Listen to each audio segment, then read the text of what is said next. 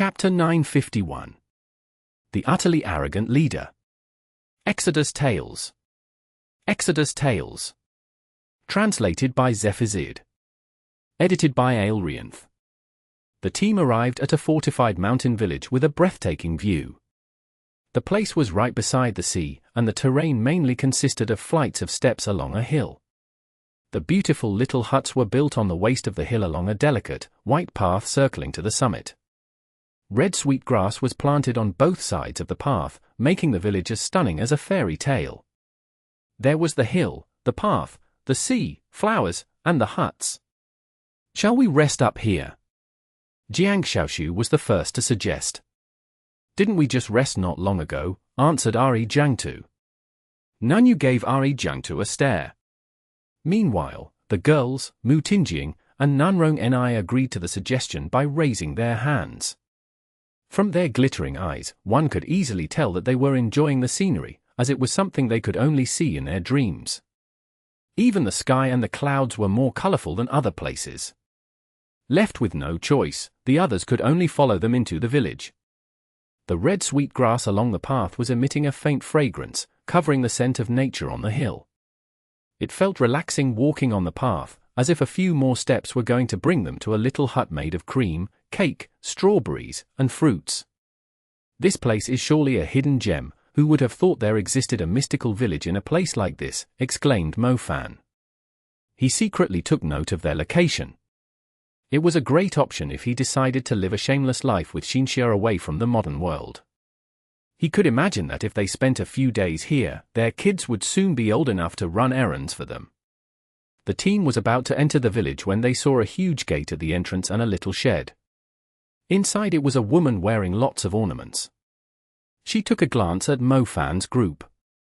She seemed surprised at the start, although it wasn't clear if she was curious why there would be Asians in this place, or for some other reason. "Ah, lost travelers, are you planning to stay in the beautiful village for the night, or do you have some other plan? Oh, I'm sorry, I didn't notice that you have female companions among you." The woman had a seductive smile, and did not act like she was talking to a bunch of strangers. The woman was fairly tanned, but her skin tone had a hidden shine. Her skin looked clean and tender, and had a hint of wildness that Oriental women lacked. Zhao Manyang enjoyed flirting with beautiful women.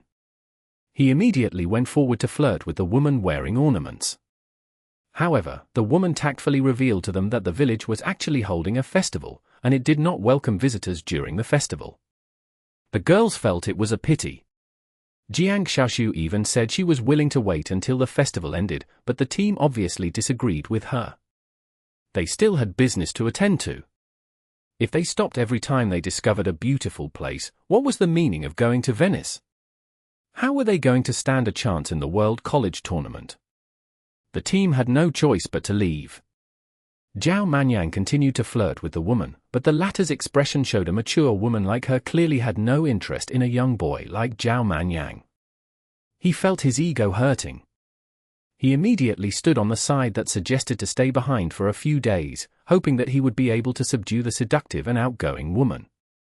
As a matter of fact, it had been a while since he had fulfilled his sexual desires.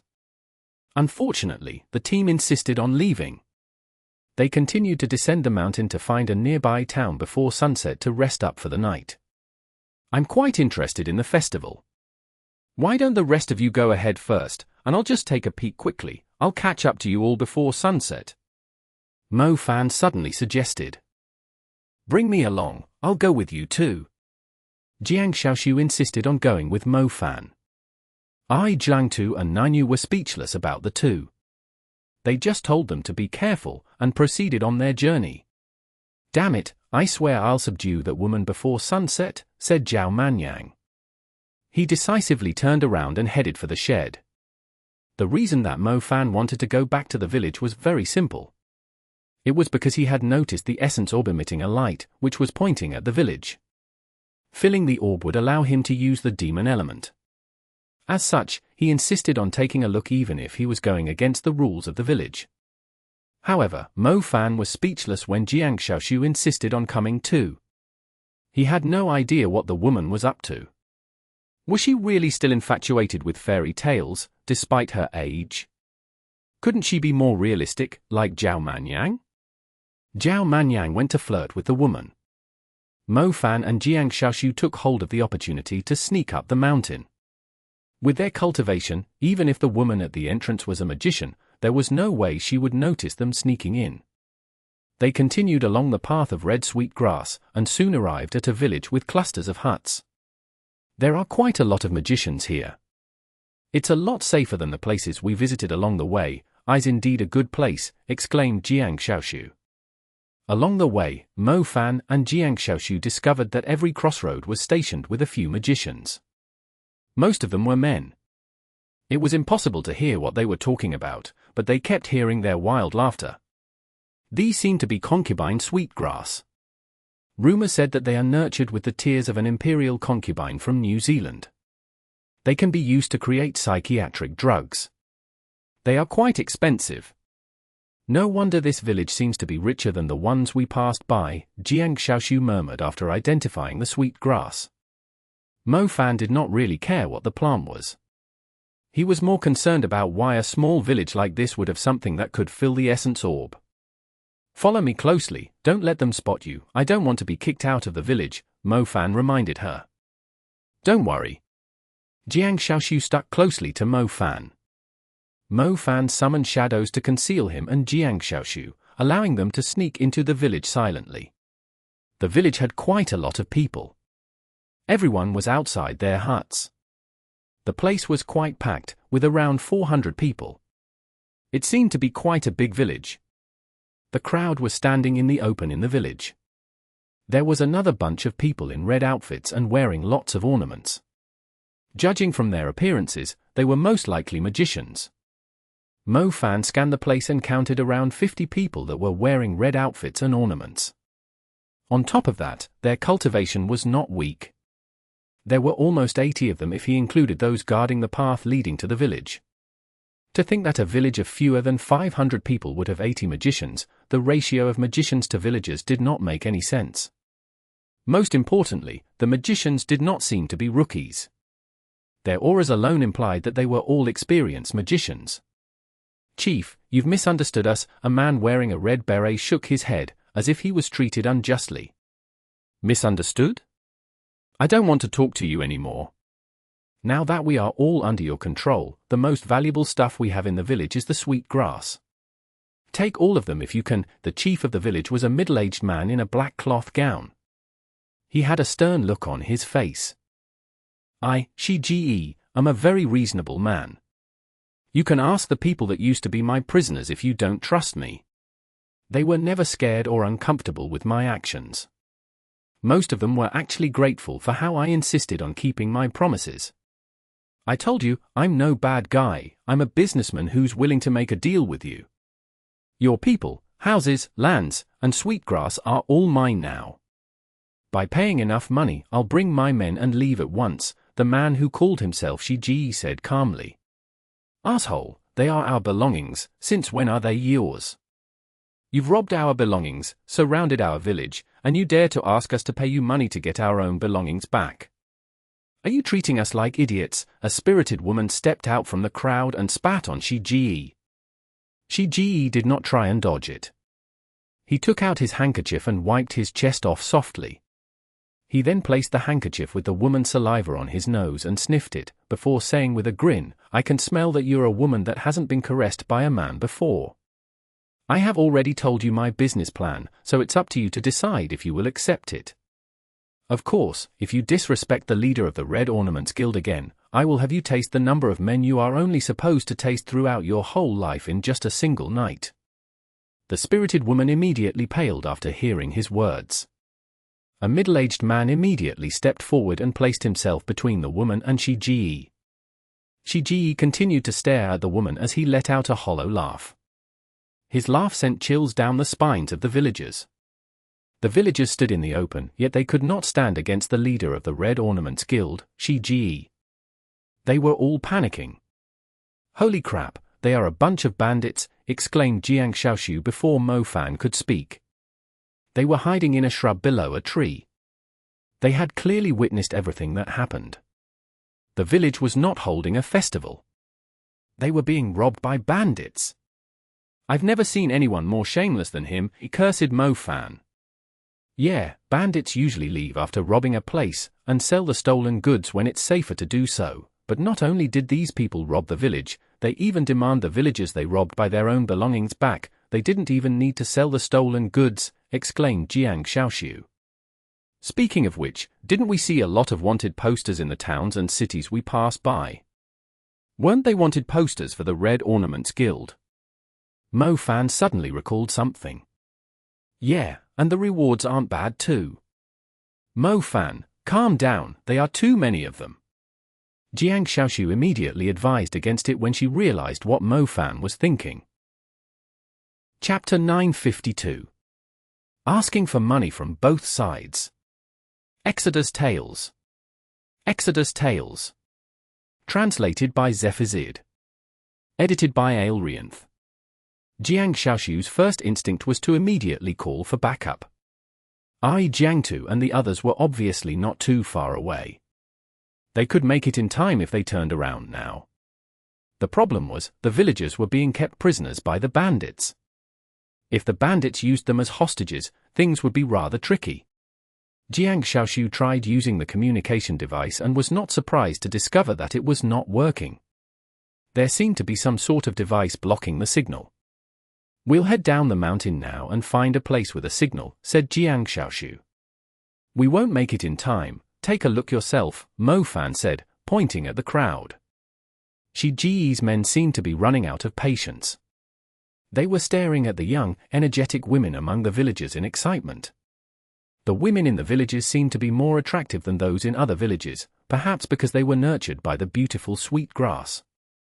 The bandits were not just here for the money. If time allowed, they would go from bad to worse and commit shameless acts. The villagers could not possibly hope the bandits could withhold the lust awakened by the chain reaction of the greed deep inside them. See, I'm actually trying my best to do business with you. Hand over the money so my brothers can afford to hire whores. That way, they won't bother the ladies here. Everything has a cause and effect. If the men in your village aren't willing to pay the money, I can only take the women with us. Perhaps I can sell them at a good price. You have 15 minutes to decide, as I can only hold these sons of bitches back for that long. I can't imagine what they will do in 15 minutes. Shi Ji said unhurriedly. Shi Ji was acting like a king, as if he could make any decision he wanted. He was only giving the villagers time as a veneer of mercy and righteousness. The villagers clenched their teeth. Since when were bandits so full of themselves? Just give them the money, a villager said with a sigh. Yeah, we can't win against them. Let's give them our money before they do anything to us, a woman trembled. Madam, even if we were to do anything, I bet my brothers aren't interested in you considering how ugly and how wrinkled your skin is, so don't be afraid, ha ha ha. Shi Ji burst out laughing. The magicians with red ornaments burst into laughter too. They began to share who they were interested in among themselves. The woman's face blushed and darkened after being humiliated verbally. It felt like her obese body was about to explode. We can't give them the money. The season is changing soon. If we give them the money, we won't have enough to hire magicians to drive the sea monsters away. Even more of us will die by then, a middle-aged, muscular man immediately spoke up. Their village had once paid a great price after being raided by sea monsters. Giving the money away was simply placing their village in danger of repeating the same tragedy. Asshole, are you implying that we're more merciful than the sea monsters of the Caribbean Sea? Shi Ji was enraged as soon as he heard the words. He grabbed the middle-aged man out from the crowd. A cursed red string appeared between his fingers. Shi Ji wrapped the cursed string around the man rapidly, drawing the energy of his soul out from his body and feeding it to the sinister blood-red spider above him. The man was well alive just a minute ago, but now, his body had turned grey like rotten wood. His eyes were hollow, and his mouth was wide open. He had died a horrible death. Many villagers fainted after seeing Shi Ji killing one of them with the curse. A man had died just because his words sounded unpleasant to the leader of the bandits. Stop challenging my patience. I can tell you responsibly that if I don't get a deal today, I'll turn your village into hell, much more worse than being attacked by the sea monsters. It's you that forced the righteous Shiji to do so. Shiji yelled furiously. The villagers no longer dared to disagree with the bandits. The sea monsters would only attack their village during the next season, but the bandits could slaughter them right now.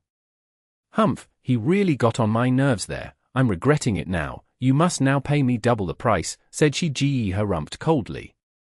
Where could we possibly get enough money? Very simple, I'll come back for the money again next year. We'll take your women for now, and hopefully, you'll fulfill your end next year. Otherwise, you can use their corpses as fertilizers for the sweet grass. Perhaps it will make the sweet grass grow better, and you can sell them for a higher price, said Shiji. Didn't you say you won't bother them if we buy our stuff back? Protested the chief. I've changed my mind. Boss, that's brilliant. To be honest, I really like the women here. Shiji's men burst out laughing. These bandits are so full of themselves in broad daylight. Are the authorities of these countries really that useless? Mo Fan, let's kill them all. Jiang Xiaoshu was at her limit. Miss, can you please calm down? If we show up now, they are going to hold the villagers as hostages. I have a better plan, but it only works if we are good at acting, said Mo Fan. What plan? We'll need a name first, the male and female bandits. How does that sound? What the heck? Shiji was grinning cruelly. He would sometimes treat his victims mercifully, as he realized that it was boring if he mentally destroyed them straight away. He quite enjoyed pressuring his prey with fear gradually, as he enjoyed watching them vowing to die rather than obey him at the start, and then going to their knees begging him to stick to what he had promised in the first place. Unfortunately, Shiji would not be taking back his words today. These idiots seriously thought the sea monsters were scarier than the Red Ornaments Guild, even when the sea monsters would only appear next season. He had the responsibility to teach them that the Red Ornaments Guild was actually 10 times, or even 100 times scarier than the sea monsters. Even the government could not do anything about them. Hey, you two, Shiji was immersed in pleasant thoughts when he saw two Asians walking out from the shrub. The two Asians directly walked past the bandits and went up to Shiji as if his men were invisible. Shiji's men were startled. They had no idea where the two young Asians came from. Yellow-skinned monkeys, you must be visitors to this country. Consider yourself unlucky to stumble into us Red Ornaments Guild when we are in the middle of a job. That chick beside you isn't bad, I'll give you a chance to offer me a satisfying price to redeem her back. Shiji stared at the two Asians that appeared out of nowhere. However, he did not seem too surprised. She's only worth these much in my eyes. Mo Fan glanced at Jiang Xiaoshu before taking out 2 coins from his pocket and tossing them at Shiji. Shiji did not catch them. The coins hit his body and fell to the ground. His face fell dark, as the 2 coins were of the lowest value locally. You asshole! Jiang Xiaoshu was infuriated. She had the urge to slap Mo Fan in the face. Am I seriously worth that little? The 2 coins aren't enough to even buy a cucumber in China. How cheap does Mo Fan think I am? Can you not be so serious about it, said Mo Fan speechlessly. You're humiliating me. Mo Fan was at a loss for words. Shiji's face grew darker. Were these 2 mentally retarded? Didn't they see he had 50 men standing right beside him? Didn't they know the leader of the Red Ornaments Guild was in the midst of robbing people? Tell me, how you are planning to die? I will fulfill your wish, said Shiji coldly. To die of old age in my bedroom on a bed of money, replied Mo Fan. Shiji's joint started to crack loudly. Where did this yellow-skinned monkey come from? He swore he would skin the man alive and use his skin to make himself a pair of leather shoes. I've changed my mind. Shiji followed the same pattern. He talked slowly even when he was filled with rage. Enough with your boring mental torture bullshit. I set my eyes on this village earlier than your Red Ornaments Guild, so their money is supposed to be in my pocket. Besides, I'm going to give you a chance. Each of your men is worth 400,000, so if you pay me, 28 million, said Jiang Xiaoshu. Right, let's round it up and make it 30 million. "If you pay me 30 million, I'll let you leave," said Mo Fan. Shige and his men were stunned for a few seconds. The villagers were even more dumbfounded. What the hell was going on? Were they trying to rob the bandits with just the two of them? Did you come to save us?" asked a villager softly. "I'm sorry, we didn't." Mo Fan waved his hand and summoned a powerful lightning bolt that landed in front of the villager that spoke. The villager was just an ordinary human. There was no chance he could brace himself against the impact. The powerful lightning knocked him into the air and off the cliff like a kite with a broken string. He fell into the trees under the cliff. He was dead for sure, falling from that height. However, no one noticed Mo Fan's left hand emitting a silver flicker as he waved it in the direction of the cliff. The villagers screamed out in panic after witnessing the sequence. Just a moment ago, Shige had killed a villager with a curse spell as an example to the others, and now, two other bandits that had appeared out of nowhere had tossed a villager down the cliff, even though he did not offend them in any way. They were heartless murderers. Shige was stunned upon witnessing the murder. As a matter of fact, he initially thought the two Asians were magicians that had come to save the villagers. However, when he saw the man killing the villager even more callously than he did, he immediately eliminated the possibility. "Which guild are you from?" Shige could tell that Mo Fan was no ordinary magician from his spell. Judging from how he spoke, he was likely someone of the same profession. The truth was, Shige had heard rumors that many bandits were setting eyes on this village that was wealthier than the other villages. "A ransom of 30 million for you and your men. My patience is worse than yours," said Mo Fan calmly. He then turned to the villagers and said, "Chief, ask your villagers to prepare the money too. Otherwise, I'll toss one of you down the cliff every second." Asking money from both sides. How savage! Both the bandits and the villagers felt they were about to go crazy.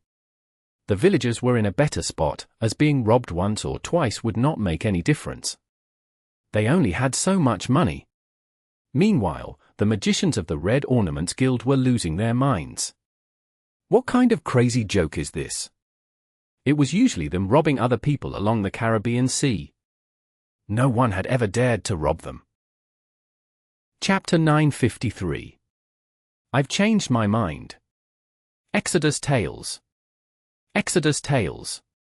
Translated by Zephizid. Edited by Aelrianth. Well, you're definitely the most daring person I've ever met.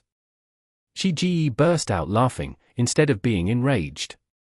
The Red Ornaments Guild was an infamous guild in the Caribbean Sea.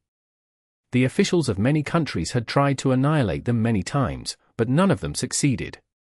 The battle mages that the useless governments of the countries dispatched even suffered huge losses against the magicians of the Red Ornaments Guild.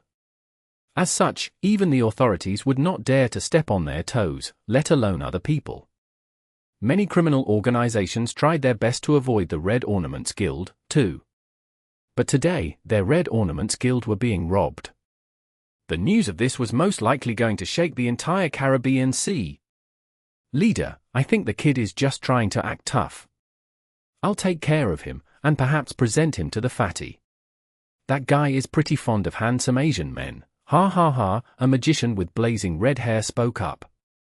His face had tattoos of two swords pointing down.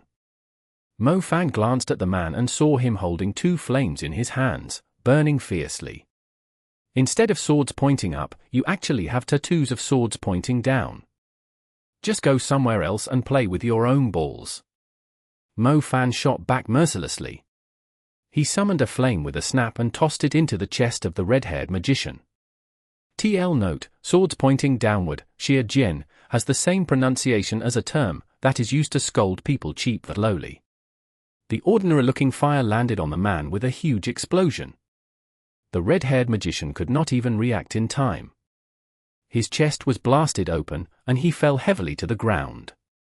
Mo Fan knew he was facing a bunch of bandits who would not hesitate to kill. Against people like them, he usually used violence to curb violence without restraint. Once the man's chest was blasted open, the rose flame immediately went into his body and roasted his organs. The other bandits could not offer their assistance in time. The red-haired magician's body was soon scorched black. Even the air he coughed out was black. Shiji's eyes widened after seeing that happen. He never thought the young man, who looked to be quite civilized on the surface, would be that cruel and kill without hesitation. He did not even care that he was up against the 50 of them. Shiji was not stupid and finally realized that the young man was confident in his strength. Otherwise, he would not dare to fight back right in their faces. "That guy is dead, so I guess you can pay 400,000 less," said Mo Fan coldly. Killing the man was like eating a simple meal for him. "Damn it, are you treating the Red Ornaments Guild like livestock? Brothers, let's kill him." Shiji was now infuriated by Mo Fan's words. The young man had shown no respect for their Red Ornaments Guild. If they actually paid the ransom, how could they possibly preserve their reputations as the rulers of the Caribbean coast? Shiji's men were already on the verge to make Mo Fan pay for what he had done. Frost, fire, wind, and blinding light were fired at him simultaneously. The projectiles landed close to Mo Fan and Jiang Xiaoshu, a gust mixed with various elements sweeping around them. "I'll keep an eye on the intermediate magicians for you. Go ahead and take the shrimps out first," Jiang Xiaoshu said. Jiang Xiaoshu's eyes flickered as she unleashed the energy pulse of psychic impact. She was able to pinpoint the magicians that were drawing star patterns among the Red Ornaments Guild. It would be extremely impressive if any magician could draw a star orbit in the face of her interference, let alone finish a star pattern. The psychic impact spread further and interrupted the channeling of star patterns. The only attacks that came at them were basic spells. A basic spell was no longer enough to pose any threat to Mo Fan, and were at best only cast with ordinary soul seeds. Their damage was nothing close to Mo Fan's fire burst. Trying to take care of me with such strength. Despite facing lots of basic spells pouring down at him, Mo Fan did not even feel the need to cast a defensive spell. He took a step backward and easily evaded the vines approaching him from underground, then jumped slightly to his left and dodged a fireball with ease. "Try dodging my lightning." "Lightning strike," an arrogant lightning magician yelled. Mo Fan did not even show the slightest hint of surprise when he saw the lightning coming down at him. It was like he could fully predict the angle and location of the lightning strikes. Apart from an ice spread that could slow him down slightly, none of the basic spells managed to do any harm to him. The magicians of the Red Ornaments Guild looked at Mo Fan as if he were a monster. They could not comprehend the strange scene that was taking place. They never heard of anyone agile enough to dodge so many spells without the help of magic. The magicians of the Red Ornaments Guild were not too bad, but in the eyes of a maniac like Mo Fan, they were simply too weak. Even against thousands of demon creatures, Mo Fan was able to stand his ground, let alone facing a group of basic magicians. Besides, it turned out that these basic magicians were quite ignorant, too. They were unaware of the pulsating space around Mo Fan. As their spells went through the pulsating space, their speed actually slowed down quite a lot. Because of space rhythm, time stasis, the spells were incredibly slow in Mo Fan's eyes, allowing him to dodge them with ease. "I'll show you true lightning." Mo Fan locked his gaze on the arrogant lightning magician. Lightning arcs flickered fiercely in Mo Fan's hand. Its presence was incredibly impressive, even though it was only a basic spell. Over 100 lightning arcs appeared around Mo Fan. They combined into a thick, long lightning whip under Mo Fan's outstanding control. The lightning whip lashed forward and landed on the lightning magician. The lightning magician immediately jerked violently as the strong current flowed through his body. His organs exploded from the overwhelming energy as his body was scorched black. Mo Fan's lightning strike was around 7 times stronger than the lightning strike of an ordinary magician. First of all, it was a 4th-tier lightning strike. Second, he had a lightning soul seed. Third, his control had improved after reaching the advanced level. The lightning whip that was 6 times stronger than a normal lightning strike was almost as powerful as an intermediate spell. The lightning magician had only mastered the 2nd-tier lightning strike. He had no chance standing against Mo Fan. Another magician was killed instantly by Mo Fan, with only a mere basic spell. "Are you seriously so poor despite what you all do as a living?" I really feel sorry for you, I've already given you quite a bargain, said Mo Fan. The people of the Red Ornaments Guild clenched their teeth. Their leader, Shi Ji, glanced around him and realized that none of the intermediate magicians were attacking. He immediately yelled at them, "Kill him now, what the heck are you all doing? Kill him! Leader, that woman is a psychic magician. We can't use our intermediate spells," an intermediate magician shouted. There were around 10 intermediate magicians in the group. After all, they had to be prepared if the government had dispatched another batch of battle mages to hunt them down. However, none of them had managed to cast a spell in front of a powerful psychic magician. They even began to wonder if they had forgotten how to use magic completely under the influence of the psychic impact. Are you seriously trying to draw a complete star pattern with that speed? Jiang Xiaoshu laughed disdainfully. The magicians were extremely slow at casting intermediate spells. Jiang Xiaoshu could easily interrupt the process with psychic impact. She had no problem keeping an eye out on the 10 intermediate magicians on her own. A bunch of useless plebeians, cursed Shi Ji. In the end, he had to do the dirty work himself. A lunar-white glow burst out of Shi Ji's body, and his robe drifted despite the absence of wind. A moment later, a contracted seal appeared in front of Shi Ji, out of which leapt a lizard with huge limbs. As it stood upright, its body was as tall as the aged tree in the village. Its black, reflective scales had a metallic gloss to them. Its head, neck, and tail were covered in spikes. The creature looked rather intimidating when the spikes fully rose up. The villagers had never seen a creature like it. It was 10 times, or even 100 times scarier than the sea monsters they had encountered in the past. It looked like the creature could eat a few of them alive with a single bite. The snake lizard monster stared down at the villager and hissed greedily. Many women immediately screamed and fainted. The snake lizard monster turned to Mo Fan. It had received the order from its master to eat the Asian instead. The snake lizard monster had eaten many humans alive, both white-skinned and dark-skinned, but it had never eaten one with black eyes and yellow skin. The anticipation of tasting a new kind of food gave the creature a strong appetite. The snake lizard monster slowly lowered its neck.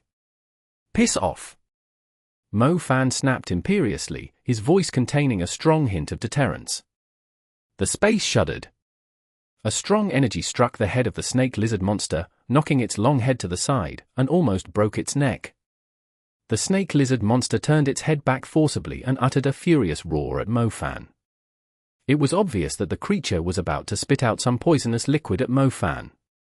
Mo Fan did not give the creature any chance to spit out the poison. He leapt into the air while his fist burst into flames in midair. He violently threw the fist at the snake lizard monster's throat. A fierce fiery dragon surged right down the snake lizard monster's throat. The fiery dragon erupted inside the throat of the snake lizard monster and set everything above its body aflame. Mo Fan's flames would not die easily. It continued to spread from the creature's throat to its chest through its esophagus. The fiery dragon was unstoppable, triggering a series of explosions inside the creature's body. The hapless snake lizard monster's body eventually reached its limit and exploded into pieces. Bloody, steaming rain poured down across the place as scorched hunks of meat scattered on the ground. The seemingly fierce snake lizard monster was blasted into pieces by a single punch. When Mo Fan landed on the ground, the bandits and the villagers were overwhelmed with shock and fear. How was a young magician that looked so normal on the surface even scarier than the snake lizard monster that is over 10 meters tall? I've changed my mind. You will have to pay me at least 60 million for me to spare your lives. I did mention that I'm less patient than you. Mo Fan declared coldly. Mo Fan stomped the ground, producing a ring of flames on the ground. The fire spread rapidly, as if a dragon was breathing down flames in front of the crowd. The people did not even dare to breathe heavily. Chapter 954. A Shameless Liar. Exodus Tales. Exodus Tales. Translated by Zephazid. Edited by Aelrianth. At the entrance of the village, a pleasant, flowery scent lingered in the air. When Zhao Manyang saw the wild and mature woman called Oni giving him a flirtatious wink, he immediately knew he was about to hit a home run. After flirting with the woman for so long, Zhao Manyang still did not see a single person nearby. He took another glance at his surroundings before fearlessly moving closer to the woman, sticking his firm chest onto the woman's soft flesh. He stared her in the eyes before lowering his head to give her a kiss. Oni wanted to push the man away, but her body immediately softened after the man pushed her into the wall. It was quite boring to guard the entrance. The woman did not mind enjoying some excitement, since they were only strangers to one another. Speaking of which, Zhao Manyang was indeed quite experienced at flirting with women. He clearly knew what he was doing. Oni soon found herself enjoying the experience. The experienced woman was fairly surprised. Didn't they always say Asian men were not as good as flirting with women? It seems like this golden-haired Asian man is different from the others. Zhao Manyang had almost reached third base when a communication device started beeping unsuitably for the atmosphere. Oni shuddered. She pushed Zhao Manyang away and said, "It's urgent, just give me a second." "Don't worry, you can reply to it, and I'll continue on my own," Zhao Manyang grinned shamelessly. Oni did not agree to it.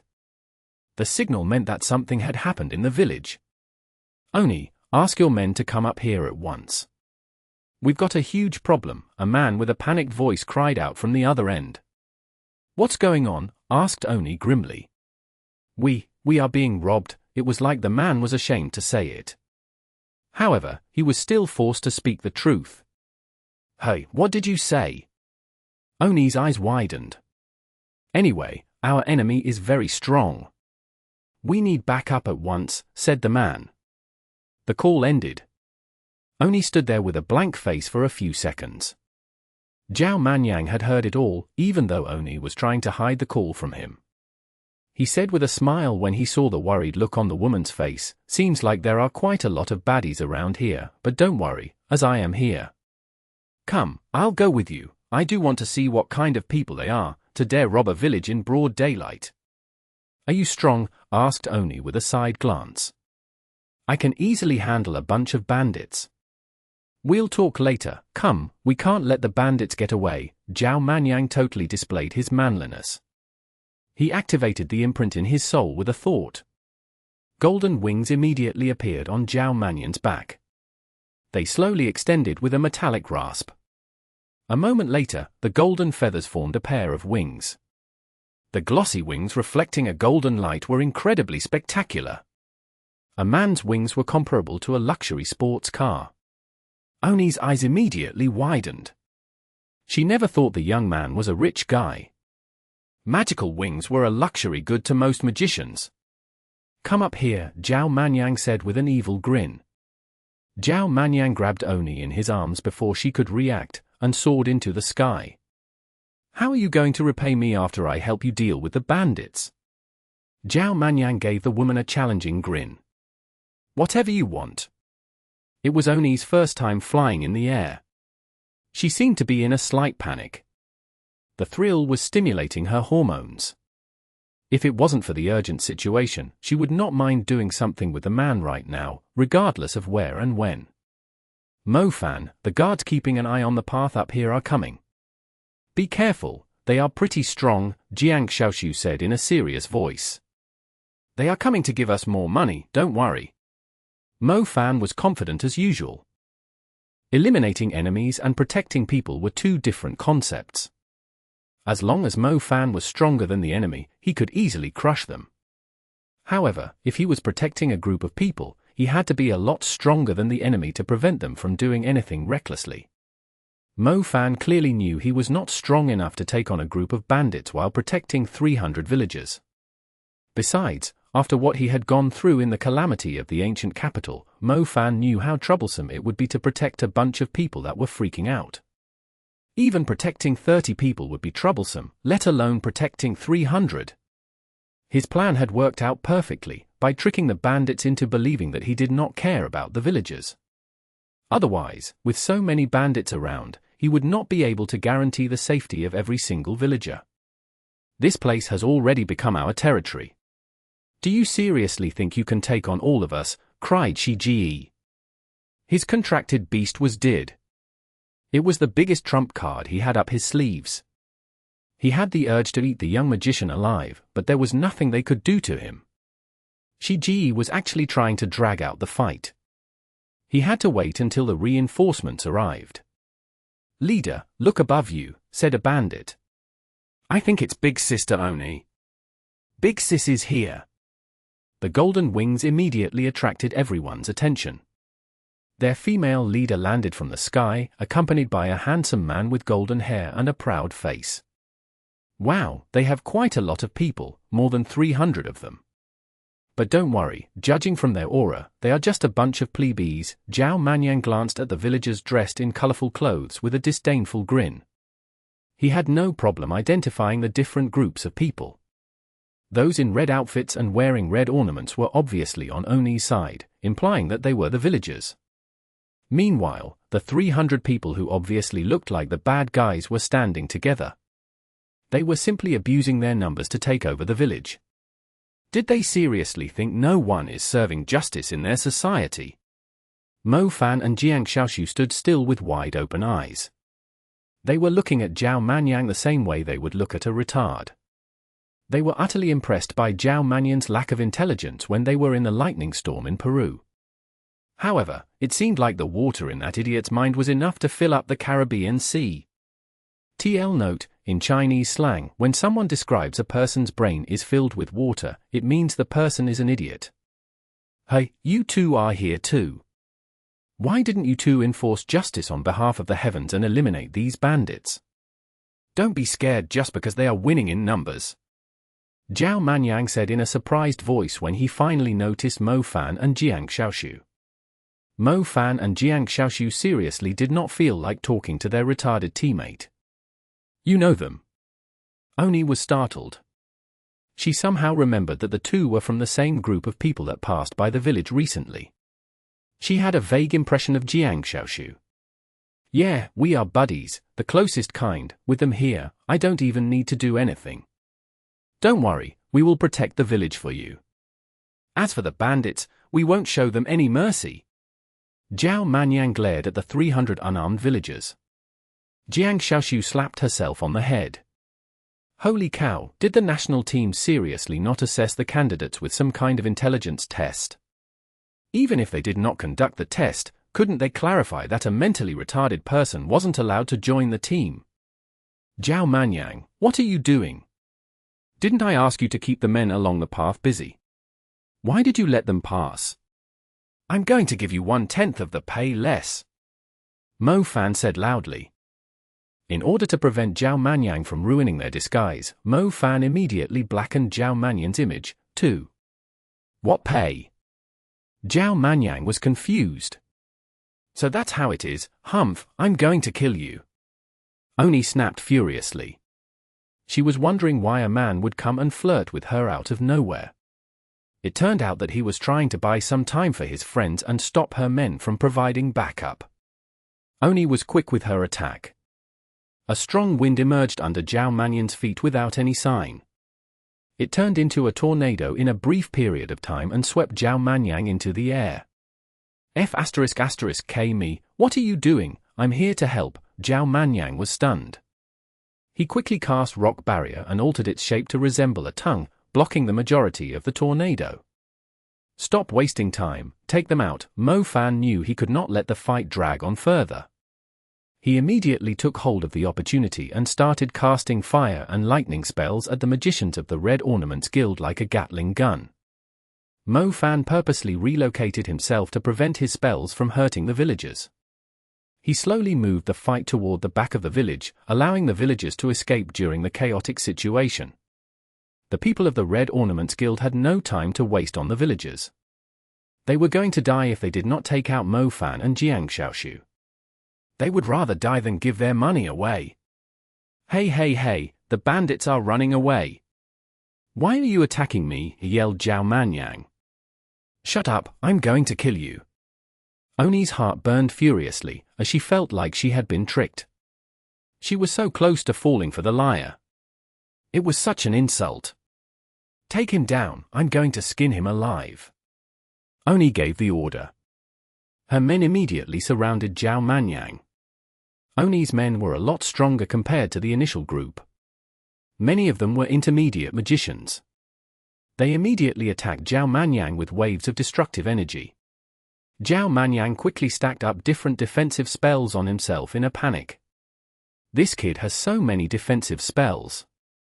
How is he not dead yet?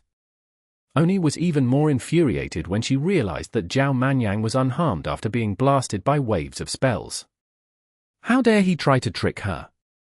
She was going to tear him into pieces. Keep going, blast him to pieces. Oni snapped. Oni, listen to me. Oh wait, can you please explain first? What did I do wrong? Zhao Manyang still had the mood to talk despite the situation he was in. He was protected by 2 layers of defense. The first layer consisted of 5 circling water barriers, and the second layer was a rock barrier that he could summon within a second. The spells were like raindrops pouring onto an oiled paper umbrella, not very effective. Oni screamed out angrily when she saw the liar still had the guts to talk to her casually, pretending that he was clueless about the situation. She immediately channeled an advanced spell. It was rare for Oni to use her advanced spell on someone. She was seriously angry this time. Chapter 955. Silent Deadly Ray, Lightning Arm. Exodus Tales. Exodus Tales. Translated by Zephazid. Edited by Aelrianth.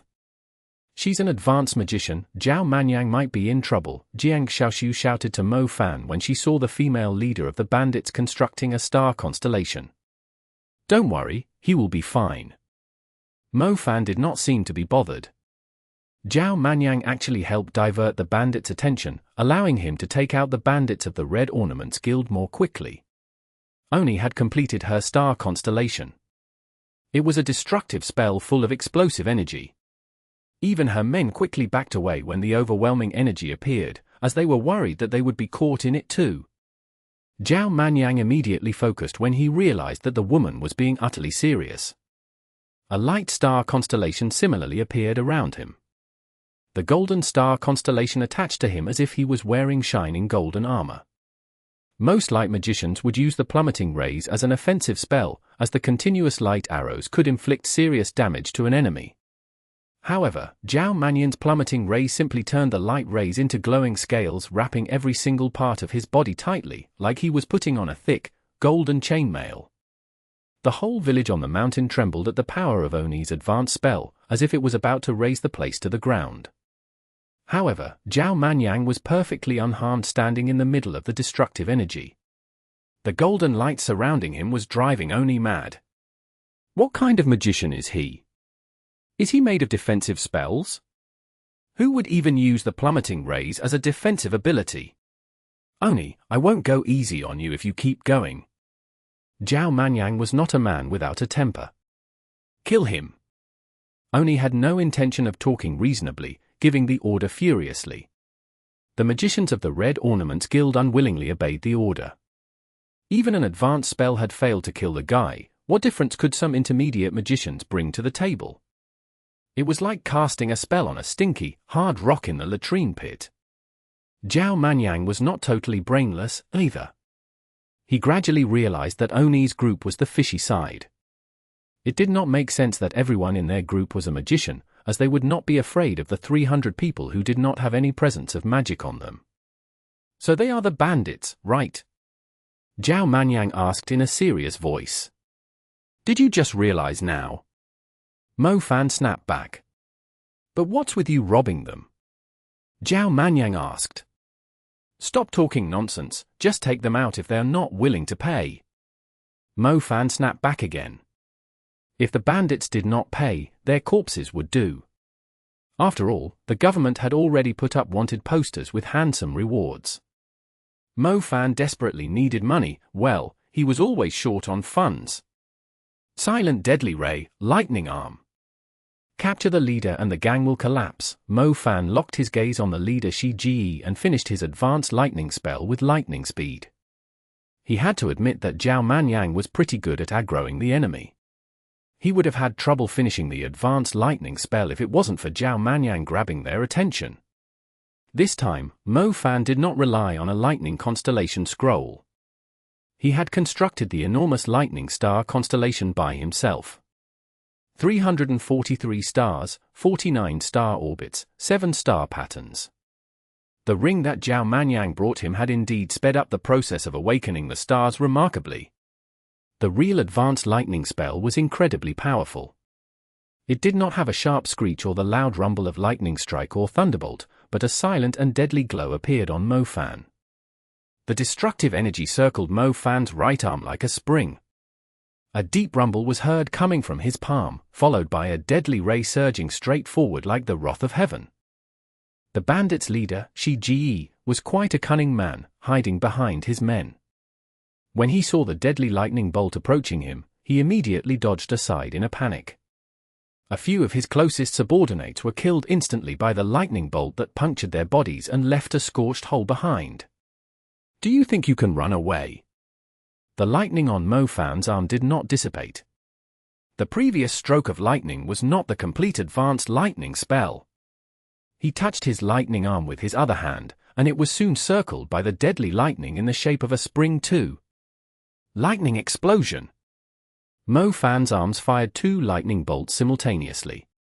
The bolts crossed each other in front of Shi Ji. The village suddenly fell silent. The destructive energy of the wild circles of lightning exploded close to Shi Ji. Huge lightning arcs surged into the sky, and an overwhelming energy spread into the surroundings. Shi Ji was extremely fragile before the lightning explosion. His lower body was blasted into pieces instantly. Mo Fan purposely left his upper body just so he could show it to the local government. Otherwise, it would turn into nothing in the lightning explosion, too. Apart from the leader Shi Ji, 8 magicians nearby did not survive either. The lightning explosion triggered by the deadly lightning bolts was like a lightning tyrant that had just descended to the mundane world, showing no mercy to any living creature. The village fell deadly quiet after the lightning explosion. The people of the Red Ornaments Guild could feel their legs trembling. They did not even have the courage to stand upright. Most terrifyingly, the lightning on Mo Fan's arms did not dissipate, meaning that he could trigger another lightning explosion among them if he wanted. The lightning arcs soaring into the sky were able to destroy everything within a radius of 100 meters. Despite the crimes that the magicians of the Red Ornaments Guild had committed, they had never seen such a terrifying lightning spell. The Asian man was like a devil after their lives. They started fleeing in all directions. Oni was stunned for a long time too. She suddenly realized that the young magicians were a lot stronger than she had imagined, and decisively fled for her life. A pair of purple boots appeared on her legs, amazingly allowing her to run in the air temporarily. Oni completely ignored her men and fled down the mountain rapidly. She did not forget to turn around and glare at Zhao Manyang before she left, implying that she had sworn to get her revenge.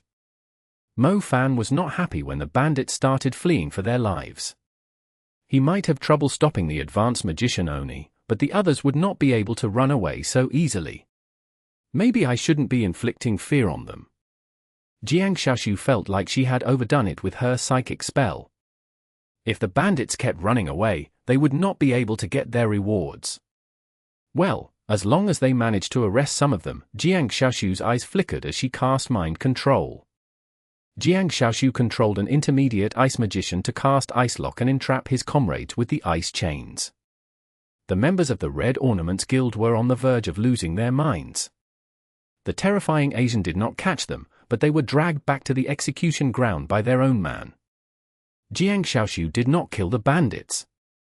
Killing them was simply an easy way out for them, considering the crimes they had committed. The local government and the enforcement union would surely give them a more suitable punishment. Mo Fan used both his space and shadow elements simultaneously. The giant shadow spike sealed the movement of 8 magicians of the Red Ornaments Guild, and the space magic dragged them back like picking up little chicks. Even though Mo Fan was trying his best, a few members of the Red Ornaments Guild still managed to get away. After looking at the bandits that were apprehended, Mo Fan roughly counted up how many bandits there were, and asked Jiang Xiaoshu to dial the hotline provided by the government. The villagers were hiding on the other side of the village. After the battle came to an end, they finally had the guts to poke their heads out. They were still terrified of Mo Fan and Jiang Xiaoshu. After all, the two of them were killing the bandits without blinking. However, when they saw a man returning to the village with a crippled leg, they immediately realized something was off. It was the same man that Mo Fan had tossed down the cliff. Mo Fan had used the space magic to greatly reduce his falling speed. The man had only broken a few bones at most, and apart from being numb from being electrocuted, his life was not in danger. They had to fake it so the people of the Red Ornaments Guild would believe that they were not here to save the villagers. It was all to prevent the bandits from holding the villagers hostage. Hurry up and get the people to the shelter. The government is going to take some time to reach here. If the Red Ornaments Guild comes back, you're going to suffer again, Jiang Xiaoshu told the villagers. The Red Ornaments Guild was indeed savage enough to rob the village. They were no different than demon creatures, and they even insisted that they were scarier than demon creatures. Thank you all so much, I'm sorry for misunderstanding you at the start. The chief knelt on the ground to express his gratitude.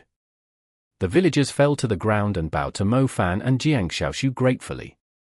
They had heard a lot of bad rumors about the Red Ornaments Guild since they were locals. As a matter of fact, many magicians working for the government and hunters did not dare interfere with the Red Ornaments Guild's business. Meanwhile, these two young travelers who were not related to the village had rescued them without hesitation. How could they not be grateful? On top of that, they had wisely prevented the villagers from being hurt. The people of the Red Ornaments Guild were a bunch of degenerates. They would start massacring the villagers if someone dared to interfere with their business. You all should be careful too, the people of the Red Ornaments Guild are a vengeful bunch. It's also the main reason why they are rulers of the Caribbean Sea. Since many of them have escaped, they would surely find a way to trouble you. They have members in many places, so you should be more careful, the chief reminded them. I doubt they will come again. They are only going to give me money. Mo Fan smiled. He did not mind offending the biggest malignant tumor of the Caribbean coast at all. To be honest, after Mo Fan had stepped on the tail of a red cardinal of the Black Vatican, he felt a lot more daring than before. His heart did not shiver, and even his guts had grown in size. He did not think there was any organization in the world that was crueler and worse than the Black Vatican. Chapter 956. 3 national teams teaming up. Exodus Tales. Exodus Tales. Translated by Zephazid. Edited by Aelrianth. The representatives of the government finally arrived. Mo Fan finally understood why the Red Ornaments Guild was so reckless when he saw the efficiency of the local government. Their slow reaction to incidents was definitely the reason why the Red Ornaments Guild was not afraid of them. Mo Fan initially thought the rewards would be higher than the ransom he had demanded the Red Ornaments Guild pay. To his surprise, the local government only paid him and Jiang Xiaoshu $9 million to make them leave. 9 million? Mo Fan remembered the enforcement union was offering 9 million for a single grey priest, and now, Mo Fan had caught quite a lot members of the Red Ornaments Guild, yet the local government only rewarded him with $9 million. No wonder no hunters were willing to hunt down the members of the Red Ornaments Guild. The magicians that were strong enough to take down the Red Ornaments Guild obviously thought 9 million was nowhere enough for them. It was not even enough for them to buy a useful piece of equipment. After splitting the reward with Jiang Xiaoshu, Mo Fan felt a bit regretful. If he knew this would happen, he would have held the members of the Red Ornaments Guild hostage and demanded a ransom from their superiors. Perhaps the Red Ornaments Guild would have paid him a more handsome sum compared to the local government. Mo Fan could spend this little amount of money in an instant, such as to replenish the energy of his black snake armor. Not all equipment consumed energy when they were active, but if they suffered some serious damage, they would need a large amount of magic ores to restore their energy. Mo Fan's black snake armor was damaged when he was fighting against the Nazca monster birds and the monster apes. The money was barely enough to fix his armor. However, this was also because the black snake armor's level was relatively higher.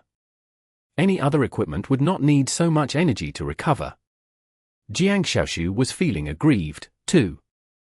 The local government had only given this much money after they did them such a huge favor. Who would even want to do such a strenuous and unrewarding job again? The three continued along the journey and regrouped with the other members in a town by the sea. The team had severely diverged. Apart from staying at the same place, the team was normally split into a few groups, each minding their own business. When Mo Fan, Jiang Xiaoshu, and Zhao Manyang arrived at their accommodations, the others were nowhere to be seen. Mo Fan was quite disappointed by the place. He decided to stay in his room and cultivate instead of wasting his time running around. He still had yet to master the Shadow Star constellation. It was going to take him some time. After experiencing the power of the Lightning Advance spell by constructing the star constellation himself, he immediately realized that the star constellation scrolls were only supportive consumables. It was unable to unleash the full potential of the advanced spell. In order to utilize the full potential of NYX regime, Mo Fan was determined to cultivate more diligently. The Asian Magic Association was located in the United Arab Emirates. The place was also called the Dubai Magician Tower. The advisors of many national teams were seated at a huge, round table. The surroundings, including the ceiling, formed an azure blue sky. The only things separating them and the sky were some French windows and a transparent ceiling. Only the highest-level magicians in Asia were allowed to enter the sky meeting room.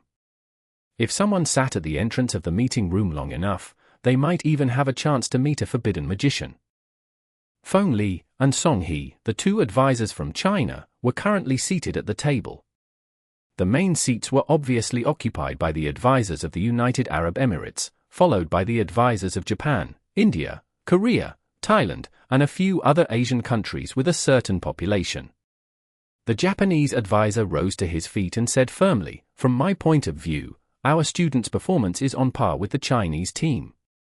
I do hope the Asia Magic Association will make a fair decision and give the Dark Noble Mantle gifted by the Sacred Magicians to a talented shadow magician from Japan, Akira Matsuki." She was the advisor of the Japanese team, Fujikata Tegami. She had been promoted as an advisor to the national team from the advisor of the training hall. Is that some kind of a joke? Don't forget that my students have slain a lot of sea monsters in your East Maritime Fortress, and the world and Peru were very pleased with their contribution to the incident in Nazca. They saved 3,000 miners that were trapped, and the cities that were under attack. Do you seriously think the little exploration you did in the rainforest in Brazil was as meaningful as their achievements? You've only explored the outer part of the forest. Any brave group of hunters could easily do it, Feng Li retorted in an unpleasant voice. Even though the advisors of the national team did not stay with the team, the achievements of their team were reported to them right away. The respective magic associations of their continent would then evaluate the national teams based on their performance. The resources distributed to every team were all from the same bowl. The resources were assigned to the national teams depending on the performance and contributions of the national teams during their training. Contributions greatly outweighed individual performance. It was obvious that the Chinese team had been remarkable in terms of contributions, whether it be killing sea monsters in the East Maritime Fortress, or resolving the incident in Nazca. Even Peru was willing to give the Chinese team the resources that were initially allocated to their national team to express their gratitude. Such contributions were very meaningful. As such, Feng Li had no reason to let someone else take the resources they deserved. Now, let's calm down. I've gathered everyone here exactly for this reason. The teams that have the right to receive the resources are China, Japan, and India, began an old man in a white shirt at the main seat. Since when is India involved too? Complained Feng Li, who was known for his bad temper. Let me finish first. The old man glanced at the advisors from the three countries and continued in a calm voice, based on the latest information, it seems like the students of these three countries are training close to the Caribbean Sea. I suggest that we let the students compete for the Dark Noble Mantle among themselves, instead of trying to compare their achievements here. Let the students compete among themselves. Are we going to ask them to fight one another? Asked Song He. Not exactly. We don't recommend the national teams fight one another before the training phase comes to an end. Basically, the Sacred Hall of Liberty in New York was being given quite a headache by the Red Ornaments Guild in the Caribbean Sea. However, since the Red Ornaments Guild had lots of members keeping an eye out in every place, the magicians of the Sacred Hall of Liberty were having trouble dealing with the Red Ornaments Guild. As a result, the local villages and towns kept getting robbed by the Red Ornaments Guild. What I suggest is that the students representing our countries should feel obliged to serve justice on behalf of the world. The students of these 3 countries will team up to take down the Red Ornaments Guild and return peace to the Caribbean Sea, said the old man. The people in the meeting room fell silent after listening to the suggestion. An advisor from India was the first to speak. He said in a soft voice, "Isn't a bit too risky to ask a bunch of young, impulsive students to take down the cunning and cruel Red Ornaments Guild?"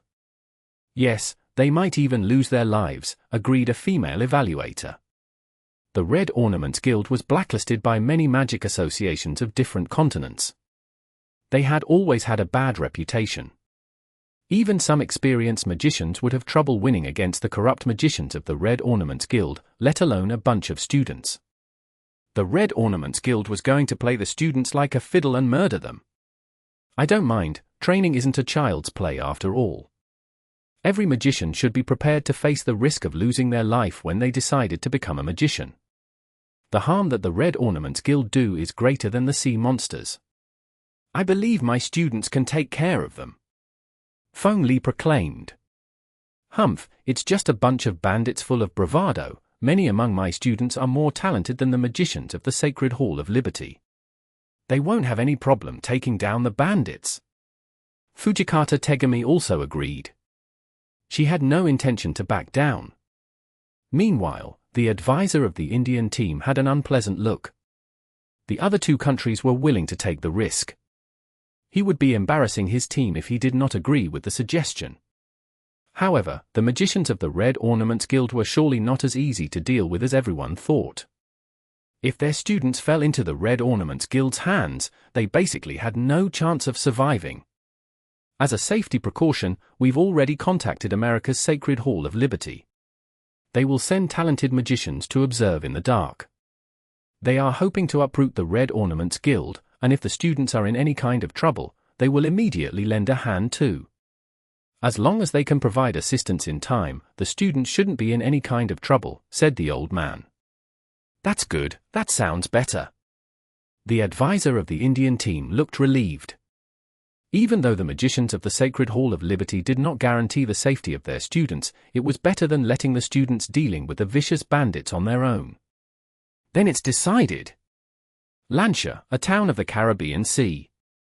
Mo Fan had cultivated in seclusion for quite some day.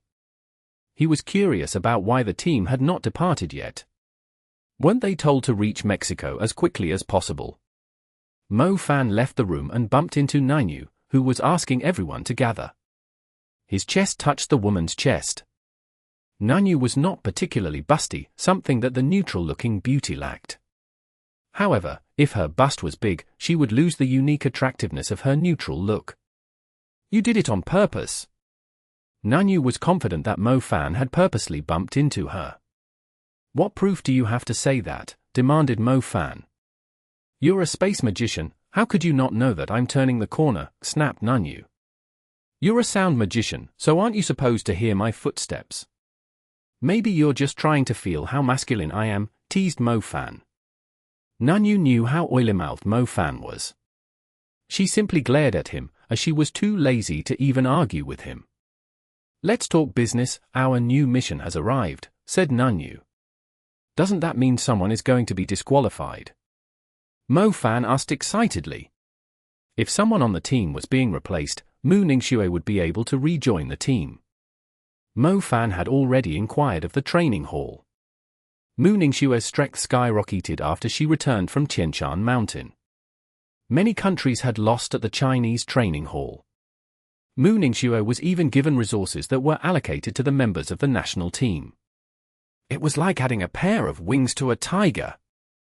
Almost, didn't the 3 of you stumble into a group of bandits a few days ago? Our mission is to arrest the members of the Red Ornaments Guild, said Nainu. Mo Fan opened his mouth wide enough to fit a goose egg. Did it seriously have to be so coincidental? It seemed like the conflict between him and the Red Ornaments Guild had not ended yet. Chapter 957. The Three Teams Gather. Translated by Zephazid. Edited by Aelrianth. Dark Noble Mantle. What is that? It sounds pretty cool. The team had gathered in the hall. They listened to the new arrangements from the advisors and heard them mentioning the bonus reward of the mission. The bonus reward was a magic equipment, something like a magic mantle. It was a very rare type of equipment, as it was a piece of supportive equipment that could be worn together with magic armor or shields. Apparently, equipment like a mantle or a windbreaker might have similar uses to magic wings, as they could also spread into wings. However, both mantle-type or wing magical equipment were considered luxury goods among magicians. If the two combined into a single piece of equipment, it was no doubt an extremely rare find. It was impossible to find anything like it even after visiting all the auctions being held. They say it was a piece of equipment that a forbidden magician used in the past. He has now donated it to the World Magic Institution to motivate young magicians. We are now competing for the Dark Noble Mantle with two other countries, Japan and India. They are close to the Caribbean Sea, and they will team up with us to take out the Red Ornaments Guild, explained Nanyu in detail. Is it really necessary to team up with them when we're only going up against a bunch of bandits? Guan Yu said disdainfully. You're wrong, the Red Ornaments Guild isn't just a bunch of bandits. When the guild was first established, it was a guild of corrupted magicians.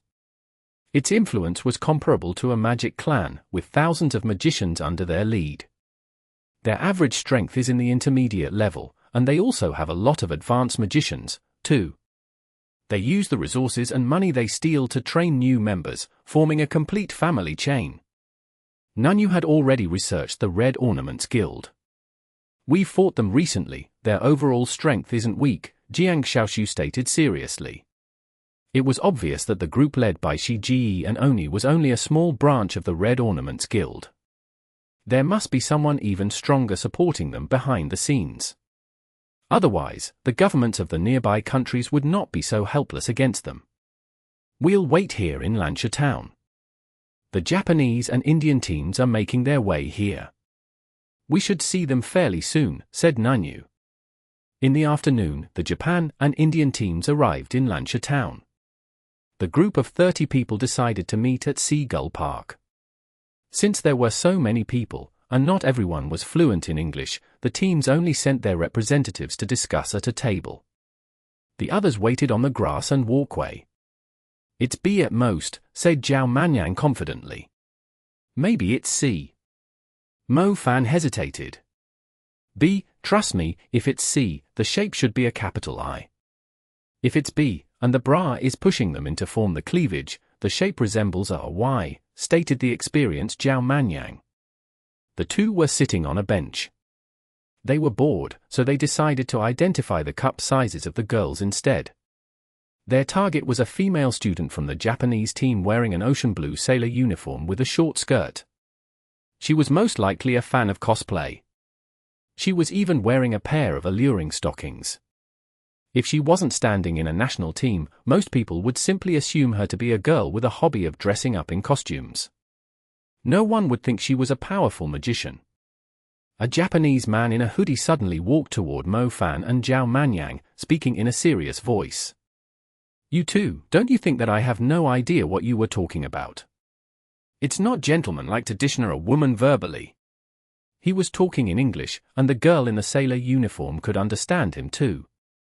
She glared at the perverted Mo Fan and Zhao Manyang with a hint of shock. The man in the hoodie was over-exaggerating it. The girl in the sailor uniform had no idea what Mo Fan and Zhao Manyang were discussing. As a normal woman, she quickly assumed they were having lewd thoughts, so her glare at Mo Fan and Zhao Manyang was immediately filled with hostility. Mo Fan and Zhao Manyang were experienced with shameless acts. Zhao Manyang was the first to voice his disagreement. He slowly rose to his feet and said, "We are discussing our admiration of a beautiful girl. Why did it sound so wrong and lowly in your mouth? I was saying that I like her stockings, and her figure. How is it any of your business?" Zhao Manyang was indeed oily-tongued. He immediately corrected the bitchy Japanese man's accusation. Akira Matsuki, forget it, they mean no harm. The girl in the sailor uniform was a reasonable person too. She did not seem too bothered after hearing the explanation. She even gave them an apologetic smile. They were saying, damn it. Akira Matsuki obviously cared a lot about the girl in the sailor uniform.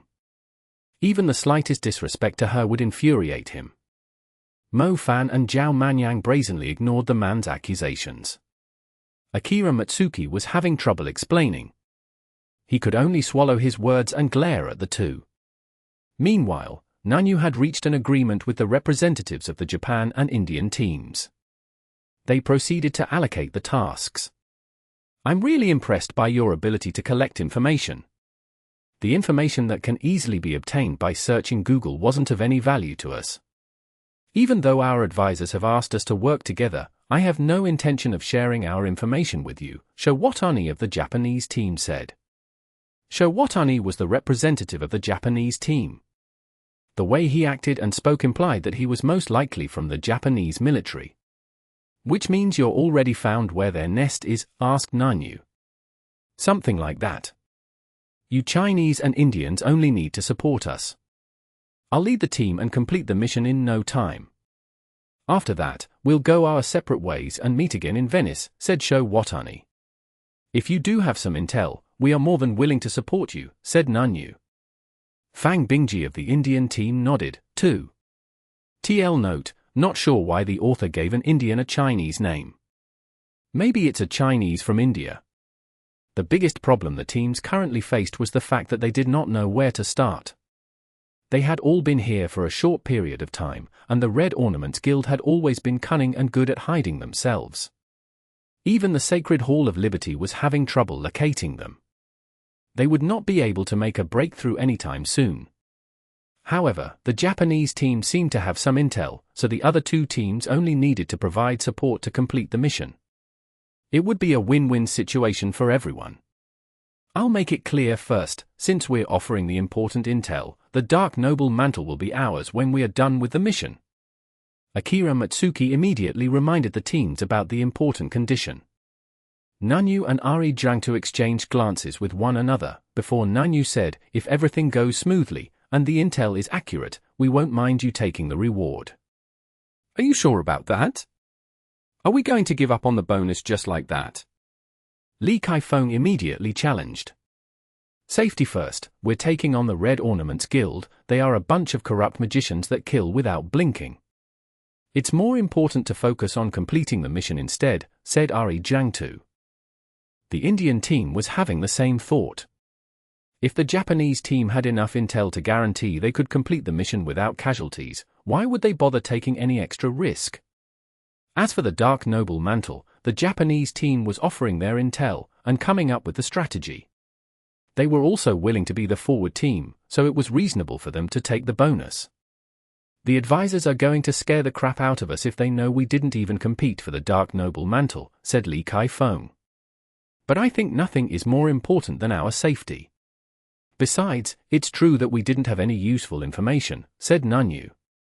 Intel was a lot more important than strength in an operation. The Japanese team did secure the upper hand this time. Taking down the Red Ornaments Guild was a lot simpler when they only needed to provide support to the Japanese team. The Japanese team even knew where and when the members would be gathering. It was truly surprising, as if they already knew that they were going to take down the Red Ornaments Guild a long time ago.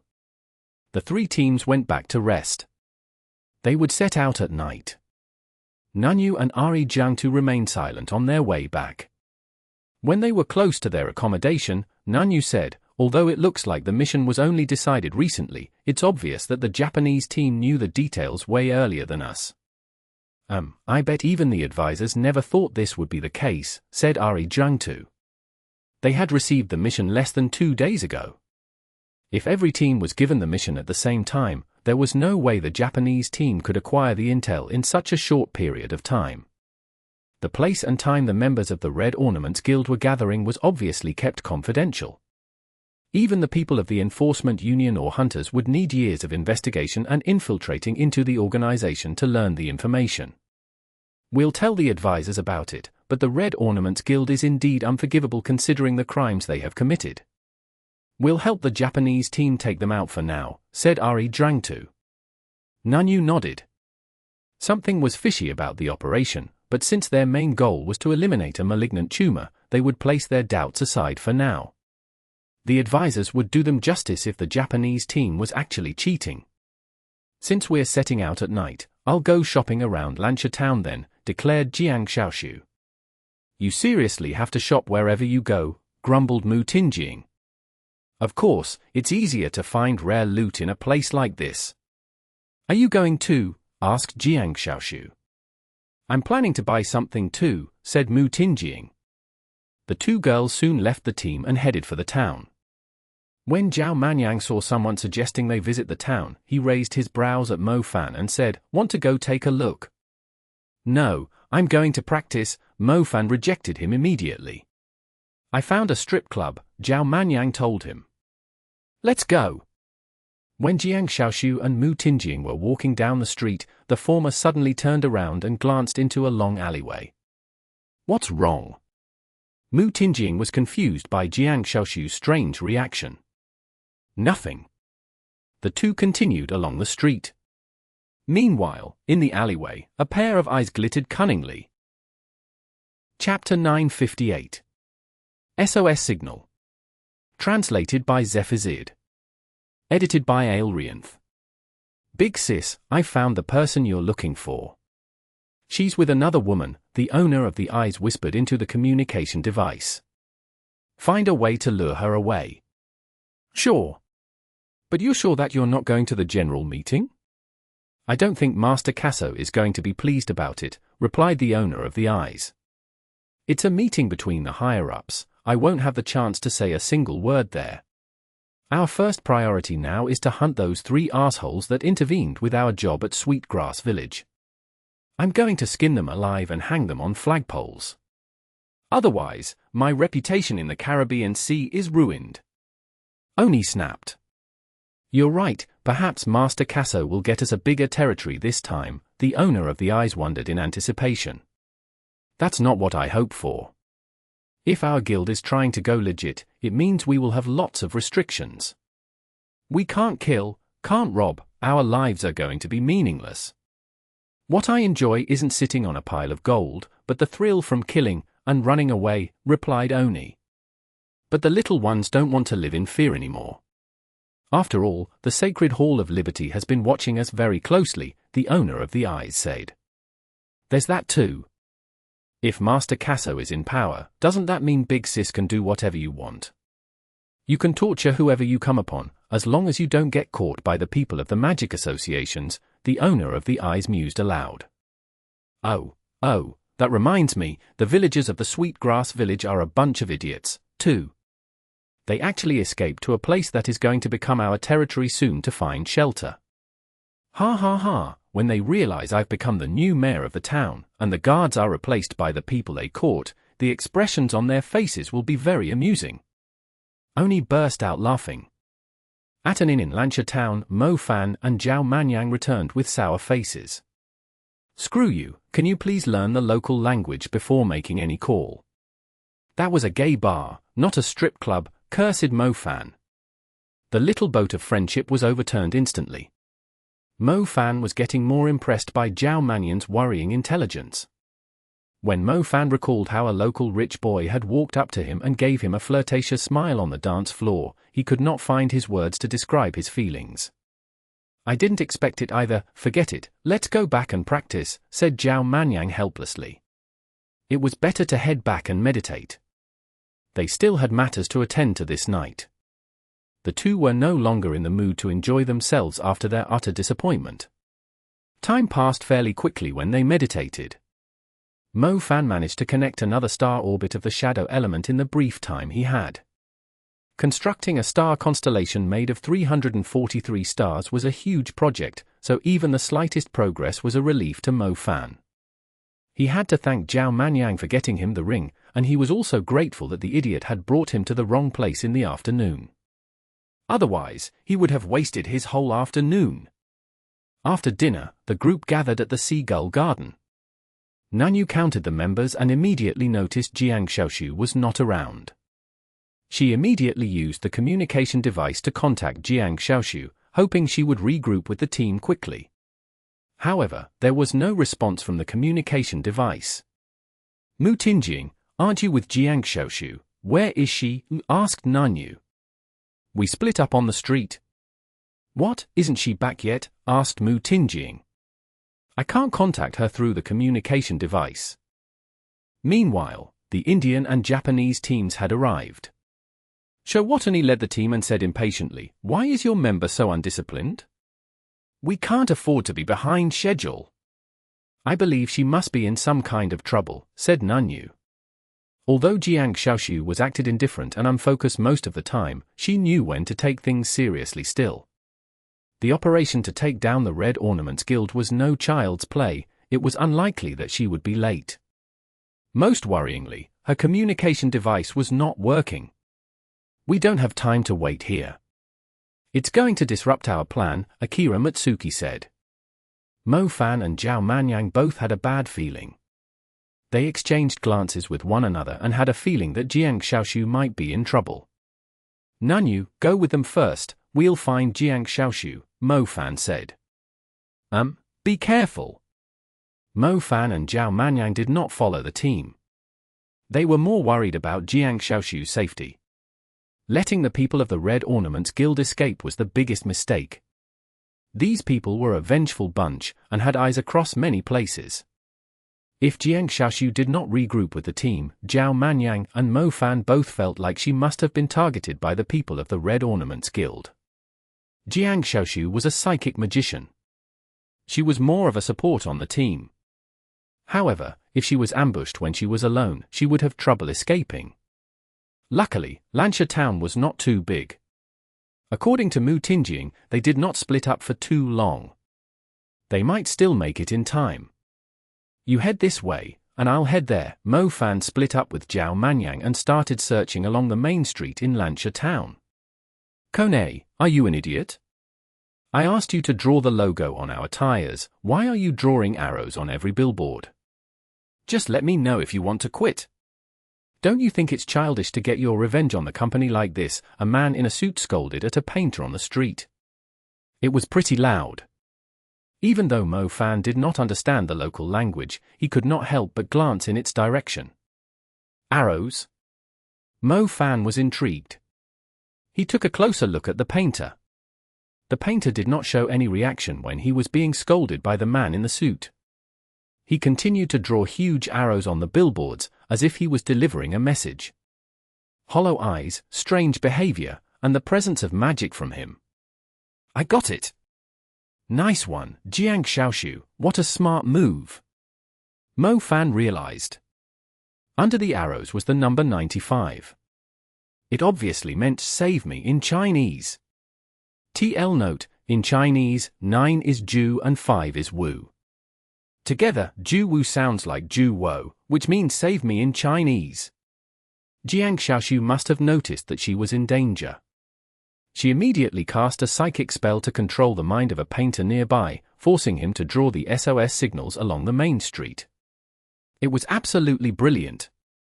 Mo Fan was impressed by how calm Jiang Xiaoshu was and her inspired use of the psychic element. As Mo Fan followed the arrows, he soon discovered that some of the walls were painted with the same arrow too. The paint was not dried yet, making it a lot easier to find Jiang Xiaoshu. As Mo Fan approached the outskirts of the town, he entered an area full of debris, surrounded by machinery and fences. Any ordinary person would have trouble going inside, but Mo Fan was sensing the presence of magic in the area. Mo Fan leapt over the machinery and immediately saw a spacious area of dirt. More than 10 magicians wearing red outfits and ornaments were standing in a circle, attacking a triangular water mirror with spells of different elements. Jiang Xiaoshu stood inside the triangular water mirror with ragged clothes. Her face was pale white, and she was biting her lips. Her energy was almost depleted. If it wasn't for the triangular water mirror that could transform any element into defense, she would have died to the ambush. "Humph, I'm interested to see how long you can last. Can you imagine the things I'll do to you after your energy depletes?" Oni stood outside the circle with an evil grin on her face. Many of her men had died, and she was greatly humiliated too. How could Oni possibly forgive them? She had constantly been thinking about how she was going to torture the three magicians for the past few days. Jiang Xiaoshu did not speak. Even an extra word would be wasting her energy. She raised her head slightly to see if her backup had arrived yet. She happened to see a black shadow flickering past and approaching Oni silently from her back. Jiang Xiaoshu did not think much of it, but when she saw an eerie figure coming out of the shadow beside Oni, her eyes glittered. Mo Fan! Jiang Xiaoshu was overjoyed. The asshole finally came. Luckily, he was not as dumb as that Zhao Manyang and was able to pick up the SOS signal she left behind. You're still hoping that kid can come and save you? Even if he's here, these magicians can still kill you. Oni laughed. In mid-laugh, Oni suddenly realized a spooky, dark presence was penetrating her body with a terrifying chill. Oni was startled.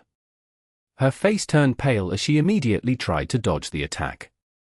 However, Mo Fan was faster. The giant shadow spikes flanked Oni from all directions and stabbed her shadow, immobilizing her quickly. Oni was stuck in place. She could not even summon her magic equipment. Her body stiffened helplessly. Ask your men to let go of her, and I'll let you go. I believe the deal sounds reasonable.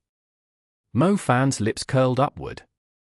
He moved his face closer to Oni, like a phantom. You're a shadow magician. Oni said. You don't need to care what magician I am. Do you know what I will do to the likes of you? Asked Mo Fan. Oni was incredibly frustrated. She should have been more careful. Even though she too was an advanced magician, the movement of a shadow magician was simply too unpredictable. However, she would have noticed him if he was within 50 meters. A mistake, a great mistake, she had fallen into their hands for the second time. What if I don't let her go? I don't mind trading my life for hers, since my comrades are going to kill you too. Oni snapped back, trying to intimidate Mo Fan with her unruliness from being a bandit for many years. So be it then, you can die now, Mo Fan snorted disdainfully. Mo Fan only gave the offer as he was in a rush. He did not want to waste too much time here. He was quite interested in the Dark Noble Mantle. He tried to avoid fighting the little captains of the Red Ornaments Guild by offering to trade the woman he held hostage for Jiang Xiaoshu. To his surprise, the woman chose the hard way instead. She seriously had to force Mo Fan to kill them all? If that was their wish, Mo Fan would not mind fulfilling it. Chapter 959. Sadly, you're a bandit. Exodus Tales.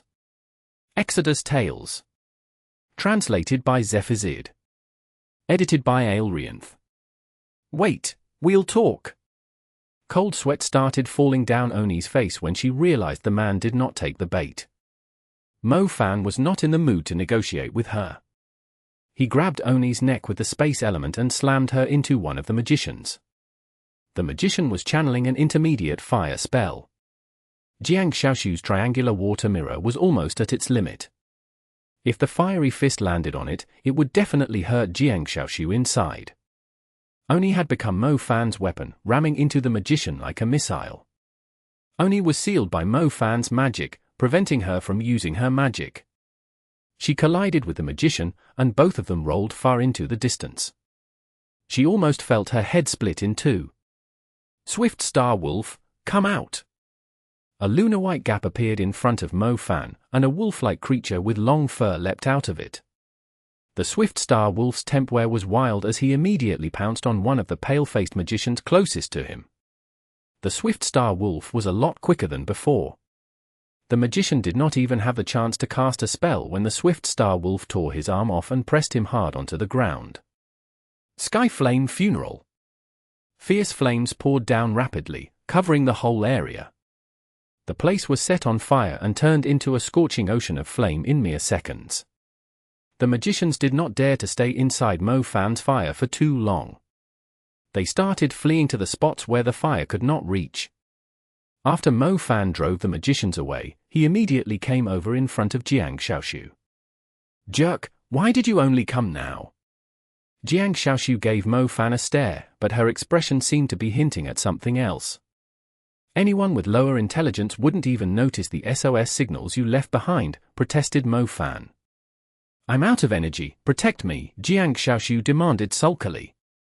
She had used all her energy to defend herself. The triangular water mirror did buy her just enough time. Otherwise, she would have been blasted into pieces by the magician surrounding her. Swift Star Wolf, come and protect her, Mo Fan yelled at the Swift Star Wolf that was chasing after his target excitedly. The Swift Star Wolf was about to bite a magician's leg off when Mo Fan ordered him back. The creature had an unwilling look. He liked to attack, not protect. Protecting someone was a difficult chore. Mo Fan did not care what the Swift Star Wolf felt. He charged directly at the enemy. Aren't these Caribbean bandits a bit too unruly to try and get their revenge in broad daylight? Did they seriously think no one can bring them to justice? Conduct lightning. A bolt of purple-black lightning landed right on Mo Fan. He was instantly surrounded by wild, flickering lightning. Lightning disaster. Mo Fan leapt into the air and rammed into two of the magicians heavily. The lightning arc surged wildly and soon formed a web of dense lightning around the area Mo Fan stepped on. It looked like an enormous spider web made of lightning spreading 100 meters in all directions. The two magicians were immobilized. The lightning arc surged between them rapidly, leaving shocking, black holes on their bodies with a burned smell. Mo Fan did not stay there for too long. While the lightning was dancing wildly in the area, Mo Fan had disappeared into the shadows and silently approached an ice magician. Mo Fan threw a punch right at the ice magician. The roaring fiery dragons blasted the ice magician onto a hill, instantly building a burning grave for him among the rocks there. He's here. The rest of the magicians were startled. They were having trouble locking down Mo Fan's position. In terms of the control and casting speed of his spells, Mo Fan was more than a level higher than the magicians. Their numbers had become meaningless, as none of their spells were useful if they could not land them on Mo Fan. Mo Fan could not help but admit that the space element had placed him in an advantageous position in the battle. Even when he was fighting a group of people, the huge number of spells aimed at him did not pose any threat to him at all. Being able to alter between his 5 elements adept in the battle, these magicians with red ornaments were no match for a monster like Mo Fan. The situation had confirmed Yao Nan's speculation back in the ancient capital. Mo Fan's double innate elements was not as outstanding when he was still in the basic or intermediate levels, but once he reached the advanced and super levels, the extra elements he had and the various ways he could combine the spells together would significantly boost his strength.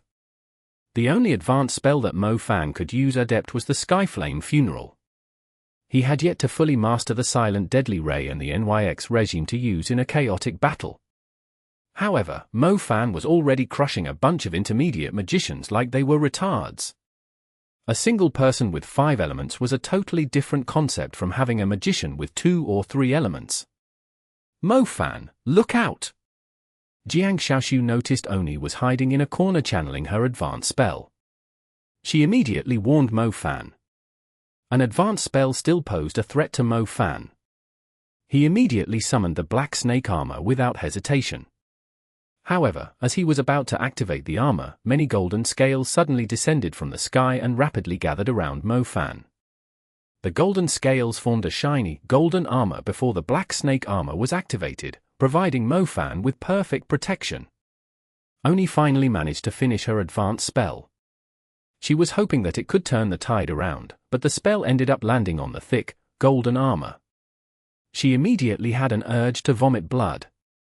Mo Fan raised his head and saw a man with golden wings floating 100 meters high in the air. He was wearing a confident smile and seemed to be quite proud of himself. Did I make it in time? Zhao Manyang landed smoothly. Light rays were shining between his fingers. He pointed in another direction, turning the light rays into a long spear and stabbing the chest of another magician that tried to ambush them. It was possible to split up the plummeting rays. Zhao Manyang had only used about half of the plummeting rays to protect Mo Fan, while the remainder was used to produce light spears. It was probably the only attack that Zhao Manyang had mastered.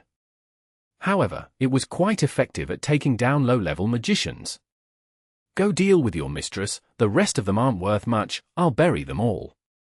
Mo Fan told Zhao Manyang. Mo Fan strongly believed it was necessary to curb violence with violence. He was never merciful toward scum. With Zhao Manyang handling his defense, Mo Fan had plenty of time to cast the advanced spell that he was still not familiar with. Silent Deadly Ray, Lightning Arm. The deadly lightning covered Mo Fan's arm like a spring. Mo Fan flung his arm upward at the sky. It immediately spawned a demon claw tearing the space apart, as a deadly ray forked into 3 parts and surged forward and to his sides with sharp screeches. The explosion was incredibly shocking. It spread across the abandoned site and detonated the machinery around them. The magicians with red ornaments barely had a chance to defend themselves against Mo Fan's intermediate spells. There was nothing they could do against Mo Fan's advanced lightning spell. Swift Star Wolf, I'll leave the rest to you, Mo Fan said to the Swift Star Wolf. After casting Silent Deadly Ray, the rest of the magicians fell to the ground, paralyzed. Those that survived the initial blow were barely breathing. The Swift Star Wolf howled and dashed forward, swinging his claw and tearing the magicians to pieces. This time, Mo Fan would not allow a single magician to escape. He killed them all without showing any mercy, burning them into ashes and disintegrating them into blood droplets. Mo Fan did not even bother handing them to the local government for the petty rewards. He would rather vent his frustration on them. Not long after, Zhao Manyang was done with his battle. Oni was already immobilized by Mo Fan's giant shadow spikes. It was surprising that she was able to cast an advanced spell in the first place. However, she was unable to put up a great fight, thus it was fairly easy for Zhao Manyang to take care of her. To find that a pretty woman like you is actually a bandit, you leave me with no choice but to snap the flower in half, Zhao Manyang exclaimed while shaking his head. Well, couldn't you, do it to her, if you feel it is a pity, Mo Fan piped up. Please, do I look that desperate, snapped Zhao Manyang. Zhao Manyang knew that he was a pervert, but there were still lines he would not cross. What the heck are you two thinking? Don't kill her yet, she might come in handy since we're going to wipe out their nest, Jiang Xiaoshu spoke up. You're right, Zhao Manyang, keep an eye on her. Don't let her escape again, warned Mo Fan. Oni had a grim look.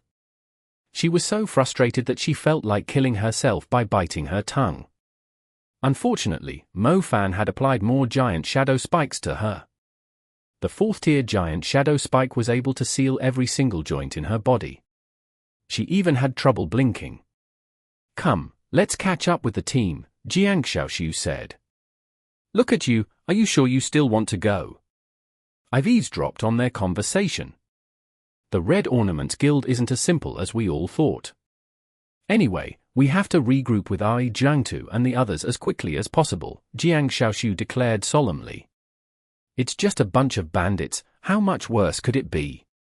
The Japanese team is going to get the Dark Noble mantle, why do we bother supporting them? I'm too lazy to go, Zhao Manyang said. Jiang Xiaoshu, what did you mean by that? Mo Fan pressed. I can't say for sure. Anyway, we'll know once we go to Whitehead Harbor. Since Jiang Xiaoshu had said so, the two had no choice but to set out for Whitehead Harbor while bringing Oni along. Chapter 960. Out of Control. Exodus Tales. Exodus Tales. Translated by Zephazid. Edited by Aelrianth. Whitehead Harbor. A boat with neon lights and a bar on it was docked at the harbor. It was a relatively famous bar at Whitehead Harbor.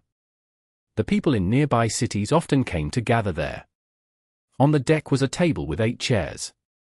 It was currently seated with a man with an afro in a coat, and a man dressed in fancy clothes like a noble. The afro man was smoking a cigar. A woman in a bunny outfit was serving him and massaging his shoulders. He placed his legs on the table, his boots stained with mud and blood within inches from the face of the man dressed in luxury clothes. He said with a smile, Mayor Lauren, I thought we could easily come to a deal today. My brothers will soon become your loyal magicians, but from what I know, some of my men were sent to prison by your subordinates a few days ago. Didn't you give me your word that your men would behave? They were arrested by a hunter master. He's not my subordinate, replied Lauren with a smile. I don't care. I only have so many men. They are willing to listen to me because I care about them. But now, my men are imprisoned in your cells, and are going to be delivered to the Sacred Hall of Liberty. If I still proceed to make a deal with you despite what happened, how am I going to explain it to my men? Casso said. It's not really a big problem. I knew you're going to ask for them, so in order to express our sincerity, I've already released them, said Lauren. That's more like it. Casso smiled. The menacing look on his face faded away. Does that mean we've come to a deal? Lauren asked. For now, I must see the revocation of the bounty on our heads first. After all, my men might have done some wrong things before.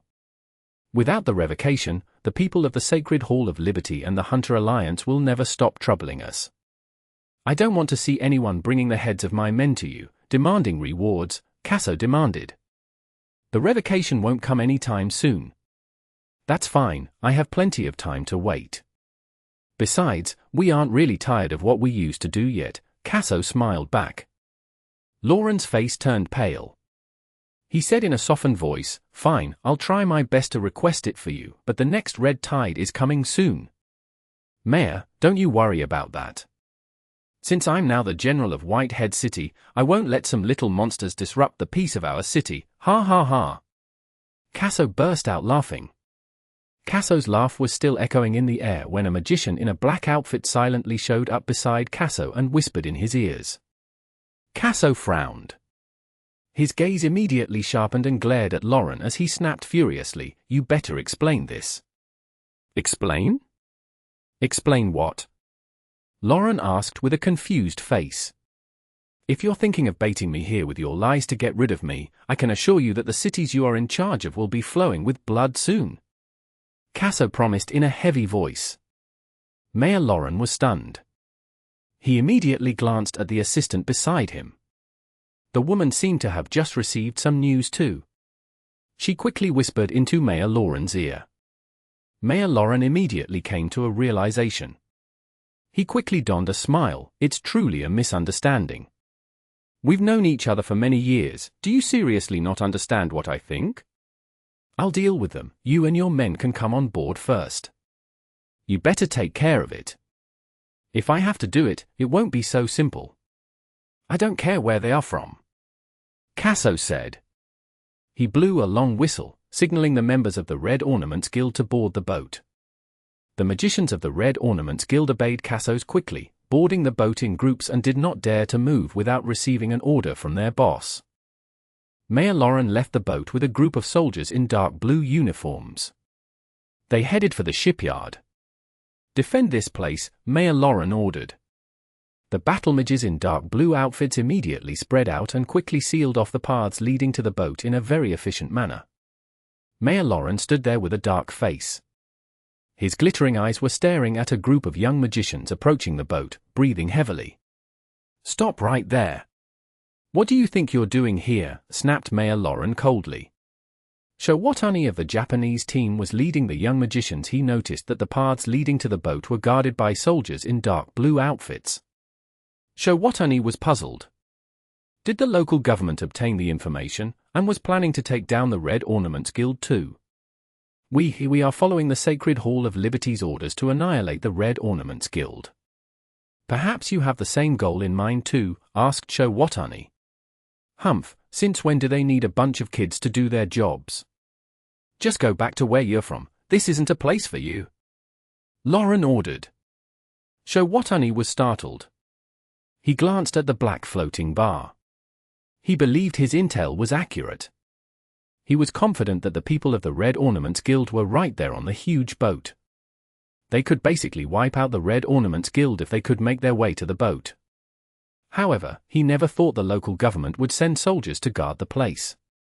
The one that gave them the mission was the Sacred Hall of Liberty, the most powerful magic association in the Americas.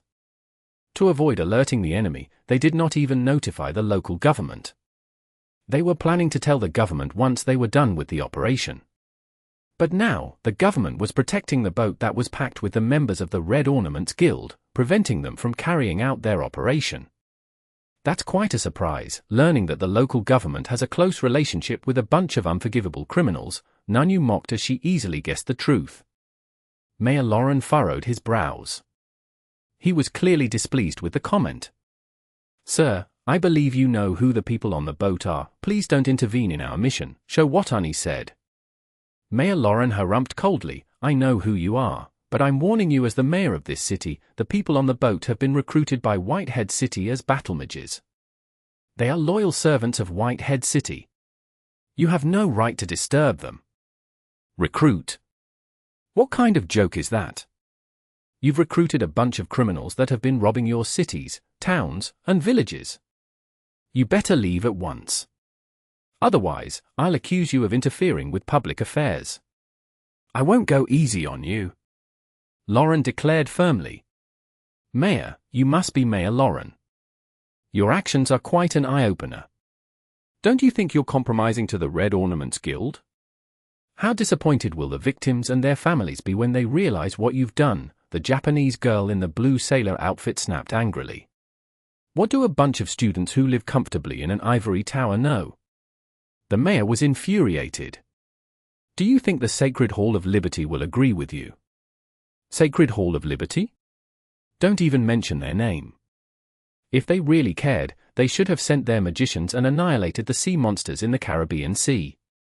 However, they are simply enjoying their wines and food when our cities and towns are destroyed by the sea monsters when the season arrives. They only know to point their fingers around, but without me, this city would long have become a breeding ground for the sea monsters, snapped Mayor Lauren. Either way, that doesn't justify working together with those people that are worse than the sea monsters, retorted Nunyu. Mayor Lauren was too stubborn to listen to her. Their country was not as developed as the countries from which the young magicians came from, let alone the United States of America and its enormous magic association, the Sacred Hall of Liberty. The number of their soldiers was very limited, and the budget of their government was nowhere enough. There were many countries in the Caribbean, with different races and religions. However, most of the countries felt greatly threatened by the sea monsters, and as a governor of an impoverished country, the only possible solution was to recruit the Red Ornaments Guild. The country had promised the Red Ornaments Guild a city in return for protection from the sea monsters. First, they would keep the criminals under control, and second, they would eliminate the threat of the sea monsters. It was a brilliant plan to regain peace in the country, albeit with risks involved. As for the national teams, the mayor had no reason to receive them warmly. If we team up and eliminate the Red Ornaments Guild, wouldn't that just solve the problem once and for all? Showatani said angrily. I don't need your help, leave at once. If you dare use magic on my territory and cause any damage or casualties, I will arrest you according to the laws of our country. Lauren proclaimed mercilessly. Unbelievable, this is ridiculous. How can the government work with criminals? It's the biggest taboo. Every country that did the same thing in history always resulted in rebellion, snapped Nunyu. The local government was unbelievably useless. Not only did they not try their best to arrest the people of the Red Ornaments Guild, they even compromised with the bandits. Wouldn't that simply provoke the bandits to act even more unruly? They would simply be out of control. Chapter 961. Unable to distinguish between right and wrong. Exodus Tales. Exodus Tales. Translated by Zephizid. Edited by Aelrianth. In the southern suburbs of Whitehead City, a town located quite a distance away from the city. The houses were simple, as most of them were built as a temporary shelter for refugees. Jiang Xiaoshu, Mo Fan, and Zhao Manyang were on their way to Whitehead City. They happened to pass by the settlement. Hang on, Jiang Xiaoshu suddenly stopped the other two. She seemed to be listening to something nearby cautiously. The two were rather confused. Mo Fan was about to say something when Jiang Xiaoshu looked at him and asked seriously, "Are you sure that the members of the Red Ornaments Guild that were trying to rob Sweetgrass Village are all imprisoned?"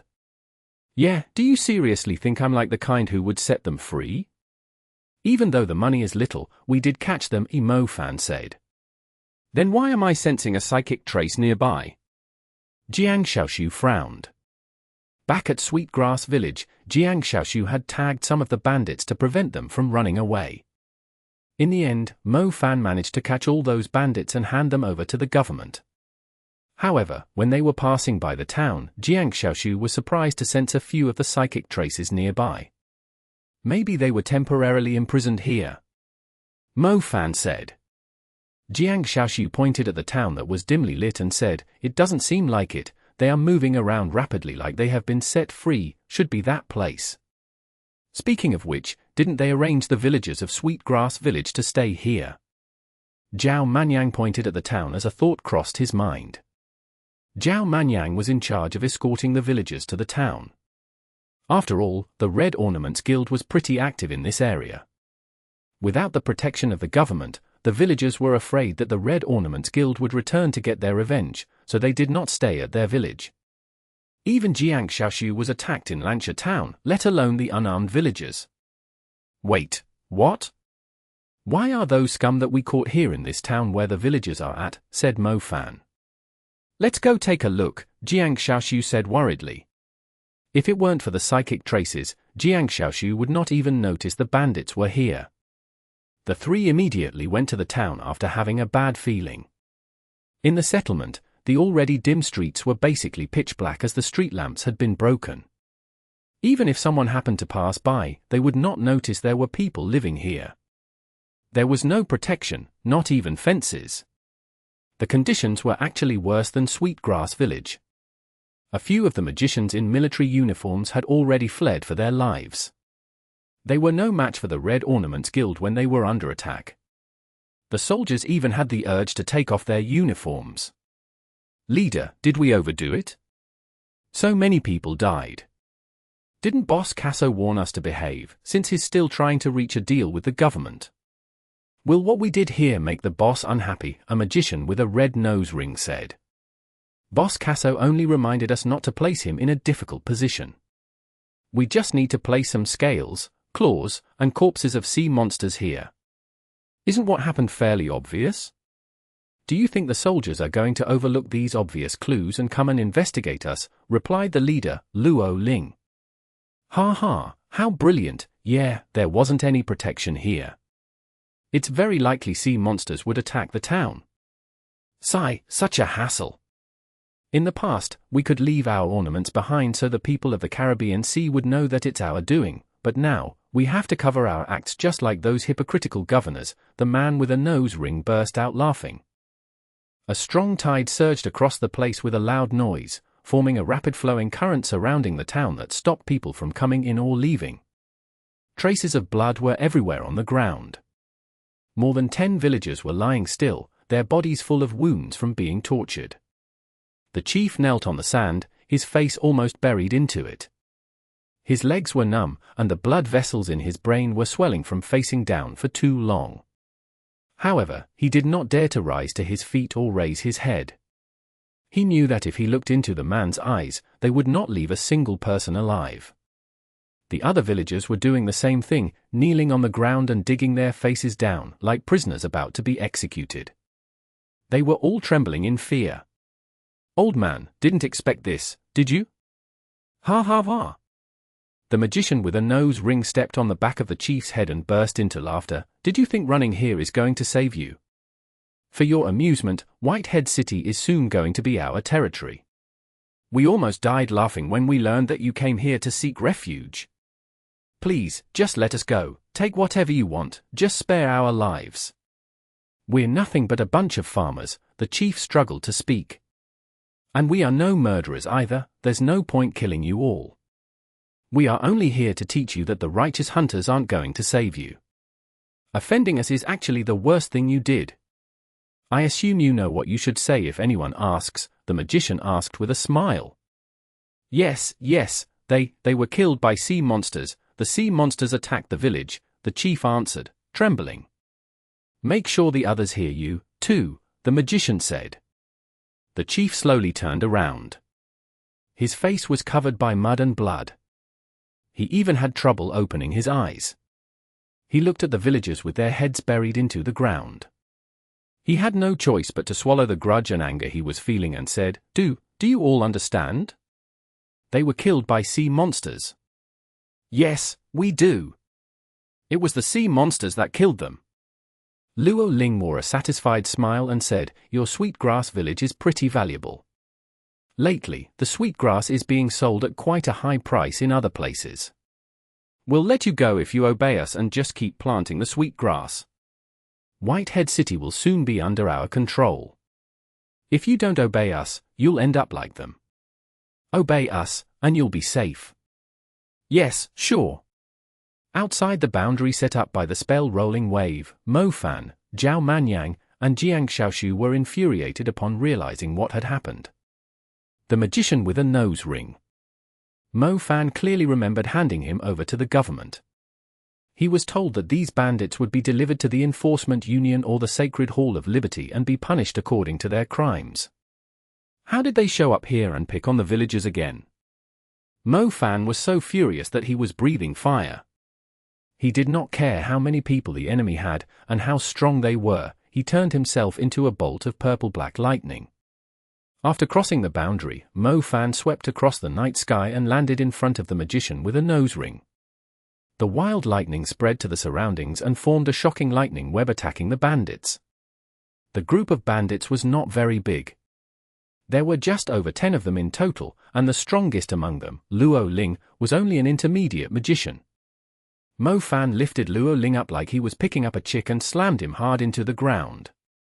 It's the magician from the other day, a little girl from the village blurted out excitedly. Her eyes flickered eagerly. The magicians of the Red Ornaments Guild were so strong that they could butcher the villagers like livestock, but in front of the Asian man, they were the livestock waiting to be butchered. It's you again, the magician with a nose ring snapped furiously. Despite his anger, he was soon beaten up by Mo Fan's terrifying strength. Mo Fan tore his arms off and stepped on his face. You bunch of imbeciles, I spared your lives before, but you dared come back here still. Mo Fan roared. Jiang Xiaoshu went up to the villagers. She was infuriated when she saw the corpses on the ground that had died horrible deaths. Are you all right? Quick, rise, we've subdued the bandits, Jiang Xiaoshu told them. The villagers remained on their knees. No one dared to rise. Why is it you again? Why did you come and offend them again? A woman rose up and cursed furiously in a panic. Jiang Xiaoshu was stunned. She thought she had heard it wrong. Please don't come again, you're only going to make things worse, an old, white-haired villager said in a trembling voice. Yeah, we were fine before, but after what you did, they're going to come and get their revenge again. We won't be able to survive their wrath.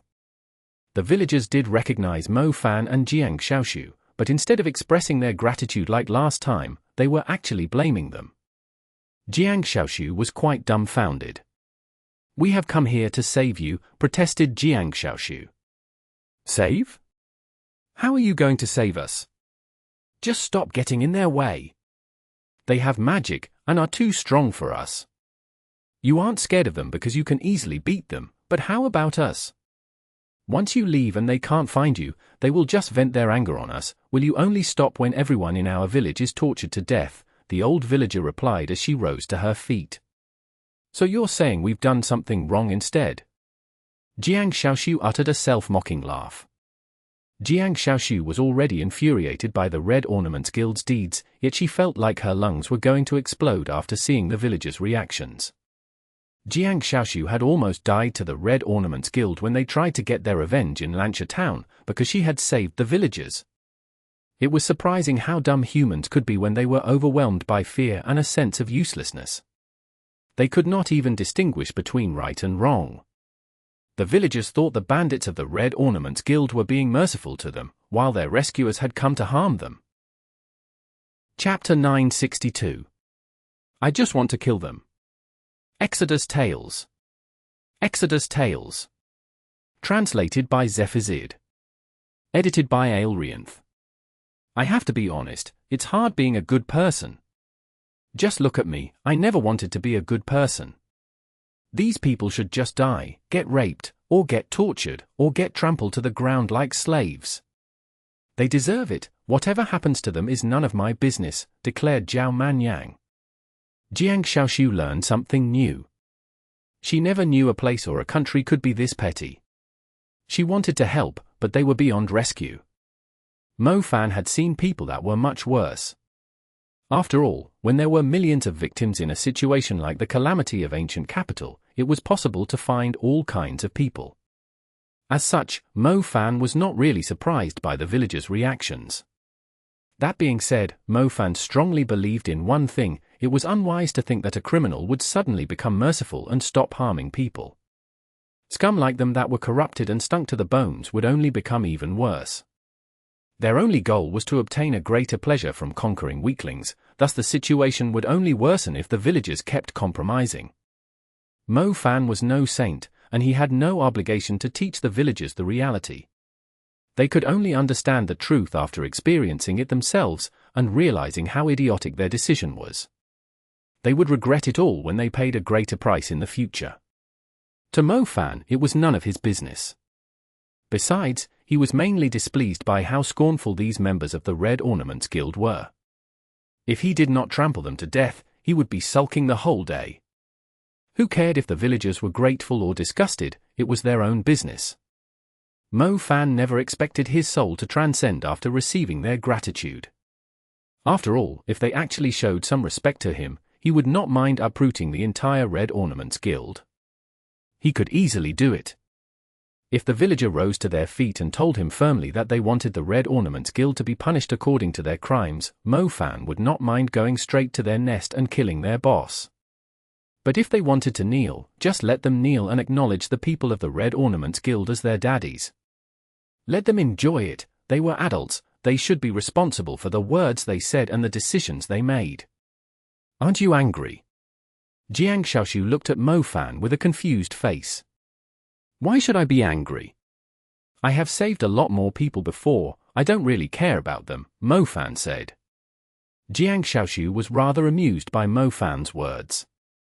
What did he mean by he had saved a lot of people, so he didn't really care? Fine, based on how merciless Mo Fan was when he killed Lu Yilin, she could easily tell he was far from a good person or a saint. Can you please let us go?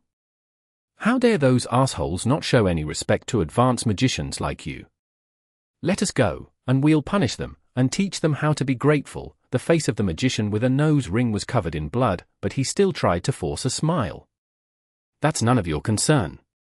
I am no saint, but my eyes find a scum that murders without blinking like you very annoying, Mo Fan said with a smile and narrowed eyes. The magician immediately wet his pants. He knew Mo Fan was not a kind man when he first met him, daring to rob their Red Ornaments Guild. As he thought, the guy was nothing but a maniac. The magician with a nose ring begged for his life. Even some of the villagers were begging him not to kill the people of the Red Ornaments Guild. Mo Fan ignored their pleas and tossed the magician into a rhomboid that immediately compressed into a shape that perfectly fit him and crushed him to pieces. This time, Mo Fan did not let a single one escape. He took turns killing the bandits without even blinking. The magicians of the Red Ornaments Guild soon lay still on the ground, just like the villagers that they had killed. Zhao Manyang felt like their corpses were an eyesore. He quickly summoned a scorching golden light and turned their corpses into ashes, allowing their souls to move on. Wait, please wait. The three were about to leave when the tanned young girl came chasing after them. Her English was not fluent, and her eyes had a determined look, yet her expression and her body seemed somewhat lost. We're leaving, since you asked us not to meddle in your business. What do you want now? Jiang Xiaoxiu was not a little girl anymore. She had already recovered from her anger. I have come to thank you for killing those bad guys. My name is Jenny. I want. The little girl's eyes glistened with tears. It was likely that her family members were among the villagers that had been killed. What do you want? Say it, Mo Fan coaxed her. Young girl Jenny was having trouble talking. Tears kept bursting out from her eyes. Mo Fan went up and crouched slightly to reach her eye level. He asked with a smile, do you want us to take out the Red Ornaments Guild for you? The girl's eyes immediately widened, as if she could not understand why Mo Fan knew what she wanted to say. Jenny, that's too much of a favor to ask. They have already helped us twice. It's a blessing that God has given us, but the Red Ornaments Guild is too dangerous, and even the government is afraid of them. How can you ask them to put their lives at risk? The chief staggered forwards. He was in a pretty bad shape.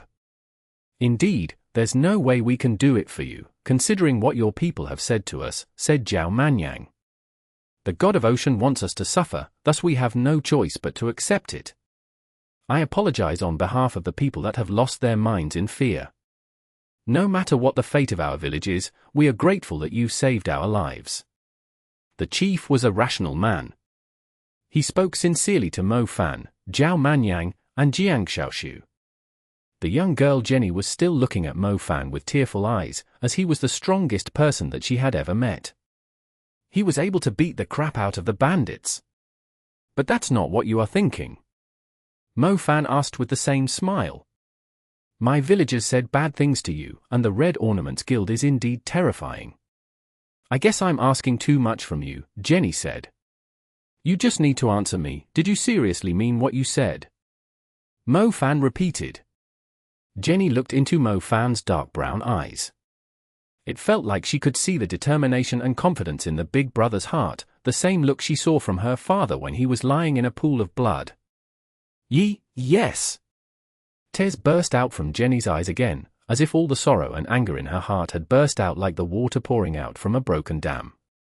The others in the village were willing to compromise in order to stay alive, willing to be slaves to the bandits, but she had witnessed her father dying right in front of her. She could not imagine obeying her father's murderers and living under their control. She just could not do it. If hatred alone was enough to murder someone, she would have killed the people of the Red Ornaments Guild 1,000 times. What right did they have to kill innocent people just to satisfy their greed? They had already taken her everything. Her beloved father was the only thing she had left. Mo Fan, don't be ridiculous, taking down the entire Red Ornaments Guild isn't an easy task. Are you sure about giving your promise? Didn't we say not to care about these dumb villagers anymore? Zhao Manyang blurted out. He was worried that Mo Fan would give his promise without considering the consequences. It was a good thing to serve justice, but it still depended on the situation. The Red Ornaments Guild was not just a small organization that could be uprooted easily. The advisors only asked them to take down the Red Ornaments Guild, not uproot them. In simpler words, the Red Ornaments Guild had crossed the line lately, so the national teams were asked to kill or arrest as many of their members as they could. However, uprooting the Red Ornaments Guild was definitely out of their scope. It was something that the Sacred Hall of Liberty had to worry about. Didn't Mo Fan see that the poor local government was already working with the Red Ornaments Guild? It was true that the local government is extremely unreliable, but it also implied how powerful the Red Ornaments Guild was. Mo Fan did not give Jenny an answer. He patted her head and started heading in Whitehead City's direction. Zhao Manyang and Jiang Xiaoshu quickly caught up to Mo Fan. They realized something was wrong about his expression, seeing a murderous intent in his eyes. Zhao Manyang said, "Are you sure about this?" "Why not?" asked Mo Fan in return. Zhao Manyang was instantly left speechless. He's right, why not? Any human with a conscience would want to eliminate an organization like the Red Ornaments Guild. The organization was only around because they were scary, powerful, and vengeful. However, Mo Fan did not put so much effort into learning magic just so he to reroute his path when he stumbled onto an organization like the Red Ornaments Guild. If he found anyone an eyesore and decided that the person was a pest to the world, he would simply erase them from existence. It was not like he was too weak to do it. It might be troublesome, but so be it. It was not like their efforts were in vain. Not only would they be able to claim the rewards, he could also secure the Dark Noble mantle too, while conveniently helping the young girl from the village get her revenge. Make money, trample on people, slaughtering scum, rescuing young girls. The favor definitely suited his initial motives that drove him to become a magician. He had grown a lot stronger since he started learning magic. If he had to think twice before trampling on a group of assholes, he should just go home and study instead. Therefore, why shouldn't he uproot the Red Ornaments Guild? Mo-fan, I'm getting more impressed by your courage. You really dare challenge a big malignant tumor of the Caribbean Sea, just like that. Jiang Shaoxu smiled widely. Even though Jiang Shaoxu was not pleased by the villagers' reactions, it did not really matter. She was not risking her lives for those idiotic villagers, but to serve justice on behalf of the young girl Jenny, and for herself. She simply wanted to take down the Red Ornaments Guild, nothing else. Chapter 963. Charge! Exodus Tales. Exodus Tales. Translated by Zephizid. Edited by Aelrianth. When the three arrived at the Whitehead Harbour, Mo-fan was just in time to see the team in a deadlock with the army. It was an utterly ridiculous thing to see. Not only did the army fail to protect the villagers that were going through hell, they were straightening their chests while protecting a bunch of bandits. Mo-fan seriously had no words to describe how friendly the local government was. What do we do now? Akira Matsuki asked. What can we do? We can only report the matter to the advisors and ask them to give us another mission. This country is beyond redemption, Showatani replied. But it took us great effort just to get the intel, such a letdown. The members of the three national teams were left with no choice. They could only withdraw from the area since it did not make sense to clash directly with the local government. After all, it was unwise to do anything stupid in someone else's territory. Mo-fan, you're here. Nanyu saw Mo-fan and immediately noticed Jiang Shaoxu was unharmed too. She let out a relieved sigh. Ari Drangtu was about to say something when he saw Mo-fan walking toward the heavily protected Whitehead Harbour with a serious face. Ari Drangtu immediately realized something was wrong, but he did not say a word. You don't come any closer, I won't show you any mercy, the captain of the soldiers snapped. Mo-fan raised his head and looked at the captain that was a lot taller than him. The tall captain was stunned when he took a clearer look at Mo-fan's face. He exclaimed, "Why are you here?" Mo-fan also recognized the tall captain. What a coincidence, it was the same person that he handed the bandits to, the one that gave him the petty rewards. I have a question for you, what did you do to the bandits of the Red Ornaments Guild that I caught? Mo-fan demanded, staring at the man's face. What did I do? It's none of your business, the captain said firmly. Did you know those assholes went to the outskirts and killed a dozen people? They even trampled the unarmed villagers to the ground like slaves. Did you release them or not? Mo-fan asked again. The captain was startled.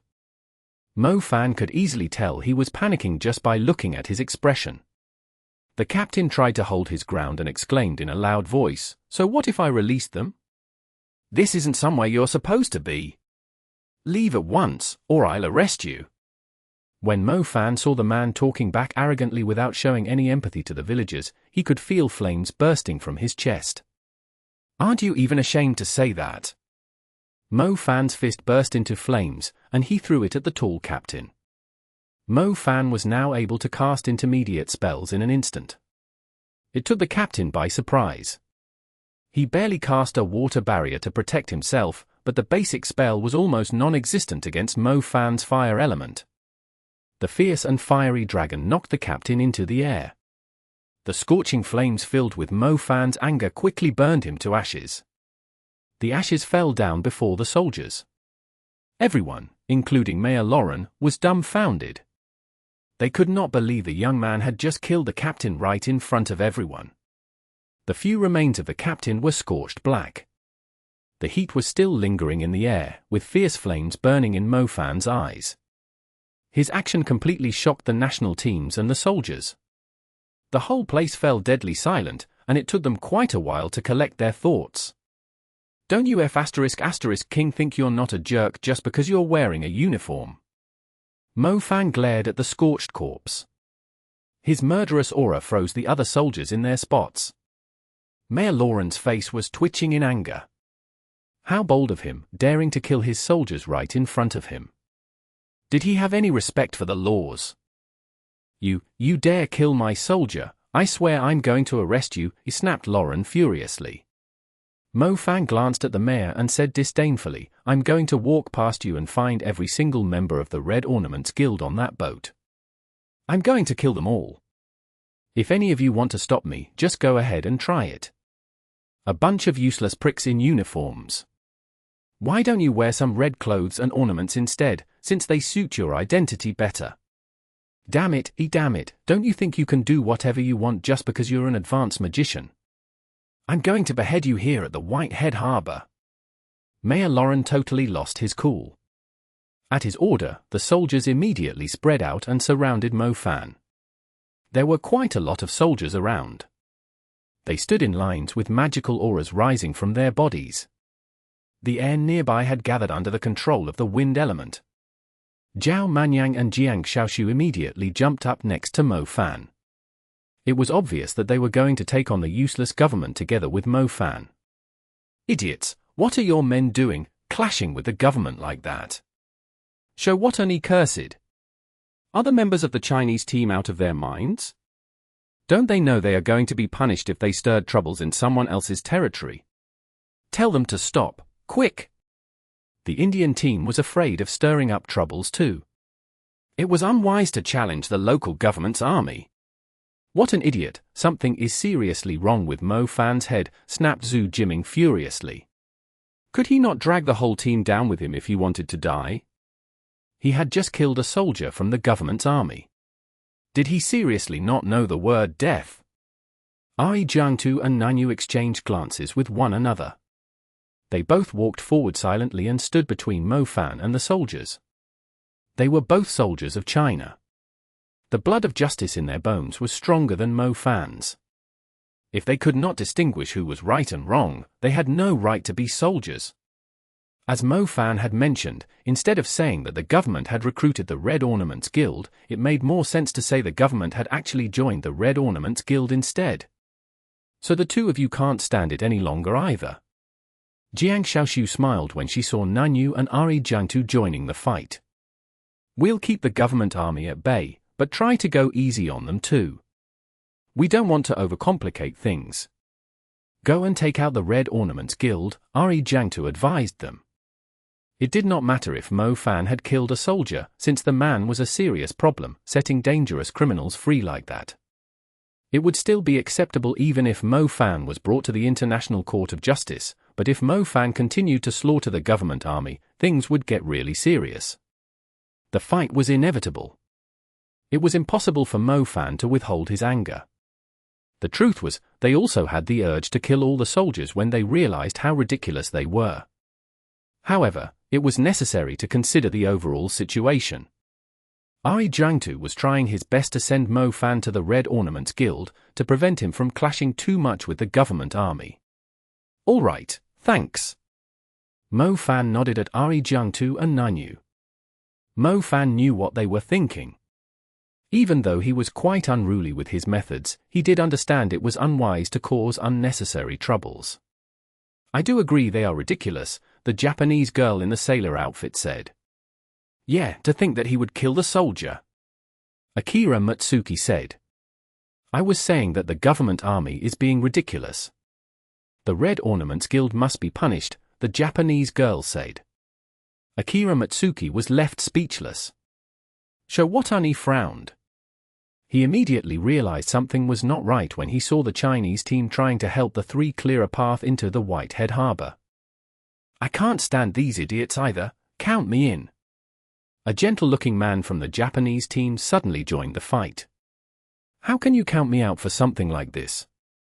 Ha ha ha, here I come. A burst of fearless laughter took place among the Indian team, and a mature-looking woman flew across with veils around her and landed in the middle of the fight. They were all young people. If every team had timid members, they also had members with temperaments like Mo Fan. The truth was, they already had the urge to force their way in when the government army stopped them. However, they simply held back when they saw the others retreating. Now that someone had taken the lead, they were more than happy to join the fun. Government army my ass, aren't these assholes ashamed to call themselves soldiers? They thought they were right when they were protecting a bunch of bandits and criminals.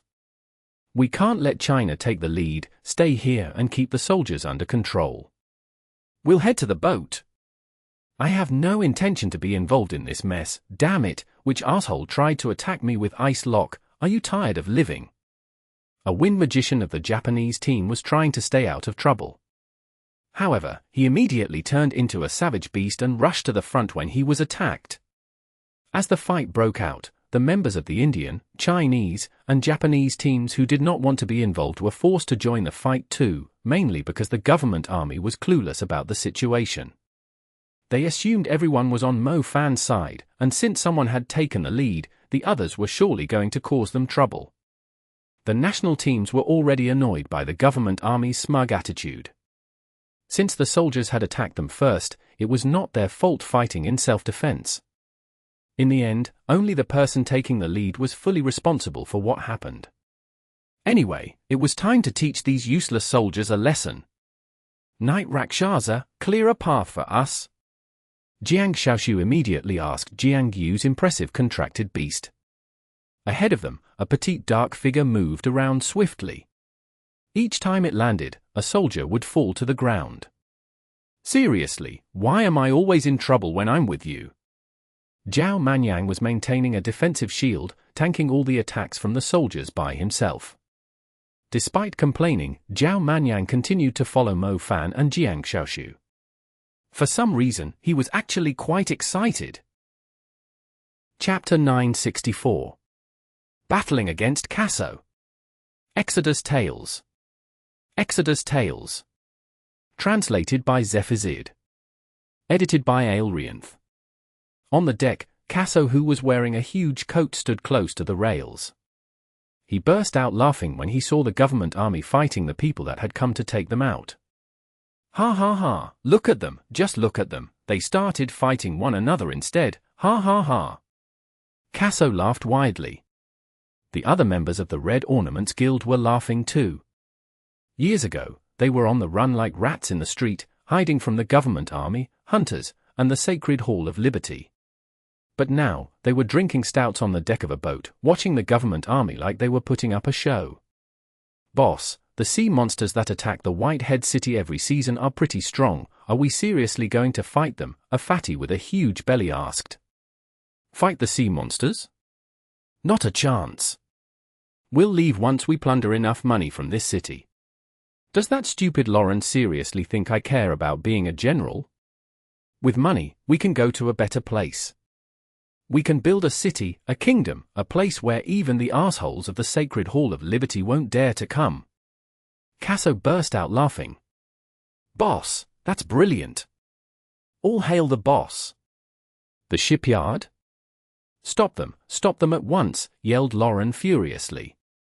A huge squad of magicians caught up to Mo Fan and his crew, but as soon as they were about to cast spells to entrap the three, a tiger-like beast with metal plates suddenly appeared. They had no idea whose contracted beast the beast was. It simply charged at the soldiers and rammed anyone it came close to. The formation of the soldiers collapsed instantly, and the soldiers were having trouble using magic. Mo Fan, Jiang Shaoshu, Zhao Manyang, and Knight Rakshasa took hold of the chance to proceed to the Whitehead Harbor, leaving the soldiers behind. Either the others had overwhelming firepower, or some of the captains among the soldiers were not trying very hard to stop them, because the soldiers stopped chasing them after they reached Whitehead Harbor. As they arrived at the Whitehead Harbor, the swift Star Wolf appeared out of nowhere. A woman was lying on his back. It was Oni, whom they had held hostage. Mo Fan had sealed off Oni's movements. Her mind was also suppressed by Jiang Shaoshu's spell. She looked worse than an ordinary young girl. As they approached the boat, Mo Fan glanced at the dimly lit deck. He knew there were people on the deck, and quite a large group too, but Mo Fan was not afraid. He carried Oni on his shoulder and yelled at the deck. Isn't that Oni? My God, they caught Oni. A few heads poked out from the deck. They immediately recognized Oni in his grip.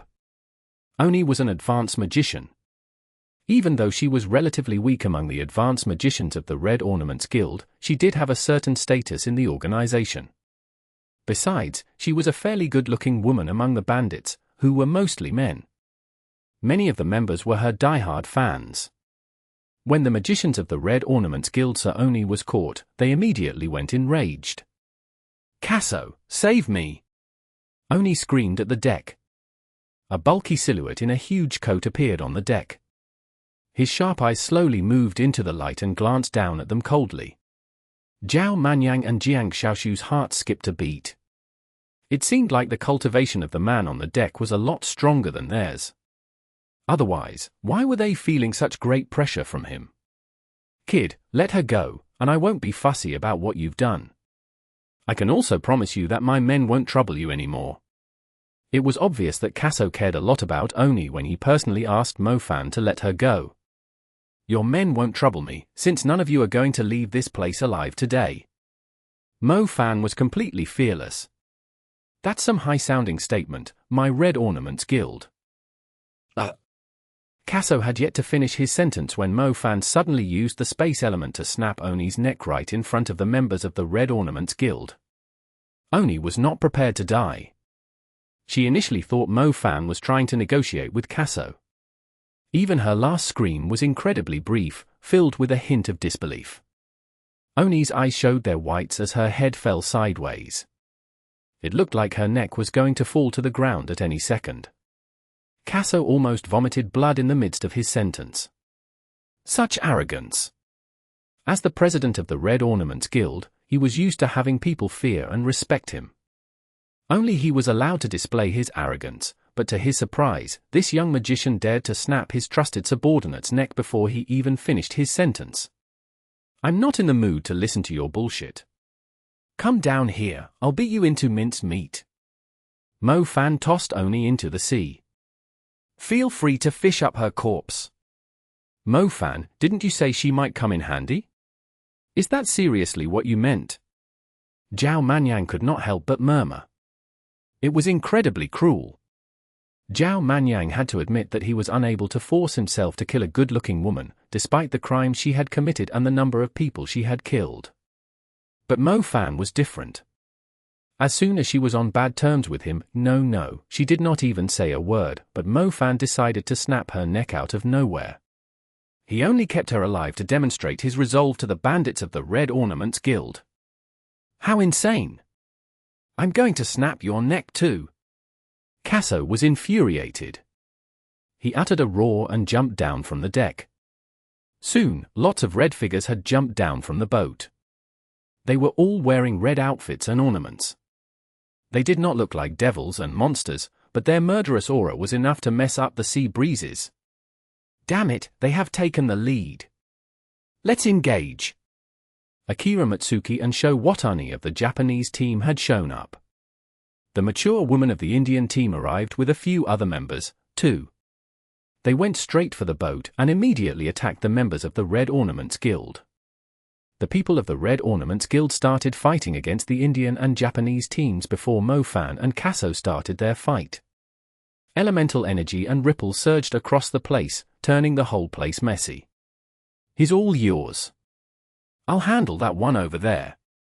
Zhao Manyang could easily tell from Casso's aura that he was not a magician who had reached the advanced level recently. Zhao Manyang soon found his worthy opponent, a skinny woman in a red mink coat. The woman did not have a strong aura. She was most likely an easy target. "He's just a little shrimp, boss, you don't need to do it yourself." "I'll break every bone in his body for you," said the fatty with a huge belly. "Take out that woman, she's a psychic magician." Casso scanned the place and immediately identified Jiang Xiaoshu's element. "A psychic magician, oh, all right, I'll communicate with her then." The fatty grinned wickedly and looked at Jiang Xiaoshu pervertedly. "Boss, we'll test his strength first." A few magicians of the Red Ornaments Guild trying to fawn over their president stepped forward, trying to flank Mo Fan. To their surprise, before they could make their move, a small black creature lunged at them, swiping its black claws around. One of the magicians were shredded instantly. Casso frowned and laughed hollowly. "It looks like you do have a trick or two up in your sleeves, but you seriously infuriated me today. I will bury you all together." Casso decided to join the battle. His target was none other than Mo Fan, who had stepped on his toes. Since Mo Fan was able to defeat Oni, it clearly implied how strong he was. His men were already in a messy fight against the others. Casso did not plan to waste his time further. He had to take out the smug kid and proceed to kill the rest of them. Eyes of the rock demon, muslin of the sky. Casso finished his star constellation quicker than Mo Fan had imagined. His sharp eyes emitted an intimidating brown light, summoning orange-yellow sand particles from his surroundings.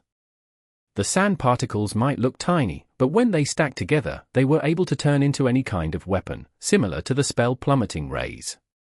The sand particles rapidly approached Mo Fan and started spinning. When the tiny sand particles were spinning at incredible speeds, they were as dangerous as a blade. The stone boulder behind Mo Fan was instantly shattered into pieces. Sky Muslin Strangle. Casso controlled the killing sand with his eyes of the rock demon. The sand was spinning fiercely now. When Mo Fan was surrounded by the sky muslin, he swiftly sank into his shadow.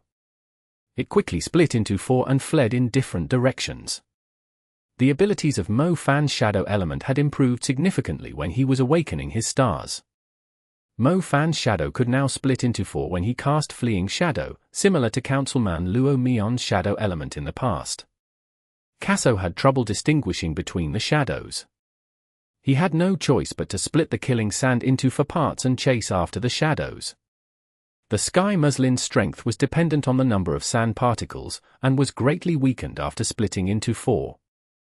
Mo Fan let out a roar when he rose up from the shadow, using his will to shatter the killing sand circling him.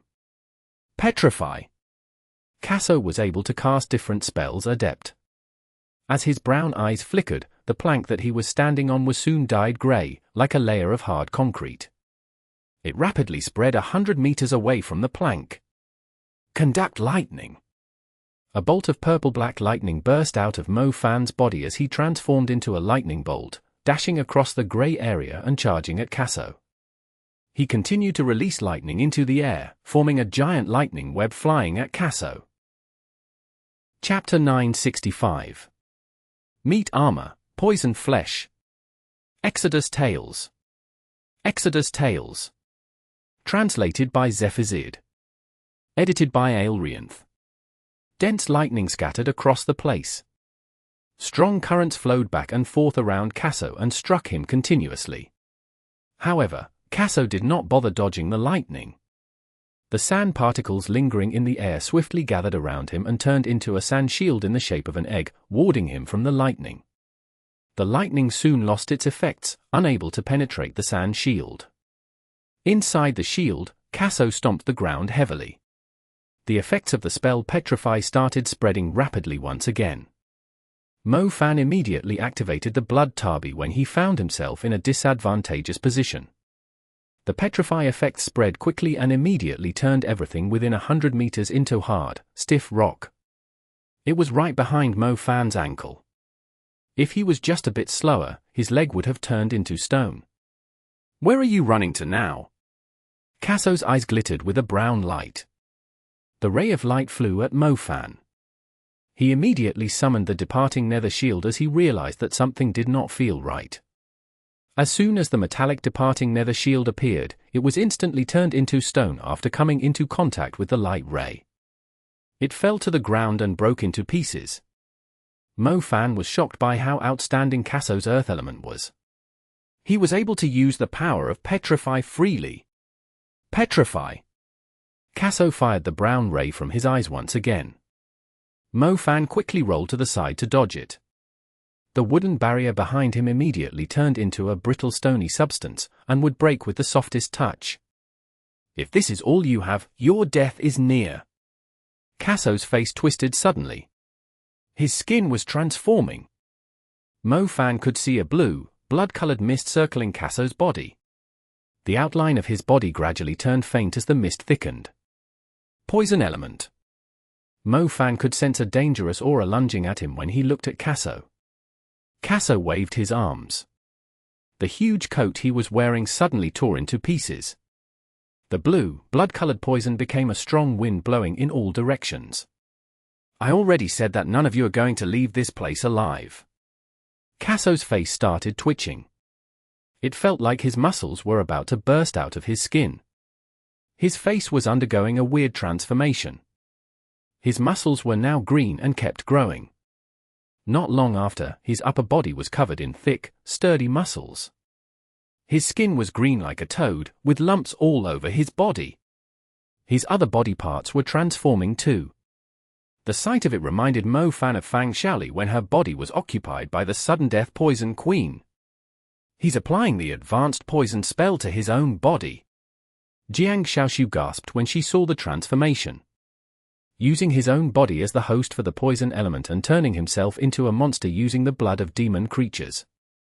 This Casso's application of the poison element was rather shocking, too.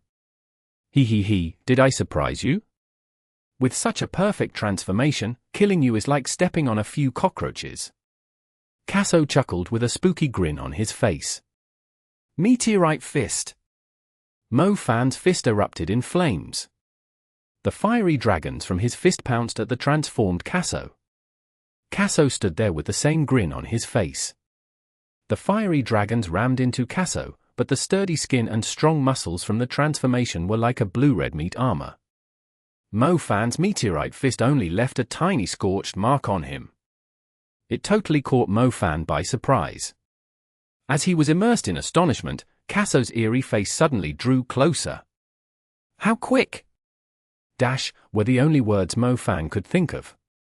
Casso was at least 100 meters away a moment ago, but he was already right in front of Mo Fan in just the blink of an eye. Blades poked out of his mutated hands and extended further. Casso swung his arms at Mo Fan, trying to cut his head off. Mo Fan quickly backed away. However, as soon as he hopped back, a stone pillar emerged from the ground. The pillar struck Mo Fan's back hard and tossed him into the air. While a sudden dizziness struck Mo Fan and blurred his vision, he caught a glimpse of Casso's unsightly face.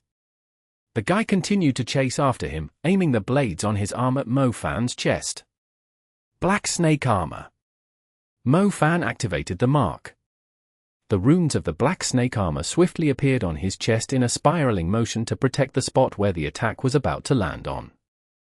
The runes then spread to the rest of Mo Fan's body parts and covered him thoroughly. Humph! Casso altered his approach when he saw Mo Fan was protected by the armor. He clenched his hands into fists and slammed them into Mo Fan's chest like he was using a sledgehammer. Mo Fan fell from the sky and collided with the stone pillar, smashing it into pieces. Dust lingered in the air. Mo Fan felt his bones and his head aching badly. The cunning leader of the bandits had obviously gone through lots of battles. He immediately changed his stabbing attack into a smash as soon as he saw Mo Fan was protected by the armor. The attack was still able to inflict serious damage on a magician wearing armor. This guy is very strong. Mo Fan rose to his feet and wiped the blood off his lips.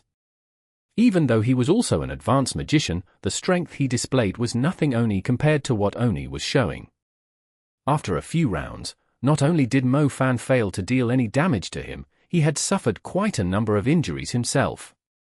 On the other side of a harbor, a long-haired woman in a black, golden outfit was standing on top of a flagpole like a night elf in the darkness. Her slender figure had a special, mysterious presence. The woman's eyes were fixed on the battle on the harbor. She sighed, he's forcing himself too much, trying to take on the strongest poison magician of the Caribbean on his own. It looks like we'll have to intervene.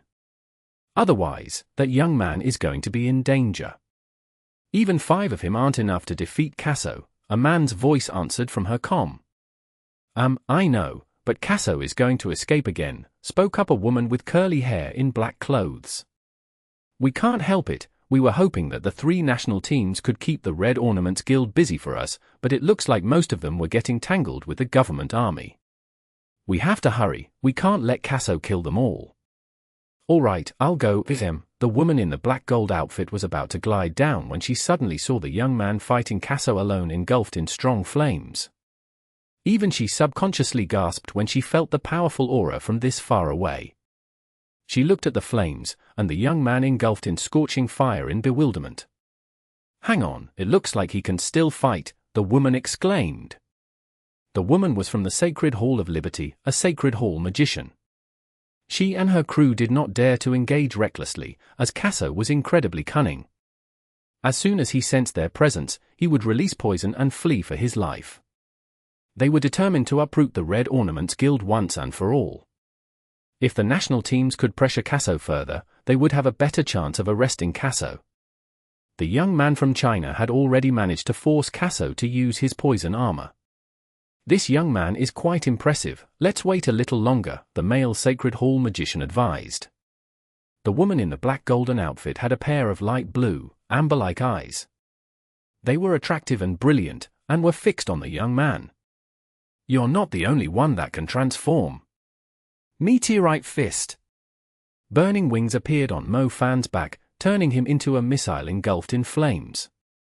9 fiery dragons followed after him as he landed a punch on Casso's mutated flesh. Casso's eyes widened. He was knocked flying a few hundred meters by the incredible impact. He finally came to a stop after slamming into a few containers the size of trucks. Telekinesis. Mo Fan's eyes emitted a silver glow. The silver light surrounded the heavy containers and slowly lifted them into the air. The containers were extremely heavy. They all crashed down onto Casso under Mo Fan's control. A loud screech was heard as the containers fell on top of one another. The thick concrete below was smashed into pieces. It was impossible to tell if Casso was alive or dead. In the distance, the female Sacred Hall magician in black golden outfit opened her sexy lips in shock. With Casso's strength, he could easily crush anyone on the national teams. Not many people could last for so long while fighting a monster like him. However, to the woman's surprise, the Chinese student was incredibly strong too, and able to knock Casso flying. The heavy containers had most likely inflicted significant damage on Casso, too. Bang! Casso was not dead. He was incredibly powerful after the transformation. He smashed the containers on top of him into the ocean with a single heave. He rose to his feet. On his body was a deep fist print, surrounded by burn marks. The guy's defense was unbelievable. Mo Fan's attack was able to leave a hole in a commander-level's body, but this Casso seemed to be in perfect condition still. "Boss, are you all right?" the fatty with a huge belly asked. Even Casso's men had rarely seen their boss knocked around. They could not help but worry. "Shut your mouth!" Casso snapped hoarsely. His eyes had almost popped out of their sockets from how furious he was. He still hadn't killed the arrogant kid after all this time. Casso straightened when he discovered 2 rings of flames burning on Mo Fan's body. Casso had no idea where the flames engulfing Mo Fan came from. However, he could smell a powerful flame, and it seemed to have originated from somewhere else, rather than the magician's own element. Chapter 966. Crazily talented student. Exodus Tales. Exodus Tales. Translated by Zephizid. Edited by Aelrianth. The extraordinary presence of fire that Casso sensed was from Little Flame Belle. The truth was, Little Flame Belle had not fully awakened yet, but her mind was synchronized with Mo Fan's. When she sensed her daddy in danger, she unconsciously unleashed her flame to lend Mo Fan a hand, giving him her control over the Calamity fire. Mo Fan could easily tell that Little Flame Belle's strength was improving rapidly. Normally, the meteorite fist was nowhere near strong enough to inflict damage to the thick-skinned Casso. It only worked because Little Flame Belle had grown stronger, thus making Mo Fan stronger when she possessed him. Little Flame Belle was in a half-asleep state. Once she fully woke up, Mo Fan believed Little Flame Belle would be as strong as some of the commander-level creatures on her own, and even stronger when she was possessing him. Casso found himself rather intimidated by Little Flame Belle's strength. On the other hand, Mo Fan was no longer scared of the outstanding defense of Casso's poison flesh after he gained control over Little Flame Belle's abilities. While the fiery feathers were still around, Mo Fan dashed at Casso at explosive speed. This time, Mo Fan did not cast the meteorite fist. The spell was only an intermediate spell after all. Despite the extra buffs applied to it, it was still unable to inflict serious damage to the mutated Casso. A lightning star constellation rapidly lit up around Mo Fan. His arms were soon covered in lightning. Two silent and deadly bolts crossed paths in front of Casso, immediately resulting in a shocking explosion.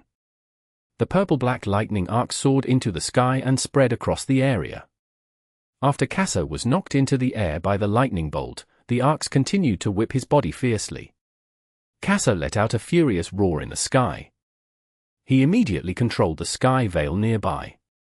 The tiny sand particles attached to his body, forming a sturdy shell to protect him from the piercing lightning. Casso forced himself back to the ground. His thick, heavy figure stomped the deck.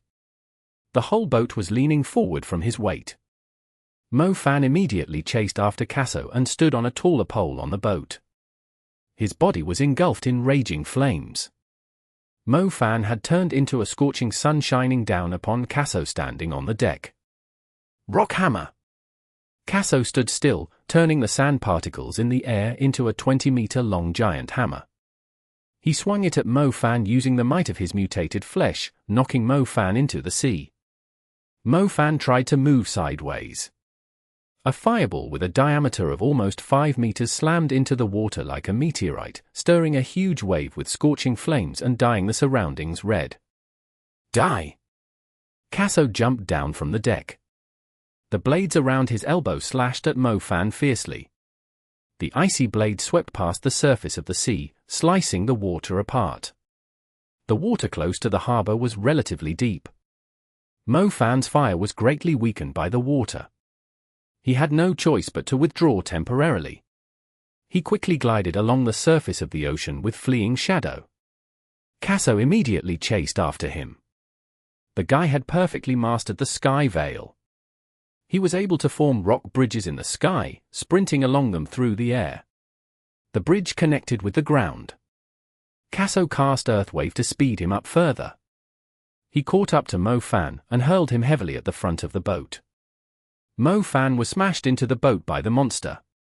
When he saw the monster approaching him again, he quickly wrapped his arms in lightning. A wave of wild lightning sprang at Casso. More than 10 lightning bolts struck him fiercely. Casso was not afraid of the lightning spell. His earth element was significantly stronger than Mo Fan's lighting element.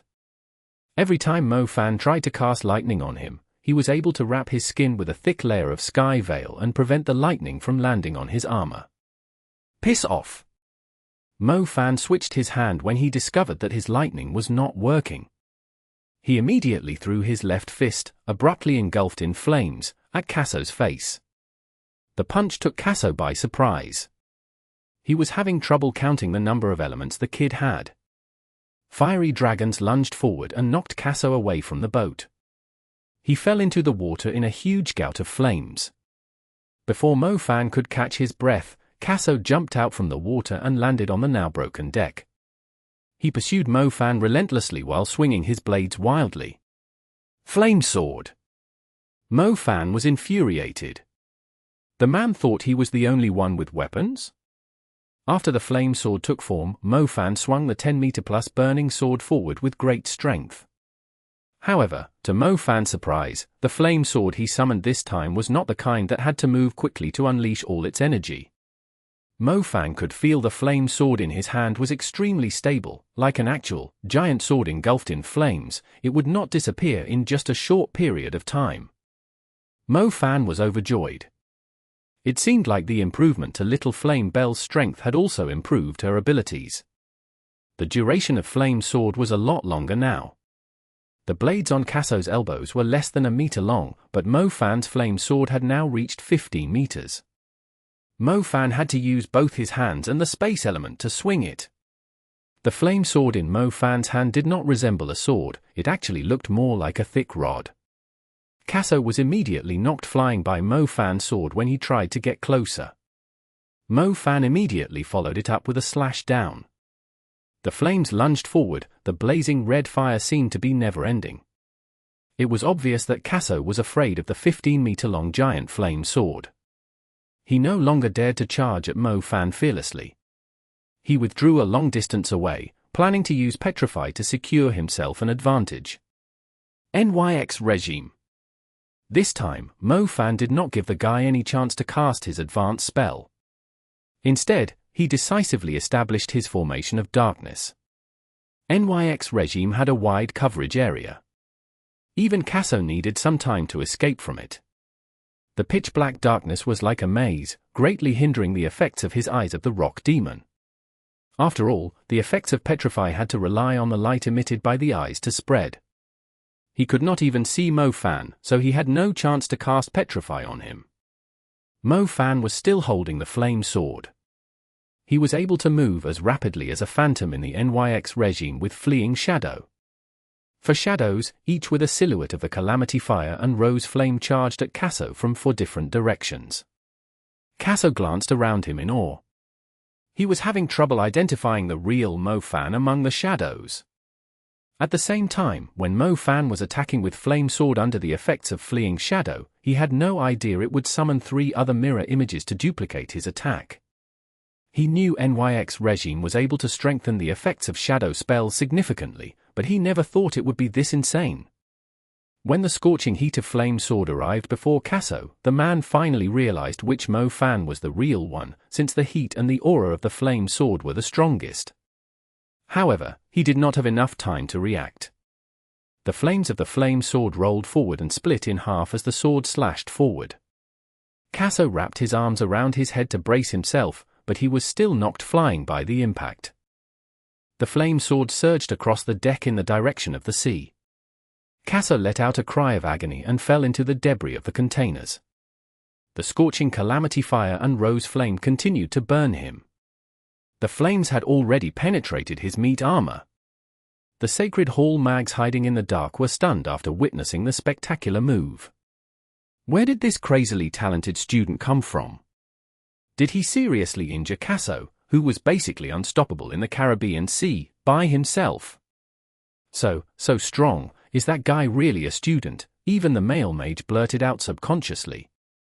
Both of them were watching the fight, waiting for the perfect opportunity to strike in order to take down Casso.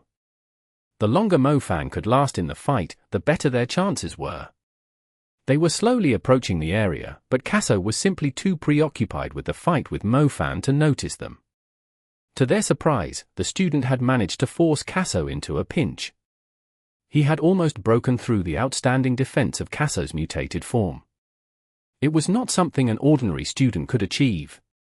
Even the Sacred Hall mags who were slightly weaker were unable to force Casso into such a pinch. "Olina, I think we can construct a light binding formation," the mage said. I think so too." When Casso is injured and blinded by his anger, the woman in the black and gold outfit agreed. Casso would not go down so easily. According to their intel, he still had not used his last element, which he treated as his final trump card. However, at the current rate, it was likely that Mo Fan could force him to use his last element. The two could easily take hold of the opportunity to lay an inescapable trap, leaving Casso no chance of escaping. How shocking! If we can actually catch Casso, this student definitely contributed the most, the mage said. He might be the captain of the Chinese team. His strength is on par with aces on our national team, Olina said.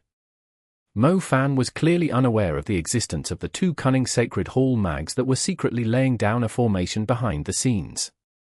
He immediately frowned when he saw Casso rising to his feet with the same formidable aura. This president of the Red Ornaments Guild is scarily strong. Even his previous attack had failed to defeat the man, meaning that he was likely going to lose the fight. Chapter 967. Who's got the most equipment? Exodus Tales. Exodus Tales. Translated by Zephazid. Edited by Aelrianth. The wind started growing from a breeze to a strong gust. Mo Fan's skin was hurting from even the slightest touch of the wind. He glanced around himself and discovered that he was surrounded by layers of an orange-yellow sandstorm. The killing sands attack was incredibly high to begin with, but it was even deadlier after it was sped up by the strong wind. Wind element. Mo Fan's heart sank. Throughout the fight, Casso had only used 2 elements. He had not shown his 3rd element at all, but now, after suffering a serious injury, he was finally willing to use all his strength. Casso's earth element and poison element were both quite outstanding. If it wasn't for the upgrade to Little Flame Belle's strength, he simply had no chance of matching Casso's strength. But now, Casso had displayed his wind element. Even Mo Fan was intimidated by the seemingly calm yet powerful wind, as if he had caught a little glimpse of a storm at sea. He could easily imagine how disastrous the storm was. The guy's strongest element isn't the earth element, nor was it the poison element. It's the wind element. You are barely a worthy opponent for me, but too bad it's coming to an end, since I have had enough fun today. A grin slowly surfaced on Casso's stiff flesh. Casso suddenly vanished into thin air. Mo Fan was shocked. He immediately cast Space Rhythm, Time Stasis to slow everything down. However, even in the space under the effects of the Time Stasis, Mo Fan could only see a blurred shadow. I'm eager to see how thick your armor is. Casso's voice suddenly appeared beside Mo Fan. Mo Fan could not react in time. Casso grabbed Mo Fan's throat in his muscular arms. Casso's strength was shocking. Mo Fan felt like his throat was being held by a monstrous titan. He was having trouble breaking free from it. While it was happening, Mo Fan saw a pair of giant wings made of orange-yellow wind appearing on Casso's back. The wings were mixed with wind and sand. They sounded like a helicopter when they were beating rapidly. Casso grabbed Mo Fan and soared into the sky. The sky veil and tornado stuck closely to his feet, propelling him over 300 meters into the sky. The clouds were right above their heads. Mo Fan could see all of Whitehead City from his current height. Casso's strength was not enough to snap Mo Fan's neck while he was wearing the black snake armor. He treated Mo Fan like a stone and hurled him at the ground. Mo Fan did not have the ability to fly. As he was falling, he saw a giant rock less than 30 meters above him falling at the same speed. The side of the rock that was pointing at him was sharp, and the other end was flat. Casso was standing on the flat end and stomping his feet on the rock to speed it up and further increase its momentum. The sharp end struck Mo Fan while he was still in the air. The pain was still bearable since he was still falling in the air. However, Mo Fan clearly knew that his body would be smashed to pieces when he landed on the ground with the rock pressing down on him. The wind howled in his ears. He was falling too quickly. He would most likely fall to his death even without the rock pressing down on him. Ha ha ha ha, ha ha ha. Casso stood on the falling rock. He held his arms and burst out laughing. It was time to bury this arrogant kid. Mo Fan. Zhao Manyang raised his head and was shocked to see Mo Fan falling through the air at a terrifying pace with a pointy rock pressing down on him. The boulder-sized rock was going to plunge Mo Fan into the ground. There was no way he could survive the impact. Go, protect him. Zhao Manyang clenched his teeth. A wooden clapper carved with ancient runes immediately flew into the sky. As soon as the wooden clapper appeared, it unleashed a spiraling golden light. The light swiftly transformed into a golden barrier in the shape of an enormous wooden clapper, catching Mo Fan as he fell from the sky. The golden barrier quickly surrounded Mo Fan. The rune seemed to transform into a sturdy armor. Bang! The rock plunged into the ground. Both the boats and the waters swayed wildly after the loud impact. Rocks and dirt broke off from the solid ground of the harbor. Lines of shocking cracks spread across the place, as if the whole harbor was going to break into pieces and fall into the water. Mo Fan! Jiang Xiaoshu's eyes widened as she let out a scream, staring at the pit. The impact was so strong that no one could get close to it. There was no chance Mo Fan could survive the impact on his own. Shit, he's dead. Damn it, we're so close to completing the formation. We've been too careless. Olina said with a hint of self-accusation. They should have intervened instead of being eager for a quick success. After all, the young man was only a student. There was no chance he could take on the greatest tyrant of the Caribbean Sea alone. What do we do now? Keep going, we can't let Casso escape now. Olina said firmly. The main reason why they were unwilling to show themselves was because Casso was an advanced mage with the earth and wind elements. A mage with these two elements had unmatchable speed. No one could possibly stop him if he wanted to escape. On top of that, he was daring enough to apply the poison element to his own body, turning himself into a monster. Many Sacred Hall mags had died at his hands. They initially hoped that the student would be able to take down Casso on their behalf.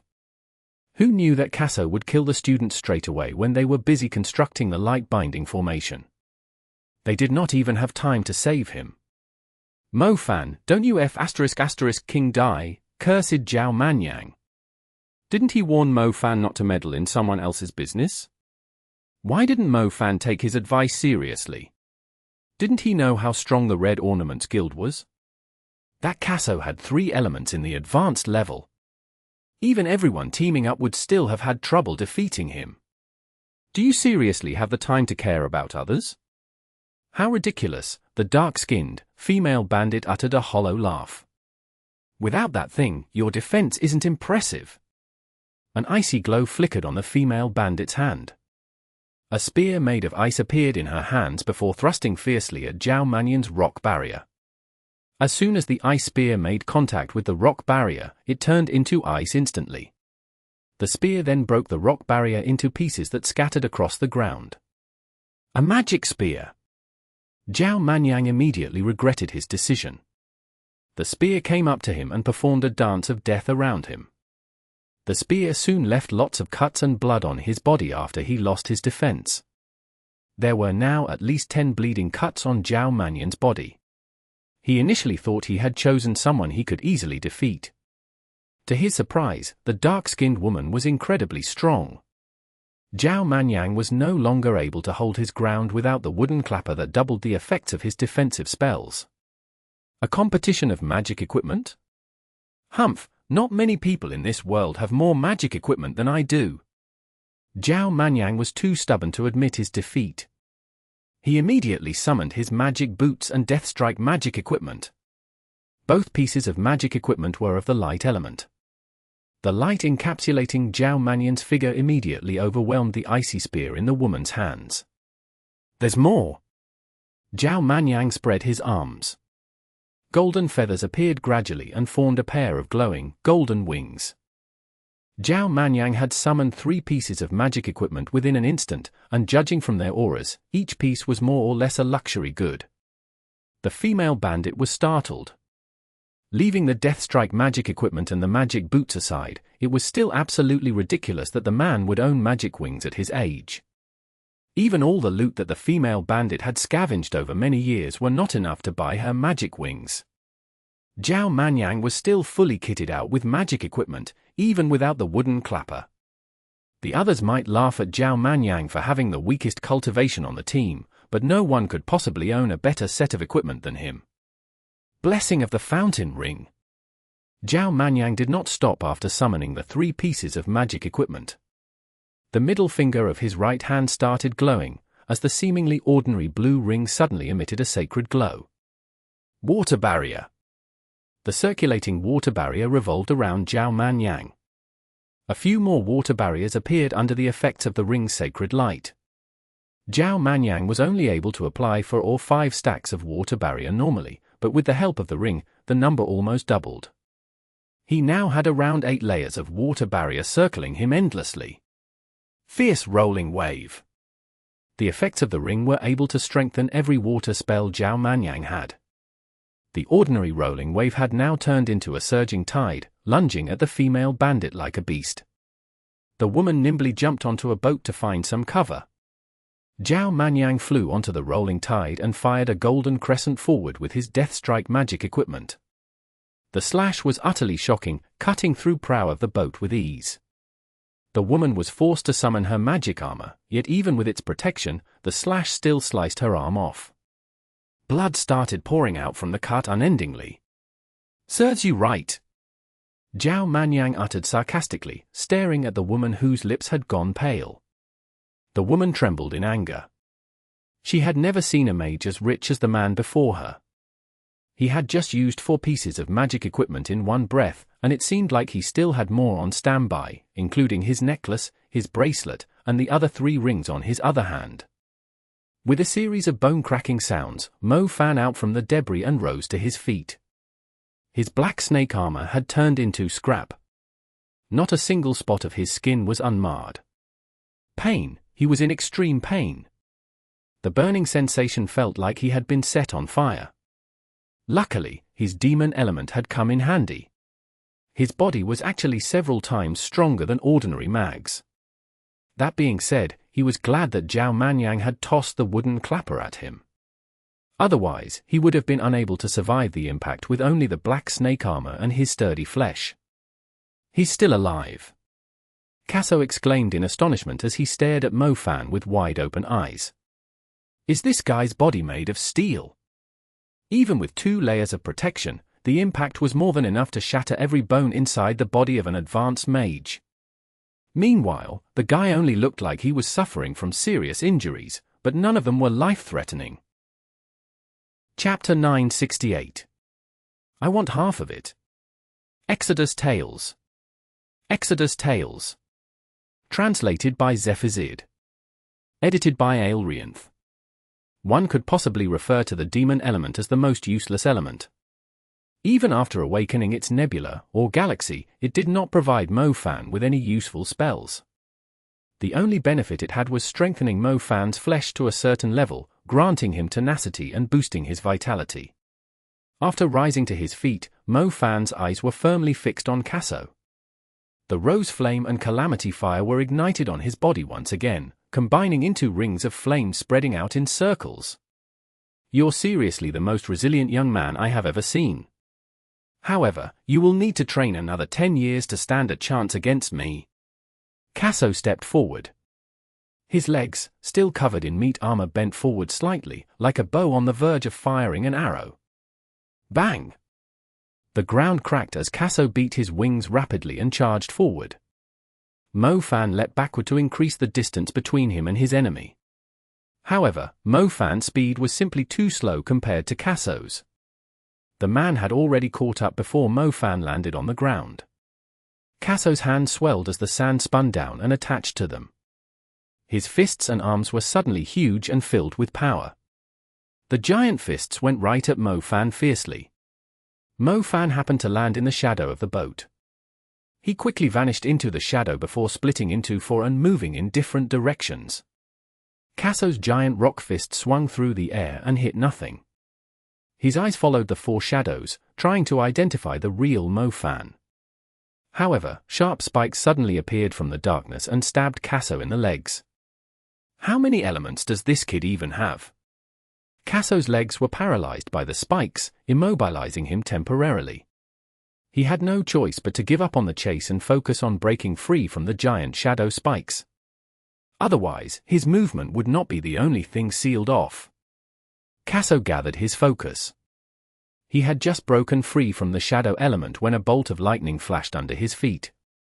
Casso backed away, but another bolt of lightning appeared. Over 10 lightning bolts appeared in a row. Casso had just broken free from the shadow spell, and his mobility was still recovering.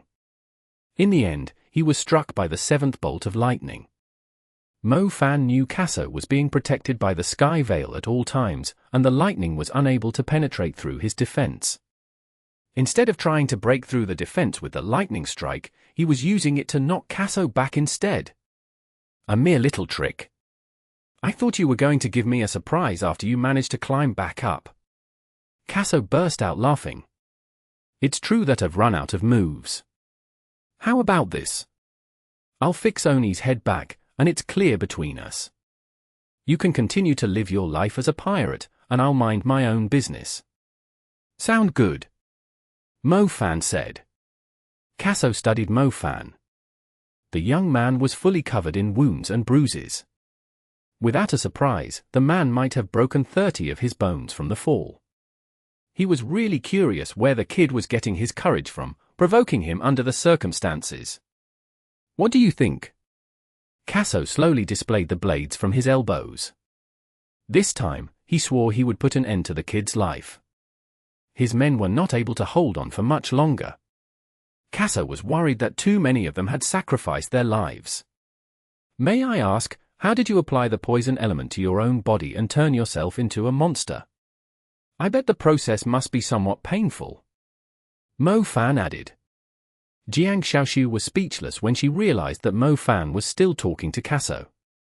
Is this guy seriously unaware of the situation? Why isn't he running away when he's almost dead? Is he waiting to be slaughtered by Casso? Just run toward Ai Jiangtu and the others. With Ai Jiangtu's strength, he should be able to hold Casso off for some time. If Mo Fan continued to force himself, he was seriously going to die.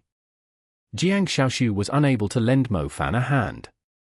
Her opponent was extremely cunning and managed to nullify her psychic spell perfectly. She was in a pinch herself, so she could not afford to help Mo Fan either. Casso did not respond. His expression turned cold. For some reason, he felt like the kid was ridiculing him.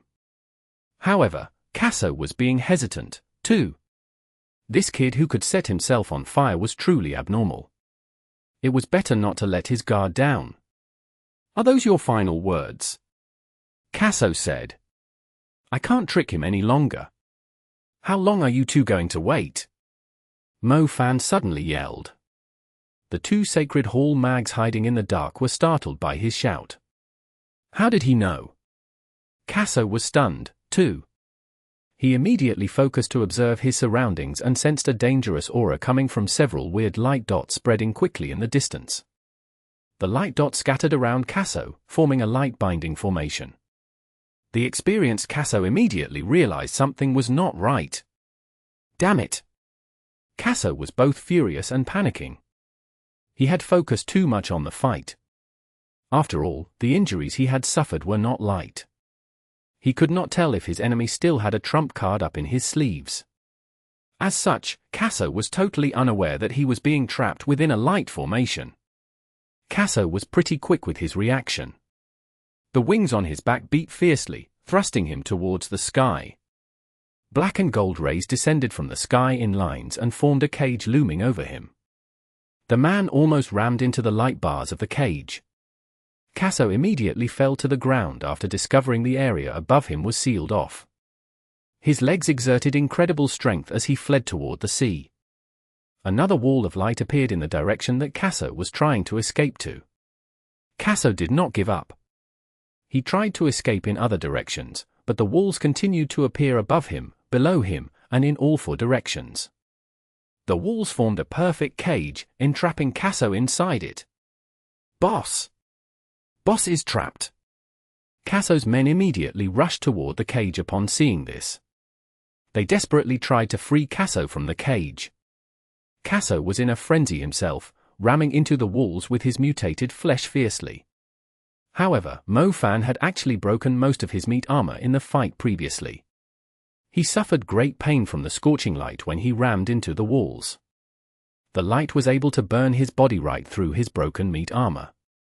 It was not something that an ordinary person could endure. Stop them, the two Sacred Hall mags yelled at the students. Mo Fan had not lost his ability to fight yet. He saw the fatty that was fighting Jiang Xiaoxiu. He quickly sliced off the prow of the boat with his will, lifted it, and hurled it at the fatty. The fatty dodged the incoming prow in a panic, suddenly covered in cold sweat. However, as soon as he lost focus, Jiang Xiaoxiu took hold of the opportunity to infiltrate his mind with mind control. The fatty struggled for a moment, but failed to escape from Jiang Xiaoxiu's power. He promptly became the greatest hindrance to the members of the Red Ornaments Guild trying to get close to Casso. Damn it, damn it, damn it! Casso roared frantically inside the cage. His eyes were covered in bloody streaks as he glared at Mo Fan.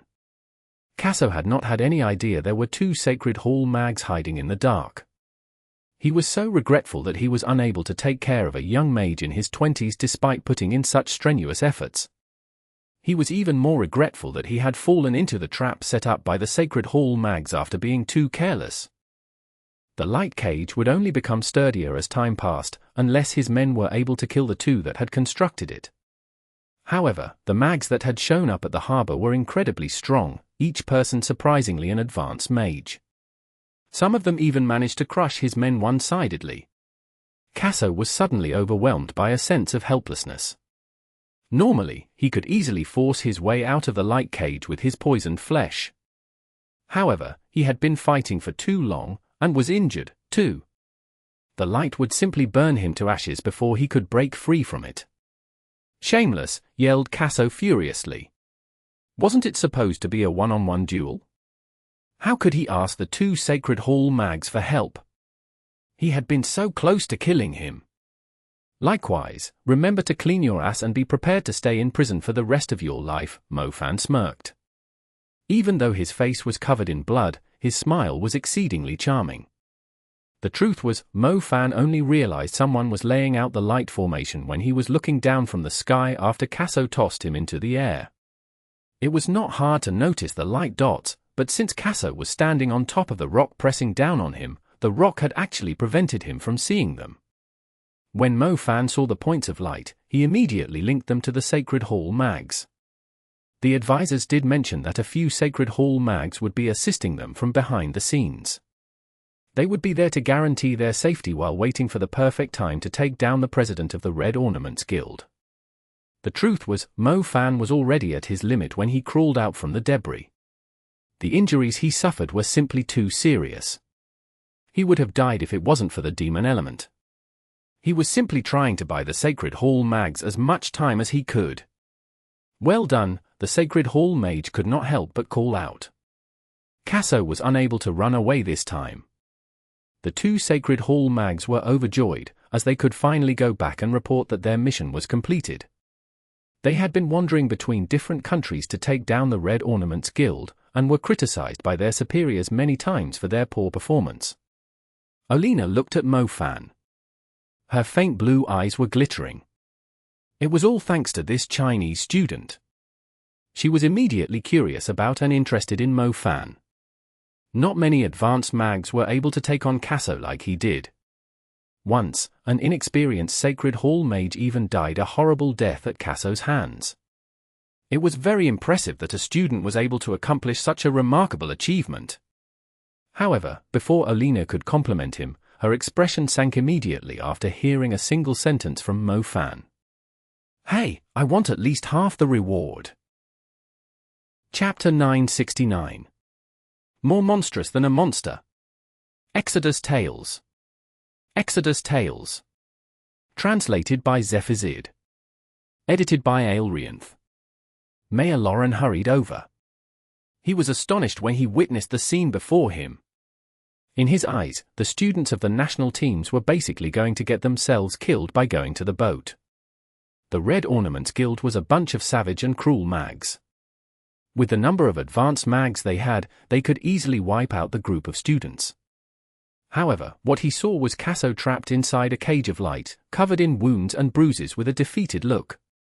The Casso he knew was always holding his head up and conceited. Even the government army did not dare to meddle in his business. But now, Casso was a miserable prisoner. "Mayor Lauren, you have made the stupidest decision in your whole life. Listen to this." Olina turned on the recording pen. The recording pen played a conversation between Casso and his subordinate. Casso unashamedly admitted that he had no intention of taking care of the sea monsters. He would leave immediately after stealing all their money. Mayor Lauren was stunned. The truth was, he did think of it as a possibility, but he had no other way of dealing with the sea monsters when the season arrived. Working with them is only going to make things worse. Casualties are going to be inestimable. Mayor Lauren, I hope you will reflect on this. The sea monsters are scary, but I believe if the whole city stands together and put in some effort, it's still possible to drive the sea monsters away. However, once you cooperated with these bandits, no one in the city will ever trust you again. When these cowardly bandits ran away, the ones that would suffer are still your people. Olina told Lauren seriously. Mayor Lauren let out a long sigh. As a matter of fact, the situation was not totally bad news to him. Mayor Lauren was not only worried about the sea monsters, he was afraid that the Red Ornaments Guild would stir up trouble while the city was under attack by the sea monsters. He did not have enough men to deal with the sea monsters and the Red Ornaments Guild simultaneously. Now that the leader of the Red Ornaments Guild had been arrested, even though a few members of the Red Ornaments Guild had escaped, they were most likely lost and leaderless. meaning that the city could focus on the sea monsters. I know what I should do. I will give the order and take out the remaining members of the Red Ornaments Guild to serve the people justice, said Lauren. Olena nodded. She had investigated the matter and found out that Lauren was indeed forced to compromise due to the circumstances. He was sincerely concerned about the well-being of the city. In such an undeveloped country, they could not just find someone else to replace him as mayor. Lauren would retain his position as long as he did not end up like the Red Ornaments Guild. Don't worry, the Sacred Hall of Liberty will provide assistance. We will send interns here to fend off the sea monsters at times. Now that the Red Ornaments Guild's president has been arrested, I believe many hunters are willing to come and hunt down the remaining members of the Red Ornaments Guild. They will be willing to fight the sea monsters, Olena told him. The news about the leader of the Red Ornaments Guild being caught spread fairly quickly. It was absolutely shocking to the other countries in the Caribbean. As soon as their leader was caught, the members of the Red Ornaments Guild immediately suffered the consequences. Countless hunters set out to arrest them in exchange for the bounties on their heads. The operation was scarily efficient. The government did not need to do much, they simply sealed off the important escape routes, and the members of the Red Ornaments Guild had nowhere to run to. The villagers of Sweetgrass Village returned to their home. They had also received the shocking news. The chief and the little girl Jenny burst into tears. The timid villagers who were waiting to be dominated by the bandits were dumbfounded, too. They finally cried out in joy after a long time. The young man from the east had really defeated the Red Ornaments Guild. He managed to take down the malignant tumor that had been robbing over the Caribbean for so many years. It was unbelievable. They wanted to express their gratitude to Mo Fan, but unfortunately, Mo Fan was not willing to come back to receive their gratitude. The villagers who once said unpleasant words to Mo Fan felt guilty and ashamed. It was lucky that Jenny went up and asked the young man for help. Otherwise, they would have lost their chance to become free. Without the Red Ornaments Guild around, they could easily manage Sweetgrass Village and earn enough money to hire mercenaries to protect the village. Even without the support from the government, they would be able to protect themselves, and even contribute by taking out the sea monsters. The Red Ornaments Guild was a great threat to the whole city. The surrounding towns and villages suffered from extreme poverty. It was the main reason why they were helpless against the sea monsters. Once their economy recovered, they would no longer be afraid of the sea monsters. Everyone could contribute to hiring more mags. Mayor Lauren had not predicted this outcome. Ever since he was put in charge of the city, he had lived in fear of the Red Ornaments Guild. The government was more like a puppet that was forced to act according to the Red Ornaments Guild's mood. It was just as Olena had said, the sea monsters were not as scary as they had imagined. With everyone working together, they would surely overcome the difficulty. Meanwhile, Mo Fan was extremely unhappy about one thing: he was unable to share the bounty since it was the Sacred Hall mags that had arrested Casso. As for his reward, Olena personally wrote a letter to the International Magic Association and explained the situation in detail. After the report, the Chinese team stood out among the three national teams. The Dark Noble Mantle was allocated to Mo Fan, while the others were given some other rewards. The Japanese team was frustrated. They initially had the greatest chance of winning by having the intel, but they did not expect it to end up like this. They were obviously not convinced of the result. However, it did not matter what they felt. The initial plan only asked the three national teams to weaken the Red Ornaments Guild by taking out some of their members. They never thought the students would be able to uproot the entire organization, since that involved taking down their leader, Casso. The magic associations were well aware of how tough the guy was. To their surprise, they ended up arresting Casso and helping the Sacred Hall mags to accomplish their mission, returning peace to the Caribbean Sea. It was obviously a lot better than what they had hoped for. How could the Chinese team not grab the limelight among the national teams? The Dark Noble Mantle arrived when the team reached Mexico. Mo Fan was fairly excited about it. It was said that a forbidden mage used the piece of magic equipment when he was younger. It must be something precious. After crossing the Caribbean Sea, the vast land of North America opened up to the team. Their view extended to a gradually sinking arc to the horizon, like they were looking at completely flat waters. The only difference was, the majority of the land in South America was dark brown.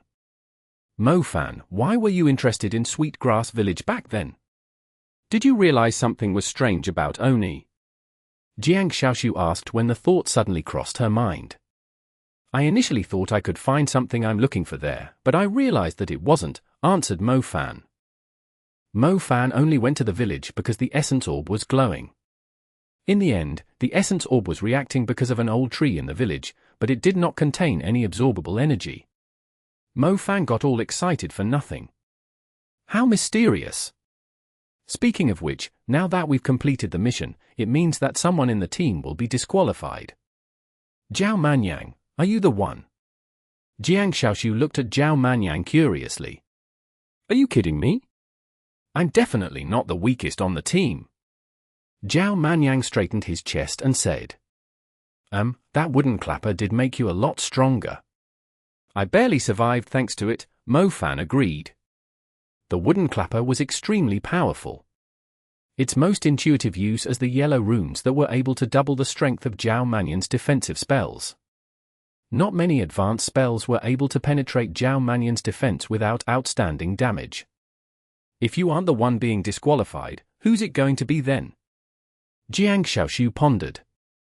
See, someone is panicking more than me, Zhao Manyang said, smiling and looking at Li Kaifeng not far ahead of them. Him?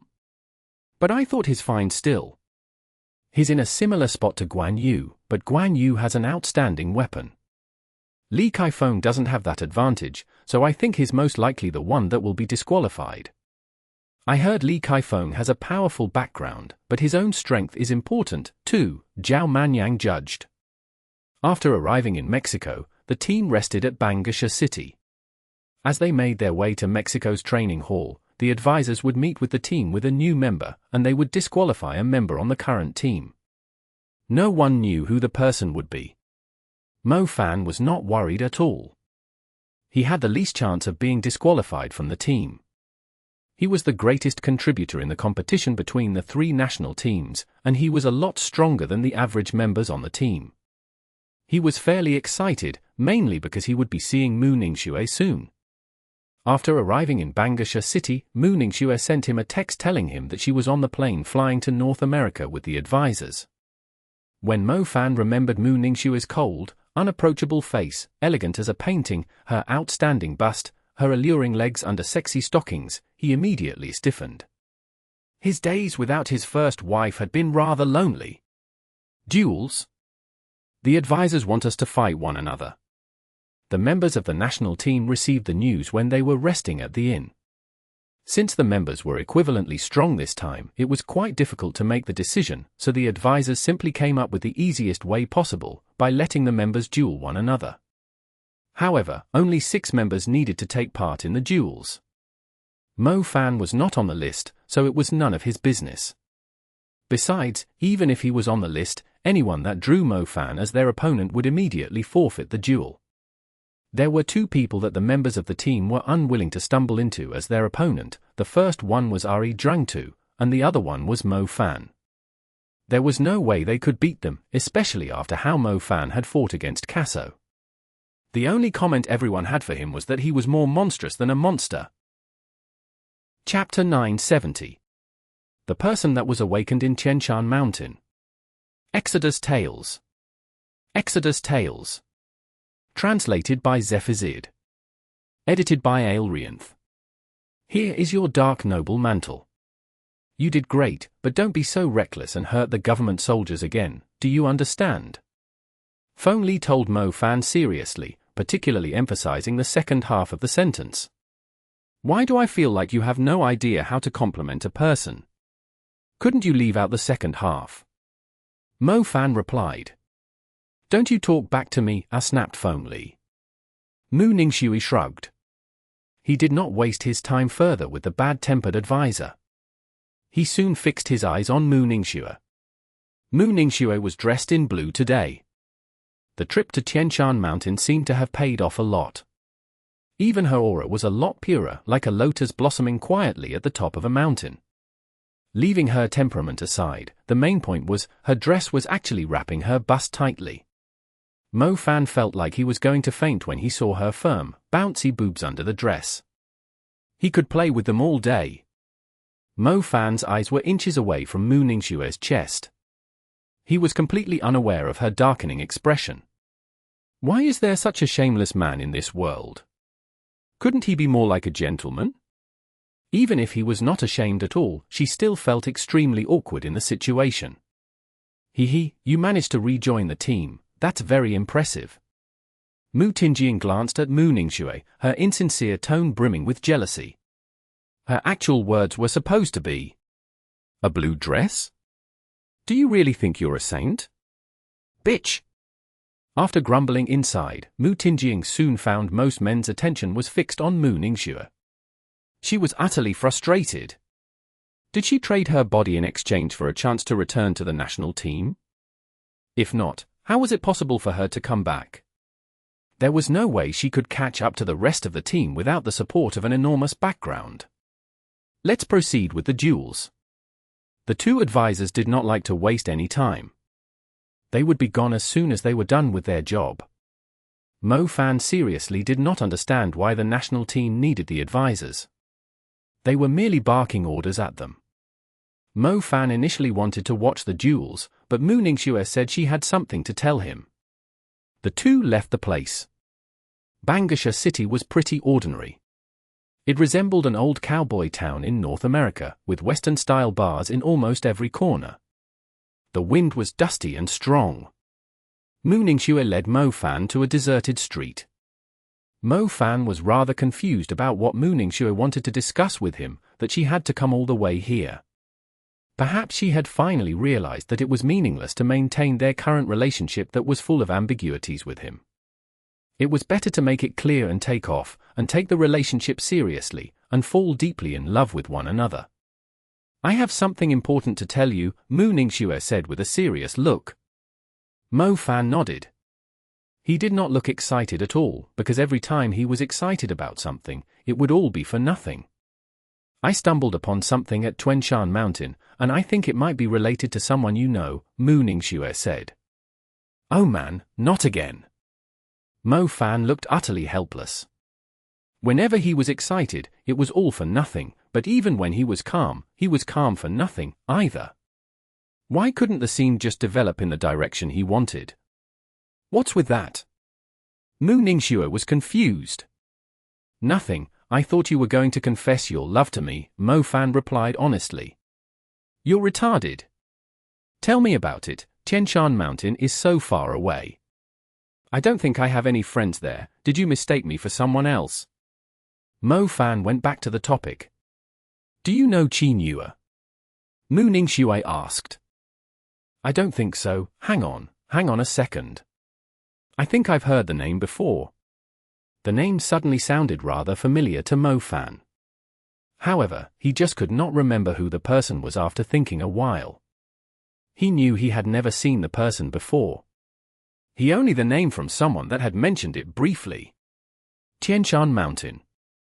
Qin Yue, I remember now, I heard the name from Zhong Xiaohu before. Mo Fan finally remembered. Zhong Xiaohu once mentioned that Shen Kong had a knot in his heart. He once entered the chasm of Tianshan Mountain when he was young, and the woman he loved ended up being trapped inside the chasm. Even after many years, he was unable to rescue her from the chasm. He did not even know if she was still alive. Boss Shen Kong trained extremely hard. He promised to go back to the chasm at Tianshan Mountain once he achieved the super level and take her out of there, whether she was alive or dead, Mo Fan remembered Zhong Xiaohu saying. Mo Fan was quite touched back then, as he only heard it after Shen Kong had died. Mo Fan remembered he had mixed feelings when he learned that his instructor did not fulfill his last wish. Someone was still waiting for him on Tianshan Mountain. When he decided to sacrifice his life and let the black armor consume him, he was surely thinking of Qin Yue. As such, Mo Fan had decided that if he ever managed to achieve the super level, he would visit the chasm in Tianshan Mountain and find the frozen Qin Yue inside there, as his way of paying respects to Chief Military Instructor Shen Kong. "How did you learn the name?" Mo Fan asked. She told me herself, replied Mu Ningxue. She told you? She's alive. Mo Fan blinked at Mu Ningxue in shock. Mu Ningxue nodded and said, she spent some time with me in the town below Tianshan mountain. Her memories were stuck in the past, from around 10 years ago. She was surprised that 10 years had passed since she had been frozen in the ice. How did she wake up? Did someone save her? Mo Fan asked hurriedly. Mo Fan was incredibly excited at the news. Zhong Kong had sacrificed his own life in the calamity of the ancient capital, saving millions of lives. He even let the armor take over his body just so he could use his remaining will to command the army of undead to retreat. Back then, even after Mo Fan had transformed into a demon, he barely stood a chance against the mountain zombie, even after it was already injured after fighting against many super mags. The person that had saved the ancient capital was actually Zhong Kong, but only a few people knew the truth. Mo Fan's respect for Zhong Kong could not be described with words. He was determined to fulfill Zhong Kong's last wish. He had kept it deep inside his heart while waiting to grow stronger. However, Qin Yue had woken up, coming out from the chasm by Tianshan mountain on her own. What happened? Asked Mo Fan. Qin Yue said that someone saved her, but she didn't know who the person was. She only remembered seeing someone's blurred back from the reflection on the broken ice. The person was wearing black armor, and had an otherworldly presence. That's all she could remember, Mu Ningxue said. Black armor, Mo Fan gasped. Could it be him? But how is that possible? According to Zhong Xiaoho's description of the situation at the Blood Emperor throne, the black armor most likely hosted the ancient king's soul. It would soon infiltrate the consciousness of the person whose body it took over. The person able to control the kingdom of undead that had almost razed the ancient capital to the ground was probably just a trapped soul inside Zhong Kong's body. It was impossible that it still had Zhong Kong's consciousness inside. Mo Fan once exchanged glances with the man standing on the mountain zombie. His eyes, his expression, his presence all implied that he was a total stranger to Mo Fan. Even though the dried face with cracks looked exactly like Zhong Kong, it was impossible that he was still the same person. Mu Ningxue saw the tremendous change in Mo Fan's expression and immediately realized that the truth was a lot more complicated than she knew. She immediately pursued the matter in a serious voice.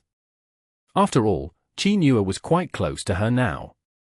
They had spent a long time together at Tianshan mountain. Qin Yue was determined to find the person that had saved her, so Mu Ningxue was following her around as she trained on Tianshan mountain. Do you know the person with the black armor? Person? I don't think he's still human. He's an emperor from 2,000 years ago, the inventor of the undead element, the only person that could live for eternity. Mo Fan was quite confident that the person who saved Qin Yue was the dead emperor. Dead Emperor was the name that Han Ji and the others had given to the current ruler of the undead. With the Dead Emperor's control over the undead, they had been behaving quite well recently. They were only active in their tombs and their underground palace. Mu Ningxue studied Mo Fan. She felt like Mo Fan was talking about something unrealistic. It all happens during the calamity of the ancient capital. Mo Fan explained what had happened in the Dark Abyss during the calamity of the ancient capital to Mu Ningxue in detail. Many things that had happened during the calamity were unbelievable and shocking, be it the 8 undead rulers attacking the city, the imperial tomb hidden in the Dark Abyss, or the space shifting of the Dark Abyss. Anyone would find it hard to believe when hearing about it for the first time. Mu Ningxue was the kind of person who was collected most of the time. However, after hearing Mo Fan's story, her mouth remained open for quite a long time. Her wide eyes showed her astonishment after hearing the details. I'm finally starting to believe that you're the hero of the ancient capital's calamity, Mu Ningxue said. Mo Fan was able to explain everything in so much detail only because he had experienced it all himself. There was no way he could make it all up. Zhong Kong is the real hero. He was Qin Yue's lover before she was frozen in the ice. Mo Fan smiled wryly. Mo Fan could not afford to joke about the matter. As a matter of fact, Mo Fan seriously hoped that the person in the black armor was still Zhong Kong. However, he was now with the undead. His eyes no longer belonged to the human world. If the god of death was real, he was most likely the one. So it was him who saved the ancient capital, the commander of our Bo City, Zhong Kong. Mu Ningxue was astounded. She did remember Zhong Kong. Without him protecting Bo City, the city would simply have become a dead land during the Calamity. Qin Yue did mention Zhong Kong many times, but Mu Ningxue never knew that Zhong Kong was already dead, nor did she know the things that he did in the ancient capital. Mu Ningxue already felt tears in her eyes after hearing Mo Fan's words. Not only was she extremely respectful of Zhong Kong, she strongly felt the bond between Qin Yue and Zhong Kong when she spent time with the woman. It felt like the woman would go meet Zhong Kong straight away after she expressed her gratitude to the man that had saved her life, and share her joy with Zhong Kong after finally uniting with him after 10 years. However, it seemed like Qin Yue was doomed to wash her face in tears when all her anticipation turned into despair, as Zhong Kong had already died from the black armor of death during the calamity of the ancient capital. Chapter 971. Blue Blood Bizarre Magic. Exodus Tales. Exodus Tales. Translated by Zephizid. Edited by Aelrianth. When they returned to the place where the duels were taking place, Mo Fan learned that the outcome had been decided. However, there was something wrong about the atmosphere. It seems like something has happened. Mo Fan went closer and saw Jiang Yu was injured, then glanced at Li Kaifeng, who was suffering serious injuries on the dueling ground. The duels were fiercer than he had thought. Jiang Yu had a few deep cuts on his body. Blood continued to pour out. He was swaying back and forth, as if he was going to fall to the ground at any second. Li Kaifeng was in a worse state. He had lost his right arm. It was lying far away in the dust. Meow! Night Rakshas's triangular yellow eyes were glaring at Li Kaifeng. Her pitch-black fur was standing upright, while her voice was extremely chilly. It was obvious that the Night Rakshasa was extremely furious. It was even displaying a strong murderous intent at Li Kaifeng. Jiang Yu, ask her to stop, Feng Li said sternly. The Night Rakshasa did not listen to advisor Feng Li's order. Her claws were stained with blood from Li Kaifeng's arm. For some reason, Li Kaifeng had totally infuriated the Night Rakshasa. She was aiming her attack at Li Kaifeng's neck. Li Kaifeng was already at his limit. Mo Fan was extremely shocked. What reason could have provoked Jiang Yu's Night Rakshasa to kill Li Kaifeng? Come back! Jiang Yu clenched his teeth and gave the Night Rakshasa the order with a pale face. The Night Rakshasa did not listen. Her speed was shocking, and her movement was unpredictable, as if she could walk in the air. Just as the Night Rakshasa had almost reached Li Kaifeng, several giant shadow spikes suddenly appeared around her and formed a binding formation, immobilizing the speedy creature. The Night Rakshasa was a darkness creature. Normally, the giant shadow spikes were ineffective against it. However, the Night Rakshasa suddenly stopped in the air. Her claws were less than 30 centimeters away from Li Kaifeng. Li Kaifeng was frozen in his spot. He could feel the death directed at his neck. Jiang Yu glanced at Feng Li in silence. He immediately opened up his contracted space and withdrew the Night Rakshasa into it. The Night Rakshasa was unwilling to go back, and let out a furious cry. I'll spare your life for now, but this isn't the end. Jiang Yu held his wounds. His face was utterly cold, unlike his usual gentle expression. Li Kaifeng had lost his wits, as if he was having trouble believing the outcome. He had lost the duel, even after he had cast the forbidden spell. Nunrong Ni proceeded to treat Li Kaifeng's wounds, since they were slightly more serious. Jiang Yu walked to one side and sat down to take a rest. He took out some serums to treat his own wounds. Mo Fan was stunned. He could not picture what had happened at all. Mo Fan went over to Jiang Yu and took out some of his good serums to help Jiang Yu with his wounds. While Mo Fan was helping Jiang Yu treat his wounds, he finally realized how terrifying they were. If the cuts were any deeper, they would have torn his organs apart. Li Kaifeng was so close to killing Jiang Yu. What the hell happened? Mo Fan turned around and looked at Zhao Manyang.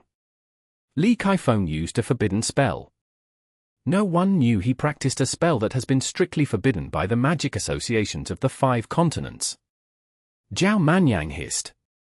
Forbidden spell. It was obvious that Mo Fan was not familiar with the term. Look at his blood, does it have a strange, blue color to it?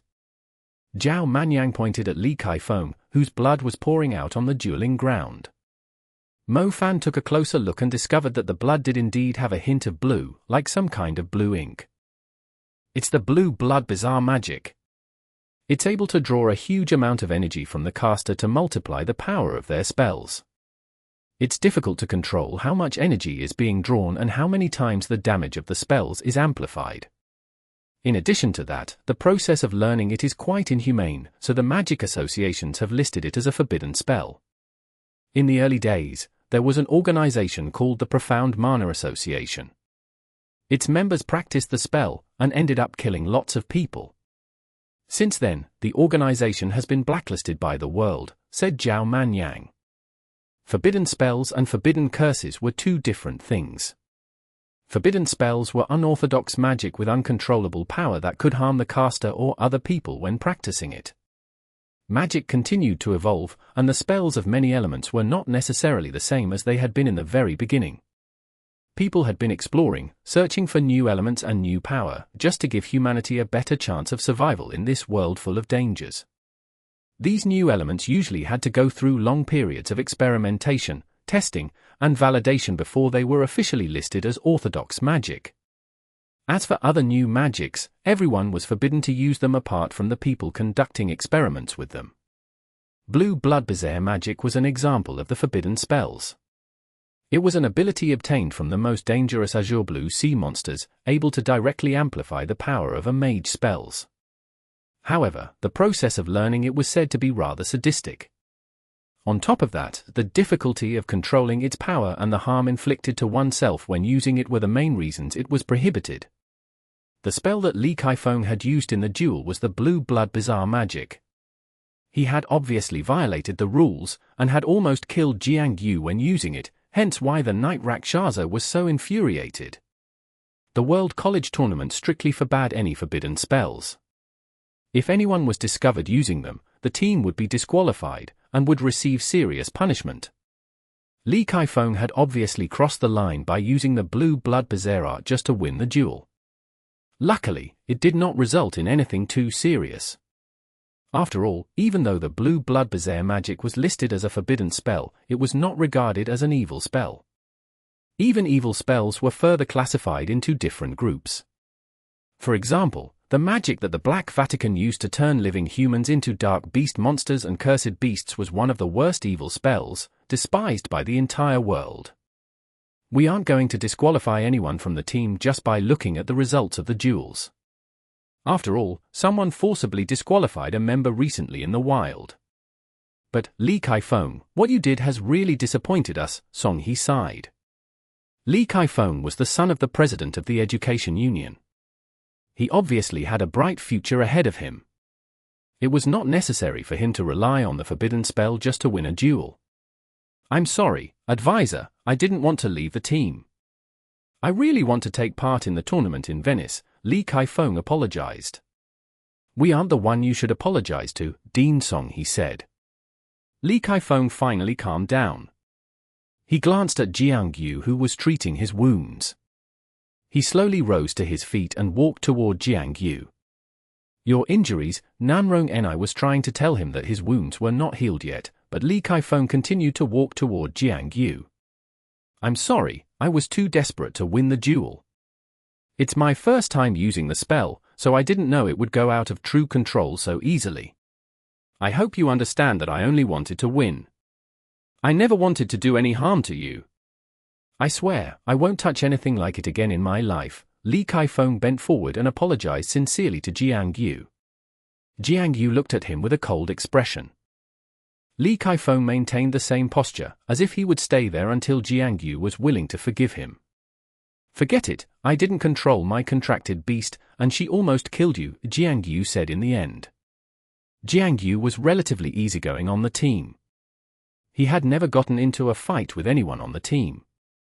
They all wanted to win and earn their reputation in Venice, so it was understandable that someone would act a bit more radically.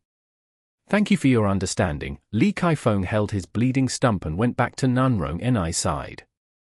The little disturbance was soon over. The advisors did not come to take anyone away. They were just bringing Mu Ningxue back to the team. The numbers on the team remained the same. The team had an empty slot when Mo Fan got rid of Lu Yilin. As such, there was no need to disqualify any of the current members. Seeing that Li Kaifeng was very sincere with his apology, the advisors only took away the resources allocated to him as a punishment instead of disqualifying him. He was allowed to stay on the team until the next adjustment. The advisors would then decide if he was worthy to stay on the team or not. Mo Fan, come over here.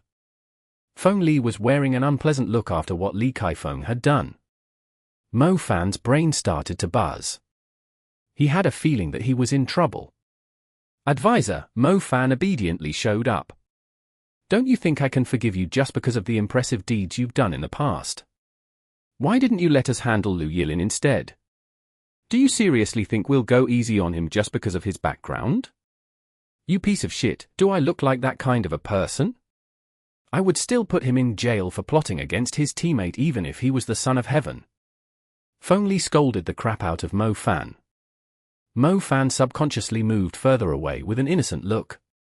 The Lu clan is already asking me to hand you over, do you understand? Snapped Feng Li. I could guess it, Mo Fan said. Don't you think it's over? Even if you have all the reasons to justify yourself, you're not allowed to kill him. Feng Li said. I didn't kill him. What you did was no different than killing him. Did you feel great? Are you proud of yourself? You undisciplined, disrespectful, lawless prick. If it was anyone else, I'd surely ask them to pack up their stuff and get the hell out of my sight. Feng Li scolded him without lowering his voice. Hee, so that means you've helped me settle it. Mo Fan smiled shamelessly. Feng Li was so pissed that he totally ran out of words. He had never seen any student like Mo Fan. How could I possibly settle it for you? I'm only doing my job as an advisor. The Lu clan won't trouble you as long as you're still a representative of the national team. However, as soon as the World College Tournament ends, they will surely get their revenge. They will still follow the rules on the surface, but you will know what they can do behind the scenes when the time comes. Feng Li said. Hee, thanks for reminding me. Mo Fan smiled again. Feng Li was left speechless. This kid. Any other student would be scared out of their wits after being scolded by him, yet this kid clearly knew he was being warned about the Lu clan's conspiracy behind the scenes.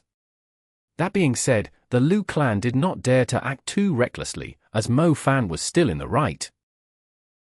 Chapter 972. Not a single loss. Exodus Tales. Exodus Tales. Translated by Zephizid. Edited by Aelrianth. The team arrived at Mexico's training hall. As a matter of fact, one could easily guess the strength of a national team by looking at the representatives of the defending team at a country's training hall. Mexico was a fairly strong team, providing some resistance when the team was trying to secure the stamp. The team still managed to secure it in the end, leading them one step closer to Venice.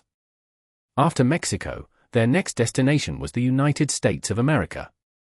The United States of America was one of the super countries. It would be a great challenge to win the stamp from the USA's training hall. One of the 5 continents' magic associations, the highest magic association of the Americas, was the Sacred Hall of Liberty located in New York City. It was truly a sacred hall of the magic civilization, and the mags in the Sacred Hall of Liberty were referred to as Sacred Hall mags, respected and admired by many people of the world. Joining the Sacred Hall of Liberty was one of their greatest ambitions for many mags. The USA Training Hall was located on Liberty Island, the same place as the Sacred Hall of Liberty. After the team successfully acquired the stamp from Mexico, everyone on the team was interested in visiting the Magic Sacred Hall and witnessing the grandeur of the most advanced magic civilization in the world. After arriving in New York, the team headed straight for the Sacred Hall of Liberty. They immediately saw the spectacular Statue of Liberty while they were standing along the shore. The sacred light, a mix of blue and golden emitted by the statue, urged them to kneel and bow before it. The aura of the statue was beyond the team's imagination. It felt like a living Greek goddess was standing there, glancing down at her people with her light of freedom and a calm, peaceful gaze. Don't tell me the whole Statue of Liberty is actually the Sacred Hall of Liberty. Mo Fan glanced at the statue of the goddess and immediately recalled the feeling he had when he saw the skyscraping snake for the first time. It was like a skyscraper in the night mist. Similarly, the statue of the goddess was about the size of a skyscraper. According to the information on hand, the Sacred Hall of Liberty was right here. The statue was the Sacred Hall of Liberty, and the inside of the statue was the magic Sacred Hall. The bottom of the statue was similar to the Oriental Pearl Tower, with tourist attractions, a museum, a gallery. The team took the lift inside the statue. After reaching a certain level, they arrived at the Hall of Mags. The Hall of Mags was located around the waist of the statue, and consisted of 7 floors in total, with all kinds of facilities. The Mags could enter different halls based on their levels. The team took different lifts in the Hall of Mags to the neck of the statue. It was where the Sacred Hall Mag stayed, the actual Sacred Hall of Liberty. The Sacred Hall of Liberty did not allow visitors. Only certain groups of people were allowed to enter. The national teams did not really have the chance to tour the Sacred Hall of Liberty. Despite that, they were quite astounded by how marvelous it was from just brief glances. It was impressive how they had turned the Statue of Liberty into a building. Only the greatest magic civilization was able to accomplish such an astounding deed. The St. Paul Cathedral in England that had existed for the longest time was regarded as the greatest magic association of the 5 continents, but the Sacred Hall of Liberty was the real boss among the 5 continental magic associations. When the Chinese team arrived on the Liberty Island, the Sacred Hall Mage Olina Rivers made deliberate time to come to receive Mo Fan at the square under the Statue of Liberty. Olina was still wearing the same black and gold outfit, with a hint of the flamboyance and aloofness of Northern Europeans. She smiled slightly when she saw Mo Fan. The student had done her a great favor. They had escorted Casso back to the Sacred Hall of Liberty to be judged and sentenced. The Sacred Hall of Liberty also complimented Olina for doing a great job.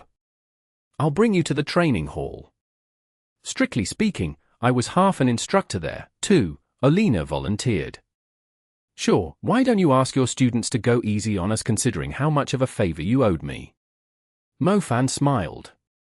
A young man with sharp eyes showed up and said disdainfully, "Humph, go easy. Are all Chinese the same?"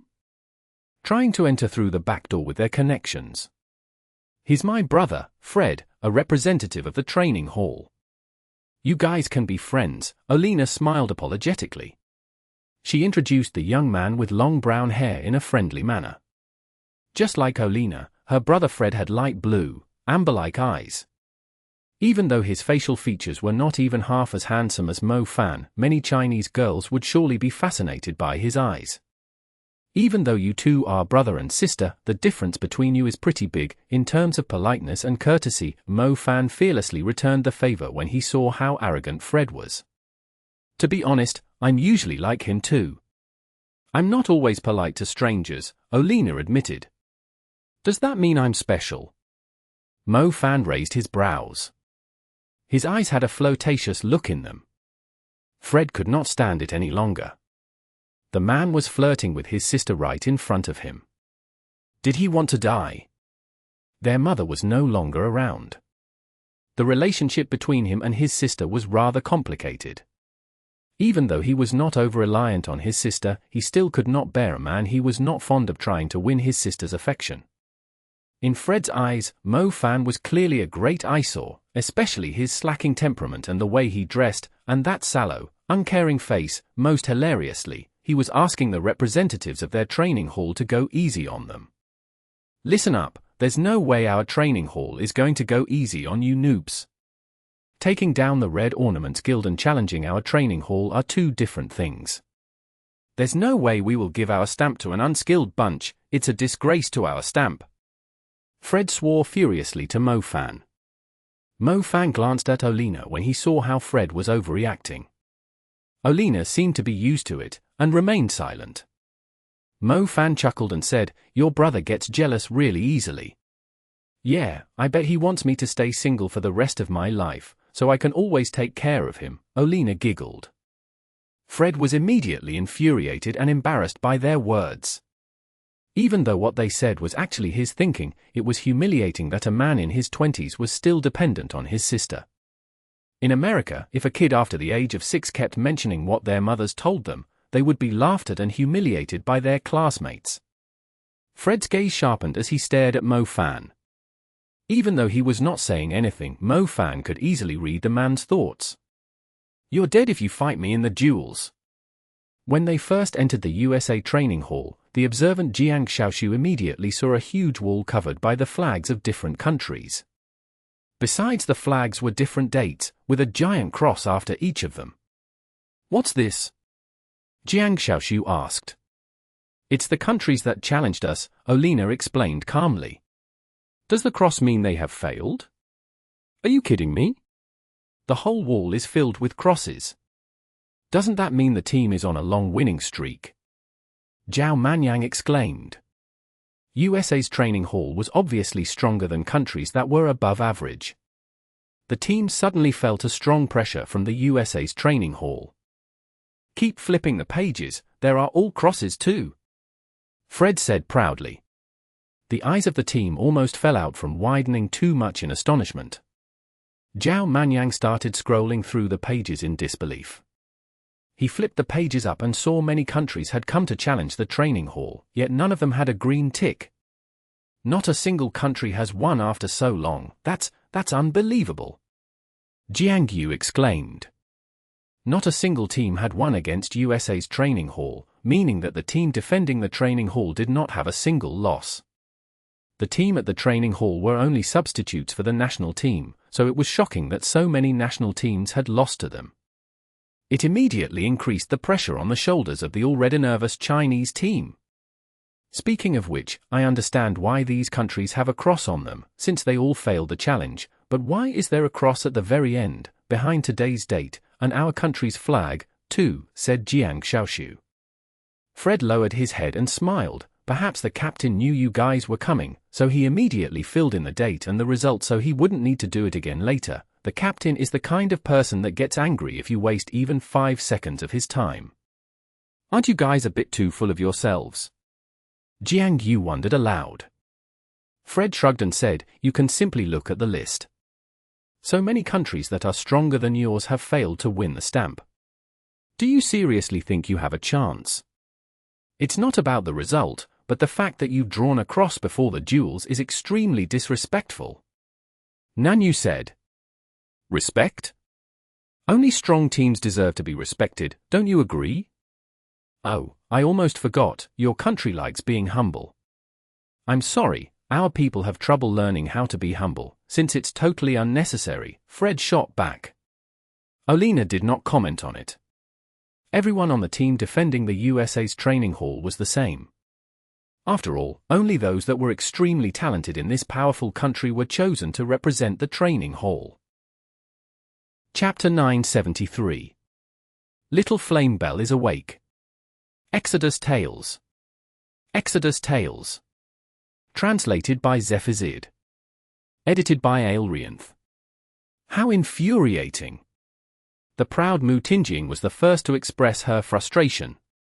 What did he mean by they didn't know how to be humble, and it was unnecessary to be humble? Was everyone on the American team so arrogant and full of themselves?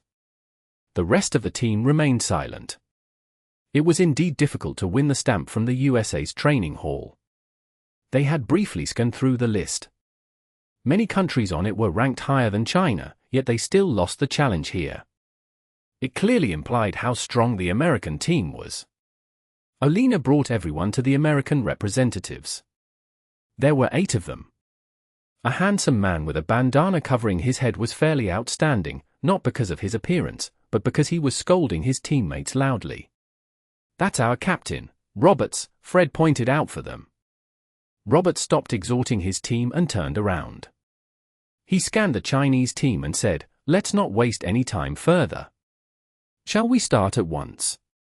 Shouldn't we decide on the rules first?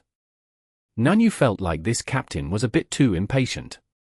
Oh, right. The usual, a single match of 5 versus 5.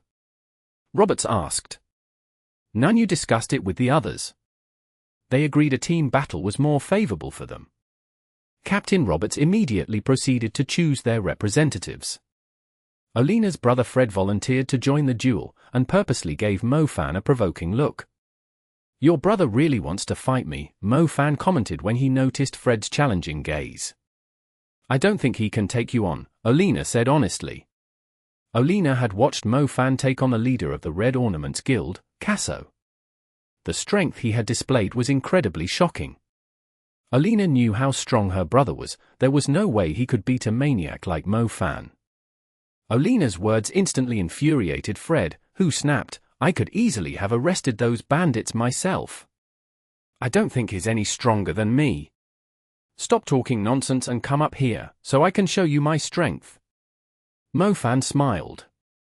He looked at Ari Drangtu, who was about to participate in the duel and said, as the captain, it's better if you don't take part in the duel. It's unwise to expose too much now.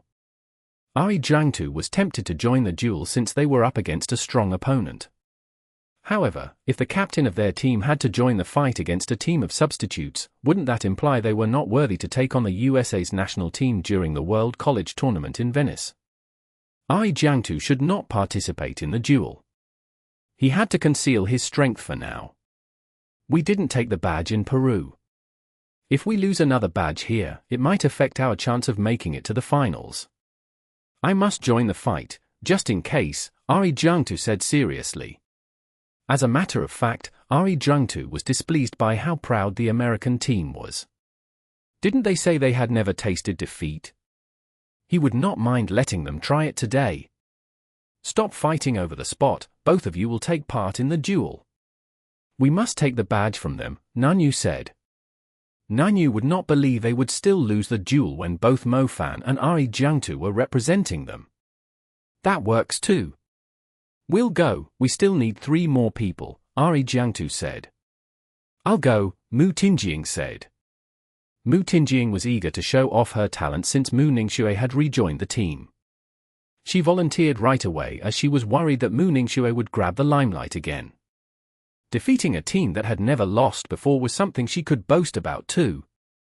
Her primary element is ice, maybe we'll need a summoner, too. Do we need more destructive spells? I don't think so, having Mo-Fan is basically enough. How about the psychic element? Jiang Xiaoshu can go. Psychic element won't be of any help. Let Nanrong Ni take the spot, her primary element is healing, secondary is plant, and third is blessing, she will come in handy in a team battle. The members discussed it and finally decided on a final formation consisting of Ari Drangtu, Mo-Fan, Jiang Yu, Mu Tingying, and Nanrong Ni. The 5 on the enemy team were the captain, Roberts, Fred, a woman with golden brown straight hair, a tall Oriental around 190 centimeters tall, and a girl in a green shirt. The 2 teams started the duel immediately without any unnecessary and over-elaborate formalities. Up on the stage, Mo-Fan noticed that the members on both teams all had stern looks on their faces. It seemed like they were treating the duel very seriously. While Mo-Fan was observing his opponents and trying to guess their elements, a familiar sound appeared in his mind. It was pleasant, like the cry of a spirit descending from the starry sky. Mo-Fan immediately checked his contracted space and discovered that little flame Belle had woken up, right on time. The lump of brown fire felt even more dangerous and mysterious. As it was spreading into the surroundings, a pair of long, elegant legs slowly stuck out from the fire. Little Flame Belle was chubby and round when she was in her youth phase, kicking and stomping with her short, tiny legs. To Mo-Fan's surprise, her legs had grown longer when she entered the adolescent phase. Her appearance totally resembled that of a young teenage girl. Either Little Flame Belle had watched too much anime, or she actually looked that way in the adolescent phase. Little Flame Belle now had 2 stalks of burning mandrakes on her head, resembling the cute appearance of a certain Japanese anime's character. The lines of her face were a lot clearer, too. Her round eyes glowed like black, shiny gems. They were extraordinarily attractive. Little Flame Belle was still engulfed in flames, but instead of the patternless, spouting flames from before, the color of the Calamity fire around her was deeper and more defined. From afar, she looked like a glamorous teenage girl in a blazing red dress. One could easily sense her sacred and otherworldly temperament, even if her flames were a lot gentler. Little Flame Belle cried out happily, as if she was asking for a hug after not seeing her daddy for many years. Not now, not now, we're in the middle of a duel. You will have a chance to show off your strength soon. Mo Fan did not let Little Flame Belle show herself. He asked her to lay low patiently. Little Flame Belle happily flew around in the contracted space when she heard there was a fight coming. She seemed to have fully mastered the ability to float in the air after reaching the adolescent phase. Her slender legs, covered in a pair of burning red stockings, did not touch the ground, but they still formed tiny flames along the ground, just like little footprints. All right, let's begin. Olina declared the start of the duel, acting as the judge. Jiang Yu was standing at the back of the team. As the summoner of the team, he desperately needed protection, just like Nunrong Ni. The more cunning mags would avoid the summoned beasts and attack the summoner instead. Jiang Yu did not summon Knight Rakshasa. He was planning to probe their opponent with his giant rock beast. Jiang Yu quickly summoned the creature. It was a rock demon covered in white granite. The enormous figure of the creature had a great impact on the people watching the duel. The creature uttered a deep groan. It stood at the very front of the team like a shield. The rock demon had an outstanding defense. The spells that the American team cast to probe the strength of the creature had no effect at all. The rock demon took them all with ease. Are you trying to amuse us by summoning the clumsy creature? Fred chuckled. Fred shoved his palm out, firing beams of icy gas at one of the limbs of the rock demon. Fred struck out continuously, firing the icy beams at different body parts of the rock demon. A rock-type creature was extremely vulnerable to the ice element. Even if their defense was strong enough to resist the penetrating ability of lightning element, they were still afraid of being frozen and turned rigid by the ice element. Before long, 2/3 of the rock demon were covered in frost. Jiang Yu had no choice but to ask the creature to withdraw temporarily. Without the rock demon blocking the path ahead, the American team immediately charged ahead to disrupt the Chinese team's formation. A battle between advanced mags was no longer a battle where two teams of mags stood on different sides and kept firing spells at one another. After gaining better control of their elements, allowing them to alter the form of their spells as they wished, some advanced mags would become experts at close combat. Jiang Yu initially planned to temporarily withdraw the rock demon, so it could rejoin the battle once the ice on it melted. However, the tall Oriental on the American team stepped forward. His muscular body was quickly covered in a layer of stone. What is he doing? Petrifying himself? Jiang Yu asked in confusion. The tall fellow on the American team soon covered his entire body in the grey-white stony substance. However, the stuff was glossy and metallic, making him look extremely formidable. Bang! The guy that petrified himself was still able to move around freely. He started sprinting and rammed into Jiang Yu's rock demon. The rock demon was basically as firm as a building, yet its thick leg was still shattered into pieces when the guy rammed into it. On the other hand, the big fellow that petrified himself was perfectly unharmed. The people watching the duel gasped upon witnessing this. The ability to harden his skin. The American representative was a close combat mage with the ability to harden his skin, just like Casso's poison-mutated flesh. As mentioned before, every advanced mage had different levels of control over their magic, allowing them to apply their spells in different ways. By applying the effects of Petrify to his skin, the man's flesh was suddenly sturdier than the rock demon. Chapter 974. Volcanic Eruption. Exodus Tales. Exodus Tales. Translated by Zephazid. Edited by Aelrianth. The huge bloke's skin was covered in stone, but in everyone's eyes, he was basically a beast covered in iron. The intermediate spells everyone cast on him did not even leave a scratch. The team immediately backed away while crying out in surprise. "Ha ha ha, that thing is like a toy to me. I will show you the real rock demon." The huge Oriental from the American team obviously had the earth element as his primary element. His eyes were now brown as he was casting the eyes of the rock demon. He went up to Ai Jiangtu and slammed his fist on the ground like a hammer. Earth spikes immediately shot out from the ground, approaching Ai Jiangtu rapidly. Ai Jiangtu nimbly dodged to the side. However, the huge fellow tore a huge chasm along the ground before Ai Jiangtu could stabilize himself. The huge Oriental American charged fiercely into the group of 5 and instantly disrupted their formation. As soon as their formation crumbled, destructive spells came pouring down on them. This time, the American team had cast an advanced spell. The sky above was covered by a burning cloud, out of which a fireball with a diameter over 15 meters started falling. A fireball with a diameter of 15 meters was basically like a meteorite sweeping across the sky.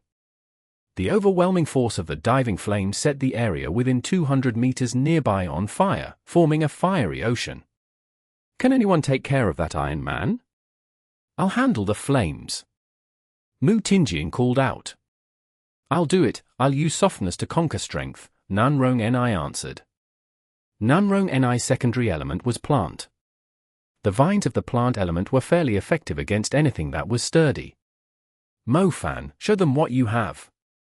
Don't let them think that we don't have any firepower," Jiang Yu said.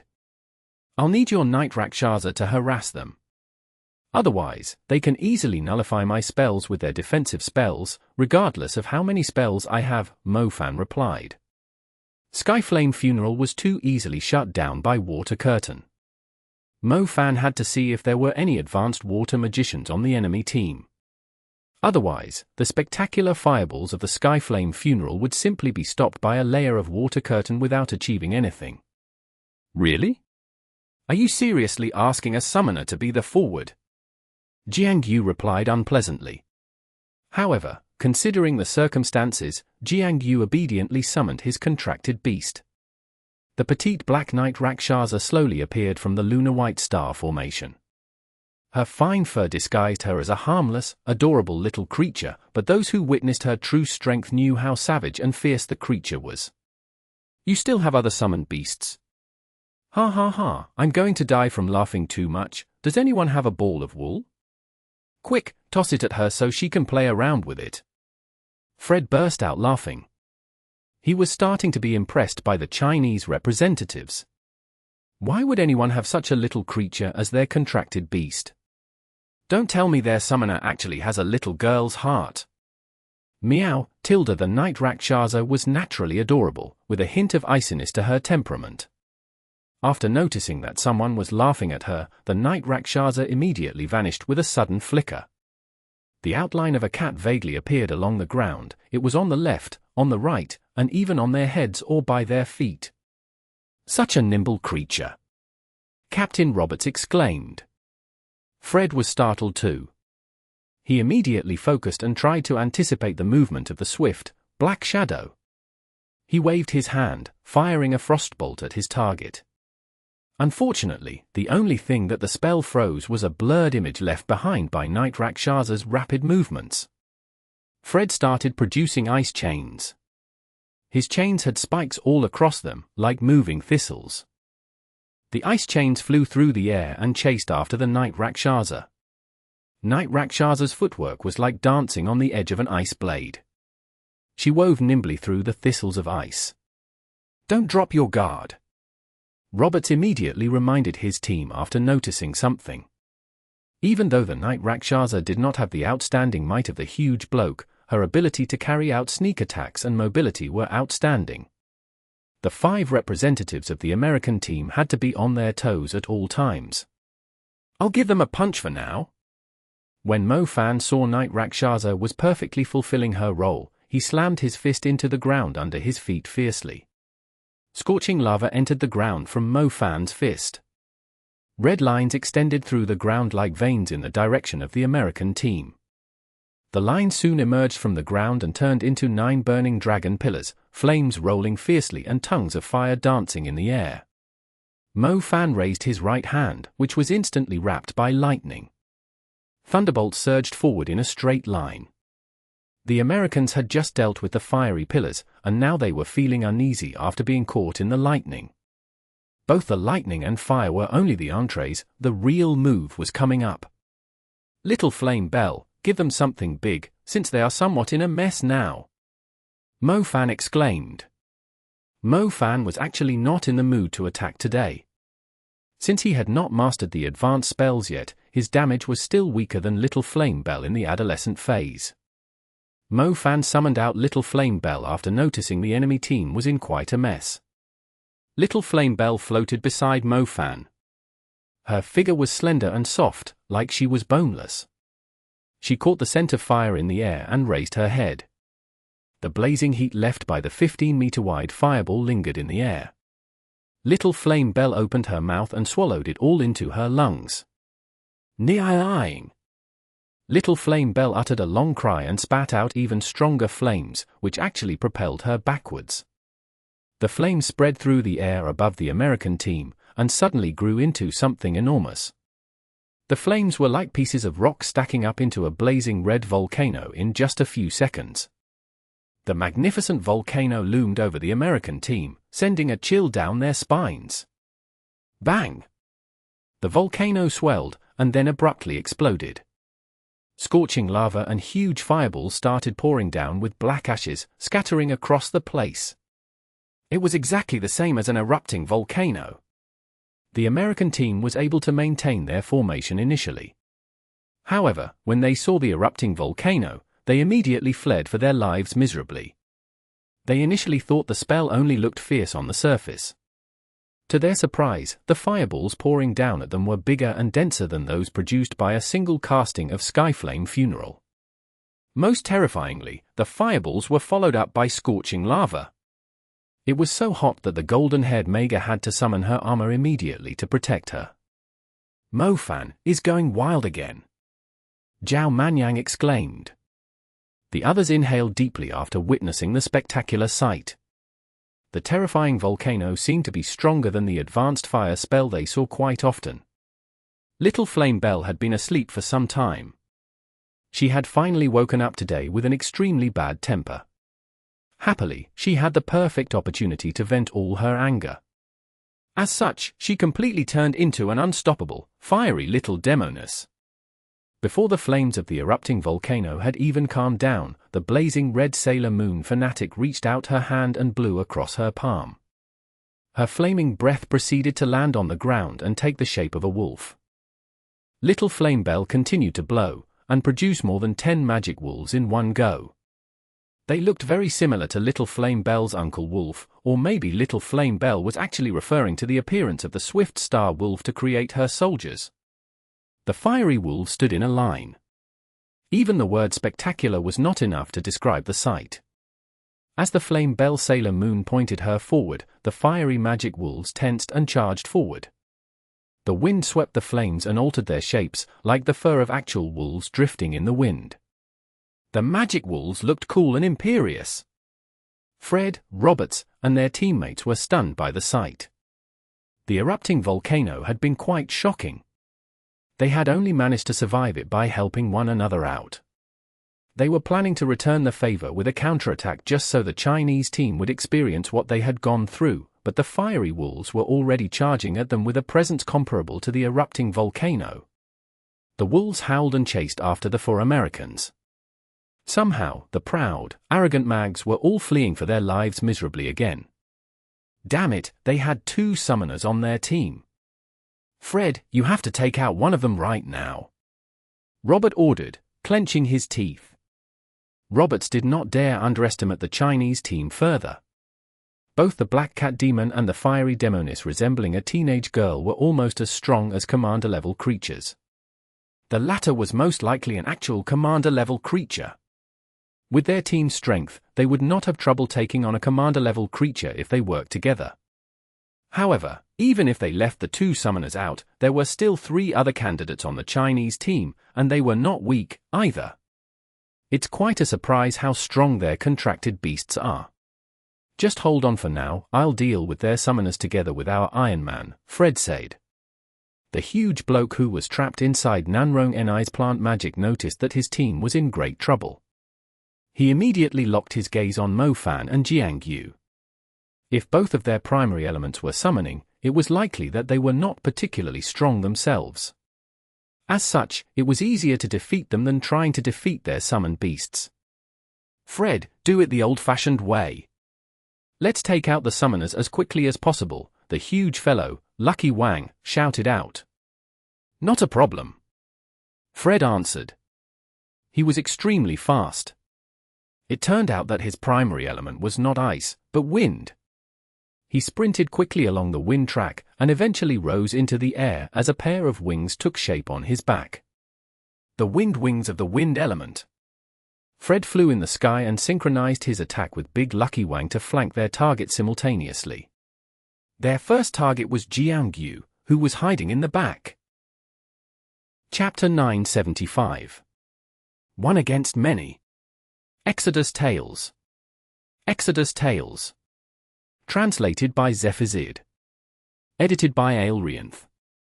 Jiang Yu immediately asked the others to protect him when he realized that the situation did not seem right. However, it turned out that everyone was pretty occupied. Mu Tinjing was laying out her frost, trying to spread it across the stage. Meanwhile, Ai Jiangtu and the enemy's Captain Roberts were having a showdown on their own. They were both extremely strong, so it was unlikely that the outcome would be decided anytime soon. Nanrong Ni too was unable to offer much help. She was only acting as support on the team. There was no way she could lend Jiang Yu a hand. It was a relief that the enemy did not come bother her. Jiang Yu felt pretty helpless. In the end, he had no choice but to summon the Night Rakshasa back to his side. Otherwise, he would be the first person to be knocked out from the duel. His summoned beast has returned, the big Wang Kai shouted. Focus on the other one instead, Fred said. Fred actually wanted to fight Mo Fan the most. He immediately asked the huge man to attack at the same time. His contracted beast is a certain distance away from him. Let's take him out as quickly as possible, Fred said. Little Flame Belle was in a bad mood after she just woke up from a deep sleep and simply went on her own way. She almost charged into the enemy's formation. She was keeping two of the Americans busy, who had to place all their attention on fighting Little Flame Belle just to prevent themselves from being injured. Do it quick, we can't hold on for much longer. This contracted beast is too strong, the golden-haired Mage said. You can count on me. Fred arrived above Mo Fan. The big Lucky Wang was in position, too. This guy still didn't call his contracted beast back. He's dead for sure. Fred grinned. A summoner was extremely weak without the protection of their summoned beasts. Their big man and Fred immediately attacked without hesitation when they realized how slow their target was. Fred had wind wings beating like a hummingbird on his back. He dived down rapidly, his body circled by a strong blue airflow. The airflow flowed in a spiraling motion. Its pointy end was aimed right at Mo Fan. On the ground, the huge bloke cast several rock barriers in a row to seal off Mo Fan's escape routes. Mo Fan could only endure the approaching attack with his flesh. Fred seemed to think that the power of the wind alone was nowhere enough. He quickly applied layers of ice chains around the wind. The blue airflow immediately combined with the thorny ice chains and plummeted with a terrifying force.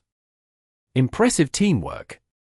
Mo Fan lifted his eyes and studied the strong vortex of icy thorns. Waving his arm, a huge electrical field appeared on the ground under Mo Fan's feet. Dense lightning arcs spread rapidly like pythons, forming a sphere of lightning with Mo Fan at the center. Purple-black lightning arcs swept past under Mo Fan's feet. Rings of spiraling lightning circled around his arms. Lightning arm! Mo Fan did not bother dodging the attack. He simply threw his fist at the blue wind spinning with icy thorns. Perhaps Mo Fan was too used to throwing fiery fist around recklessly, and so when he was casting the advanced lightning spell, he always utilized his control of the element to unleash the spell by punching out. Black bolts of death soared into the sky, followed by purple-black lightning rings rising like dragons, a stunning sight. The lightning death bolt fist slammed into Fred. The tremendous force of the lightning clashed fiercely with Fred's strong vortex. A piercing and screeching ripple spread out from the impact. The wild energy spread in all directions. The ground under Mo Fan's feet immediately turned into debris. His clothes were torn apart, revealing the bloodstains left by the icy thorns. It was obvious that someone would get hurt when two different forces clashed with one another directly. Not many people had the guts to use the approach that Mo Fan did. Fred was in a worse state than Mo Fan, knocked flying by the impact. He was having trouble maintaining his balance even with the wind wings on his back. He fell to the ground around 300 meters away. Purple-black lightning arcs were still flickering on his convulsing body. "Fred!" Lucky Wang yelled, before staring at the lightning-cloaked Mo Fan with a stunned expression. This summoner, the word weak did not fit him at all, he was actually as strong as a monster. The direct clash of their spells was so powerful that it had even knocked Fred, who had an advantage when fighting in the air, flying. He was too strong to be true. Lightning element. Fred's armor was out. His defensive equipment was the only reason that he managed to rise to his feet. Fred wiped the dust from his face. He was looking very grim now. He had made a mistake.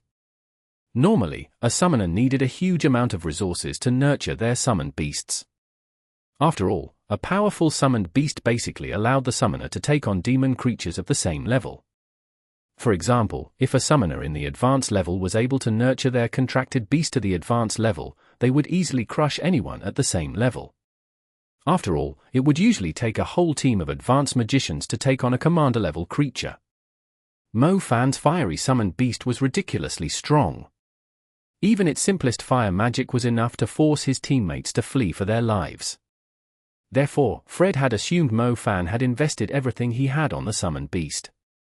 The personal strength and other two elements of most summoners like Mo Fan were usually quite weak. Fred almost lost his mind. He realized this guy was able to cast Silent Deadly Bolt with such outstanding control. F***K, how is his lightning element so strong, too? Should we focus on the other one first? The big guy asked in a low voice. He could tell that Mo Fan was not an easy target for them. We'll take him down. He poses a greater threat to our team. We can't let his contracted beast do whatever she wants, replied Fred unrelentingly. The two launched their attacks at Mo Fan again, one in the air and one on the ground. The big guy abused his strength and chased after Mo Fan fiercely while summoning rock barriers along the ground to block Mo Fan's path. Mo Fan dodged continuously while observing the big guy, trying to find his weaknesses. His stone armor and incredible strength had turned him into a stone tank. His physical strength was comparable to some of the stronger demon creatures. The duel would not be in their favor if they did not take out this guy. Did you guys realize something? A representative of the training hall wearing a pair of sunglasses asked from where he was standing outside the stage. Realize what? Another woman asked. We keep on talking how strong the guy with the space element is, since he's able to take on Captain Roberts on his own, but didn't you notice that guy who's being flanked by Lucky Wang and Fred? His teammates aren't bothering to help him, the man with sunglasses observed, analyzing the situation. It does look that way. The only help he got was a healing spirit from the healer to treat his wounds. His teammates aren't willing to help him. Our team will soon take out one of them and win the duel with numbers. Something doesn't seem right. His primary element is most likely summoning. You have seen how strong his contract beast is. But his teammates aren't bothering to help him when he's being flanked by two of our teammates. Doesn't that mean his team believes he doesn't need any help? The man with sunglasses wondered. How is that possible? His contract beast is already keeping two of our teammates busy.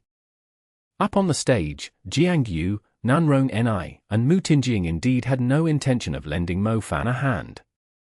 As a matter of fact, it was not like they did not work together on purpose. They subconsciously thought Mo Fan could handle the situation when they saw two of their opponents targeting him, so they simply minded their own business. The truth was, Mo Fan was indeed unlikely to be taken out by the two Americans in a short period of time. If he cast NYX regime, he could easily move freely in the zone of darkness and fool around with them for a whole day. He could also challenge the two Americans in the maze set up in the NYX regime to waste more time. What are they doing? Why haven't they taken out the summoner? The golden-haired Mage yelled furiously. The other Mage in a green shirt was in a pinch, too.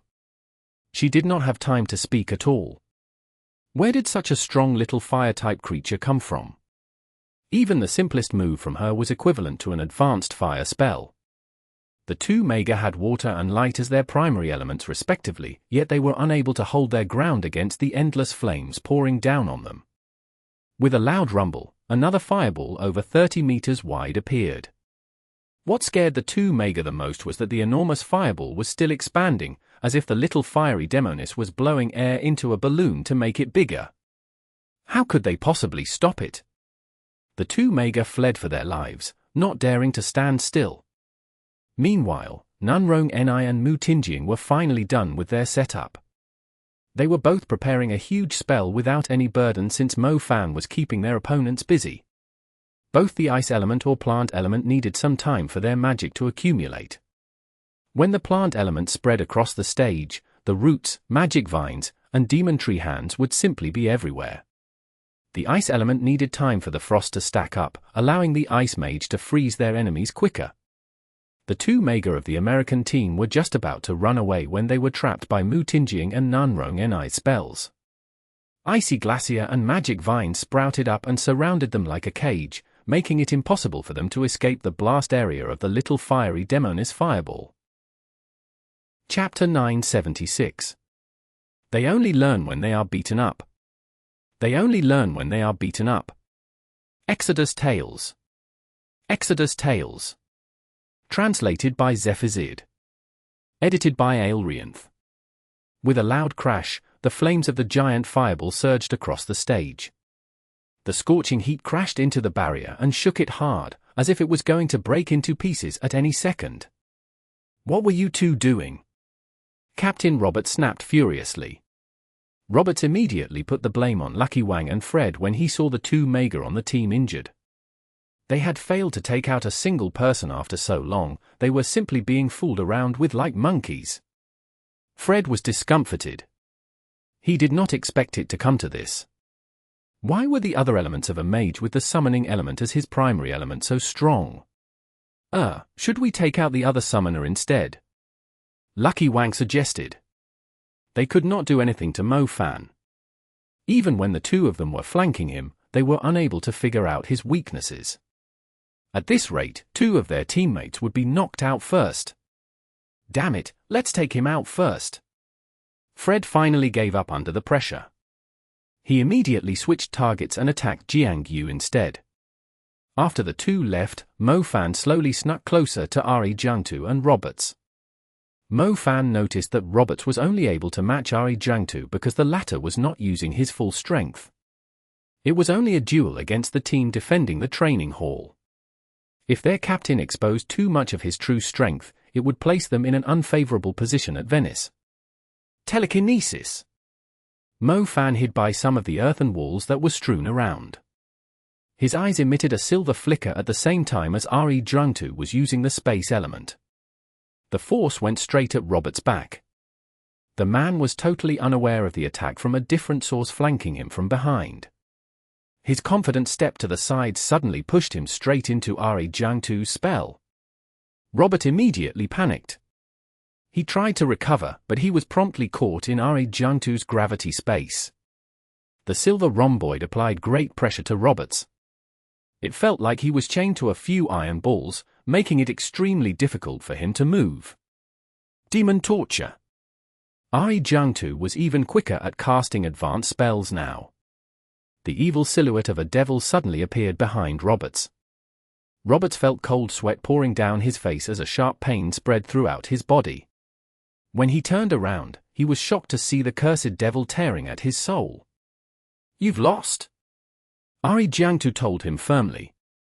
Roberts clenched his teeth, as if he was trying to fight back against the executioner from the demon torture.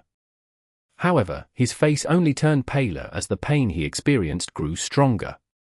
He initially thought he could endure the pain, but he soon realized that he could not even speak.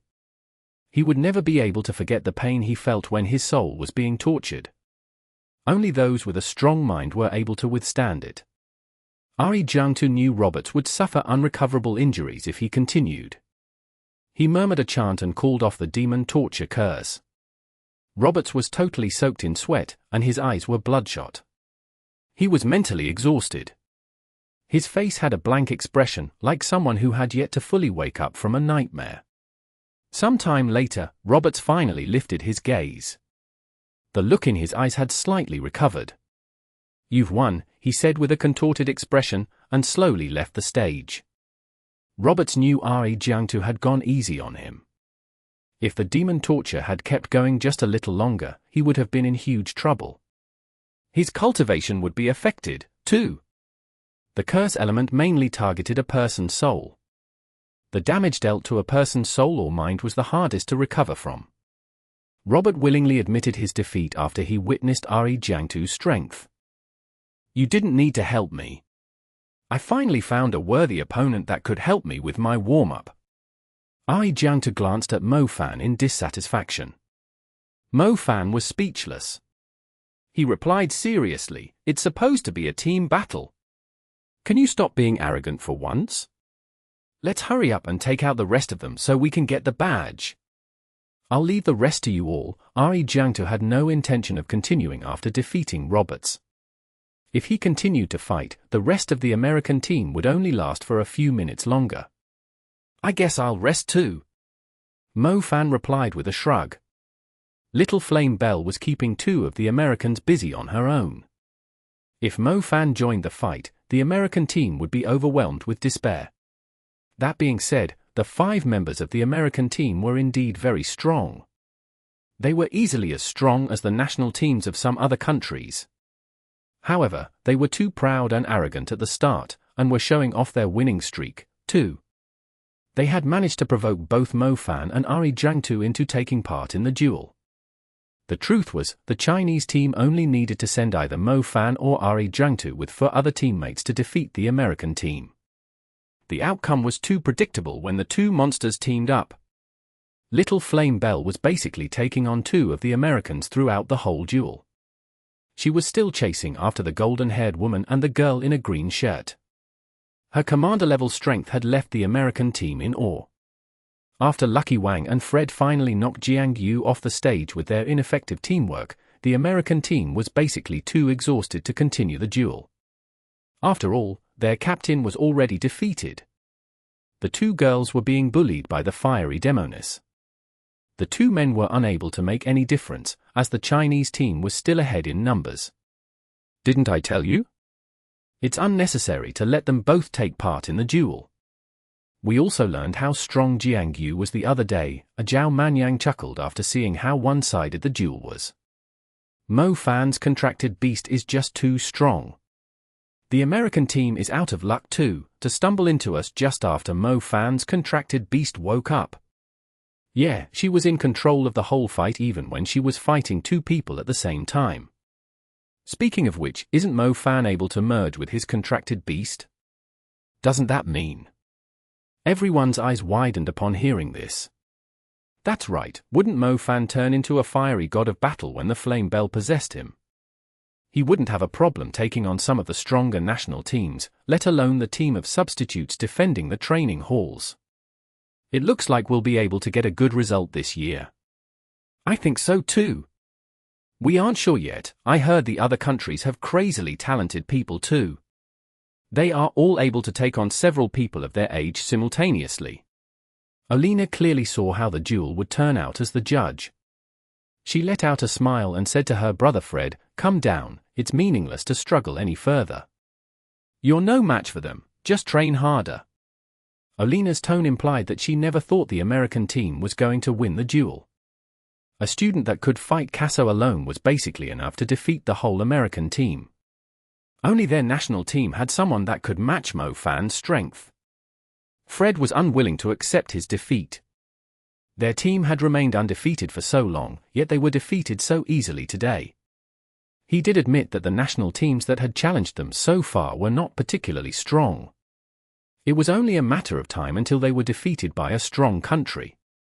However, it was sooner than they had imagined, not to mention they were defeated by the Chinese team, who they looked down on. "We've lost.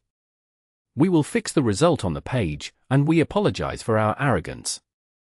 Your team is truly a lot stronger than ours." Roberts had gradually recovered and now spoke to them seriously. The American team was pretty straightforward. They did not act unreasonably after they were defeated, as the Chinese team had imagined they would. Their attitude was completely different than it was before the duel. It turned out that many people were the same. They would only learn when they were beaten up, especially when it came to being humble, respectful, and polite.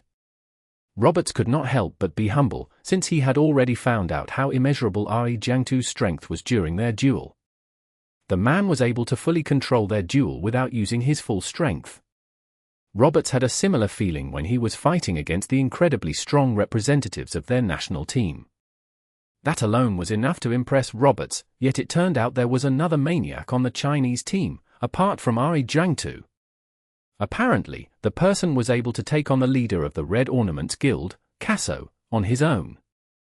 Roberts suddenly realized how ignorant they were. Not long after, Olina handed the badges to the Chinese team. The news about the USA's training hall being defeated for the first time soon spread between the institutes. However, Mo Fan did not think it was anything to be proud of. The training hall only consisted of a bunch of substitutes. The team defending the training hall did not usually consist of the strongest candidates a country had. Their real opponents were undergoing training at different places across the world. They would soon gather at Venice, the city of canals. By then, the ultimate competition between young mags would take place, where the world would learn the names of the truly talented, impressive young mags from different corners of the world. That night, when the team was walking through the bustling streets, Zhao Manyang swore on his head that he would definitely find a strip club. He asked Mo Fan to follow him around. Mo Fan tried very hard to signal Zhao Manyang to stop entrapping him when his first wife was around. Unfortunately, Zhao Manyang did not notice the signal. He kept on mentioning it. "Shwe shwe, it's a total misunderstanding. We only went to set up an ambush for the people of the Red Ornaments Guild. I'm not that kind of a person." Mu Ningxue ignored him. Him going to watch Shameless dances was none of her business. She would merely turn a perverted man like him into an ice statue if he dared to come half a meter close to her. "Ooh? Why is it snowing all of a sudden? Seriously? Isn't it supposed to be summer now? Why would it snow in summer? Ouch. That hurts." Mo Fan was about to say something when he felt something hard falling on his head. Mo Fan was about to lift his gaze while cursing when he suddenly noticed countless flickering objects pouring down from the sky. It's hailing. My heavens, how big are they? Find some cover, quick! What on earth? Hailing in the middle of summer. Chapter 977. Strong Foe, the Culprit Behind the Hail. Exodus Tales. Exodus Tales. Translated by Zephizid. Edited by Aelrianth. Mo Fan looked up into the sky and saw hailstones as big as fists falling down from the sky. The roofs of the vehicles on the street collapsed as the hailstones smashed into them. The street was soon drowned by the alarms from the vehicles. The ground was covered in shattered pieces of ice. The branches and leaves of the plants nearby were knocked off and scattered across the place. The team immediately hid inside a cafe. They thought they were safe under the umbrellas outside the shop. To their surprise, the hail grew even heavier, and the hailstones were big enough to collapse the elastic umbrellas. The size of the hailstones grew bigger, like it was raining bullets. The streets were drowned in screams, as the pedestrians ran for the buildings in a panic. Mo Fan looked up and glanced at the pitch-black sky. The hail was too unnatural. It felt like the streets of New York were suddenly riddled with thousands of holes. The damage that the hail dealt was fairly shocking. Every vehicle on the street, including the public transportation, was destroyed. F***K me, what exactly is going on? Why would it hail all of a sudden in midsummer? The damage it dealt is comparable to an advanced spell, Cursed Jiao Manyang. They clearly remembered the night sky was perfectly clear when they came out. The hail had appeared out of nowhere without any sign. The fist hailstones were able to leave cracks on the steel glass of many buildings. It was still hailing. It did not seem like the strange weather was going to stop any time soon. Mo Fan glanced around him and saw a coffee shop at the corner of the street. "Do you guys feel like drinking something? Coffee tastes better in a hail," Mo Fan said. The others looked at Mo Fan with icy cold expressions. Wasn't the joke a bit too cold when they were surrounded by hailstones? Mo Fan went to the coffee shop and saw the barista was a beautiful Asian girl with fair skin. He greeted her with a smile and asked, "Which country are you from?" "China, how about you?" The barista was pretty easygoing. She answered while taking Mo Fan's order. "What a coincidence, I'm from China too," Mo Fan said. The girl giggled and said, "What kind of coincidence is that? I bet a quarter of the people on this street are Chinese. Are you really here for a cup of coffee? Or you are here to get my number?" "Ooh, you've misunderstood me, I'm really here for the coffee." Mo Fan immediately felt awkward. How straightforward, it seemed like the girls who had stayed in the USA for some time were indeed different. "Oh, so you're not interested in my number?" "I didn't mean that either, ha ha, I just came to New York recently too." "The hail, is it always like this in New York?" Mo Fan asked. "Not really, this hail is pretty scary. Here is your coffee, and here is our business card. Keep it, we provide delivery service too," the girl said with a smile. She had dimples on her cheeks, she was definitely the cheerful kind. "Business card?" "Ooh," Mo Fan scratched his head. So this is the number she was referring to? Mo Fan seriously thought he was lucky enough to get himself a flirtatious adventure in a foreign country. Such a pity. "The second one is my number. Feel free to call me." The girl was not shy in front of a stranger, telling Mo Fan with a smile. Mo Fan was about to speak when he sensed a great chill coming from his surroundings. The chill was from instinct. It was like a subconscious reaction from the cells in his body when his life was in danger. Mo Fan reacted subconsciously by summoning the black snake armor to protect himself. During the process, Mo Fan noticed the girl was still wearing a faint smile. She was totally unaware of the approaching danger. He immediately lunged forward and hugged the girl in his arms to protect her.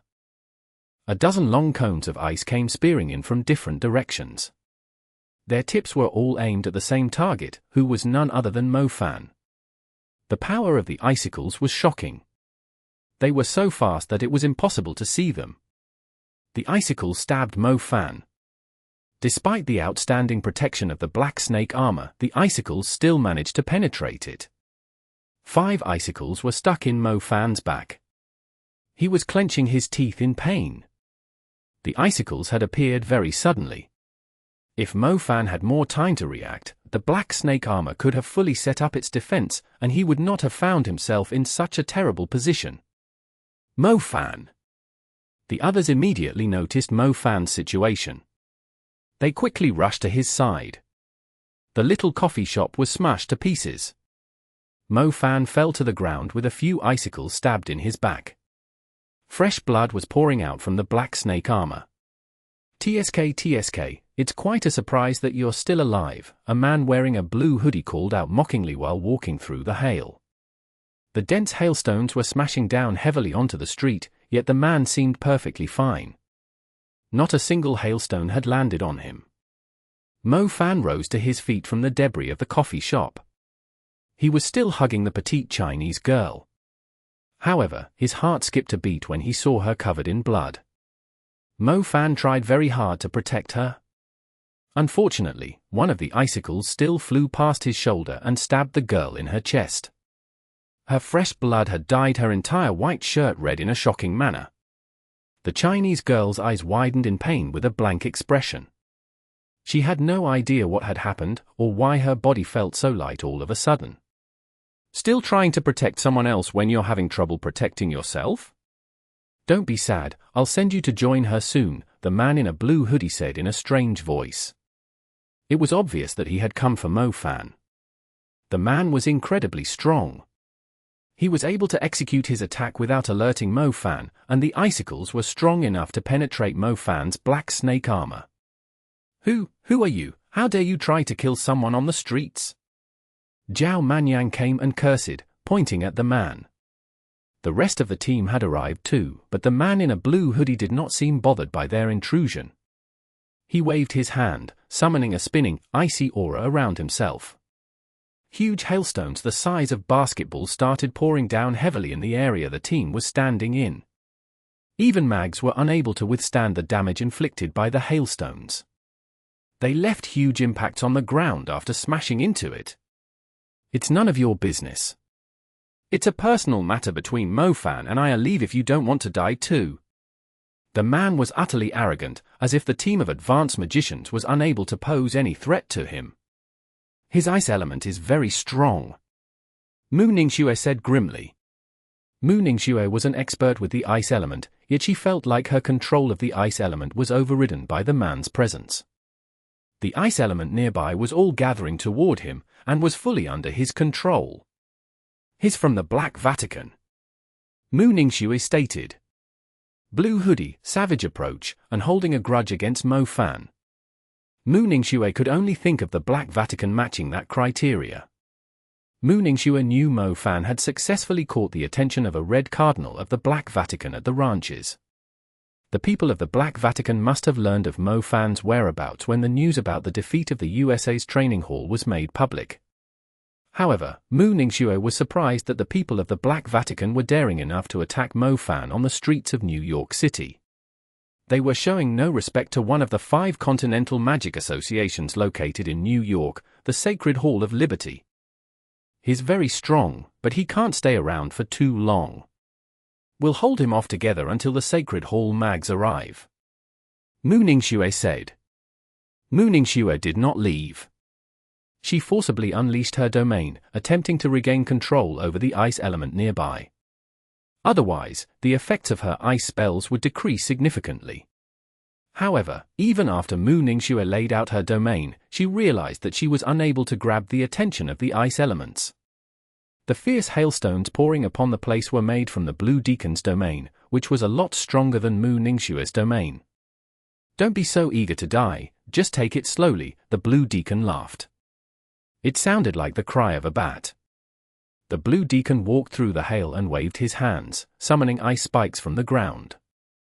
The ice spikes were able to appear from every angle, some emerging from the ground, some poking out along the buildings, while some were falling from the sky.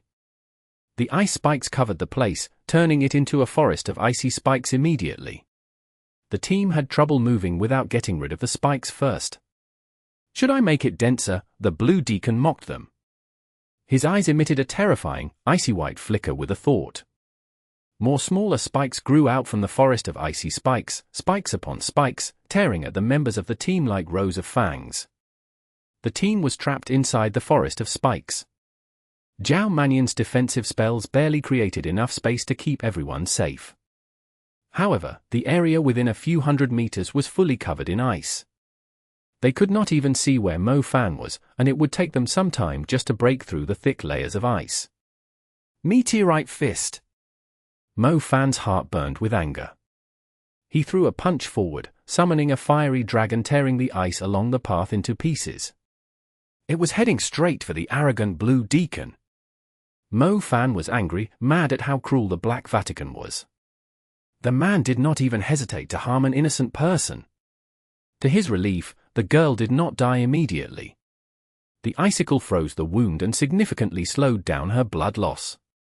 However, she would not be able to escape death if Mo Fan could not defeat this man as soon as possible. Chapter 978. Purple Wind Sacred Hall Mage. Exodus Tales. Exodus Tales. Translated by Zephizid. Edited by Aelrianth. The blue deacon shoved his palm forward indifferently when he saw the fiery dragon lunging at him. An extremely thick wall of ice materialized in front of him. The fierce meteorite fist dissipated instantly after ramming into the wall of ice. It was nowhere strong enough to penetrate it. Silent deadly bolt. Mo Fan proceeded to cast his lightning spell. The black death bolt struck the wall of ice fiercely. The blurred figure behind the wall suddenly moved away. The death bolt only landed on an afterimage, failing to hit the detestable blue deacon. The guy's unpleasant, sharp laughter was still lingering in the air. Mo Fan glanced around him and immediately saw a few walls of ice appearing in his surroundings. The reflective surfaces of the walls were like mirrors. Mo Fan saw over 10 reflections of the man in a blue hoodie moving toward him with a cruel, eerie grin on his pointy face. Mo Fan slammed a fiery fist into the ground. 9 fiery pillars emerged from the ground and smashed the ice mirrors around him into pieces. However, Mo Fan soon discovered his fire spells were a lot weaker than usual. It felt like the damage multiplier from his soul seed had been halved. The fiery pillars were actually having trouble breaking the ice. A domain. Mo Fan frowned. The man's powerful ice domain had weakened Mo Fan's fire spells to a quarter normal. It explained why his meteorite fist was unable to penetrate the simple wall of ice that the man had summoned with a random wave. The blue deacon was moving closer, his deeply sunken pupils holding a mocking look. The ice surrounding Mo Fan were actually giving him huge pressure. NYX regime. Mo Fan immediately cast the shadow spell when he realized that the man might be a psychic mage. The ice staring at him had greatly enlarged the fear in his heart. The best way to avoid the eyes was by covering the area with darkness. He could then hide in the darkness, preventing the enemy from knowing where he was. Such a little trick is useless against me. The blue deacon appeared behind Mo Fan. Several ice chains with spikes close to the tips sprang at Mo Fan, trying to lock him down. The ice chains were incredibly fast. They flashed ahead, stabbing at Mo Fan. However, the Mo Fan that the ice chains landed on turned into a broken shadow and dispersed like a wisp of black smoke. Interesting, nice dodge, the blue deacon grinned, revealing his yellow teeth. As he was speaking, he quickly turned sideways and stared into the darkness, right into Mo Fan's eyes. A sudden flash came from the direction he was looking in. The long lightning arc danced wildly through the air and struck the blue deacon like a striking snake. Ice armor appeared in front of the blue deacon, shielding him from the lightning whip. "Come out here," the blue deacon snapped furiously. A few ice blades circled the blue deacon. More ice blades appeared around him as his focus grew stronger. The area covered by the ice blades gradually increased with every spin. The vehicles that were destroyed previously were now shredded into pieces of junk. The ice blades started from a tiny tornado and eventually grew into an entire whirlwind of ice blades. The area covered by the NYX regime was soon filled by the blades of ice. If any living creature stood inside the spell for just a few seconds, not even their corpse would be left behind. Mo Fan sensed a strong danger from the wild storm. He did not dare to stay in his zone of darkness any longer. He quickly fled the zone, but the area of the dancing ice blades was still growing while they were chasing after him. The ice blades completely destroyed everything they came into contact with. Nothing was left whole within its coverage. The vehicles on the street were turned into metal shreds. The buildings on both sides were shredded into tiny sand. If most people had not evacuated because of the hail, hundreds of people would have died instantly to the terrifying spell.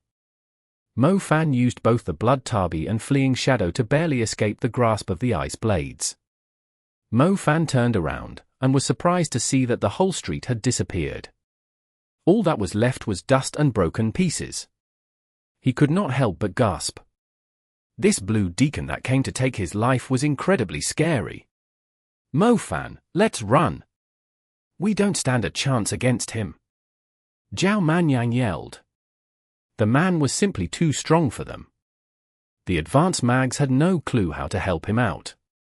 This man had forced them to withdraw with a random spell. The difference between their strengths was simply too great. It was more important to stay alive for now. Mo Fan was not an idiot ignorant of the present situation. It turned out that Salon seriously wanted him dead. The assassin she had sent was incredibly strong. If his cultivation had not improved a lot recently, the Blue Deacon would have killed him within minutes. "Who's there? How dare you try to kill someone on the streets in New York?" a middle-aged man shouted furiously in the distance. The man was wearing a black and gold outfit, with a pair of magic wings on his back. He was floating above the debris of the fallen buildings, his eyes locked onto the Blue Deacon.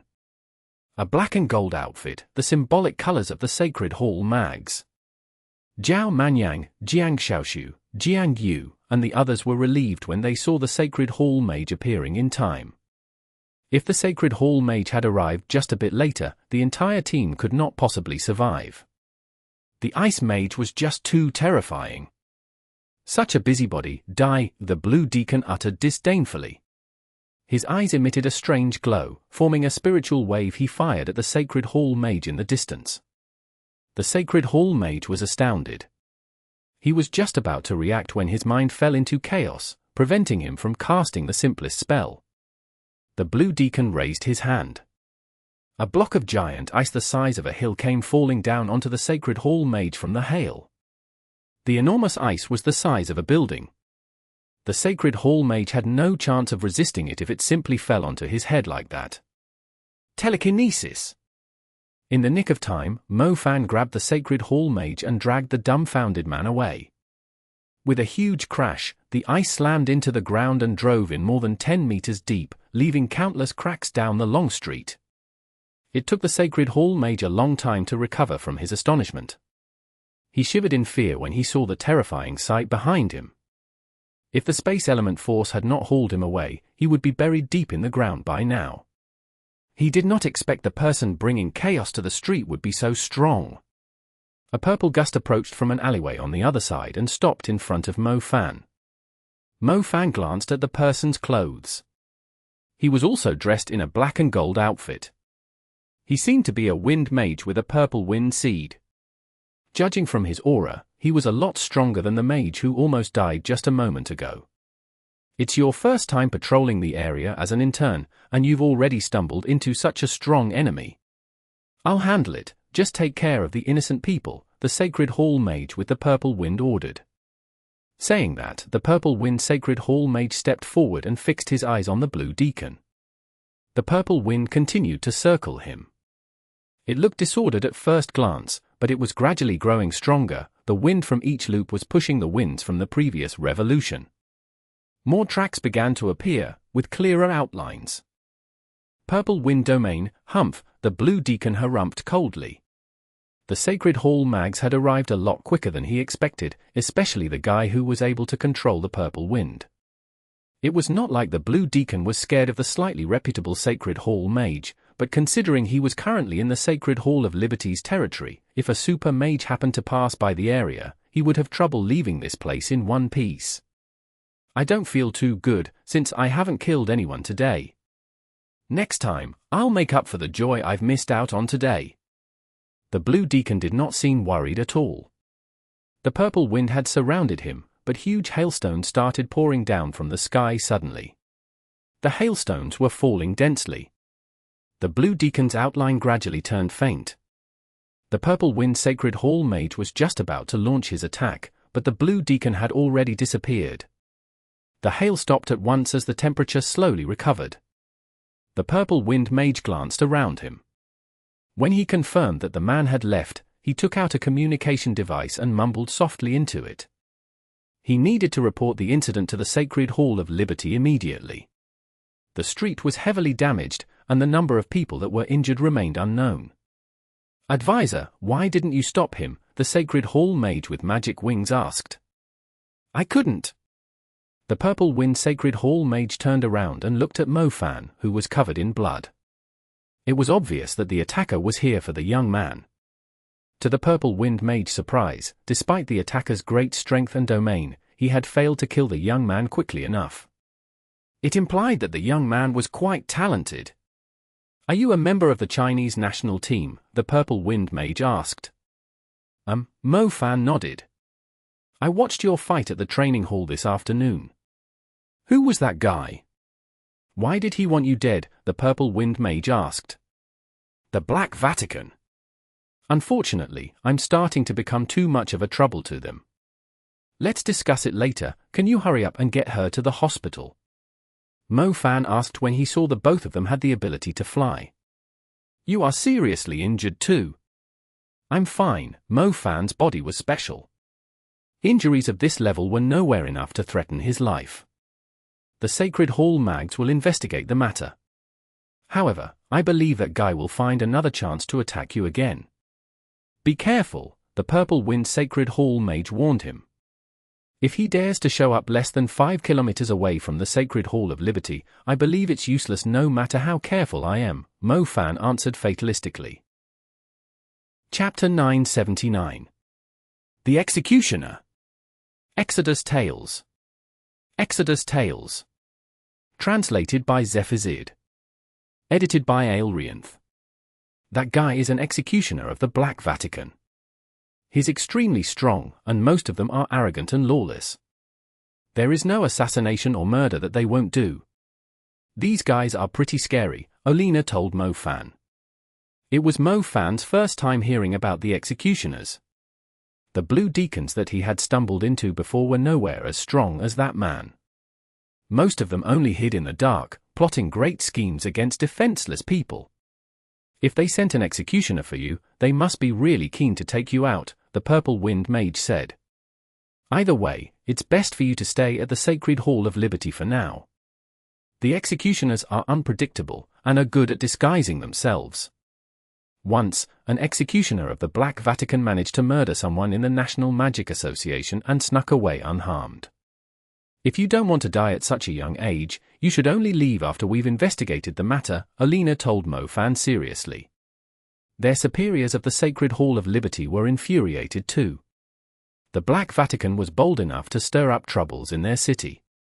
They immediately sent out lots of Sacred Hall mags to search for the executioner in the city. However, for some reason, Mo Fan had a feeling that they would not bring back any good news. If the executioner dared to show up at a place like this, he must be confident that he would not get caught. As he thought, the Sacred Hall mags did not find any trace of the executioner despite searching the city for 3 days. It did not make sense for Mo Fan to stay at the Sacred Hall of Liberty for the rest of his life. Knowing that a girl was severely injured and was admitted into the hospital because of him, he immediately picked up his phone and dialed the number on the card. Hello, is it you, the mage? He immediately heard the girl's sweet voice from the other end. How did you know it was me? Mo Fan was curious. I came to this city on my own, so the only person that could call me has to be you, the girl said. Her voice was light and cheerful, she did not sound like she was feeble and weak. She must have recovered well, and had a cheerful spirit. I'm sorry for dragging you into this mess, Mo Fan said apologetically. How is that your fault? You saved my life. So, did you catch that guy? The girl asked. Not yet, I think he's good at disguising himself, Mo Fan said. Is that so? But I think I've seen him before, the girl said. You met him before? Mo Fan asked curiously. I will remember anyone that I've met despite the makeup or disguise they put on. I also know his surname, the girl said. But how? He came to buy a drink around 10 minutes before you arrived. There were quite a few customers there, so I asked for his surname so I could put it down on his order. He told me a surname straight away without hesitation. I feel like he wasn't trying to hide it. I guess a powerful and evil mage like him would never expect I would remember him, the girl said to Mo Fan. Mo Fan was enlightened. He did not expect the girl he had protected at the cost of injuring himself was such an observant person. Great, can you describe his appearance in detail? I'll ask someone to investigate him. Mo Fan immediately contacted the all-knowing Lingling. Lingling was a hunter, thus she was quite an expert when it came to drawing portraits. She proceeded to draw the man's appearance from the girl's description. Do you think his surname is real? Mo Fan asked Lingling. According to the coffee girl, it's most likely his actual surname, or a surname that he always uses as his disguise. Either one is good enough for me to hunt him down. Give me a second, I'll link up to New York Police Department's database. They should have a better collection of data of the criminals there, Lingling said. In the garden of a duke's mansion, a man in a public worker's uniform was sweeping fallen leaves in the rain. He was wearing a rain cap and had a slight hunchback. He looked rather feeble. Ha ha, the Sacred Hall mags of the entire city are looking for you, and yet you're sweeping leaves here so casually. How daring of you! A young boy who seemed to be around the age of 16 walked up to the cleaner. His glittering purple eyes had a unique charm to them, and his mixed-blood face had the handsomeness of an Asian with clear and defined facial features of a Westerner, making him a Prince Charming. The most dangerous place is actually the safest place. The worker lifted his gaze slightly.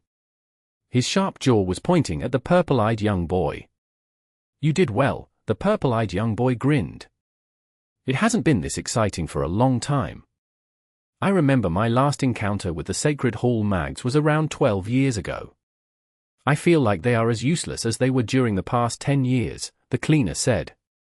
Don't worry, we've already paid them our respects on your behalf. But I'm a Virgo, so I prefer that everything is done perfectly, the purple-eyed young boy said. You are referring to the fact that I didn't kill him on the street, the cleaner asked. Yeah, Salon seems to be very interested in that kid. It's good enough if we can kill him, but if we can take him in alive, I believe Salon is willing to give you a great present, the purple-eyed young boy said. I prefer to kill. Don't worry, once the situation improves, he won't live for long, the cleaner declared. I'll leave it to you then.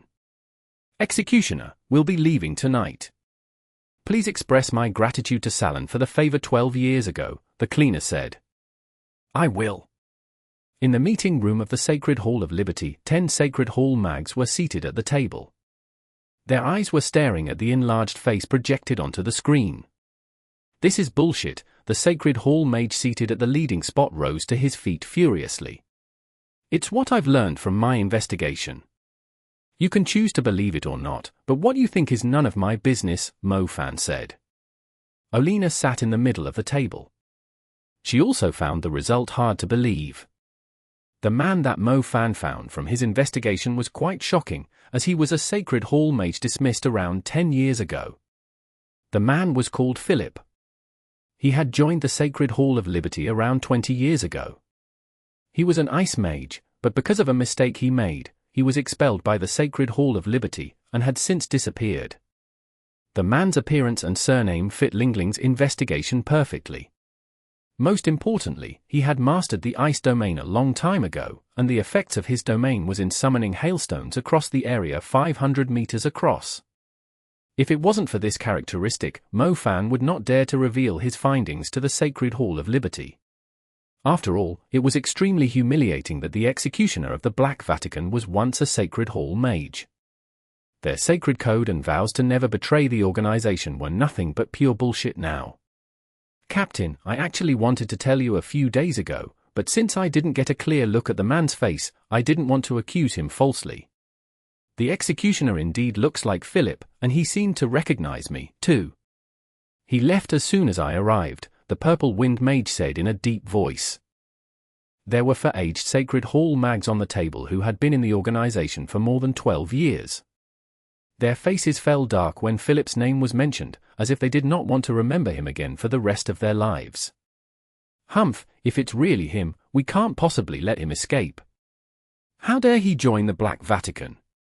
He's a disgrace to the Sacred Hall of Liberty, the captain, a man named Luther, snapped furiously.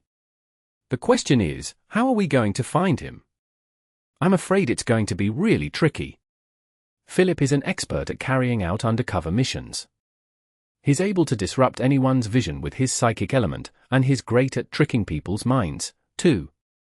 His ability to disguise himself is unmatched, the purple-winged mage said. Just some petty tricks. All of you, stop sitting here and getting all rusty, move out with the others. As long as he's still in New York, there's no way he can run away from us. A person like him must be held on the torch, so the sacred flame of the Statue of Liberty can cleanse his corrupted flesh and spirit. Captain Luther said. New York Airport, a cute little girl with 2 ponytails was dragging a suitcase by herself as she slowly moved her way up some stairs. The escalator had broken down. Her luggage was pretty heavy, thus she was having quite some trouble moving it. A young boy who was heading for the entrance spoke some words to the man in a red shirt beside him before he approached the young girl with a polite smile. "Do you need any help?" the young boy asked politely. Lingling lifted her gaze and saw the mixed-blood young boy. She was intrigued by his purple eyes. Before Lingling could respond, the young boy lifted the heavy luggage with a single hand. "It's pretty heavy, what do you have inside?" The young man smiled gently and asked in an indifferent manner. "Just some electronic devices, you can put it down if it's too heavy, I'll ask an adult for help." "I am an adult." The purple-eyed young boy used both his hands and slowly dragged Lingling's luggage up the stairs. Most people had not awakened at his age. Even if he was a mage, his flesh would not be that much stronger than an ordinary boy. The young boy tried his very best and finally moved the heavy suitcase to the top of the stairs. After arriving at the top, the wheels would simply do the favor for Lingling. She pulled the handle out and continued on her way along the smooth surface. "Hey, not even a thanks," the purple-eyed young boy yelled at Lingling. "Thanks," Lingling turned around and said. "Do you have a phone?" "I do." "What's your number?" "I have no intention of telling you that." Lingling proceeded to where the cabs were without turning her head around. The purple-eyed young boy awkwardly rubbed his nose, staring at the girl's back. The man in a red shirt came over and said with a grin, "It's quite a letdown, isn't it?" "Just a bit. I'll kidnap her for you." "Am I the kind that really needs to go to that extent just to win a little girl over?" the purple-eyed young boy said. The man pondered for a while, before he nodded confidently and said, "You are." The young boy rolled his eyes and continued on his way. "Is it fine to leave the executioner alone here in New York?" "He can handle it." Chapter 980. Soul Extraction Trap. Soul Extraction Trap. Exodus Tales. Exodus Tales. Translated by Zephazid. Edited by Aelrianth. On Liberty Island, a demon wolf with blue fur was carrying a heavy suitcase when it arrived at the square in front of the Sacred Hall of Liberty with a dull expression. "Are you trying to tell me you are a fighting wolf, and you're not a horse or camel?" Mo Fan immediately read the Swift Star Wolf's mind through the look in his eyes. The Swift Star Wolf nodded immediately, yet it did not alter his destiny a whit. After placing Lingling's belongings in the room that the Sacred Hall of Liberty had prepared for her, Mo Fan and Lingling went on a tour around Liberty Island. The people of the Sacred Hall of Liberty had arranged for Mo Fan to stay on the island to guarantee his safety. The Sacred Hall of Liberty would be totally embarrassed if a representative of a national team was murdered in their territory. The Magic Association representing China would surely scold the crap out of them. Mo Fan was not allowed to go anywhere before the Sacred Hall mags knew where the executioner was, to avoid unnecessary casualties. The executioner was simply too savage, daring to commit murder on the street. He would certainly endanger the lives of ordinary people. Lingling had come because Old Bao was worried about Mo Fan's safety. He was scared that Mo Fan could not handle the situation on his own. Old Bao seemed to know who Philip was. He purposely advised Mo Fan not to act rashly, since not only was the executioner incredibly powerful, he was totally unpredictable too. Otherwise, Old Bao would not have asked Lingling to come to New York right away to lend Mo Fan a hand. Mo Fan felt rather helpless, too. It was his first time being restricted to a magic association because his life was in danger, and considering the strict advice Old Bao gave to him, it was obvious how troublesome his enemy was this time. "I don't want to just sit and wait here," Mo Fan told Lingling. He could not possibly hide at the Magic Association for the rest of his life. It was no different than being dead. "Have you collected enough energy in the Essence Orb?" Lingling asked. "Just a little," Mo Fan replied honestly. "Then you need to be more patient. At the very least, you shouldn't act impetuously before we have control of the situation. That guy is hiding in the dark, and is surely waiting for you to lower your guard. He will know if you leave for the next destination with the team." We can't let an executioner keep tailing you like that, since it simply means your life is in danger at all times. We must take him out here in New York, Ling Ling said. Mo Fan saw how serious Ling Ling's expression was. He somehow felt that Ling Ling's temper was even worse than his. You should be familiar with the guy's strength after fighting him, right? Ling Ling asked. He's strong. If my strength is rated 3, he's a 10. Mo Fan told her. That's a pretty big difference. By the way, didn't Little Flame Belle evolve already? Are you still no match against him even when you're possessed by Little Flame Belle? Ling Ling asked. Not exactly. I was seriously injured right at the start, so my body couldn't withstand being possessed by Little Flame Belle. That being said, I don't think it's going to make much of a difference, Mo Fan said. Why is that? Domain. The guy has a very powerful ice domain, it's able to suppress every other element. Because it's the ice element, my fire spells only have half their usual strength, Mo Fan said. Mo Fan had clearly realized the importance of a domain after the fight. The guy was able to nullify his powerful spells with a single wave of his hand. As the battle continued, the difference between their strength grew to an enormous gap. In other words, if the guy didn't have his domain, you'd be able to take him on. Ling Ling asked. Yeah, I could. Little Flame Belle is a lot stronger than before, meaning that my strength will improve by a lot when she possesses me. I can at least kite him around with the elements I have. Even if I can't defeat him, I still have my final trump card, Mo Fan said. Don't be ridiculous, you still haven't filled up the essence orb. I wasn't referring to the demon element.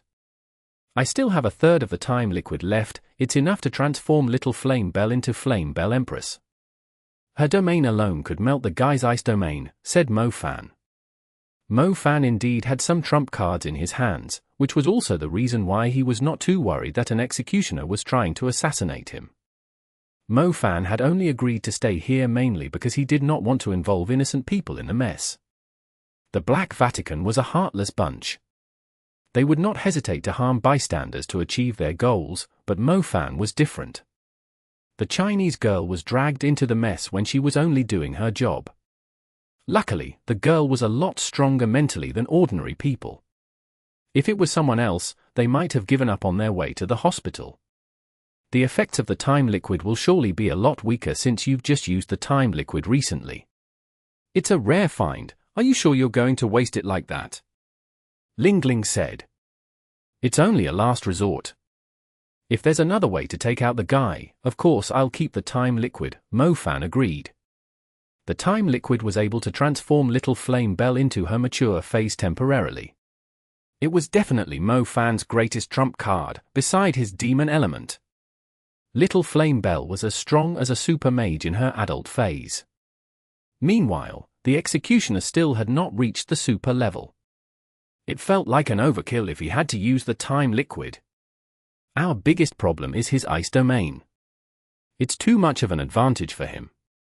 Second, if we want to take him out, the Sacred Hall mags can't show themselves. If the guy used to be a Sacred Hall mage, he will easily notice where the Sacred Hall mags are. He will run away as soon as the Sacred Hall mags show up, and strike again when he has the chance. It's only going to make things worse. Ling Ling said. Being robbed was not scary, but having to stay on guard at all times knowing they were being targeted by some crooks was incredibly tiring.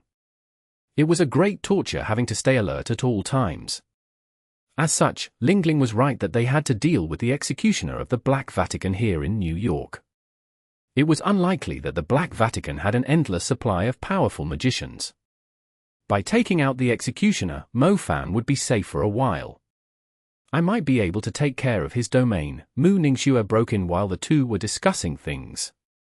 She looked at Fan, who looked back at her. I'll handle it, Mo Fan said. And ended up being stuck by a few icicles like last time. Mu Ningxue asked in return. That was an accident, he took me by surprise. Mo Fan, stop trying to be a hero. I, Zhao Manyang, will never forgive anyone that tries to kill you. The attack took everyone by surprise, and not only are you injured, we were separated by his ice domain, too. If we are well prepared when the guy shows up again, he won't be able to have his way. Zhao Manyang walked in, sounding serious. Let's work together this time. We'll ask Jiang Xiaoshu to come with us, too. She's an expert with the psychic element. She can protect us from his psychic element. Caligari Hospital. The Chinese girl Li Yui was leaning against the bed with a phone in her hands. She was browsing through interesting articles on the internet. She had managed to recover quickly since a healer from the Sacred Hall of Liberty was in charge of her recovery. She would soon be discharged from the hospital after some observation. However, she was extremely bored in the hospital since she did not have any friends to talk to. The door of the room slowly opened, and a cleaner wearing a mask came in. The cleaner is here, I'll head out first. Just ring the bell if you need any help. Have a good rest, and don't play on the phone too much. The nurse rose to her feet. Li Yui nodded. However, she shuddered when she glanced at the cleaning man.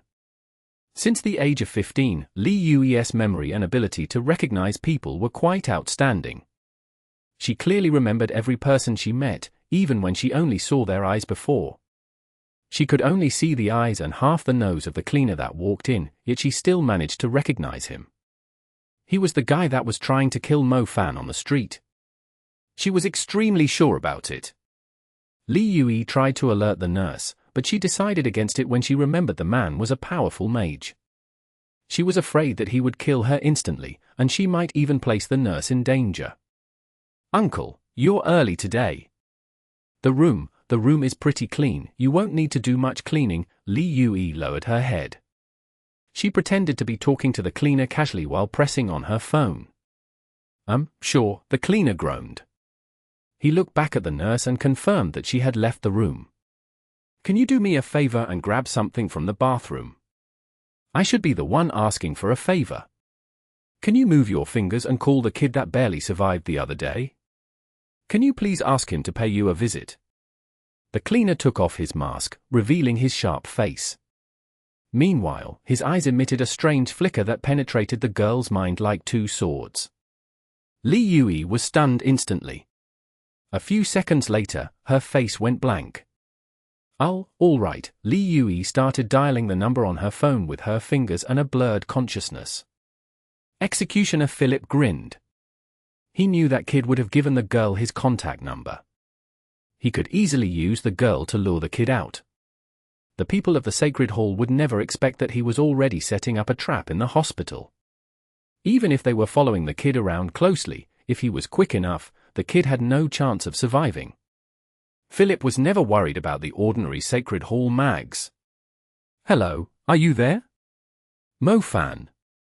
It's me, what's going on? Mo Fan replied. My wounds are hurting me, and I'm scared of being alone in my room. Can you come visit me? Li Yui said. Oh, sure, I have something to take care of now, just give me a second, I'll call you again after I reach the hospital, alright? Alright, I can wait, Li Yui said. After Mo Fan hung up the call, Zhao Manyang thought Mo Fan was going to be overjoyed, yet he noticed Mo Fan's expression turning dark immediately. Chapter 981. The Betrayer of the Sacred Hall of Liberty. Exodus Tales. Exodus Tales. Translated by Zephazid. Edited by Aelrianth. Mo Fan could not feel any joy, as the same number had just sent him a text just 5 seconds earlier. The message only had 3 letters, SOS, that combined into an international distress signal, basically meaning help. However, before Mo Fan could collect his thoughts, he received a call from the number. The girl was asking him to come over with a calm, yet scared voice. Mo Fan was immediately on guard. Mo Fan showed the text to the group. Zhao Manyang was about to say something and immediately thought better. What's going on? Mind control, that guy is controlling Li Yui, he's using her to bait us into his trap. Mo Fan said confidently. Even though he had only known Li Yui for a few days, he could tell that she was a very optimistic and strong girl. Mo Fan could not imagine her saying those words. That being said, if Mo Fan had not received the weird text from her, he would only be confused by it. However, when he linked the two together, he immediately thought about Philip. It must be Philip controlling her mind. This executioner of the Black Vatican was indeed extremely cunning and vicious. What do we do now? She might be in danger, Zhao Manyang asked. Don't panic yet, I don't think Philip is going to do anything to her. I told her that I'm going to call her when I reach the hospital, so she should be fine until I call her again, Mo Fan said. Mo Fan had reacted quickly. If he had not emphasized it, there was a chance that Philip would have killed Li Yui straight away after the call. Should we alert the Sacred Hall mags? Mu Ningxue asked. Mage and Lingling shook their heads. It was obvious that they did not want the Sacred Hall mags to be involved. Philip was once close to the Sacred Hall of Liberty. He would surely flee for his life once the Sacred Hall mags showed up. However, they had to deal with the executioner here in New York. Otherwise, it would only bring unending trouble to Mo Fan. The Sacred Hall mags would only scare the enemy away. That guy thinks he's the hunter that's hiding in the dark to take my life, but I'm going to tell him who's the real hunter. Mo Fan swore coldly. Night had fallen, the main streets only had a few vehicles left. Occasionally, a sports car would drive past, leaving a trail of brilliant tail lights behind. The street racers thought the roars of their engines would attract some attention, yet they were only a nuisance, just like a pile of garbage. Orange-yellow street lamps were lighting up the streets. A few nurses who were done with their shifts walked along the street. Their laughter was quite clear in the quiet night. The light greatly extended out the shadow of a man. One of the nurses glanced at him, but discovered that he had vanished in the blind spot between the lamps in a mysterious and eerie manner. The lights in the hospital were mainly white. Mo Fan stood at the entrance of the hospital. There were a lot fewer people present at night, and since the USA was not as densely populated as China, the hospital felt rather empty. It was actually good news for Mo Fan, as it would not be as tricky to evacuate the hospital if a fight broke out. In the room on the 5th floor, Li Yui was lying on the white bed. Her eyes were staring at the ceiling. Philip had changed his clothes and was standing by the window, peeking to the outside by lifting the curtains. He did not seem to be in a rush. He was incredibly patient, since he could strike again if he missed out on the opportunity this time. Why must you kill him? Li Yui asked. Little girl, you don't look afraid at all, Philip turned around. The smile on his face was quite spooky. I've fallen into your hands. It's useless being afraid, Li Yui said. You're quite special, aren't you? Oh, speaking of which, if you are tired of selling drinks, you might be able to become a psychic mage. You're almost 20, aren't you aware of how talented you are? Philip walked to the bed. He picked up an apple in boredom and started peeling its skin. I know, but I don't like it, Li Yui said. You're very interesting, Philip peeled the apple and cut it in half. He handed one half to Li Yui and shoved the other half into his mouth.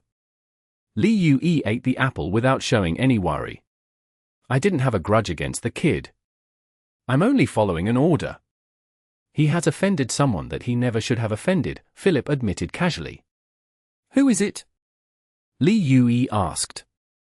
Oh, it's better if you don't know, knowing the person won't do you any good, Philip said. I'm about to die soon, so what difference does it make? Li Yui replied. Philip looked at the girl and burst out laughing. You know what? You are pretty amusing. But then, I have to remind you, dying isn't the scariest thing. Many people who have offended the person kept begging her to kill them, just so they could die a comfortable death. They were willing to kill their close ones just to earn that wish. Are you sure you want to know a person like that? Philip answered. Forget it then, but I saw a big scar on the back of your hand, with lots of scratches on it. I believe the cuts were meant to cover it up, but I can tell it's the symbol of the Sacred Hall mags. Were you a Sacred Hall mage once? Li Yui asked. Philip raised his right hand and looked at the back of it. He hated the symbol. He was willing to cut up the skin of his hand just to get rid of it. Even though it was beyond recognition, the girl was still able to recognize it. If the girl was willing to become a mage, she would surely be an outstanding psychic mage. She was already this observant before awakening her magic. It's my greatest shame. Philip raised his head and stared at the ceiling. Many people think of becoming a Sacred Hall mage as the greatest glory, Li Yui observed. That's why the people in this world are dumb. Unfortunately, I was one of them, too. I never doubted their beliefs, and even wasted half my life fulfilling responsibilities that did not belong to me. I only wanted them to take care of my daughter, but they couldn't do it. The marvelous Sacred Hall of Liberty, where the strongest mags of the world gathered, yet they couldn't even protect a little girl around your age. Philip smiled bitterly. He did not seem to be in pain when he was recalling the past. Even his tone remained the same. However, Li Yui knew it was not that the man was extremely calm. It was his way of expressing his hatred. What happened? Li Yui asked. I had a daughter. I was willing to sacrifice everything to protect her, to watch her grow up. The day when she was chosen to join the Hall of the Goddess of the Parthenon Temple, I was actually happier and prouder than when I was chosen to join the Sacred Hall of Liberty. I once had a superior. He made a mistake, but the Sacred Hall of Liberty was hoping that they wouldn't have to punish him. In the end, I volunteered to take the blame for him, since he was like an elder brother to me. I was expelled by the Sacred Hall of Liberty, and forced to forfeit my cultivation as the punishment. My superior promised me that he would make sure my daughter become one of the greatest mags of all time, better than a little Sacred Hall mage that I was. I believed in him. I was willing to live an ordinary life. I didn't even mind working as a cleaner on the streets. I thought it was all worth it. But one day, something wanted my daughter dead. It dragged her into the abyss of death, and wouldn't even spare her soul. I begged my superior to save her, but he didn't do it. I fought the thing with my life at stake, but I didn't have any magic. Do you understand how desperately I hoped that I still had my magic? I was on the ground like a useless dog watching it all happen while hearing the cries of agony of my precious daughter. Philip's expression did not shift by much. It was strangely calm in a terrifying way. Li Yui fell silent. She was clueless about the world of magic, but she could sense a cruelty like nothing she had heard before from Philip's description. But the person I mentioned to you helped me regain my magic, and she even helped me to become stronger, so do you think I will reject a little request as simple as killing a kid? Philip asked. Li Yui was about to say something when her phone started ringing. Li Yui accepted the call at her quickest speed and was about to scream into the phone. However, Philip was quicker than her. She was unable to let out a scream in time. Her eyes lost their usual glow, and were replaced by a blank expression. Are you here? Li Yui asked. Yeah, which room are you in? Mo Fan asked. On the 5th floor, the room at the end of the corridor. Did you come alone? Yeah, do you seriously want me to bring a light bulb around? Mo Fan smiled. TL note, being a light bulb here means someone else that spoils the atmosphere between a couple trying to have some intimacy. There isn't anyone in the hospital at this time. I'll be hanging up. Wait, I don't know where you are still. I'm on the 5th floor. Which room at the end of the corridor is yours? Is it the one on the left or the one on the right? There are 2 rooms here. I don't want to take the wrong one, Mo Fan said. There's only one. It's the one with the lights, Li Yui replied. Oh, but weren't you in the room all this time? How did you know there's only one room? Mo Fan responded. Philip was still controlling Li Yui's mind, and was stunned. He immediately turned around as he realized something. Several black spikes flew at him. He was completely unaware that Mo Fan had arrived even though he was still on the phone. The giant shadow spikes were incredibly powerful. Even with his cultivation, the giant shadow spikes would still paralyze him if they landed on him. He would not be able to cast a single spell. Most importantly, Philip was focused on his conversation with Li Yui as he was recalling his ugly past. He did not notice the light in the room dimming all of a sudden, nor did he notice the dark aura lingering in the building and the room. NYX regime. The giant shadow spikes were able to construct a dark formation in the NYX regime. Philip did not dare stay in the room a second further. He immediately smashed his way out through the window. Chapter 982. New Calamity Fire, Possess. Exodus Tales. Exodus Tales. Translated by Zephizid. Edited by Aelrianth. You're here. Li Yui looked at Mo Fan in surprise after she recovered. You're the strongest non-mage I know. I won't let him escape this time. Mo Fan said to Li Yui confidently. He had asked Jiang Yu to take care of Li Yui and the people around the hospital. Jiang Yu and the others would evacuate the place in the shortest time possible. The NYX regime did not cover just the building they were in. The whole hospital was covered by Mo Fan's darkness, looming over the place like NYX's mantle, big enough to cover a vast area. Philip jumped out of the window and landed on the outdoor car park behind the hospital. He was quite agitated, not understanding why Mo Fan knew it was a trap. It was obvious that his plan was flawless. The only possibility was the smart girl had recognized him as soon as he stepped into the room, and was able to alert Mo Fan in time. Damn it! How could he allow an ordinary girl to set him up? Philip closed his eyes and sensed his surroundings with the psychic element. The psychic element was not affected by the NYX regime, so he could sense the presence of Sacred Hall mags within a few kilometers. He still had the symbol of the Sacred Hall mags on the back of his hand, allowing him to detect the movements of the Sacred Hall mags with ease. There's no Sacred Hall mage nearby. Philip was confused. It was impossible that his psychic element would be wrong. The pattern on the hand of every Sacred Hall mage was somehow linked to one another with the psychic element, so not a single Sacred Hall mage could hide from him. As such, he was confident that not a single Sacred Hall mage was within a few kilometers from him. In other words, Mo Fan had come on his own. If that was the case, why was he even running away for? The kid was like a sheep going into a lion's mouth. Philip slowly turned around and saw Mo Fan turning into a purple-black lightning bolt as he jumped down from the 5th floor. He landed heavily on the ground and constructed a fierce lightning disaster. Philip was not bothered by it. He could easily nullify an attack of that level with a single wave.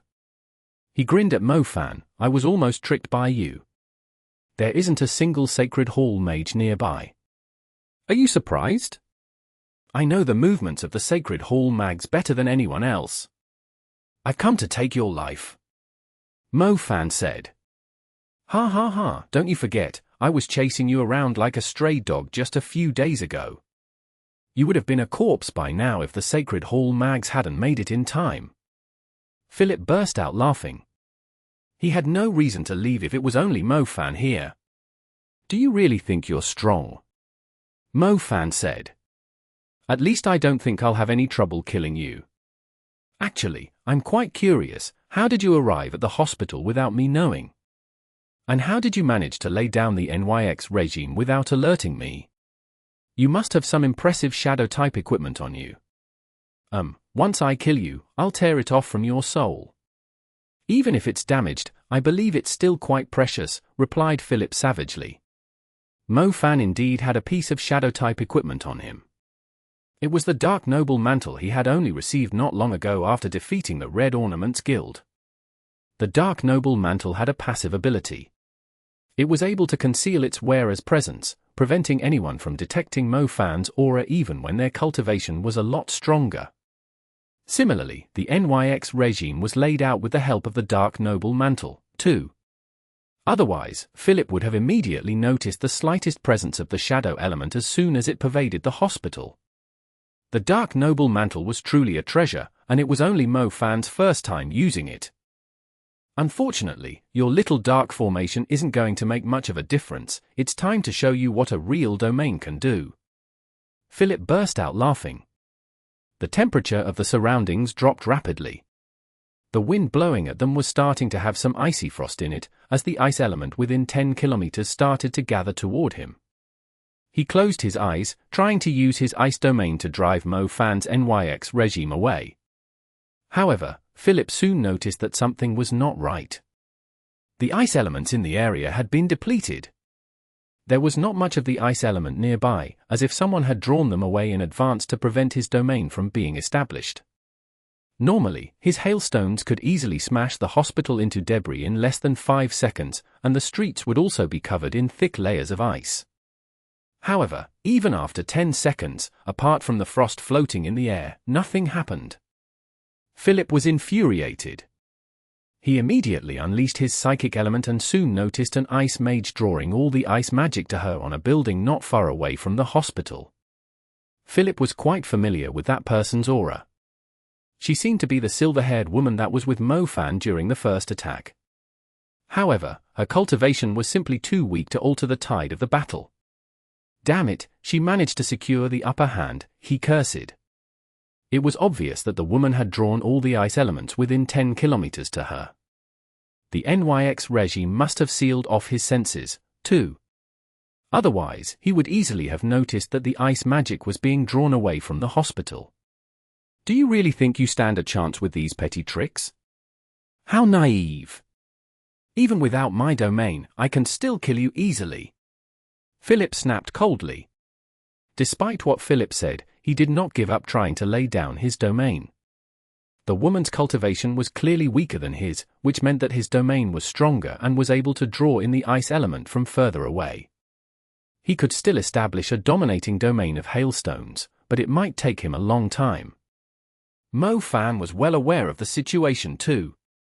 Mu Ningxue told Mofan that she could only temporarily disable the ice domain, but with Philip's cultivation, he only needed around 10 minutes to fill up the place with enough ice mana. In other words, he had to defeat Philip within 10 minutes. Otherwise, no matter how many people they had, they were no match against Philip once he constructed his domain. Mofan was not the kind that liked to leave a threat lying around. In order to ensure his journey ahead was smooth, he had to slay Philip within 10 minutes, and gave that bitch Salon a great favor in return. Icebound Coffin. Philip was still a powerful ice mage without relying on his domain. His speed at drawing a complicated star constellation was quite shocking. The brilliance of the icy white star constellation set him off, and together with his outstanding soul-grade seed, his advanced ice spell was several times stronger than an ordinary advanced ice mage. A soul-grade seed was stronger than a spirit-grade seed. What Philip had was a real soul-grade ice seed. Even after losing his domain, his dominating strength was still there. An eerie ice coffin fell from the pitch-black sky. An overwhelming freezing energy and an ice coffin as sturdy as a crystal loomed over Mofan. The lightning of his Tianshan was crushed instantly by the overwhelming presence. He was having trouble unleashing the flames of his rose flame, too. It was simply too fast. Mofan did not even finish a third of his lightning constellation when the enemy's powerful ice spell was already falling above him. It instantly froze Mofan inside an icebound coffin the size of a hill. The ice was transparent. Philip could see Mofan's face filled with fear inside it. That's for being too overconfident. Philip mocked. He was quite confused about why a stupid kid like him was able to win the favor of Salon. She specifically mentioned that she wanted the kid dead. Inside the ice, Mofan's face stuck closely to the bone-chilling ice. The frost was penetrating into his body at a terrifying pace, and would soon freeze his blood. Little Flame Belle cried out in a panic inside the contracted space. I didn't expect I would need your help so soon. I thought I can take him for a while by myself. Come, let's see how strong we are when we combined into one. Mofan said to Little Flame Belle mentally. Little Flame Belle cried out excitedly. The little creature inside the contracted space flew into Mofan's soul. Mofan was pretty much an explosive. He erupted instantly when Little Flame Belle ignited the fuse. The Calamity fire that was several times stronger than before instantly filled Mofan's body. It immediately got rid of the frost that had penetrated into him. The Calamity fire burst out of Mofan's skin and set his surroundings aflame impatiently. Even the thick layer of ice as huge as a hill was unable to stop the flames from overrunning the dam. Calamity fire!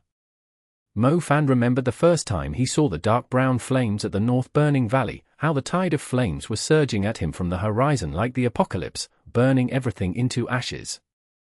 Currently, little flame Belle's Calamity fire had attained the basic appearance of the natural fire Calamity. It did not matter if it was up against fire, water, or sand, it was going to devour it all imperiously. The icebound coffin started to melt. The thick body of ice cracked open rapidly, unable to endure the pressure within it. Only a few tiny sprouts of flames were leaking out from the cracks at the start, followed by fierce tongues of flames surging across the place.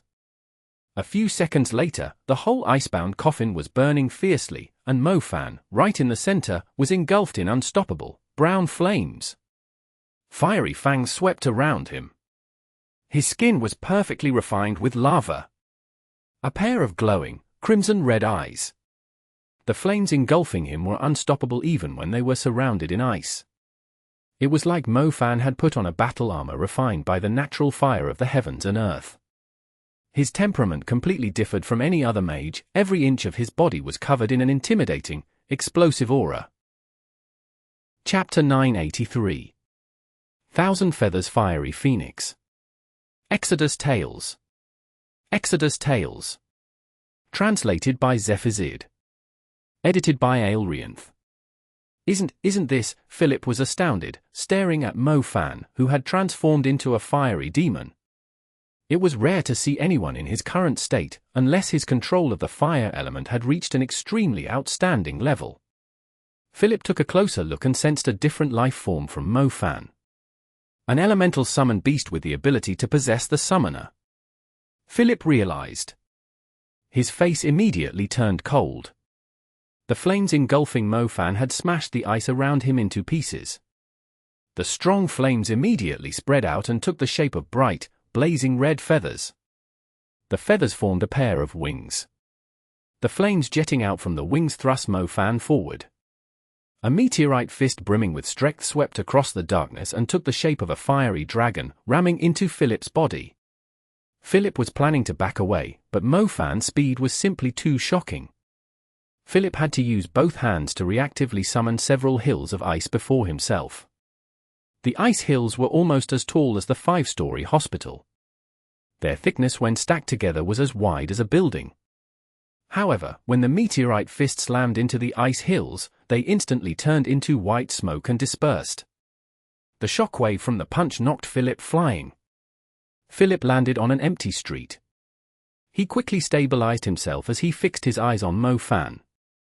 The kid was like a completely different person compared to the other day.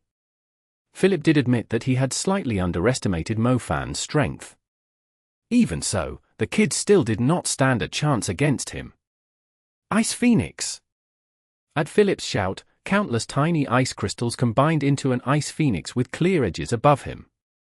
The icy wings of the phoenix could cover the entire street when they were fully spread out. The buildings on both sides of the street froze instantly as soon as the ice phoenix showed up. The freezing white energy turned everything it came into contact with into ice statues. The ice phoenix beat its wings and flew at Mo Fan with great force. Mo Fan could sense an overwhelmingly destructive ice energy from the phoenix. Seeing the ice phoenix coming right at him, the wings on Mo Fan's back immediately spat out flames and launched him into the sky. However, the ice phoenix also beat its wings and chased after him, as if it was alive. Mo Fan's wings did not grant him the ability to fly. It only served as a temporary speed boost by driving him forward.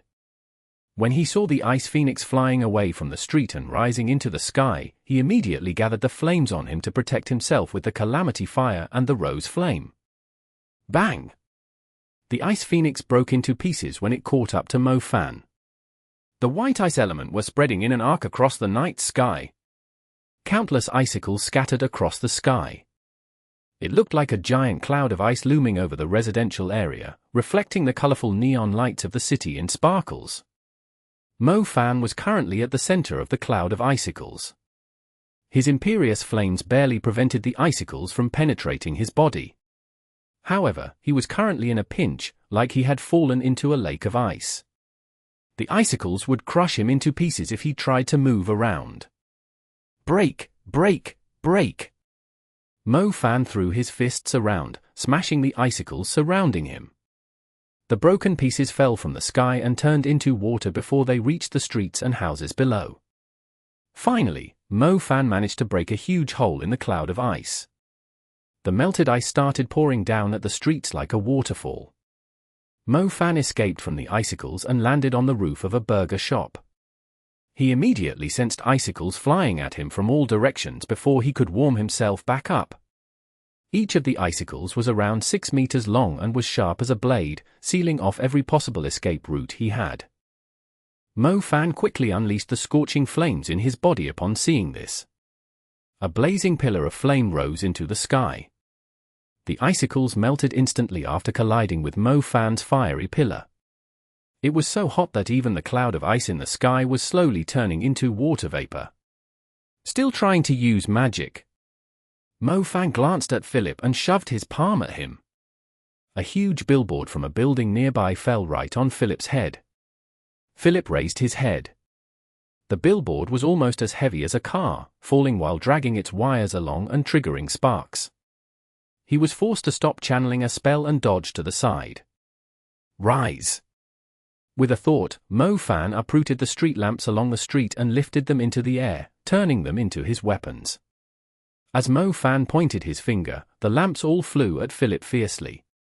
While Philip was busy handling the street lamps flying at him, Mo Fan reached out and slowly lifted a fireball. The fireball was unlike the fire burst that he normally cast. A fire burst was basically as big as a C-cup breast, just enough to be held with a single hand. When the fire burst landed on its target, it would then set the target on fire, or apply the effects of burning bones or rupture. The fireball that Mo Fan was lifting with both his hands was far more shocking. It was like a giant iron pan when he first formed it, but it grew to the size of a house in just 2 seconds. Mo Fan tossed the fireball at Philip. The enormous fireball smashed into the roads and kept on rolling, laying down a blazing red carpet of flames. Philip was stunned when he saw a fireball almost as wide as the street rolling at him. He crazily summoned ice walls to stop it, but without his domain, he was unable to construct a strong enough defense in a short period of time. Not only did the enormous fireball smash the ice walls into pieces, it struck Philip and rolled directly over him. Such a ridiculous move! Zhao Manyang could not believe his eyes when he saw the fireball in the distance. Philip rose to his feet from the scorched street miserably, his armor now on. He glared at Mo Fan before looking at Mu Ningxue on the building in the distance. He was a lot weaker without his domain of hailstones. It felt like he was unable to do anything he tried. He looked to the side, pretending to launch an attack at Mo Fan, but he suddenly used an ice lock to drag himself into the air. The ice chains flew across the sky, including the one that he was standing on. One of the ice chains was heading straight toward the building Mu Ningxue was on. Philip quickly hopped between the chains and stepped on the one that was quickly approaching Mu Ningxue. Mo Fan's strength had exceeded his imagination. Philip knew he had to take out the ice mage that was meddling with his domain first, so he could establish it. With his domain, it would be a lot easier for him to take out Mo Fan. However, Zhao Manyang and Jiang Xiaoshu were not going to let him have his way. They had been hiding close to Mu Ningxue, waiting for Philip to take the bait. Heart confusion imprisoning formation. The psychic trap that Jiang Xiaoshu laid down earlier now came in handy. Before Philip was in range to attack Mu Ningxue, several psychic demonic swords appeared in all directions, stabbing at his head. The psychic demonic swords was able to inflict enormous pain to both the target's mind and spirit. Philip was pretty alert. He immediately altered his path as soon as he stepped into the psychic trap, trying to withdraw from it. The psychic demonic swords did not land on him, yet his mind was temporarily in a chaotic state, preventing him from casting complicated spells for the time being. Mo Fan, it's your chance, take him out quick! Jiang Xiaoshu yelled. Mo Fan was right on Philip's tail.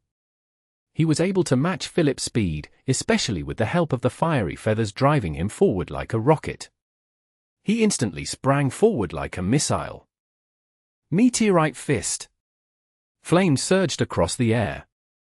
Mo Fan sprang forward at an astounding speed, already surrounded by several imperious fiery dragons as he was accumulating energy. The Calamity fire erupted with a volcano's destructive aura. The light emitted by his fist swept across the night sky like a meteor, lighting up the streets below it. It was the same meteorite fist, but since the Calamity fire was a lot stronger now, its damage had escalated significantly. When Philip turned around, he saw the flames of death locked onto him and looming over his minuscule figure. He had nowhere to escape to. The fist and the Calamity fire knocked Philip back down towards the same street that was now in ruins.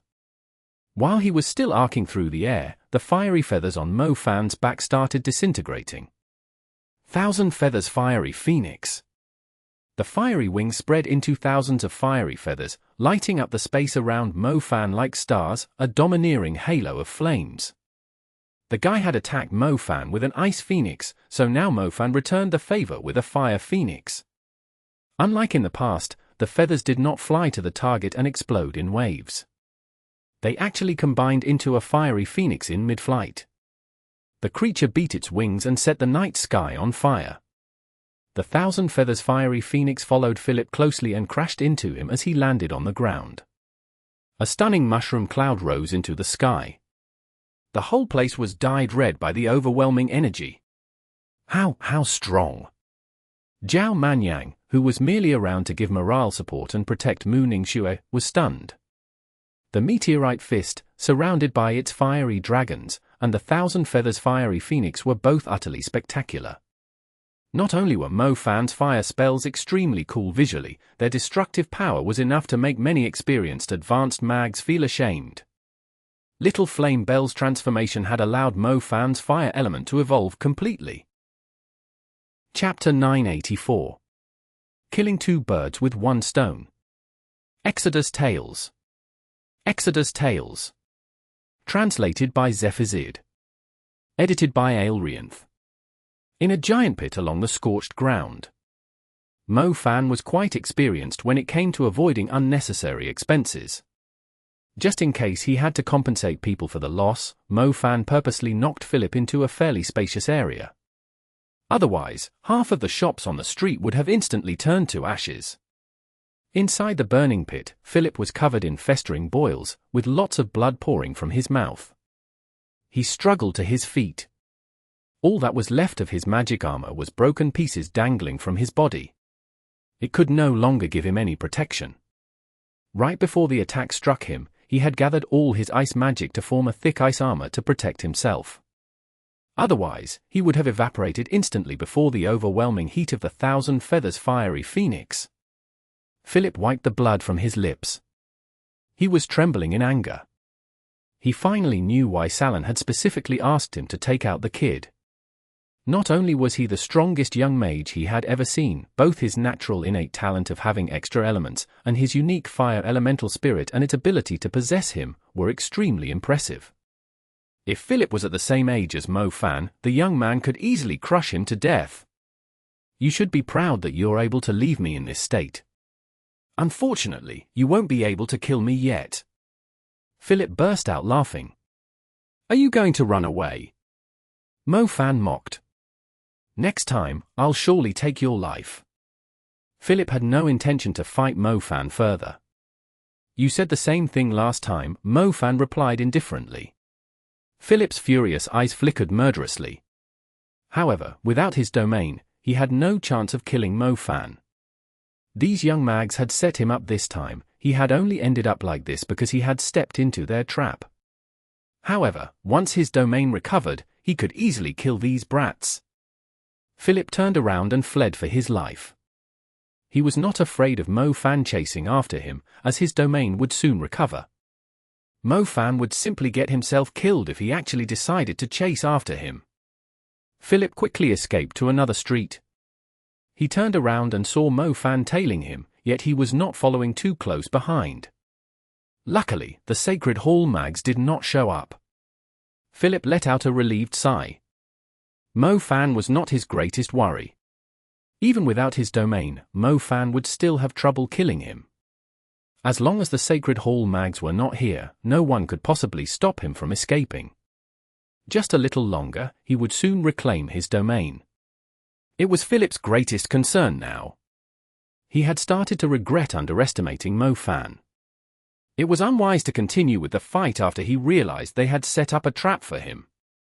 An executioner could kill their target at any time, there was no reason for him to rush it. As long as he was still alive. "So you're an executioner of the Black Vatican," Salon's lackey, an eerie voice suddenly appeared behind Philip. Philip was stunned. He immediately turned around and saw a man with a cold, tanned face less than 10 meters away. When did this guy show up beside him? He was sure that there was nobody nearby when he checked the place just a moment ago. Philip reacted quickly. He immediately activated his magic boots and turned into a ray of light, heading for the alleyway.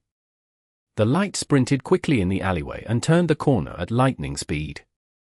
Philip slowed down only after he sprinted through 5 alleyways. However, the space ahead started to twist. With a mysterious, silver glow, the same man appeared right before him.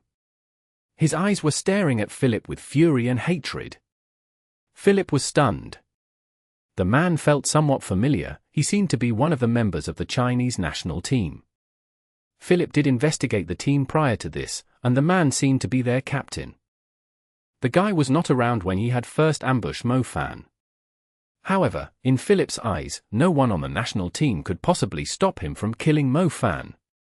However, when Philip actually stumbled into the captain of the Chinese national team, he was surprised to sense a dangerous aura. This guy's cultivation, how can a student of a national team be this strong? Demon torture. Ari Jiangtu clenched his hand into a claw and closed it. The demon forming behind Philip emitted an eerie red glow as it grabbed onto Philip's throat with both hands. A shocking claw mark immediately appeared on Philip's throat. Meanwhile, his soul was dragged out of his body by the demon.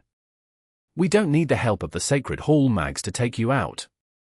Mo Fan finally arrived by jumping between the roofs of the buildings and landed in front of Philip.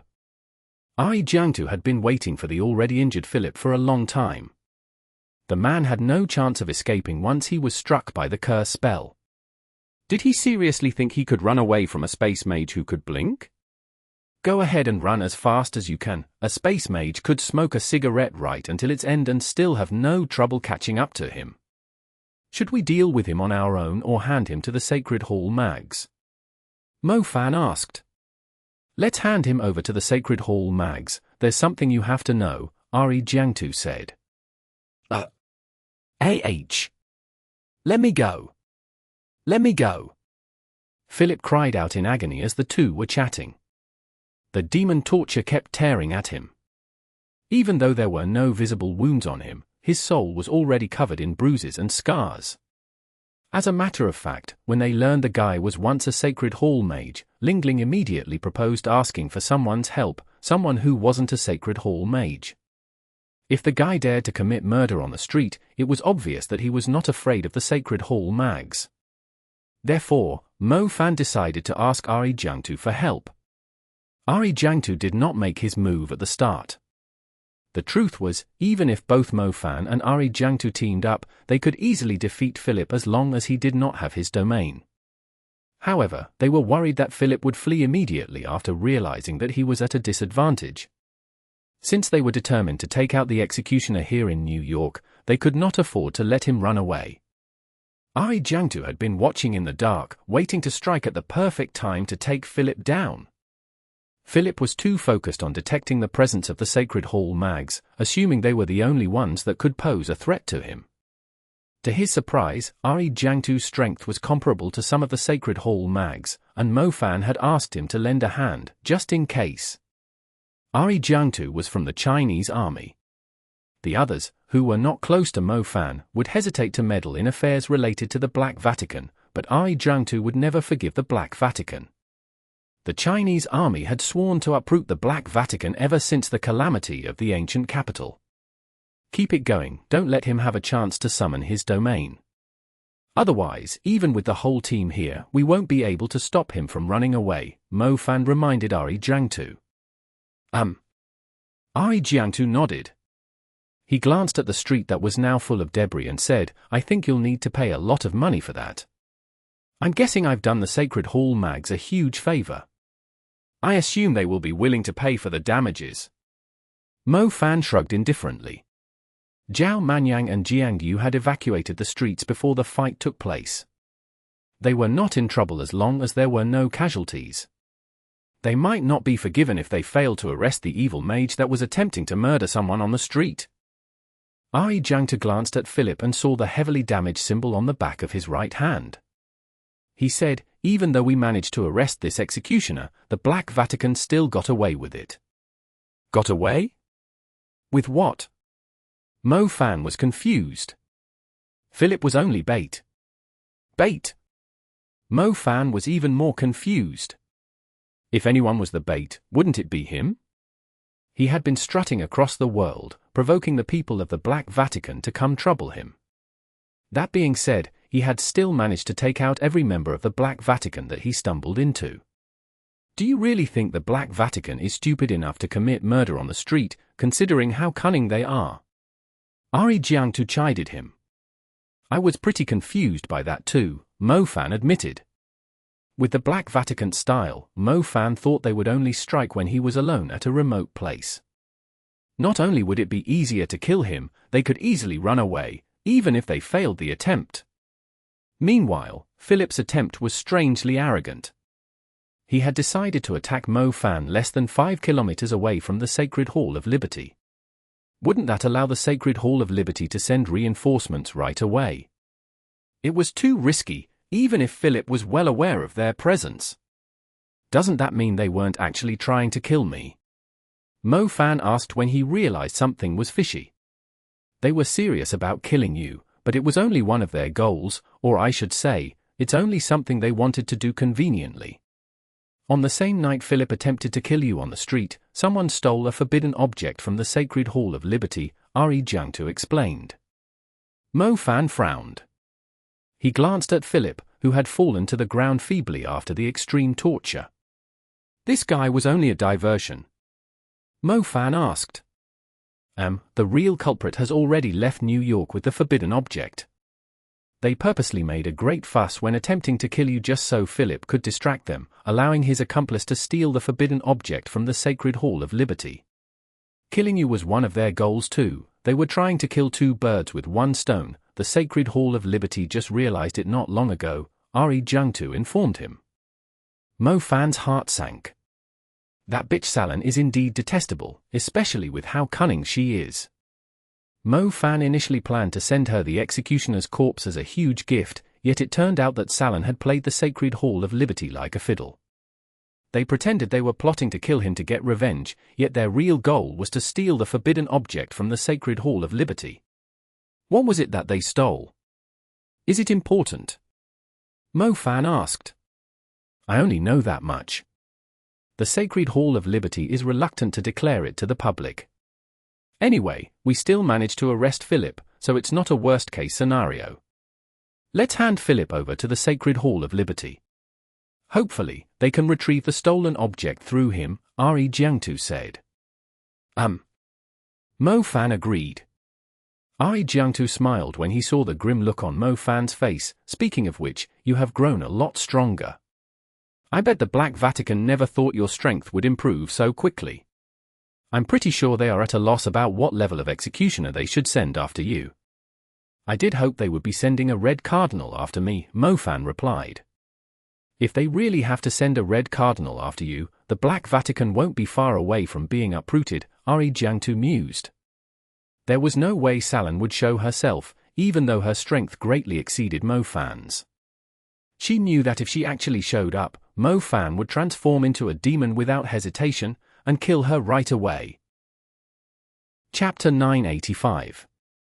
The Giant Skeleton at the Beach. Exodus Tales. Exodus Tales. Translated by Zephazid. Edited by Aelrianth. A tall figure in a red outfit stood in the waterfall mist. She had an earring upon her left ear, and a voice was coming out of it. Executioner Philip is dead, said a deep voice on the other end. Oh, that's very disappointing, the red figure replied calmly. The thing we wanted is being delivered to the destination. Well done, the red figure said. Should we send someone else to take out that guy? The deep voice asked. It's fine, we can't really touch him for now, let's wait for another chance, the red figure replied. But his strength has improved a bit too fast. Even Philip failed to take him out. I'm worried that he's going to grow stronger and become a greater threat to us. After all, he has double innate elements. Once he reaches the super level, he will be almost unstoppable, the deep voice said. Don't worry, I won't let him live until the super level. Salon answered. Your words are a relief, you're just like Jormungandr. Jormungandr? Maybe. The Atlantic Ocean seemed bluer than the Pacific. The water was like an ice mirror, clear and reflecting the sky and the white clouds when its surface was calm. Tinuoia was the prettiest, most mysterious city of Portugal. It was also the place where the sea hunters gathered. Almost every hunter that was interested in exploring the Atlantic Ocean to search for treasure would gather here. Most of them would also spend all their fortunes here within a single night. Be it the bars at the beach with lots of glamorous women, the noisy casinos, or the dueling grounds of the Mags, the place had all kinds of unending enjoyment. It was only afternoon, the gentle sunlight shone down elegantly upon the surface of the ocean. The gentle waves were undulating like the edge of a dress. A drunk old mage sat on a wooden path leading off towards the ocean. It was like a wooden bridge, where many people would come at night just to cool off with the sea breeze. The old mage's face blushed as he kept mumbling to his friend, as if he was not satisfied with his friend's performance when they went out to the sea. I already told him, he has to hold the water barrier on his hand. If he wasn't so arrogant and actually listened to me, the lightning demon fish won't have been able to escape, the old mage grumbled. The man beside him was his comrade. He was middle-aged, with a thick beard. He did not drink much. Trying to comfort his friend, he replied, but you shouldn't kick him off the team like that. You know how difficult it is for us to get a team together. We are all here to hunt sea monsters for the money, don't be so hard on yourself. The old mage, Cantor, clenched his teeth furiously. He was about to say something when he saw a huge ivory ship on the water. He was very drunk, he was able to see multiple ships stacked on top of one another as they slowly approached the city. How big is that ship? I thought Tinuoia City didn't allow huge ships to dock at its port, the man with a beard blurted out. Humph. Once I hunt a commander-level creature, I'll buy a ship like this too, and invite the ladies in Tinuoia City on a tour around the Atlantic Ocean with me. Once I return to Tinuoia City, the population on my ship will have doubled. The old mage burst out laughing vulgarly. The man with a beard clearly knew what the old man meant. He burst out laughing too, and glanced at the fairly imperious-looking ivory ship. As the huge, ivory ship got closer, the bearded mage's expression stiffened. It felt like his eyes were about to fall out. Cantor, that isn't a ship, the middle-aged mage said in a shocked voice. How is that not a ship? Is there something else that's this big and can float on the sea in this world? Are you telling me it's a gigantic sea monster? Old Cantor said. It's really not a ship. The middle-aged mage raised his voice when he realized that something did not seem right. A gigantic, ivory creature slowly approached the harbor, gliding across the surface of the sea. Its size was even more shocking than when it first appeared. It felt like it was taking up their entire field of view. Cantor rubbed his eyes. He slowly became sober as the sea breeze swept his face. He lifted his gaze and stared ahead. Following his glance, old Cantor immediately felt his scalp exploding. He fell to the ground from the shock. Cold sweat poured down like rain. Old Cantor was an experienced hunter. He was about to rank up to a hunter master, but he had never seen anything this terrifying. A skeleton. It was not an ivory ship cruising on the water. It was an enormous skeleton being pushed toward the beach by the waves. The skeleton was perfectly preserved. They could imagine how imperious the creature once was just by looking at its bones. The creature was most likely a ruler of the ocean. But now, the creature had turned into a skeleton, like a rubbish bottle, can, or a piece of wood, floating along on the ocean. Even an experienced mage would be trembling in fear upon seeing it, as the pressure from just looking at the corpse was dumbfounding. Its fierce skull that one had to lift their head to look at, and its enormous bones. Most importantly, how terrifying was the thing that had turned this ruler of the ocean into a skeleton. Some time later, the mage with a beard finally collected his thoughts and stammered, I'll alert the Alliance. All right. The old mage was still sitting on the wooden path. His legs were weak, and he was having trouble standing up. The giant skeleton looked like it was still alive. The old mage had roamed the ocean for many years, yet he had never heard of such a shocking creature. As the two mags were overwhelmed by shock, a plane in the sky above them slowly landed at the seashore city of Tinuoia. Up on the plane, Mo Fan was seated at the window, and happened to be glancing down at the beautiful city when he caught a glimpse of the sight. "What are you looking at?" Zhao Manyang asked. "There's a strange, white ship down there. It feels too big to dock at the port," Mo Fan said. "That's normal for a ship. I just feel like it's surprisingly big. I've seen bigger ships before. The ships at a small city like this are nothing to be surprised about," Zhao Manyang said proudly. Chapter 986.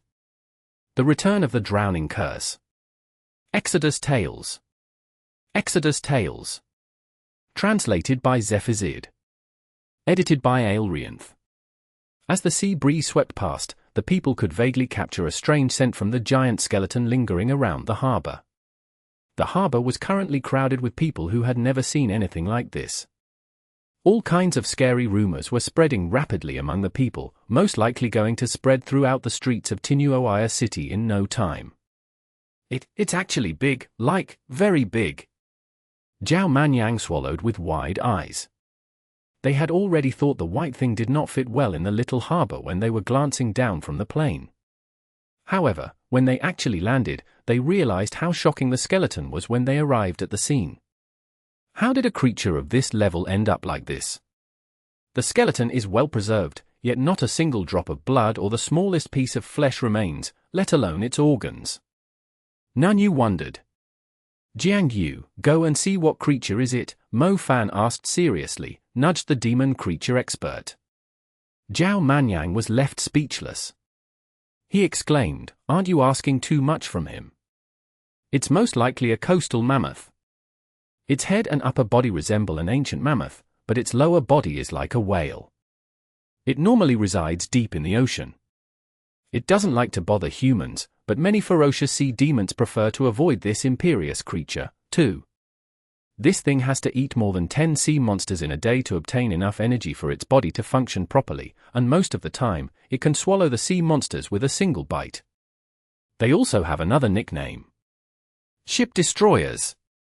In the past, almost 100 luxurious cruise liners have been destroyed by these creatures, even when they were packed with mags, not to mention that the cruise liners were designed to survive against commander-level creatures, Jiang Yu explained, all in one breath. Mo Fan nodded. Meanwhile, Zhao Manyang almost dropped his jaw to the ground. Did Jiang Yu seriously manage to recognize the creature just by looking at the skeleton? Wasn't his ability to identify creatures a bit too insane? Although there were not many creatures of this size in the ocean, it was still unbelievable. This creature died less than 2 days ago, Jiang Yu added. Doesn't a creature of this size need a long time to end up as just the skeleton? How is it possible that it only died less than 2 days ago? Mo Fan said. Look at the tusks, though, those aren't horns, they are tusks, similar to the tusks of an elephant. The tusks of these coastal mammoths are worth more than 10 million each. They are used for crafting magic armor or deathstrike magic equipment. The tusks have only started to turn black, and usually, these tusks will be completely black after a few days, like coal. Once they turn black, they no longer have any value, Jiang Yu informed them. Mo Fan lifted his gaze and glanced at the tusks. It was just as Jiang Yu had said, the tusks had only started to turn black. I still don't understand. I know the ocean is vast, so it makes sense there are creatures stronger than a coastal mammoth, but this skeleton is perfectly preserved. It doesn't seem like it was injured at all, and even if the creature that killed it was so strong that it killed the coastal mammoth with a single attack, where did its skin, flesh, organs, and blood go? Besides, aren't bones supposed to be heavy? Why is the skeleton floating on the surface like a ship? None you wondered. Aren't you all busybodies? Let's hurry up to the training hall. We can head on to our next destination once we are done with the challenge. Obviously, no one could possibly explain the site, including the hunter groups who had been around Tinuoia City for many years. The residents of the city were terrified knowing that a giant skeleton had shown up at the port. A single coastal mammoth was enough to bring utter destruction to the city, let alone the demon hiding in the ocean that had killed it so easily. Fear was contagious. When the team reached the streets, they could hear everyone whispering to one another. They were all discussing the incident. It was likely that many news agencies had started drafting headlines for the following story. Mo Fan was a curious man. The visual impact of the skeleton was too strong to be ignored for him. Most importantly, how exactly did the coastal mammoth die? Jiang Yu, do you have any rough idea how strong that coastal mammoth was? Mo Fan inquired. The weakest among them would be around the commander level, but the creature at the beach, it's most likely close to the ruler level, judging from its teeth and size, Jiang Yu replied. Close to the ruler level. Jiang Yu, please don't scare me. Zhao Manyang shivered. If a creature that was almost as strong as a ruler-level creature had died such a horrible death, wouldn't that imply there was a real ruler-level creature close to Tinuoia City? And it was the kind that liked to drink the blood and eat the flesh of its prey. The team was not too bothered by the skeleton before Jiang Yu mentioned the level of the creature. However, their attitude completely changed, as they no longer felt safe even when they were in the city. Let's hurry up to the training hall and get on with the challenge. We'll take the first flight and leave as soon as we're done with it. Mo Fan was not interested in fighting Portugal's training hall. He was actually more curious about the skeleton after listening to Jiang Yu's explanation. Just go if you want, we'll handle the challenge, Ari Drungtu said helplessly when he saw the look in Mo Fan's eyes. We'll leave it in your hands then. Come, time to do some investigation. What investigation? It's more like a ghost story. Zhao Manyang was unwilling to go, but Mo Fan forcibly dragged him along. The adventurous Jiang Xiaoshu tagged along with a group that was eager to find out the truth. To everyone's surprise, Mu Ningxue, who was normally only interested in becoming stronger, decided to tag along, too. Mo Fan, this simply means Mu Ningxue is the kind that only looks cold on the outside. She's actually adventurous and a thrill-seeker on the inside. When you manage to push her down, someday, she will surely push you down and let you have a taste of her wild nature. Zhao Manyang was indeed a pervert, to actually come up with such a shameless interpretation from something so insignificant. If she heard you, I wouldn't be able to save your life even in my demon form, replied Mo Fan. Zhao Manyang laughed dryly. Mo Fan was actually surprised that Mu Ningxue was interested in the skeleton. But Mo Fan soon realized he was wrong. When the group was heading for the skeleton, Mu Ningxue took another path and disappeared into the alleyways. The alleyways in the city were stacked up like a maze. Mo Fan did not notice where Mu Ningxue went, so he had no choice but to proceed on his way. Mu Ningxue walked through the alleyways. The sound of her wooden-heeled shoes on the ground echoed on the narrow paths. She eventually reached a stone bridge, leading to an area filled with fine houses on the other end. Below the bridge was a shallow beach, the water slowly rising, turning the sandy area into a little stream. The other side of the bridge was a seemingly dirty, narrow beach. The view of the ocean was blocked off by the surrounding estates. Only a small corner of it was visible. The sea breeze that had lost its way in such a complicated layout blew Mu Ningxue's disheveled hair back, revealing her beautiful face. It's already the third one this month. An old man smoking on the bridge let out a heavy sigh while staring at a black bag on the narrow beach. There was someone on the narrow beach. It was a fire mage in a red outfit, with logs stacked up high in front of him. On the logs laid something covered in a black bag. Another person opened the bag, revealing a properly dressed, yet lifeless body inside. The body was lying still on the wooden stand. The fire mage completed a star orbit and ignited the logs with a gold-tinged flame. The logs were set aflame instantly, devouring the young man lying on them. Mu Ningxue was startled when she saw the fire. A cremation? Why are they cremating a body on the beach? This kind of cremation was only conducted for people that died of some kind of disease. Could this beautiful city be plagued with a deadly disease? Mu Ningxue went up to the old man and asked, "Elder, what did you just say?" The old man was speaking in English. There were many different nationalities in Tinuoia City, thus most people would converse in English. "It's already the third cremation this month," replied the old man. "Did he die of some sickness?" Mu Ningxue asked. "People wouldn't be so scared if it was only a sickness," said the old man. "Why is that?" "It's better if you don't ask any further. You will have a nightmare if you know what happened." The old man shook his head. "I want to know." The old man looked at the fire for quite some time, as if he was waiting for the fire to burn the corpse into ashes. Some time later, the old man finally spoke. "Instead of saying he died of sickness, it's more suitable to say it's a suicide."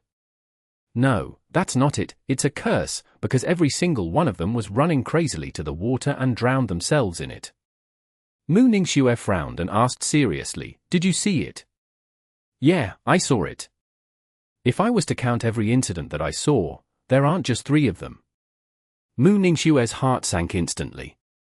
She had only come here because she heard a few women discussing it along the way. Mu Ningxue initially thought they were discussing the skeleton, yet when she listened to them closely, she immediately recalled the strange incident she had stumbled into in Japan. The drowning curse. Back then, Mu Ningxue had personally witnessed a woman running at the sea in a crazy manner, and she drowned in the water in just a brief moment. Now, she had witnessed the same kind of death at a seashore city in Portugal on the other side of the earth from Japan. The sea breeze blew on Mu Ningxue's face again. A strange chill immediately swept across her skin. Chapter 987. The International Reward Pool. Exodus Tales. Exodus Tales. Translated by Zephazid. Edited by Aelrianth. Mu Ningxue did not recover from the shock after a long time. The drowning curse, why would the same, strange curse take place at a beach that was so far away? Mu Ningxue immediately asked the old man for more details. The old man told Mu Ningxue everything he knew. It turned out that 8 people had already died to drowning curse at different times. The old man had lived in the area for many years, hence why he was familiar with the strange incident. However, no one knew exactly where the drowning curse came from. "So you're here, what's so special about that bonfire?" Mo Fan's voice appeared behind her. Mu Ningxue was left speechless. What eyesight did this guy have? That was a body being cremated on the beach, not a bonfire. Besides, who the hell would come to the beach just to watch a bonfire in broad daylight? I witnessed something terrifying at East Maritime Fortress. Mu Ningxue briefly explained the drowning curse to Mo Fan. Mo Fan was dumbfounded when he heard about the drowning curse. A person running to the ocean to drown themselves. And the corpse would turn extremely pale and dried up. It sounded like the symptoms of some scary disease, yet he had never heard of any disease that could force someone to kill themselves. What about the skeleton?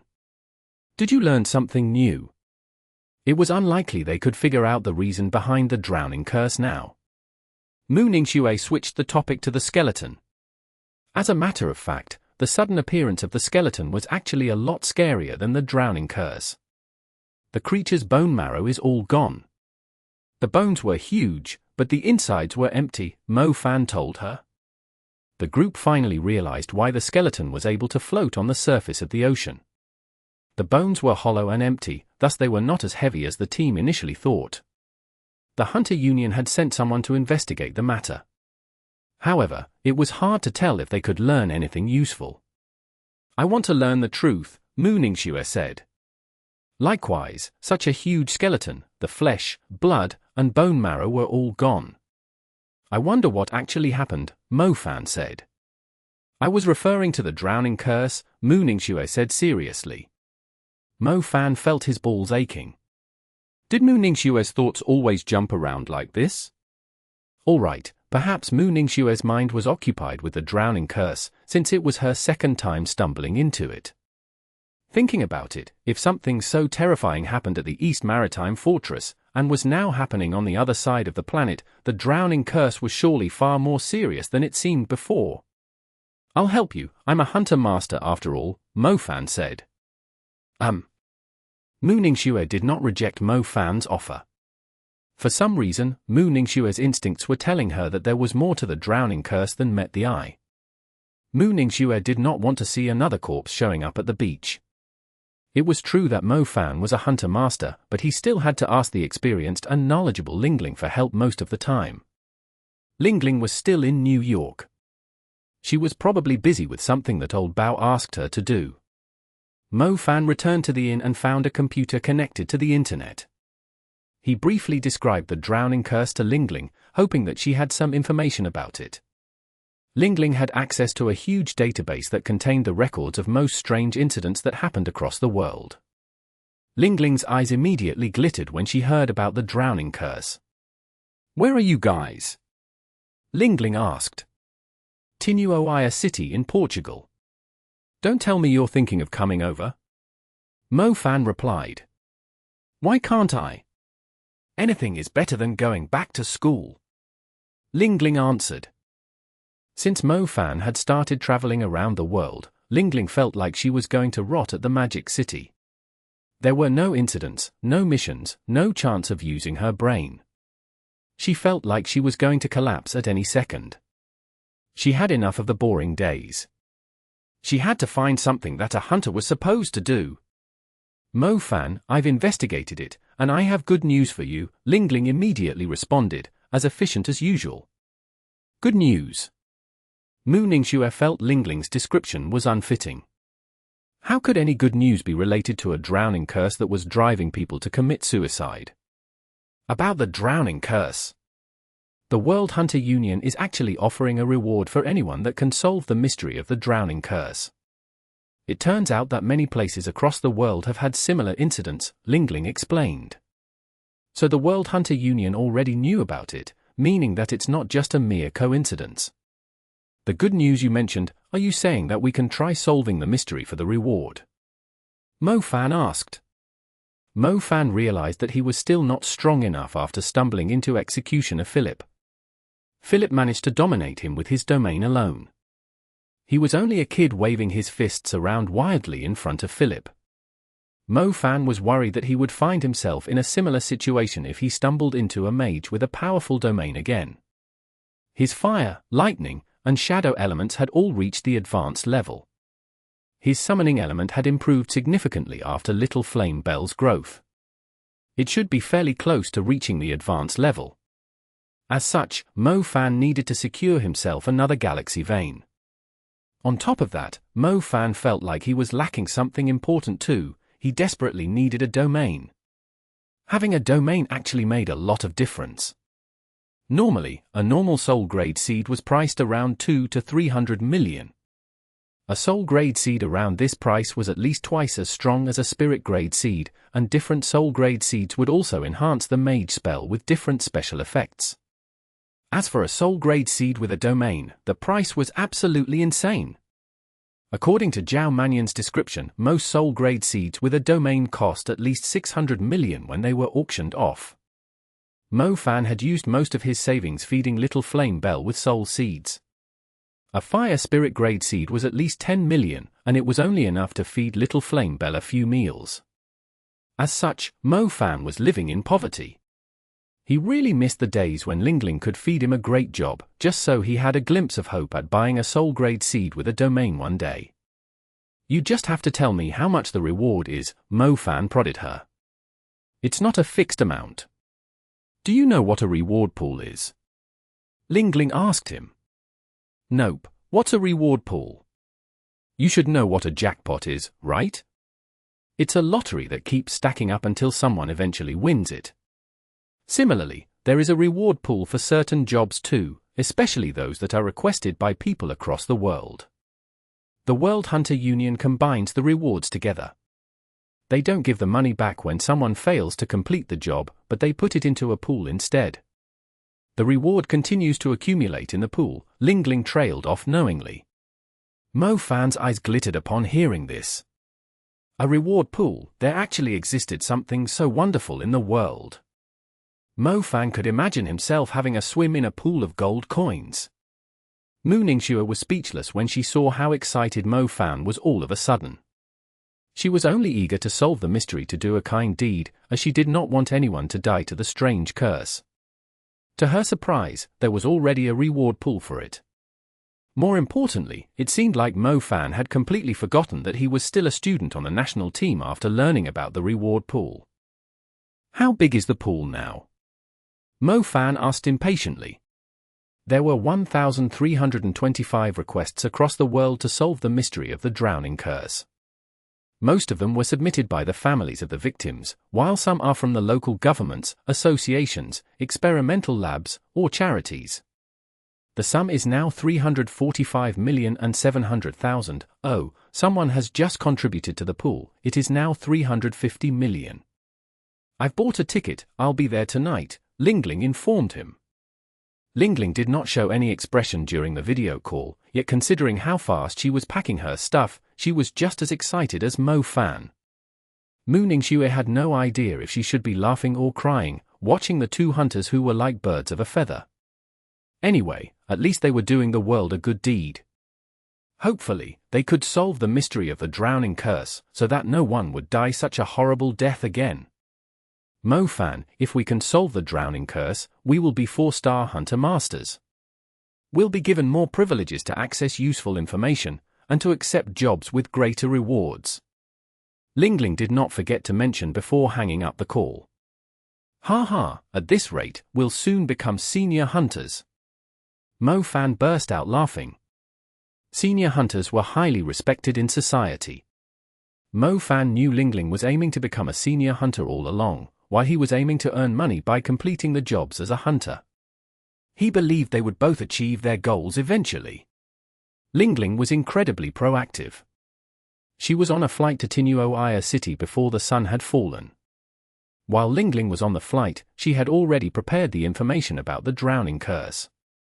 She had combined all the information about the victims on the drowning curse on an electronic map to try and find some similar patterns to their deaths. We know that all the deaths occurred in cities close to bodies of water like an ocean, a river, a lake, etc. Ling Ling was surprisingly very energetic. Her eyes were glittering as if they were saying, "There's finally a case I can work on." Wouldn't it be difficult to solve a mystery that has the whole world confused in a short period of time? Mo Fan said. From Ling Ling's electronic map, the drowning curse had taken place in the Pacific Ocean, Atlantic Ocean, and Indian Ocean. Interestingly, there weren't many incidents in China, but in other countries, especially Portugal, a lot more deaths had occurred. Oh, to be precise, this Tinuoia city actually has the highest number of deaths, Ling Ling said. Mu Ningxue immediately recalled the old man's words. 8 people had already died on the shallow beach. It looks like we have found ourselves in the right spot, but then, I wonder if just the few of us are enough to crack the mystery, Mo Fan wondered. Don't worry, I'm going to solve it. Ling Ling's eyes flickered with the stubbornness and professionalism of a hunter as she replied stubbornly. Chapter 988. Drowned in Blood. Translated by Zephizid. Edited by Aelrianth. Mo Fan and Mu Ningxue proceeded to question the locals. Not just the shallow beach, a few other places close to a body of water also had similar incidents. If they were murders committed by a serial killer, there had to be some similarities between the deaths, allowing them to identify the gender, occupation, or even a group of people that the killer was targeting. The drowning curse might occur randomly to people living close to a beach, but it did not necessarily mean the victims were not related in some way. Mo Fan and Mu Ningxue wanted to find the key similarity between all the victims. Otherwise, they did not have any clues, apart from knowing that all the victims were killed by the strange curse. They first went to visit the old man. If he had witnessed 8 deaths so far, it was likely that he held some useful information. The old man went ahead and told Mo Fan and Mu Ningxue a legend, something about presenting sacrifices to the ocean. The god of sea was only willing to protect the people of the city once they gave it sacrifices. The legend sounded like some pure bullshit to Mo Fan. Anything about presenting sacrifices was pure nonsense, and anything that asked humans to sacrifice their lives was not worthy to be called a god, either. It was now the 21st century, science was the basis of every belief. Why would anyone still believe in superstitions? I've asked the families. The 3 victims that died this month were strangers to one another. I then looked at their photos, and realized that they were fairly tanned. Their families told me that they like to swim, Mo Fan said. They like swimming. Mu Ningxue was confused. I don't think it's useful, either, Mo Fan shrugged. After learning magic, Mo Fan realized he was more interested in using violence to settle disputes. He was no longer good at solving problems with his brain. As they were walking along an alleyway filled with fresh flowers, Mo Fan saw a man walking toward them from the opposite direction. He was holding a bottle of beer in his hand, and seemed to be enjoying himself. Soon, the man with the bottle of beer noticed Mu Ningxue walking toward him. His lips raised and he whistled at Mu Ningxue. His eyes were staring at Mu Ningxue's collarbones, and trying to probe deeper. Are you seriously ignoring my presence? Mo Fan glared at the man and snapped in an unfriendly manner. The man had quite a bad temper too, and snapped in return, who do you think you are? Piss off. Mo Fan waved and shoved the man aside with the space element. Mo Fan was going easy on the man, only trying to teach him a lesson. To his surprise, the man was no ordinary human. He immediately summoned a water barrier to protect himself. Space element? You're an advanced mage. The man raised his brows. He immediately showed a whole new level of respect for Mo Fan. Aren't you going to leave yet? Mo Fan said. It's just the advanced level. Mo Fan swung his hand again. He was not in the mood to listen to the asshole's crap. Mo Fan did not go easy on the man after learning that he was a mage too. The force rammed into the man, who failed to hold his ground this time. He immediately went flying across the alleyway. He fell onto the ground. The beer bottle in his hand smashed into pieces too, leaving foam on the ground. The man was not really injured, and rose to his feet furiously. Knowing that he was no match for Mo Fan, he pointed his finger at Mo Fan and said, "Kid, this is my territory. Just you wait, I'll make you kneel down and apologize to me." After saying that, he turned around and left. The alleyways were pretty complicated, so Mo Fan soon lost him even though he wanted to teach him a lesson. Coward! Mo Fan found the fellow quite amusing. Just ignore him, it's no use wasting your time on a person like him. Mu Ningxue did not agree with Mo Fan's approach. You're good looking, so it's normal to catch people's attention, but he dared to act like a jerk and whistle. Not only was he disrespecting you, he was provoking me too. I'm already being very merciful, since I didn't beat all his teeth out, Mo Fan declared firmly. Mo Fan always had his reasons. Mu Ningxue was too lazy to argue with him. As a matter of fact, Mo Fan was pretty much a jerk to her too, if she compared him with the man. Mo Fan and Mu Ningxue came to a residential area. It was the 7th family they were visiting.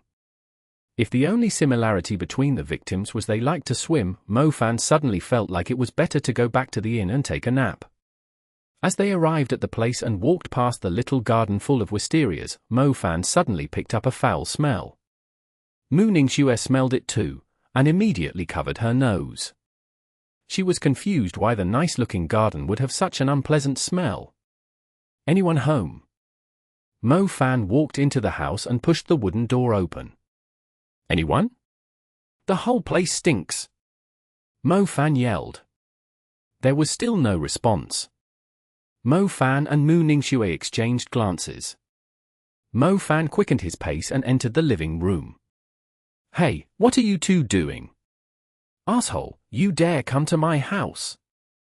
I swear I'm going to take you down, a familiar voice came from outside the house.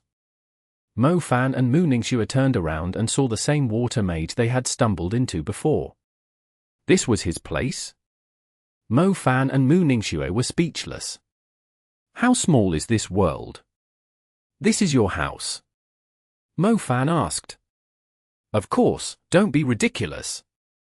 Even if you're an advanced mage, you can't just sneak into my house just because I took a few extra glances at your girlfriend, the water mage shouted.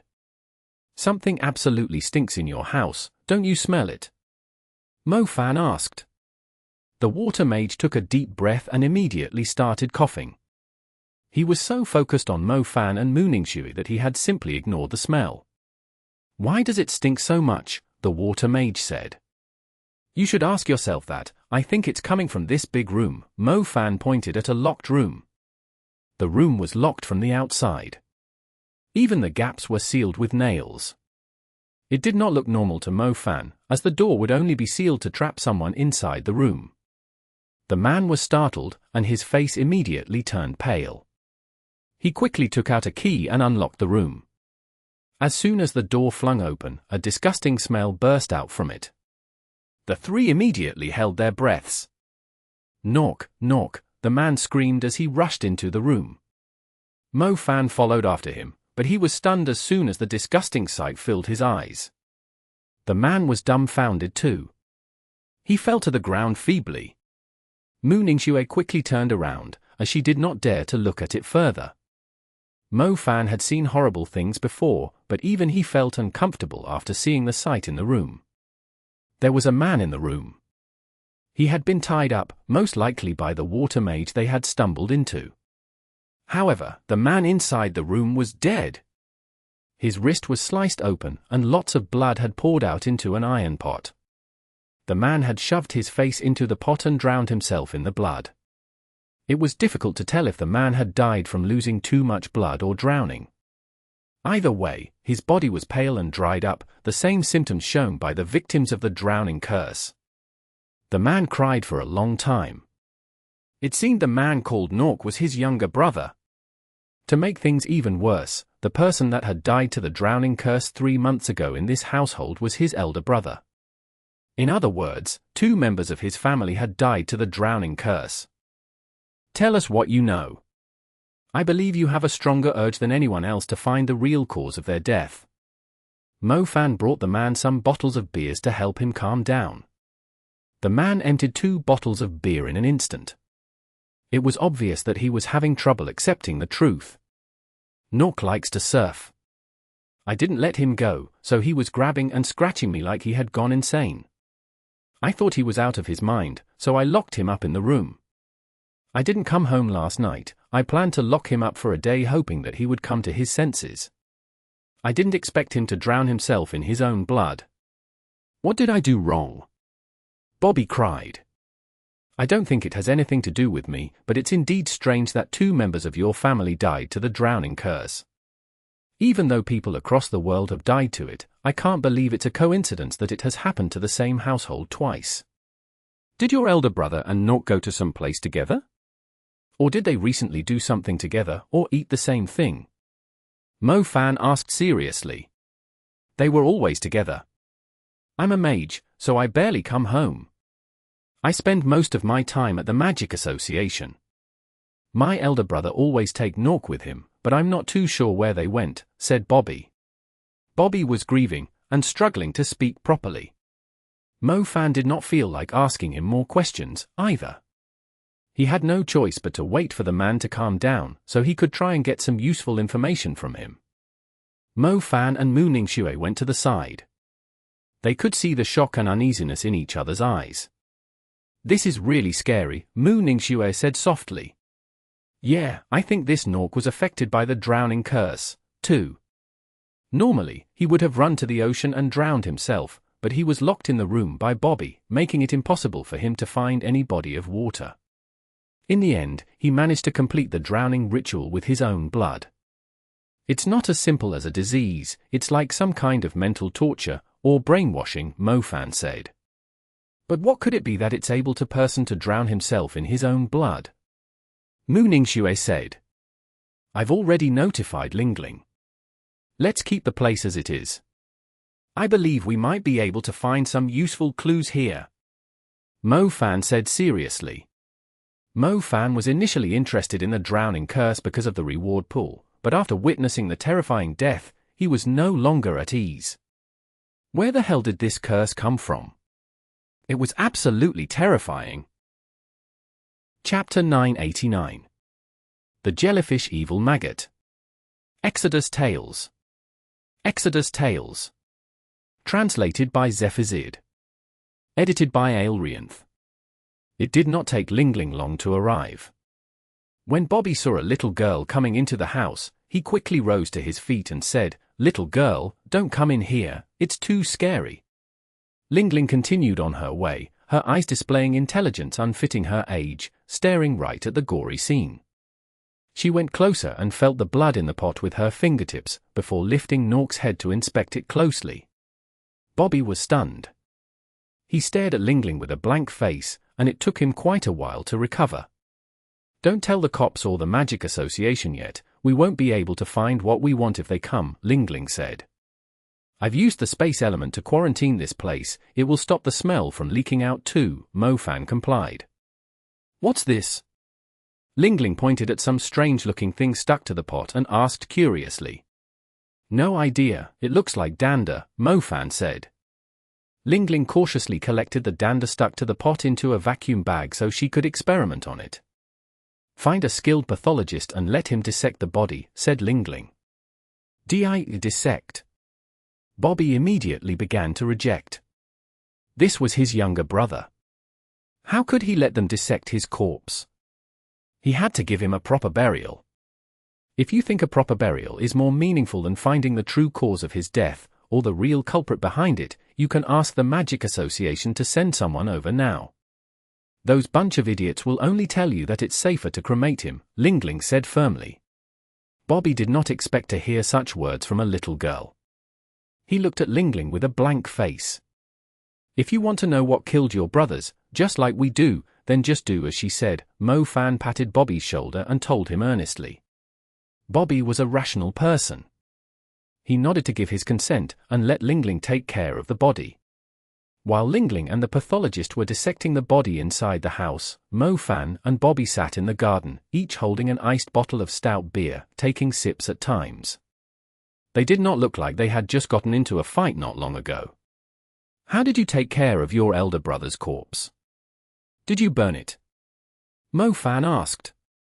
On the same day. An old pharmacist from the Magic Association said it might be some kind of contagious disease, so they had to burn it. I tried to stop them, but they insisted on burning it anyway, Bobby confirmed. "Your brother Nork, when did he turn? Lose his mind?" "Yeah, when did you realize he wasn't himself?" Mo Fan asked. "Around a week ago, his temper suddenly worsened. I thought he was only behaving like that because of what happened to my elder brother," Bobby said. "Did he show any peculiar behavior?" "Nothing in particular, he seemed pretty normal, although he did have a better appetite recently," Bobby said. Better appetite. Mo Fan immediately recalled the families of the victims he visited. He remembered them mentioning the same thing. Luby was picky when it comes to food, but he's been eating everything lately. I thought he was finally going to grow a lot stronger. His feeble body was going to improve too, but to think that he would die all of a sudden. Mo Fan remembered one of the victims' mums saying the same thing. Shwe, can you go pay the families a visit again and ask them in particular about the appetites of the victims? Mo Fan asked Mu Ningxue. Mu Ningxue nodded and immediately headed out. It did not take long for Mu Ningxue to revisit the families with the speed of her wind element. She soon returned to Bobby's house. Mo Fan already knew the answer when he saw the look on her face. Every victim had a better appetite prior to their deaths. The amount of food they ate was around 2 to 3 times their usual amount, with not a single exception, Mu Ningxue said seriously. It's likely that the cops and the hunters would disregard a tiny detail like this. They won't assume there's any problem with it, but it might actually be the clue we're looking for. Mo Fan opened Lingling's database and searched it using the keyword appetite. Even though not every record of the victims of the drowning curse had taken note of their appetite, he did find some other information about sudden changes to a person's appetite. Appetite? What does that have anything to do with the curse? Bobby asked in confusion. An increase in appetite isn't necessarily a good thing, especially when each victim did not seem to gain weight despite eating a lot more than they usually do, Mo-Fan replied.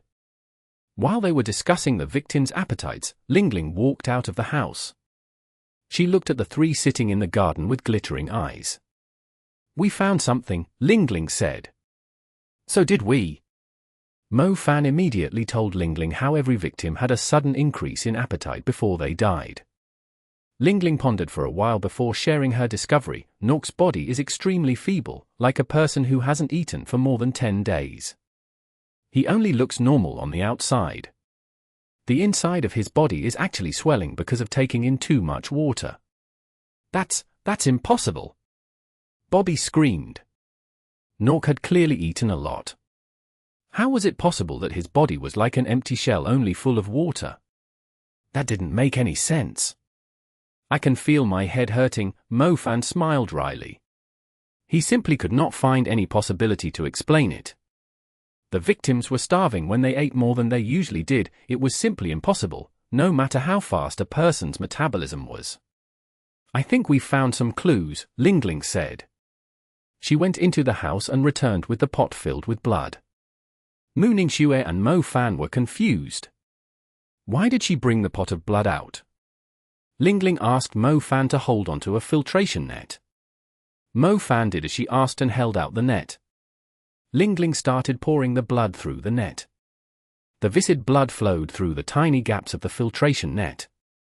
Bobby had a complicated feeling watching it. How daring was this little girl?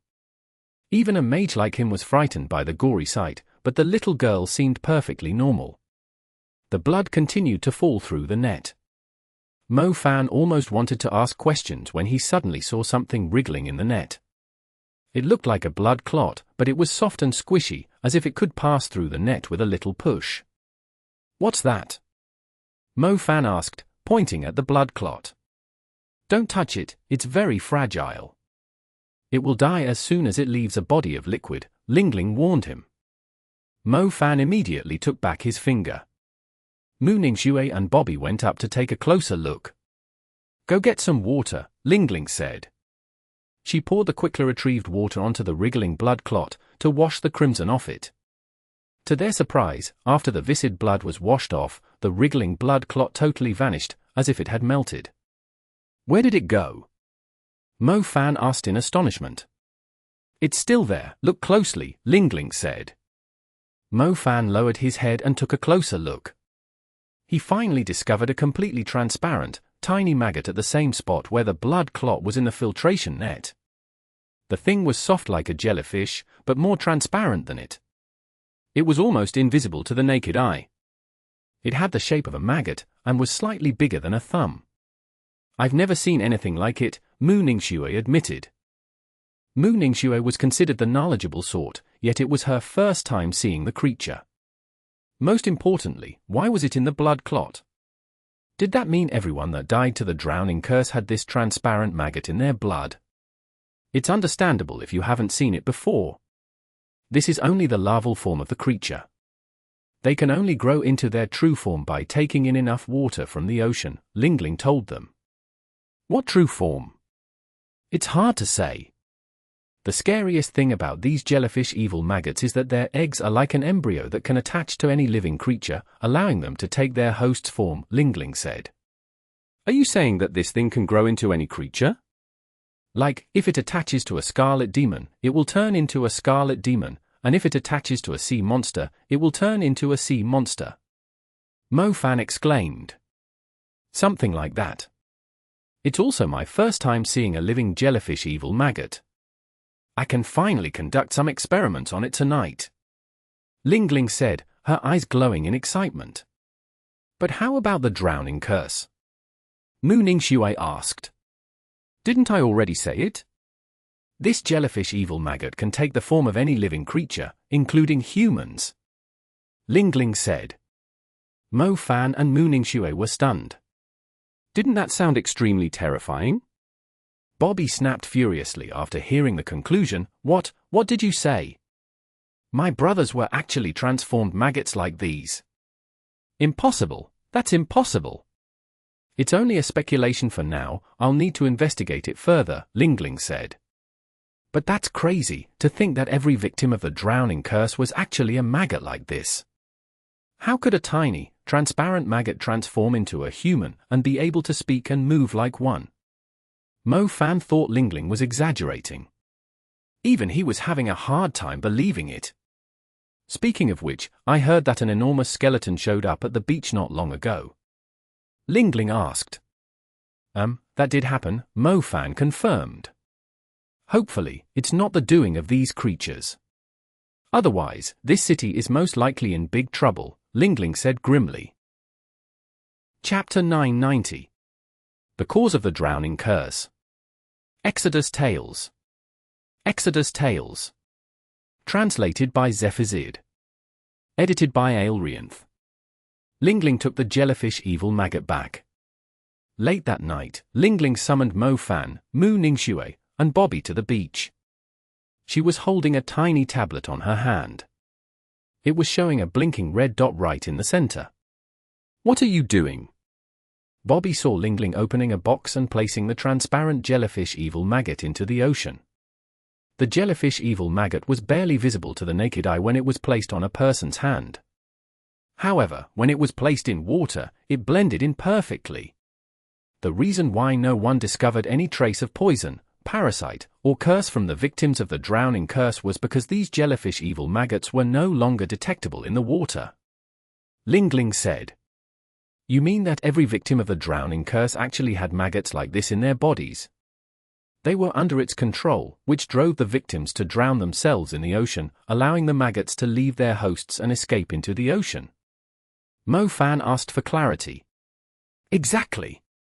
The truth is, most maggots are a lot bigger than this one. The people that died to the drowning curse all dried up in a short period of time, like all the energy in their bodies were sucked dry in an instant, but it actually happened because these maggots left the hosts after taking a huge amount of energy from them. They simply drew all their nutrients away, resulting in the horrible deaths we saw, Lingling said. Lingling knew the three were still clueless about the details, so she explained her findings in detail. First of all, these maggots are a type of extremely terrifying parasitic creature.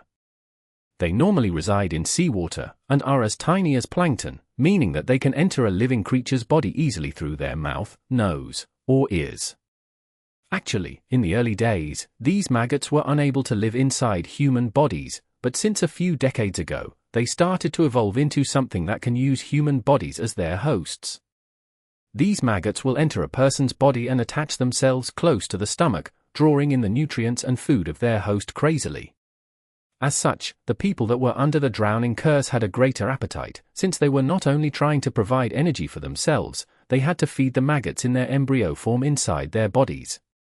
These embryos in human bodies will gradually mature. The food that their hosts eat will no longer be enough to satisfy their needs. Instead of taking the energy of the hosts they were living inside secretly, they prefer to acquire all the energy they want from the vast ocean. The maggots will start to eat the human's body, securing all the energy available and storing it inside itself to prepare to move into the ocean. These terrifying little creatures will then control the minds of their hosts and urge them to head for bodies of water, especially the ocean. Once they reach the ocean, these maggots that have feasted on their hosts will leave the empty human bodies, instantly drawing all the remaining energy from them, killing the victims in mere seconds. These transparent evil creatures will then swim freely into the ocean and start their new lives. Lingling explained how the maggots entered a human, parasitized it, grew in their bodies, and left in the end. Bobby, who often went swimming in the ocean, immediately shivered in fear. He could feel his stomach twitching, as if there was a terrifying parasitic, vampiric maggot lying on it. Such a terrifying creature. It's basically impossible to watch out for them. Mu Ningxue said. They were various kinds of demon creatures, including sea monsters, mountain beasts, undead, and even parasitic creatures like the maggot. Some were basically invisible to the naked eye, living inside creatures like a little devil and slowly killing them. I've analyzed it thoroughly. This jellyfish evil maggot has two different forms. The first form is the embryonic form I mentioned before. The jellyfish evil maggot is incredibly weak in this form. Even the slightest hit will kill them, and their chance of surviving in human bodies isn't high, either. As such, even when a jellyfish evil maggot ends up in a human body, it won't necessarily kill the host with the drowning curse. However, once it successfully matures into the jellyfish evil maggot that can control its host's mind, it's basically a stage for cancer. There's no cure at all. Killing the jellyfish evil maggot will draw away all the energy of the host, but not killing the jellyfish evil maggot means the host will eventually run to the ocean and drown themselves. Their second form is the form they take after they have killed their host and entered the ocean, but they are only like younglings that have just hatched from eggs. They need to continue feeding on other creatures in order to achieve their complete form, Lingling said. What's their complete form? Mo-Fan asked. That's what I'm trying to figure out. I've analyzed the embryo of a jellyfish evil maggot, but I wasn't able to find any immune system on them. I assume it only exists when they reach the complete form of their second stage, Lingling said. So if we can come up with a vaccine and ask the magic associations across the world to inject their people with it, does that mean no one will die to the drowning curse again? Mu Ningxue asked with glittering eyes. Mu Ningxue had learned how smart Lingling was at Chongming Island, yet she did not expect the little girl was able to learn the truth of the drowning curse that had boggled the whole world so easily. Mu Ningxue could not help but wonder where Mo-Fan actually found such an intelligent capsule. Her intelligence was out of this world, yet she was only a little girl. So you've released the creature to let it grow in the ocean? Mo-Fan asked. Lingling nodded. She waved the little tablet on her hand and said, I've already implanted a tracker in it. I can precisely locate it no matter where it is. So what do we do now? Do we just wait until the little creature reaches its final form? Mo-Fan asked. What we have to do now is the trickiest part, Lingling said. Tracking? Bobby asked. Tracking the creature is way easier than what we have to do. We'll need to make sure the maggot we are tracking can grow healthily. I already mentioned that even though the maggot is pretty scary, it's very weak once it leaves the host. These maggots that return to the ocean have a very high chance of dying. Only a few of them manage to evolve into their final form, therefore, not only do we need to track it, we'll need to protect it too, to make sure it can grow safely. Lingling smiled. Chapter 991. The Crappy Job. Exodus Tales. Exodus Tales. Translated by Zephazid. Edited by Aelrianth. Protect the maggot so it could grow up safely. Mo-Fan felt the urge to hit his head on an iron pot and kill himself. What the heck? Is that really possible? Mu Ningxue's attractive eyes were wide, too. This job that Lingling gave them, wasn't it a bit too ridiculous? Not only can't we kill it, but we still have to babysit it like some nannies. Are you being serious? Bobby almost dropped his jaw. I already mentioned that we need to wait for it to mature and reach its final form to retrieve the immune cells we need for the vaccine. This maggot that we have is the only one with a tracker, and is the only sample we have. It's very unlikely that we can catch another one anytime soon, since we never know who's going to be the drowning curse's next victim, nor can we tell who currently has the maggot in their bodies. The victims die very quickly, and there's no way we can wait around 24/7 at the beach. Even if we did, these transparent creatures will vanish as soon as they come into contact with water. We won't have an opportunity like this. Lingling said seriously. Can you give us some time to digest the information? It's too much to take in for the time being, Mo-Fan said. The three exchanged glances with one another. They would rather be told to kill some demon creatures, take out some monsters, or track some creature down, but to protect a transparent creature that was going to vanish as soon as it went into the ocean until it grew up. That was simply too much. Who knew where this little thing would go in the ocean, what kind of sea monsters it would stumble into? Besides, with how weak and fragile the creature was, it might even die if an undercurrent shoved it onto a reef when the group was not paying attention. Some creatures might even swallow it with a tiny sip. May I ask, how fast does this thing grow? If it needs a few months, or even a few years to reach its final form, doesn't that mean we have to keep protecting it? Bobby asked. Not really, the creature has actually lived for quite a long time in the host. They grow pretty quickly after moving into the ocean. According to my estimation, if the process is smooth enough, it will reach its final form in less than a month. Mo Fan, Mu Ningxue, you two might need to request a leave from the national team. I need both of you to focus on this for half a month. You do know how tricky it can be, and you do understand that if we succeed, not only will we secure the reward pool and make our names known to the World Hunter Union, we can also save the countless people that might die to the drowning curse. I've checked the records, and the frequency of the drowning curse occurring to people keeps increasing.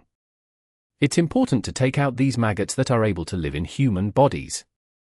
There's no way we can kill them after they have already found a host. A vaccine is our only hope. Ling Ling told the three seriously. Mo Fan knew how serious the matter was. He nodded and said, "We'll try our best to take care of it. Count me in, I'm very familiar with the ocean. I won't allow more people to die to these creatures that already killed my two brothers." "I'm surely going to, anyway, I'll be watching it," Bobby said. Bobby was struggling to make the decision too. He had a massive urge to simply stomp the little thing to death right away, but somehow, he ended up as the bodyguard of his brother's murderer. However, the rational side in him agreed with everything that the smart little girl had said. Killing the little maggot was utterly meaningless. It was more important to find a solution to the drowning curse. Bobby believed that if his brother Nork knew they had managed to find the breakthrough because of his death, he would be relieved in heaven. It has swum more than a kilometer into the ocean. It's still within the safe zone, so there won't be any demon creatures around. However, once it leaves the safe zone, we'll have to be on our guard at all times, Ling Ling said. "I'll go prepare a speedboat." "Wait for me at the beach," Bobby said. Not long after, the four of them were on a speedboat chasing after the drowning curse maggot under Ling Ling's instructions. The drowning curse maggot was not very fast. They easily maintained a distance of 500 meters from the creature. When it started diving deeper, Bobby, the water mage, would follow it. Bobby's primary element was water, but he was only an ordinary intermediate mage. He did not even have a soul seed, but he was quite experienced in moving underwater. He was the best option they had to stay close to the drowning curse maggot. Mo Fan and Mu Ningxue were on standby on the boat. Mo Fan gave Zhao Manyang a call when he had the time and asked him to notify the national team that both Mu Ningxue and he would be away temporarily. The national team did allow its members to be away, but they would not be getting the resources that were supposedly allocated to them. Mo Fan roughly calculated it. The resources allocated to them over 15 days were only worth a spirit-grade seed. It was nowhere enough for Mo Fan. He would rather bet his time on solving the drowning curse. That was a total of 350 million waiting for him in the pool. "Hey, where did you two go for your little private date this time? I thought you were interested in finding the truth about the gigantic skeleton," Zhao Manyang asked. "You won't believe me," Mo Fan said. "When did I not believe you?" Zhao Manyang said. "Well, basically, we are currently protecting a murderer maggot," Mo Fan briefly explained the drowning curse to Zhao Manyang. Zhao Manyang had never heard of the drowning curse before. When he heard that Mo Fan was going to protect a little maggot until it matured, he immediately lowered his voice and said, "Did you suffer a brain injury when you were fighting against Philip?" "Brain your ass, I told you it was a waste of time trying to explain it to you. Anyway, Mu Ningxue and I will be away for at least half a month," Mu Ningxue said. "Do you two really need to come up with such a ridiculous excuse that sounds like you two are trying to save the world? Remember to stay safe, Mu Ningxue is still planning to shine at the World College Tournament in Venice, be careful not to give her the extra burden," Zhao Manyang advised kindly. Mo Fan was left speechless. "Mo Fan, enough talk," there's a situation. Lingling's tablet started blinking with a red alert. It seemed like the maggot was in danger. I'm not the best when it comes to fighting underwater, said Mo Fan helplessly. Go down there and take out its natural foe. Lingling shoved Mo Fan into the water. Mo Fan dove into the ocean and quickly used the space element to quarantine himself from the water, just so he could breathe normally. Mu Ningxue followed Mo Fan into the water, too. She was a much better swimmer than Mo Fan. She adept swam through the water while wriggling her soft body. Her slender legs produced little ripples as she waved her stunning bottom and her waist at times. Mo Fan suddenly felt an uneasiness between his legs the more he stared at her. Chapter 992. Can't afford to offend. Exodus Tales. Exodus Tales. Translated by Zephazid. Edited by Aelrianth. Mu Ningxue was able to dive quicker. She soon reached the twilight zone of the ocean where the water was relatively muddy. Following Lingling's instruction, she soon located Bobby. Her vision underwater was very limited. Mu Ningxue barely saw a human figure around 500 meters away. It was most likely the water mage, Bobby. Ed note, limited. 500 meters? At that depth? You can't see that far in crystal water at the surface. Just roll with it. However, when she was moving closer, she discovered a shadowy figure. It had a long body, fully covered in sharp objects like swords. It seemed to be chasing after something rapidly. The drowning curse maggot was totally invisible in the water. Mu Ningxue could only tell that the drowning curse maggot was being chased by the spiked sea monster judging from the movement of the water. Freeze! Mu Ningxue chanted silently and fired a frostbolt at the sharp-sword sea monster. The temperature of the seawater started to drop as a thick layer of ice quickly appeared and surrounded the sharp-sword sea monster. The water turned into ice and hindered the sharp-sword sea monster. It was obvious that the sea monster's speed had reduced dramatically. Ice lock! Mu Ningxue's legs moved in a circular motion to keep her still in the water. She opened her arms and quickly summoned long ice chains around herself. She pointed her finger at the sharp-sword sea monster. The ice chains rapidly entangled it, as if it was being tied down in layers of heavy chains. The sea monster was having difficulty swimming. I'll finish it off, how dare it try to kill our bait? Mo Fan finally arrived. Seeing that Mu Ningxue had restrained the sharp-sword sea monster, Mo Fan drew the star pattern of the space element. A rhomboid appeared around the sharp-sword sea monster. The water inside it suddenly vanished. Space rhythm! The space started compressing, squeezing the sharp-sword sea monster that was trapped within it. The swords poking out from its skin were snapped in half. With a deep thud, the sharp-sword sea monster died in an explosion as soon as its body reached its limit. Thick, fresh blood spread through the muddy seawater. Describe the appearance of the sea monster to me. Lingling's voice came from the communication device. This device is pretty good, we can stay in contact underwater. Mo Fan used the space element to keep himself from the water and said, it's a long fish with spikes like swords all over its body. It wasn't very strong, either. It's the sword quills sea monster, Mu Ningxue told Lingling, rolling her eyes at Mo Fan after hearing his description. Why couldn't he work harder to equip himself with useful knowledge? These sword quills sea monsters were a very common species. Mu Ningxue immediately had a worried look. She should have stopped Mo Fan from killing the creature.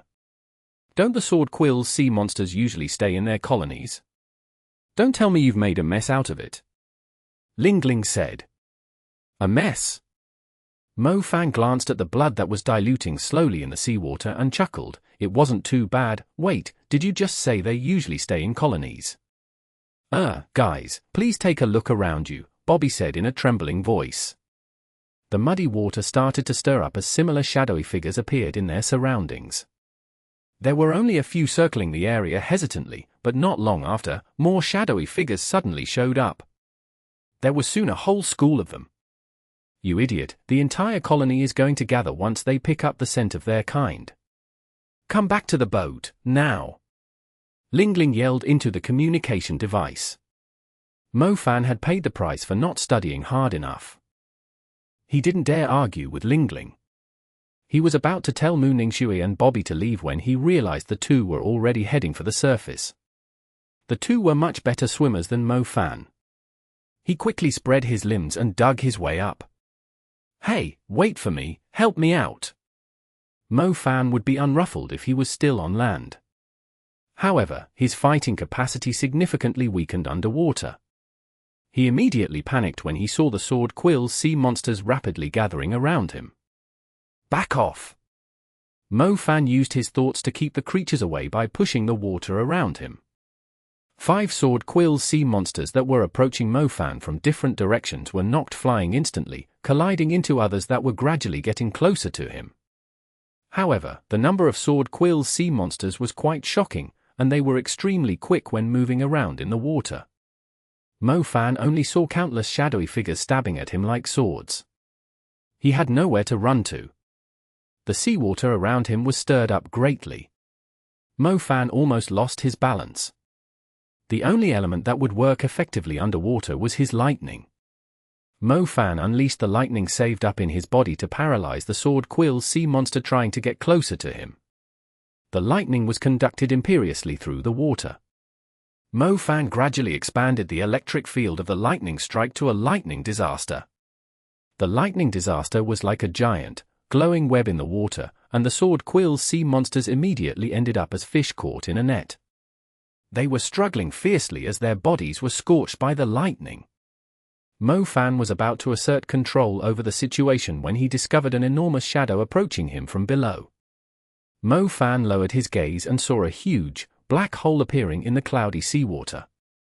It sprang up at a shocking pace and devoured Mo Fan. "Catch!" While Mo Fan was taken by surprise, he suddenly saw a white ice chain appearing in front of him. It was Mo Fan's life-saving rope. He grabbed onto the ice chain firmly. Mu Ningxue had already reached the surface. She pulled and dragged Mo Fan out of the water. Mo Fan was around a few hundred meters from the surface. The black shadow was chasing right behind him, knocking the sword quill sea monsters away. Back aboard the boat, Ling was standing on the deck. Bobby and Mu Ningxue were already on the boat. Mu Ningxue was holding an ice chain, pulling it out of the water like a fishing line. The ice chain kept on rising, and with a great splash, a drenched guy was pulled out of the water. Right after the splash, the water in the area suddenly rumbled. It was so huge that it almost turned into a whirlpool big enough to devour the boat. A deep, black mouth sprang out from the exact same spot that Mo Fan came out from and jumped for Mo Fan in the air. Mo Fan was as tiny as an earthworm on a fishing line compared to the sea monster that had only revealed half of its head above the water. It was a shocking sight, and even the boat was like a toy in front of it. "Mo Fan!" Ling screamed when she saw the giant mouth swallowing Mo Fan with the ice chain. Water from the splash started pouring down like a rain, and amid it, the black sea monster flipped backward with half its body in the air and fell back into the ocean. "Stop it, don't let it reach the deep sea," Ling said. "Icebound coffin." Mu Ningxue reacted fairly quickly. She was already drawing the ice constellation as Mo Fan was eaten by the creature. As soon as the huge black sword quill sea monster fell to the surface of the ocean, an icy icebound coffin with a strong presence of death landed heavily on it, freezing it along the surface of the water. The icebound coffin was incredibly powerful. The water within 300 meters instantly turned into a layer of ice. The thick layer of ice connected with the mountain of icebound coffin, a spectacular sight. Lightning arm, death bolt. With a loud roar, a black bolt of lightning burst out from the enormous sea monster's mouth. It even penetrated Mu Ningxue's ice and soared into the sky. Mo Fan jumped out from the hole he blasted open with the death bolt. He immediately manipulated the broken pieces of ice and constructed a flight of stairs in the air. After descending to a certain height, he did a front flip and landed impressively in front of Mu Ningxue. He raised his brows confidently at Mu Ningxue to further highlight how cool and handsome he was. He was pretty sure that it would make a lot of young girls scream. What a retard. Mu Ningxue's response was blatant as usual. She did not give Mo Fan any room for imagination. It was not like Mu Ningxue had a bad temper, but she could not help but feel disgusted when this guy who was drenched in a monster's saliva was pulling off such a shameless act. She could even feel her goosebumps rising. I'll slay that son of a bitch, how dare it try to eat me. I will turn it into a Sichuan grilled fish in minutes. Mo Fan could not help but feel utterly helpless underwater. His fire element was not available, and his space element was greatly hindered too. His summoning element was non-existent. The only elements available were shadow and lightning. Otherwise, how could these sword quills sea monster have had a chance to hurt their grandpa Mo Fan? No chance at all. Enough, the maggot is already far away. We have to shake these creatures off, we can't afford to lose the maggot. Ling Ling said unpleasantly. That was so scary, infuriating so many sword quills sea monsters at the same time. There's no way we can kill them all. Bobby said. He was only an intermediate mage, so he did not have much experience facing so many demon creatures at once. The engine was fired up. The boat immediately sprang forward, leaving a white wave line along its trail as it moved further away into the ocean. Meanwhile, the water along the trail behind the boat was stirring up as if it was boiling. The spiked sea monsters kept chasing after the boat relentlessly. Can you please make sure what the creatures are before killing them? We are not on land, the demon creatures in the ocean are trickier to deal in terms of both their numbers and strength. Besides, you should try to stay low-key if you're so weak underwater, Ling Ling warned Mo Fan. I didn't expect it to come to this. Mo Fan turned around and swallowed a few times when he saw the crazy sight behind him. Fine, it seemed he could not really afford to offend the demon creatures in the ocean. Chapter 993. The Drake of the Black Sea. Exodus Tales. Exodus Tales. Translated by Zephizid. Edited by Aelrianth. The sky was light blue, but the ocean gradually darkened. The ocean did not seem right when the group of four glanced into the distance. Why is the water getting darker? Mo Fan was pretty clueless about the ocean. He looked behind them. The sword quill sea monsters had stopped chasing them, possibly because they had left their territory. However, since the water darkened, Mo Fan believed they would soon enter the territory of a different species. The maggot has evolved once. It must have acquired some incredible benefits from the sword quill sea monster, Ling Ling said. Oh, that's good news. It seems like there's a bunch of sunken reefs ahead, Bobby said. Someone who was familiar with the ocean was able to tell where the sunken reefs were based on their experience. Mo Fan glanced in the direction that Bobby was pointing and discovered that the water there was not as dark. When the boat got closer, Mo Fan realized that the sunken reef was surprisingly big. It was basically a sunken island. The water was not deep either. When the boat got closer, Mo Fan was able to hop onto the reef and stand atop it. The water only reached his knees. Ed note, don't try this in real life. Reefs are razor sharp and will tear your feet to shreds. It looks like a reef cave, Bobby said after taking a closer look. What's a reef cave? Mo Fan asked. Many creatures in the ocean still need to build nests inside places like caves, holes, or burrows. At certain places, the reefs will connect to one another like island chains, but are sunken instead of being exposed above the surface. These natural reef islands usually turn into nests occupied by different species of sea monsters. We normally refer to them as sea monster fortresses, Bobby explained. Oh, that's right, the sea monsters most likely have their nests too. It doesn't make sense for them to sleep in the open, Mo Fan nodded. This reef cave isn't small, you'll most likely find a huge bunch of sea monsters napping around a depth of 500 meters. Let's be more careful so we don't wake them up, Ling Ling said. The maggot must have come here to look for a suitable target. There must be a powerful species here. If it can sneak into the sea monster, it will become extremely powerful. Mu Ningxue said. Indeed, the little creature is pretty good at finding the best places, but it also makes it harder for us to protect it. If the little creature startled the sea monsters, we'll have to go down there and save it, Lingling said. Are you serious? Can a person really go down there and come out alive? Bobby's eyes widened. He was clearly aware of how terrifying a reef cave was. Even Tier 1 hunter groups would not dare to plot against a reef cave. Weren't the few of them just going to get themselves killed? We have to go. Otherwise, all our efforts will be in vain, Lingling said. Mo Fan felt his balls hurting too. He could only pray that the little maggot would keep a low profile. It was necessary for the maggot to behave like a leech without being too greedy. Otherwise, they would have to die in its place. Bobby, can you find out what species lives inside the reef cave? Lingling asked. Sure, I have been hanging around with some experienced hunter groups a lot because of my ability to identify sea monsters. Just give me some time, I'll conduct a population census of this reef cave. Bobby said confidently. He did not forget to boast about his talent. All right, I'll leave it to you. I need to know what the maggot is targeting, Lingling said. The maggot would soon be able to take the form of its host. It would eventually turn into the creature that it was living inside, and would basically inherit all its abilities. Therefore, these maggots would subconsciously go after the high-level creatures, since no creature would be willing to stay at the bottom of the food chain if they had a choice. As such, Lingling was trying to learn what the maggot was planning to turn into. Not long after, Bobby came back to the sunken reef.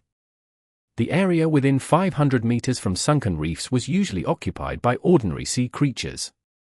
Most savage sea monsters occupied the households more than 500 meters deep into the ocean. As such, they were fine standing on the reefs. I've investigated it, Bobby smiled. You didn't even go down there, how did you already have an answer? Mo Fan asked in confusion. Do you really want to know? Bobby asked in return. Of course. Basically, no matter what species it is, most sea monsters will defecate while they are sleeping, and some portion of the feces will float to the upper layer of the ocean rather than sinking to the bottom. It normally forms a whirlpool, which is basically the septic tank for the sea monsters. I can roughly estimate the species of the sea monsters and their number just by looking at it, Bobby responded with a shrug. Mo Fan had lots of comments on the answer, yet he was unable to find any words after opening his mouth. It was his first time seeing such an impressive hunter, able to identify demon creatures just by looking at their feces. If you started measuring from the surface of the water, the species between 500 meters to 1,000 meters in the reef cave should be the sea monkey monsters. It's around the size of a pack, but there's no commander-level creature among them. It's nothing to be worried about, it's the equivalence of slums. The area between 1,000 meters to 2,000 meters is occupied by the lightning explosion cuttlefish, at least 1,000 of them. There should be commanders among them, too. Bobby did not have a pleasant look when he mentioned the lightning explosion cuttlefish. His years of experience had taught him that these creatures were not the kind they would like to pick a fight with. They were able to unleash dense lightning across the place, turning everything other than their own species into ashes. The luxurious residential district more than 2,000 meters deep is even scarier. Didn't Mo Fan ask why the seawater is getting darker here? Bobby said seriously. What is it? Just say it, I didn't study much, so I wouldn't know what it is, Mo Fan said honestly. Black seawater, don't tell me it's that thing. Lingling suddenly blurted out. Bobby nodded without saying a word, as if even the creature's name was simply too horrifying to mention. Mu Ningxue fell silent too, as she thought of something. Only Mo Fan looked totally lost. Did they already agree beforehand to set him up, just because he was utterly clueless about sea creatures? Why couldn't they just tell him what it is? Let's take some rest, the maggot seems to be sleeping in a safe spot, or waiting for its moment to strike, Lingling said. I really hope the maggot isn't that ambitious, so that it is willing to just turn into a sea monkey monster, meaning that we can get our job done easily. Bobby was already swiping across his forehead and chest and praying to his god, or the lightning explosion cuttlefish will do, it might be somewhat dangerous, but I am not a coward, either. I can even boast about it for the rest of my life once I'm done with the job. Anything is better than the creatures living in the deepest part of the reef cave. If the maggot is really targeting them, I'll turn around and leave at once. Mo Fan listened to Bobby murmuring to himself. He then walked up to Mu Ningxue and asked sincerely, Bobby is an intermediate mage, so he's probably frightened. I bet the creature at the bottom of the cave isn't really a problem for us, he asked. Mu Ningxue shook her head and said, it isn't that Bobby is a coward, but the creature is infamously savage even in the ocean. It's ranked top 5 in terms of the damage and casualties it has caused to the Tier 2 and Tier 3 coastal cities of every country. What the heck is it? Mo Fan asked. Do you remember the drake with reptilian wings in Jinlin City? Mu Ningxue asked him. Ed note, back in the arc where he got his demon element. I do, Mo Fan replied. Mu Ningxue added, the creature down there is a drake, too. Mo Fan's mood immediately sank as soon as he heard the answer. Any demon creature that was even the slightest bit related to dragons was incredibly strong. They were basically unmatched among the demon creatures of the same rank. A drake was a kind of demon creature that inherited the bloodline of the dragons. The lizard drake in the desolated Jinlin city was most likely the bastard of a dragon and some giant lizard. It was fairly strong among the commander-level creatures Mo Fan had stumbled into before. Mo Fan was surprised to learn that there was a drake living in the reef cave. It was indeed not a friendly place. It is called the Black Sea Drake, a mixed-blooded demon creature between an evil sea dragon and the lightning explosion giant cuttlefish. It is savage like an evil sea dragon, and cunning like a lightning explosion giant cuttlefish. Wherever it appears, the seawater within 3 kilometers of it will turn pitch black. The water is slightly poisonous, and is able to paralyze a living creature. It will dramatically slow down a person's reactions, like they have been intoxicated, Mu Ningxue explained. That does sound like a pretty scary creature to fight against. Why don't we go down and kill that maggot instead, so it won't even think about preying on the Black Sea Drake? Mo Fan suggested. We can barely fight against a Black Sea Drake on land, but if it's deep in the ocean, we have zero chance of surviving, Mu Ningxue declared seriously. Mo Fan clearly knew how non-existent his fire element and little flame Belle in the deep ocean were. He would die without a single doubt if he stumbled into the Black Sea Drake. Mo Fan suddenly felt like he should be swiping a cross on his chest and praying that the little maggot was smart enough to keep a low profile. Chapter 994. Must eliminate all potential threats. Exodus Tales. Exodus Tales. Translated by Zephazid. Edited by Aelrianth. Scorching sunlight came down from above. Schools of fish that needed the ultraviolet rays to kill the bacteria on their skin swam to the sunken reefs, and would occasionally sweep past Mo Fan's feet. Their scales were glowing brightly under the sunlight. More fish gradually showed up. Mo Fan felt like he could easily kill a few of them by stomping his foot. He started playing with the fish, since he was bored. He basically unleashed a tiny electric current to paralyze the fish so they were having trouble keeping up with the other fish and kept ramming into the others. Speaking of which, if the fish actually had a better texture, Mo Fan would not mind turning into a grilled fish master and letting Mu Ningxue have a taste of his craft. Didn't he once have an idea of opening a restaurant with the name song of Ice and Fire? He should be practicing more whenever he had the chance. Mo Fan was having the time of his life when he suddenly felt a strong vibration originating from deep under the ocean. Even the firm reefs were shaking quite vigorously. As the undercurrent came, the schools of fish that were enjoying their sunbaths immediately fled like headless flies. Mo Fan felt his legs turning numb. He could clearly feel the force was coming from extremely deep underneath them, yet the vibration was still strong despite the great distance. What's going on? Bobby had fallen asleep on the boat. He immediately rose to his feet when he heard the resonance. We are in trouble, Lingling said in a deep voice. Her eyes were fixed on the monitor. Don't tell me the maggot went to disturb those lightning explosion cuttlefish. Bobby moaned. Lingling shook her head. Then it must have decided to turn into a sea monkey. All right, I guess that wasn't a great joke, Mo Fan said with a hint of self-mockery. It's currently at a depth of around 2,400 meters. The Black Sea Drake must have noticed something. It just roared to intimidate the invisible intruder. The quake from before was caused by the Black Sea Drake's breath, Lingling explained. That little asshole, why do I think it's purposely trying to set us up? Mo Fan cursed. Let's go back, we'll let it run its own course. Bobby took over the pilot cabin and fired up the engine. Was the little maggot being serious? How could it possibly think that it could take on the Black Sea Drake? The only time Bobby would hear about a Black Sea Drake was from a Tier 1 hunter group, and they would purposely keep the casualties a secret. We can't go back now, the maggot is most likely going to die. If we don't take care of the drowning curse now, more than 500 people will die within a year, and that will go up to 1,000 in 2 years. Although someone will still come up with the vaccine after several years, it will only be done after countless people have fallen victim to the drowning curse, Lingling said grimly. The determination on Lingling's face even surprised Bobby.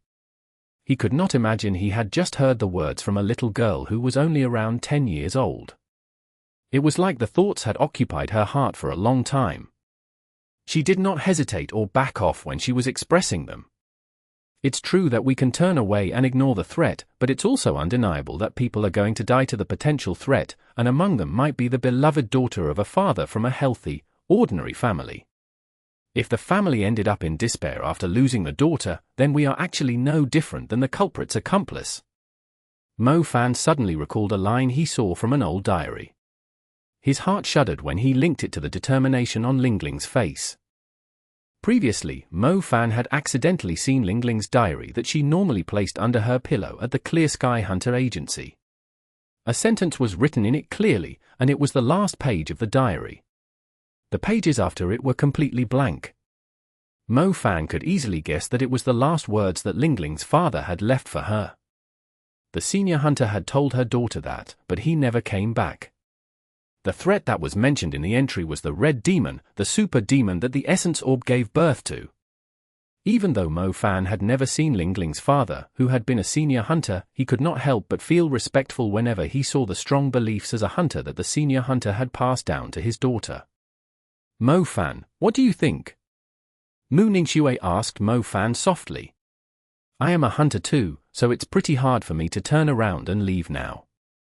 Besides, the reward is insane. The Black Sea Drake might be tough, but we'll find a way to deal with it. Let's try. Even if we fail, it's fine because we've already tried our best, Mo Fan said. Lingling glanced at Mo Fan with glittering eyes. She liked to partner with Mo Fan because of how fearless he was, daring enough to infiltrate the Devil's Nest, and take on even the scariest demon. The maggot is currently hiding at the same spot, not daring to move. However, as soon as the Black Sea Drake relaxes, the creature is surely going to try sneaking into it, Lingling said after analyzing the situation. A maggot without an ambition to become a dragon isn't a good maggot. What an ambitious little creature. Mo Fan mused. We have to come up with a plan. We have no chance of beating the Black Sea Drake in a fight, Mu Ningxue said. Mu Ningxue's strength was not necessarily affected by much when she was fighting underwater. Her primary element was ice, which was actually slightly stronger in the water. However, she alone could never take on the Black Sea Drake. She needed Mo Fan's help, but he also had to be in his best condition. You guys can go ahead, I'll be leaving first, Bobby said in a trembling voice. Were these guys insane? Were the two of them and an underage girl seriously trying to take on a Black Sea Drake? It isn't about serving justice as a hunter, it was actually trying to get themselves killed in the dumbest way. Either way, there was no way he could convince himself to stay. The Black Sea Drake would easily reduce him to ashes with a single stare. He would never treat his own life as a joke. Bobby, don't panic yet. The Black Sea Drake is pretty strong, but it doesn't necessarily stand a chance against my fists on land. You're the most familiar with the ocean among us, is there any way we can lure the Black Sea Drake onto here? Mo Fan said. You? Are you trying to pull off a great joke here? I'm more familiar with the Black Sea Drake than any of you here. How could a mage without full-grown hair like you possibly handle a creature like that? Bobby said. First of all, it's not like I have never fought a drake before. I've actually killed one in China, so you can think of me as a dragon hunter. Second, my hair is full grown already. You can ask her about it, Mo Fan said seriously. He even glanced at Mu Ningxue after saying the last few words. Mu Ningxue was most likely too occupied with figuring out a way to lure the Black Sea Drake onto the land. She was not paying attention to Mo Fan's false accusation. Bobby, I'm sure you have already witnessed our strength. It wasn't like we don't stand a chance against a commander-level creature. You only need to help us lure the Black Sea Drake to the surface, and we'll handle the rest. I believe you have a stronger grudge against the drowning curse than any of us here.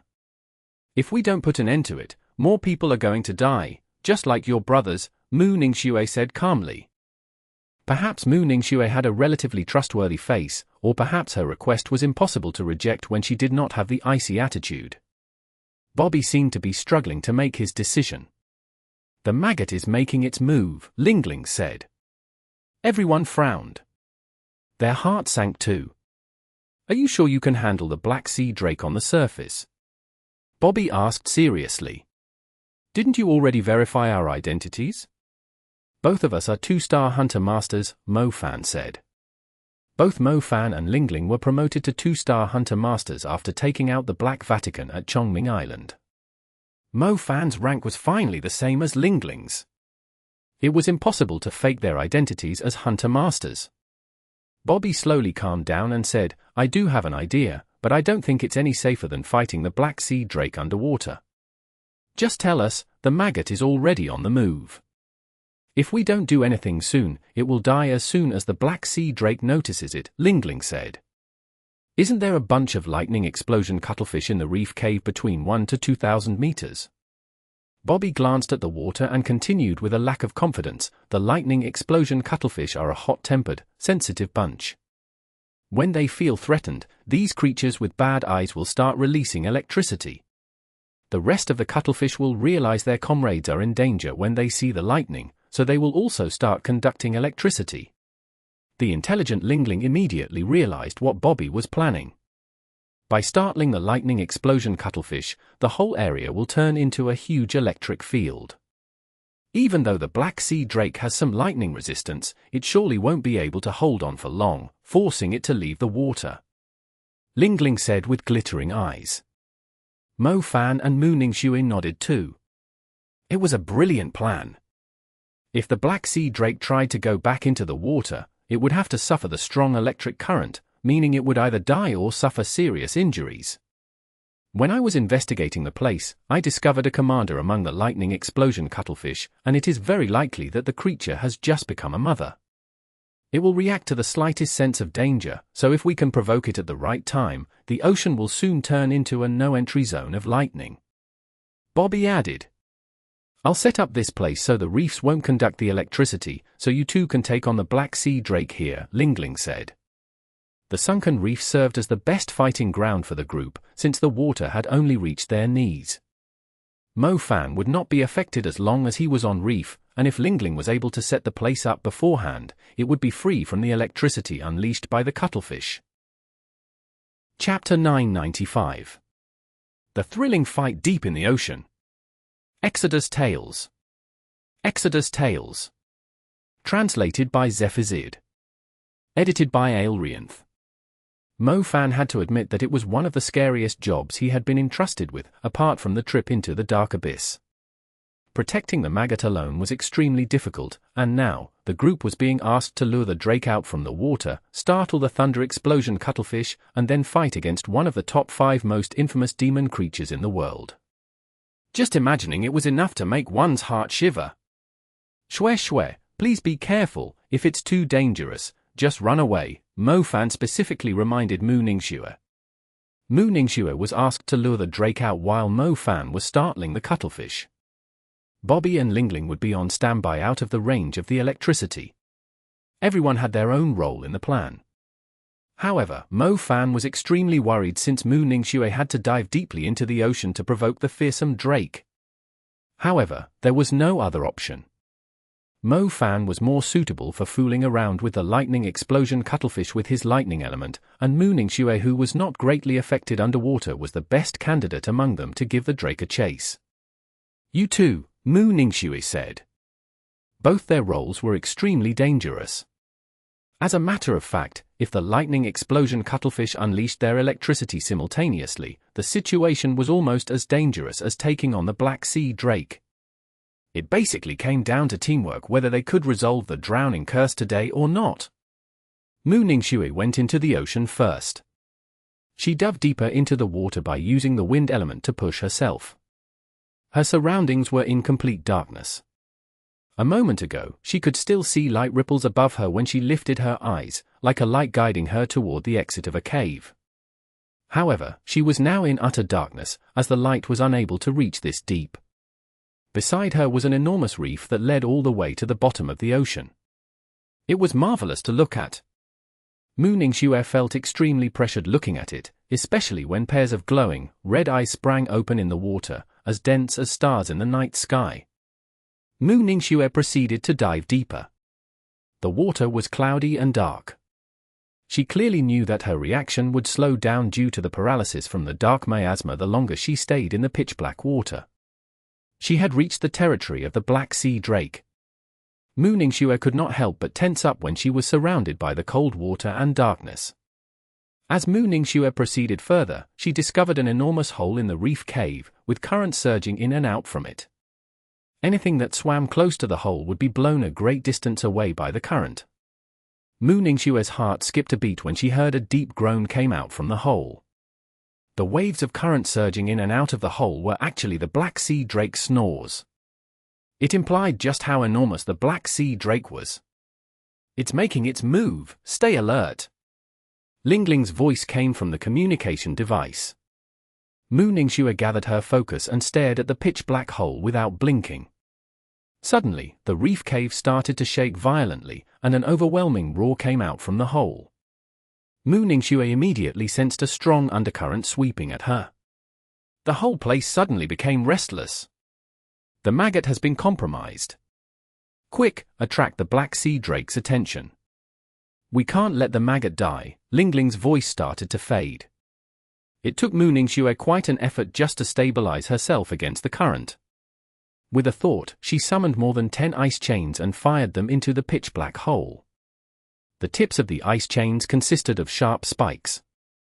Mu Ningxue saw a few of the ice chains coming to a sudden stop. The ice chains had managed to stab the Black Sea Drake accurately. However, a few seconds later, Mu Ningxue realized the ice chains were going slack, as a terrifying, shadowy figure rapidly approached her from the cloudy hole. Its glowing eyes were like a pair of spotlights, staring right at her tiny, fragile body. Mu Ningxue immediately felt an overwhelming pressure. It felt like her heart was about to burst. The ice chains were stuck on the shadowy figure, but these thick, ice chains looked no more substantial than spider webs. The Drake completely ignored them, focused on the human who dared to trespass into its territory. A strong breath from the creature stirred the water up as the Black Sea Drake swam out of the hole. Its enormous size immediately was a great contrast with Mu Ningxue's tiny figure, like a little water snake in front of a giant whale over 10 meters long. It was an utterly terrifying sight in the pitch-black water of the ocean deep. Mu Ningxue did not dare stay any further. She quickly summoned a gust of wind, shoving her toward the surface in a spiraling motion. The Black Sea Drake was not willing to let the trespasser go so easily. Unlike other drakes with wings, the creature had a pair of giant scaly fins.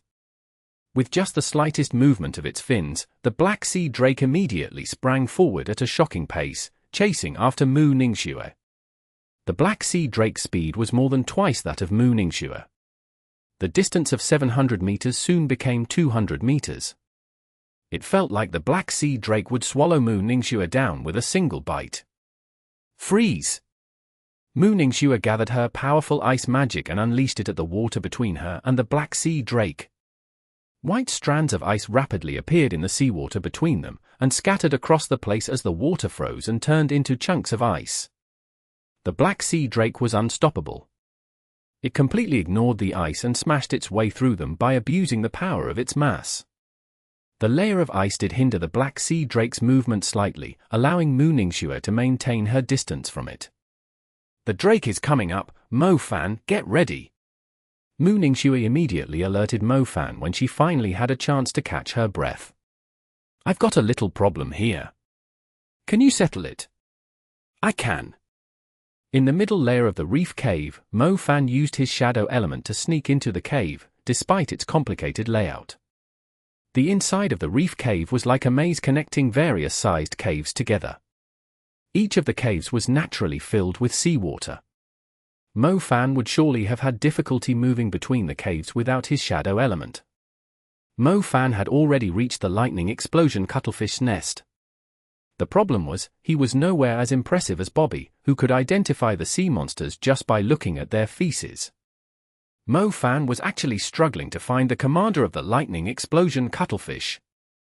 Normally, the biggest creature among the lightning explosion cuttlefish was most likely their commander, yet it was fairly tricky to find the commander in such a complicated place. I'm running out of time, I guess I'll stir up a great chaos and leave instead. Mo Fan was hopelessly unable to find the commander. He glanced at the cave where a bunch of lightning explosion cuttlefish was lying still and started drawing the lightning constellation. Silent deadly bolt. Mo Fan gathered the lightning coils on his arms and shoved them forward. The lightning bolts of death surged forward and crossed paths at a certain spot. The collision between the lightning bolts immediately resulted in a lightning storm. Mo Fan basically presented the lightning explosion cuttlefish with a lightning explosion. The explosive force surged rapidly across the place, thick arcs of lightning dancing widely about like purple-black dragons. The explosion spread in all directions. The whole reef cave began to shake from the enormous impact. Rocks started falling as the fragile layers of stone started cracking. The calm seawater started stirring up like a restless beast. The lightning explosion cuttlefish that were usually fast asleep in the day woke up in shock. Their glowing, blue eyes were lighting up the place like stars. The lightning explosion cuttlefish all immediately unleashed the electric charges they had stored in their bodies after being threatened. The lightning arc surged hundreds of meters away in a flash. Soon, more lightning explosion cuttlefish were annoyed by the disturbance, and stronger lightning arcs started spreading further away. The light immediately lit up the dark ocean. The dancing lightning surged wildly in all directions. A lightning flash would occur at times every few dozen meters. The lightning arcs intertwined and combined into a giant field of electricity extending over a kilometer away. The sea monkeys residing in the floor above the cuttlefish were in deep trouble. They immediately swam toward the surface in a panic when they saw the lightning arcs sweeping at them like an army of soldiers on horses. However, the lightning was simply too quick. It caught up to the sea monkeys within an instant and reduced them to ashes. Mo Fan fled for his life in between the ghastly claws of the terrifying lightning arcs. He initially thought he would be able to withstand the electric field to a certain degree, since he too had the lightning element. To his surprise, the electricity was several times stronger than he had imagined. He almost lost consciousness when the first lightning bolt landed on him. Mo Fan immediately put on the black snake armor, and felt a lot better. Weaving through the lightning, Mo Fan was relieved when he finally saw a light above him. He quickened his pace and rushed to the surface in one breath. He quickly sped to the insulated area to join Bobby and Lingling. When Mo Fan finally reached the shallow reef, he let out a relieved sigh. He immediately looked back at the water and was shocked to see the dense lightning arcs surging widely across the area. It looked like thousands of lightning eels were ramming into one another wildly. With a loud roar, the surface of the water started heaving. The Black Sea Drake had also reached the surface. It was also forced to escape to the land after being tortured by the merciless lighting field. It's here! Lingling's eyes glittered. Oh mama! Bobby fell to the deck in cold sweat. He initially thought it was only a young Black Sea Drake, the size of an average trawler. To his surprise, the Black Sea Drake was insanely huge. It turned out to be a fairly old beast. Just look at those fangs exposed in the air. Are those really its teeth? Each of them was like a giant sword. Chapter 996. Claw of Raging Waves. Exodus Tales. Exodus Tales. Translated by Zephizid. Edited by Aelrianth. Bobby felt like fainting from overwhelming fright. He subconsciously drove the boat away into the distance. The waves that the Black Sea Drake was making were around 8 meters tall. Each of them was enough to smash the little boat into pieces. Ningxue, over here! Mo Fan yelled at Mu Ningxue. Mu Ningxue was still being chased around by the Black Sea Drake. The creature had 2 long whiskers on its head, conducting a black energy. It combined with the dragon's breath into a black shockwave firing in Mu Ningxue's direction. Mu Ningxue summoned a strong gust of wind to help her land nimbly on the shallow reef. However, the black breath of lightning promptly landed on her with outstanding destructive force. Mu Ningxue kept on summoning ice to form an oval, ice shield in front of her. The shield caved in to protect her. The black lightning spread to the seawater. It seemed to trigger a reaction with a dense electric field in the water. The lightning arcs produced by the lightning explosion cuttlefish started to move closer to the giant creature. The Black Sea Drake appeared to be quite intelligent. When it realized that its lightning was attracting the electric field toward it, it quickly stopped attacking with its lightning element. It was reluctant to bring death upon itself. The electric field was strong enough to cook its skin and its flesh. The school of lightning explosion cuttlefish was something it could not afford to offend. The Black Sea Drake had other abilities, even without relying on the lightning element. Its body had turned dark gold, and its scaly armor started to glow, granting it an unmatchable strength. It raised its claw and swung it in Mu Ningxue's direction. The dark blue light produced by the claw swept forward and sliced the water and the rocks in half. Mu Ningxue knew the ice shield could not hold on for any longer. She decisively abandoned her ground and quickly distanced herself from the Black Sea Drake. My turn! Mo Fan was totally engulfed in the scorching Calamity fire and rose flame. The 2 different flames combined into a powerful fist, which turned into a fiery dragon surging forward and tearing at the Black Sea Drake. The Black Sea Drake did not try and dodge when it saw the fiery dragon approaching. It lifted its gaze arrogantly and uttered a roar. A water barrier similar to a water curtain appeared in front of it.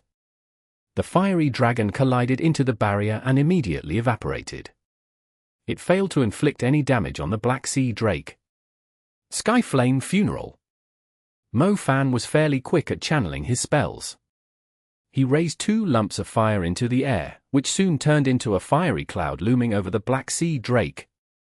Dense fireballs started pouring down from the burning cloud rapidly, turning the shallow reef into a scorching sea of flames.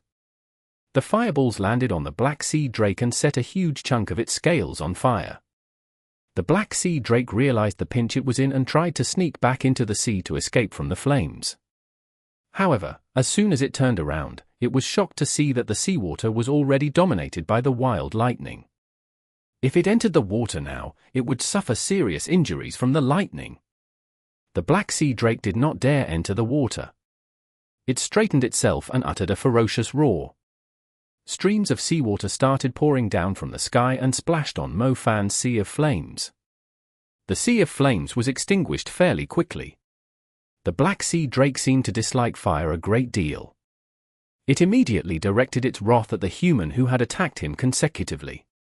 The Black Sea Drake leapt into the air. It was trying to smash Mo Fan into mincemeat by crashing onto him like a giant mountain. As the creature landed on the surface, a dark blue ripple of energy surged forward. Mo Fan did not notice how strong the ripple was. He managed to avoid being trampled by the creature, but he did not dodge the energy ripple in time. It instantly knocked him flying a few hundred meters into the distance. Luckily, Mu Ningxue managed to catch him with ice chains in time. Otherwise, Mo Fan was unsure how far from the creature he would have ended up. Such a savage creature! Mo Fan rose to his feet and stared at the Black Sea Drake. Little Flame Belle was excited when she saw the powerful beast. Mo Fan knew Little Flame Belle had a strong desire to participate in challenging fights. He immediately communicated with Little Flame Belle through his soul, summoning fiery tongues of the Calamity fire around him. Rocket wings! At Mo Fan's order, the Calamity fire turned into feathers and attached themselves to Mo Fan's back, forming a pair of brilliant, burning wings. The feathers exploded, thrusting Mo Fan forward like a ray of light slicing across the air. The flames bursting out from his body all accumulated on his wrist. Meteorite Fist. The Meteorite Fist was accompanied by several fierce dragons circling it, with scorching lava bursting out from them. The fist slammed into the Black Sea Drake's chest. The enormous creature slid over 100 meters backward. Its pitch-black scales had an obvious burn mark that was slightly caved in. Bobby gaped when he witnessed the scene. He never thought Mo Fan's strength was this shocking, considering how young he was. He managed to knock the enormous, mighty beast back with a single punch. 10,000 ice arrows. Mu Ningxue had also finished casting her spell while Mo Fan was keeping the Black Sea Drake busy. Mu Ningxue could control her magic slightly better than Mo Fan with the help of her domain. She pointed her hands ahead, firing around 10,000 ice arrows at the creature. The ice arrows might seem small, but their numbers and strength were not to be underestimated. The Black Sea Drake was forced to protect its vital parts with its tail and arms. The ice arrows had the freezing ability, and even though the arrows failed to penetrate the drake's defense, its scaly armor turned rigid after it was covered in frost. Gravity. Mo Fan immediately took hold of the opportunity. Instead of using a fire spell, which would destroy Mu Ningxue's ice, he decided to compress the space instead. The rhomboid encapsulating the Black Sea Drake multiplied the gravitational force within it 10 times over, making it extremely difficult for the enormous Black Sea Drake to move freely. The Black Sea Drake stomped the ground and waved its claws fiercely, trying to break the ice covering its body. However, the number of ice arrows was simply too shocking. The Black Sea Drake's body was soon covered in a layer of frost. Ice Domain. Mu Ningxue immediately gathered her ice magic. The ice element was visible to the naked eye as it rapidly gathered around Mu Ningxue. The water above the sunken reef was soon turned into a thick layer of ice. Snow started to fall from the sky. Mu Ningxue continued to channel her magic with outstanding focus. Several glacier dozens of meters tall surrounded the Black Sea Drake and weighed it down with thick, heavy chains. Not long afterwards, a whole hill of ice circled the Black Sea Drake, trapping it in the middle. The creature was extremely slow as it struggled to move. It was having difficulty gathering its strength. NYX regime. Mo Fan laid out his shadow domain upon seeing this. A giant, black formation stacked on top of the icy mountain range. Giant shadow spikes lunged at the Black Sea Drake, sealing off every single joint on its body. The number of giant shadow spikes needed was proportional to the size of the target. Even though the Black Sea Drake was being suppressed by the icy mountains and the formation of giant shadow spikes, the creature seemed to still be struggling still. It could still utter a roar and twist its body. How impressive! Bobby just watched from the distance. He could not help but exclaim when he saw Mo Fan and Mu Ningxue teaming up to subdue the Black Sea Drake. The two young mags actually stood a chance against the powerful creature. The Black Sea Drake was greatly infuriated. Even the sky stared to shake following its blasting roar. The destructive, dark blue energy ripple appeared once again. It was most likely the extraordinary dragon might that the Black Sea Drake possessed. As the energy ripple swept outward in a circle, it immediately shattered the icy mountains of Mu Ningxue's domain into pieces. Mo Fan's shadow formation did not survive the impact, either. The giant shadow spikes rapidly dispersed after they were struck by the energy ripple. Even Mo Fan's NYX regime was greatly affected, and was on the verge of dissipating from the impact. The Black Sea Drake opened its huge mouth and spat at Mo Fan after breaking free from the chains. An extremely thick pillar of water flew right in Mo Fan's direction. Mo Fan was about to dodge it when he saw the Black Sea Drake swinging its head at him, too.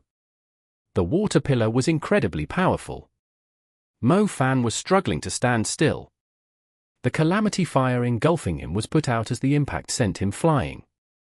He almost fell outside the boundary of the sunken reef. The Black Sea Drake similarly spat at Mu Ningxue. The huge water pillar rammed forward.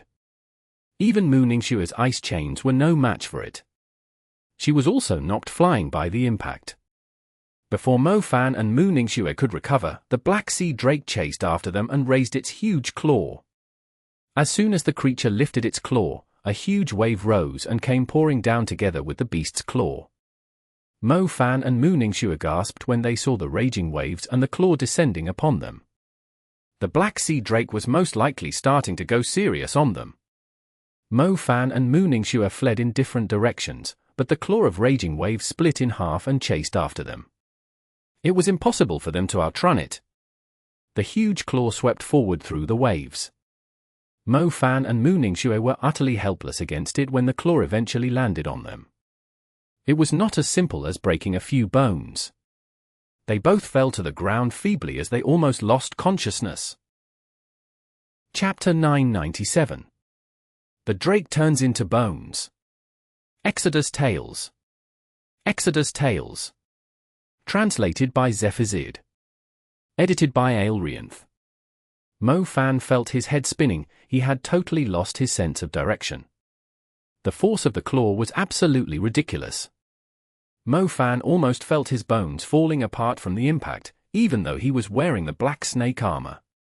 While Mo Fan was losing consciousness, he suddenly sensed a strong presence coming from the side. His hair instantly stood on its end as a huge shadow loomed over him. The Black Sea Drake opened its mouth and bit at Mo Fan. Mo Fan cast the fleeing shadow when its fangs were mere inches away from his face. He split into two shadows and barely escaped from the creature's jaws through the gaps between its fangs. The Black Sea Drake continued to chase after Mo Fan's shadows relentlessly. Its long dragon whiskers seemed to have minds of their own, and actually wrapped around his body to tie him up like a golden chain. Mo Fan was shocked when he saw the dragon whiskers squeezing in. If he was trapped by the dragon's whiskers, he would surely be shoved into the creature's mouth right away. Dark Noble Mantle. Mo Fan did not preserve his strength any further. He quickly summoned the Dark Noble Mantle. The silhouette of a long mantle swiftly appeared on his back while he was still in the form of a shadow. It looked like a pair of wings folding up. As soon as the mantle appeared, Mo Fan's presence vanished without a trace. The shadow completely merged with the ocean and the rocks. It was impossible to tell where Mo Fan went. The Black Sea Drake's whiskers immediately lost their target. They were swinging aimlessly in the air, not knowing if they should withdraw or reach further. The Black Sea Drake's fierce eyes were trying very hard to hunt Mo Fan down, too. It would not believe that the human had vanished without a trace. The intelligent Black Sea Drake splashed water across the sky to find where Mo Fan was hiding. As the spray of water started falling, the Black Sea Drake soon noticed the rain's path had altered, as if it had landed on something. The Black Sea Drake huffed, as if it was laughing at the human's amusing attempt. Its whiskers immediately lunged at the human figure that the water was highlighting in the air, and quickly tied it up.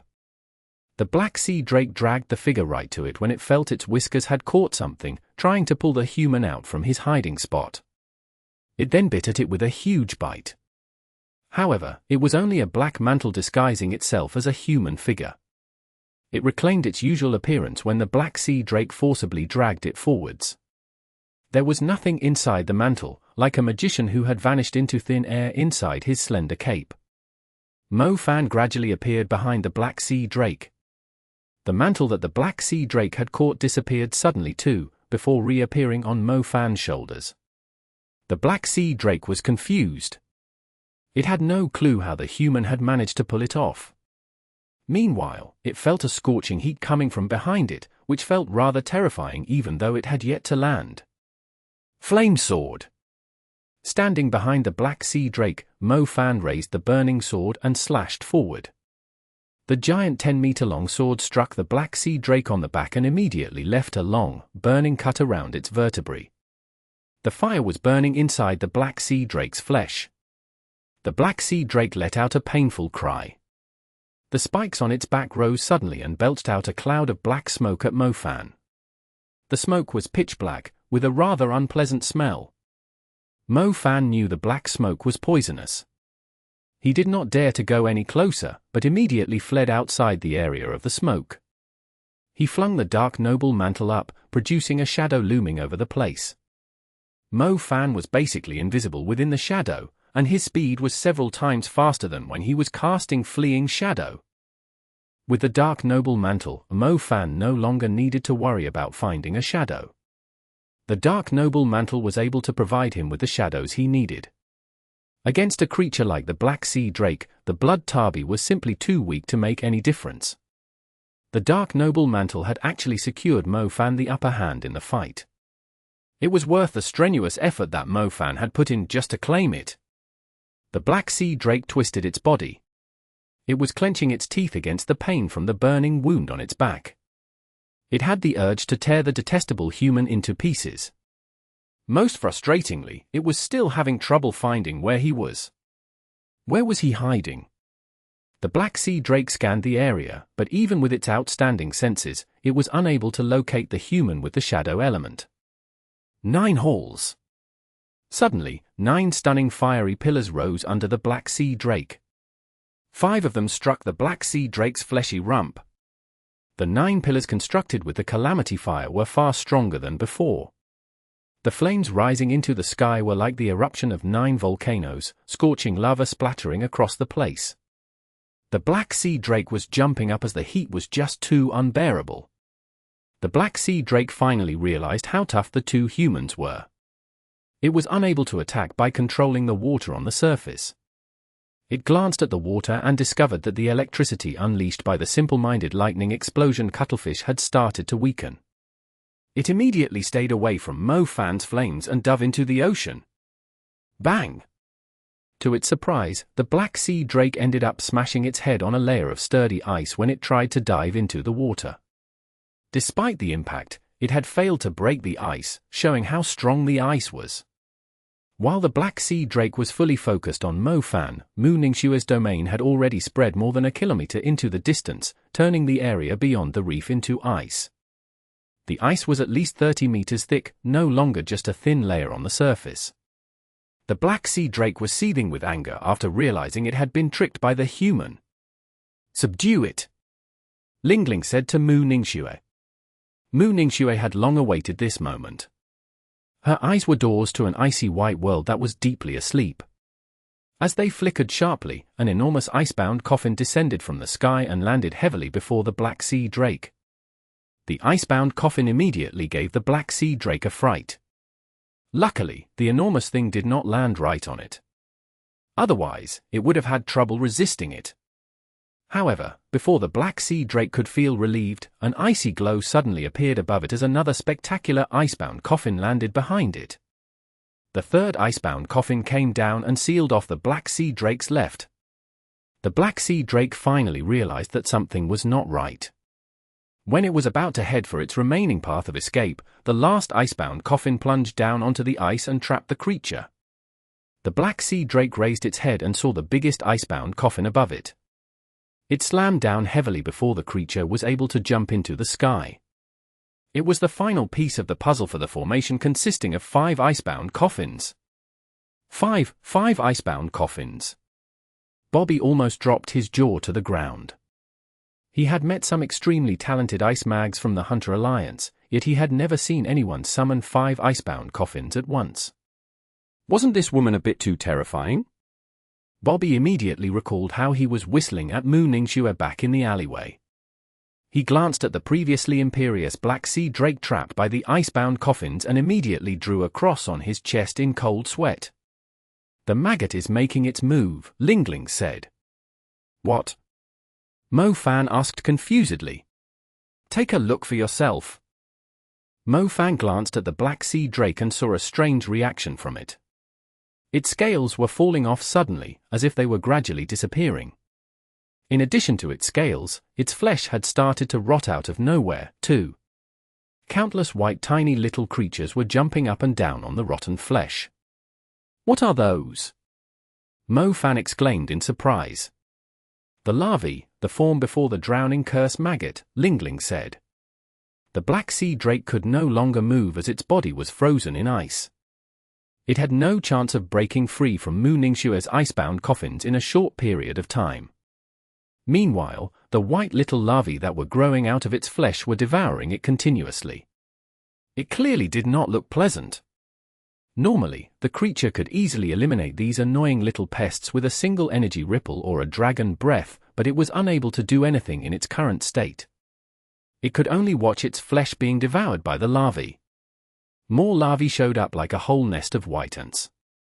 The black sea drake soon lost its glittering scales and was naked, only its flesh remained. To Mo Fan's astonishment, the black sea drake's enormous figure was shrinking at a shocking pace, too. It was like a huge chunk of meat had been thrown into a pond full of piranhas, which would eventually end up as just a few pieces of bones. "Oh my God!" Bobby screamed as he watched the bizarre sight from the boat. It was like the black sea drake was being disintegrated. The creature's appearance beyond recognition after it was eaten alive by the countless white larvae. It no longer had the imperious presence of a drake.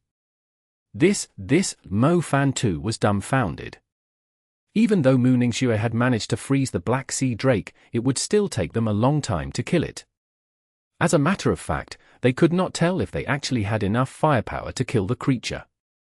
And now, before the creature could even break free from Mu Ningxue's ice, half of its body had already been consumed by the eerie, white larvae that had grown out from its body.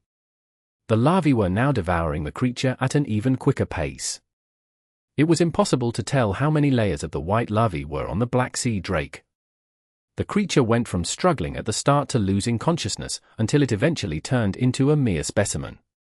When the black sea drake gradually turned into a bloody skeleton, Mu Ningxue could not help but cover her mouth. Her eyes were filled with disbelief. The word scary was no longer enough to describe the sight, as who could possibly think that the insignificant, transparent maggot was able to eat the whole drake down to a skeleton in just a short period of time. Chapter 998. The Maggot Turns into a Drake. Exodus Tales. Exodus Tales. Translated by Zephazid. Edited by Aelrianth. In the end, all that was left of the black sea drake were a bunch of white bones. There was not a drop of blood or a tiny bit of flesh remained. The hollow skeleton was frozen inside the ice. Mo Fan, Mu Ningxue, and Bobby took a long time to recover from the shock. Even Lingling, who already knew it would happen, was staring at it in astonishment. "Where are the larvae?" Mo Fan had to ask. The larvae had all vanished into thin air. Mo Fan was unable to see them anywhere. He was already having difficulty explaining the strange sequence of events. "Wait, just wait on the boat. When the time comes, I'll tell you where the larvae went," Lingling said. The three returned to the boat. The lightning explosion cuttlefish in the water had stopped releasing electricity, returning the area to calm. However, when they recalled how the black sea drake had died just like that, they could not help but have a bad feeling about it. The group stayed on the boat and waited silently as Lingling had instructed. Lingling did not sleep much. In the past 3 days, she had only slept for 3 hours every day. Her eyes never left the monitor displaying the activity of the maggot, as if she was scared of missing something. The next day had arrived. The blazing red of the rising sun happened to shine right on a flat cloud, forming a spectacular sight along the horizon. Mo Fan walked out from the cabin with a huge yawn. He walked to the deck and saw Lingling waiting patiently in front of the screen with a huge coat draped over her shoulders. Mo Fan was utterly impressed by Lingling's determination. Most girls at her age would go off on a tantrum if they were asked to do some mere household chores. Mo Fan felt sorry for Lingling when he saw her bloodshot eyes. He sat beside her and patted on her head. "Why are you working so hard? The maggot is just below us, there's no way it can run away. It's the most difficult job I have ever done, apart from the operation that wiped out the Black Vatican on Chongming Island. You know that I've no interest in studying, I just want to be a hunter," Lingling replied seriously. Mo Fan was speechless. She was really a problem child. "There's some movement," Lingling said, staring at the screen. "I'll go wake Mu Ningxue up." Mo Fan quickly went into the cabin and woke Mu Ningxue up. Bobby had woken up from the noise. The three gathered before Lingling. "The maggot is now in its complete form. Go into the water and wait. Once the immune cells are available, we'll secure them and leave," Lingling told them. It's done at last. Bobby let out a long sigh with a relieved smile. It was the most thrilling adventure Bobby had ever been on in his life. He could easily boast about it to the old hunters in the bars for the rest of his life. It was a black sea drake, an extremely savage exotic beast, and he had participated in the job that needed to kill the drake. "I'll go," Mu Ningxue said. Knowing that Mo Fan had just stepped on the lightning explosion cuttlefish tails recently, it was safer for Mu Ningxue to go. "Wait, hold on," Lingling suddenly said, signaling everyone to keep quiet. The three were utterly confused. The maggot was already in its final form. They just wanted to hurry up and get its immune cells and deliver them to the Hunter Union. Mo Fan was about to ask something when Lingling looked into the water and said with a frown, "It's swimming toward us. Isn't that what we wanted?" "It saves us the effort of going to look for it," Mo Fan said. Lingling shook her head. Her expression was saying that something terrible was about to happen. Lingling's tablet started beeping with a warning. The frequency of the beeping gradually increased, implying that the target was getting closer to them. The boat was not moving, thus it simply meant that the maggot was approaching them rapidly. Such incredible speed! Mu Ningxue glanced at the device and realized that the red dot representing the maggot was moving toward them at a shocking pace. "I'll go stop it." Bobby stood on the edge of the deck and stared into the water. The little thing was transparent, thus it was extremely tricky to see it in the water. They could only rely on Lingling to spot the creature. However, Bobby was still staring at the water with all his focus, trying to detect any trace of the creature. Either way, he would never let that son of a ****ch run away. The boat swayed as the waves splashed at it occasionally. The blue water had suddenly turned black. Bobby did not notice the change at the start as he was focused on something else. However, he soon noticed a giant black shadow approaching the surface in the water. The shadow was blurry initially, but as it moved closer to the surface, Bobby immediately took a deep breath, as their boat felt extremely tiny when compared to the shadow. "Watch out!" Mu Ningxue sensed the approaching danger. She waved her hand and forcibly dragged Bobby back to the deck with a strong gust of wind. Meanwhile, the terrifying shadow under the water rammed fiercely into the front of the boat. Its huge fangs biting half of the boat off. The metal hull broke into pieces.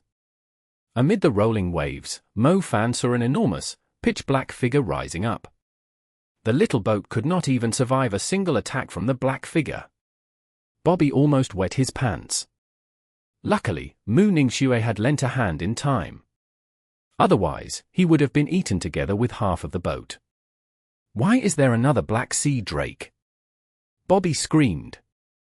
The creature that attacked the boat was a black sea drake, similar in size to the one they fought against before.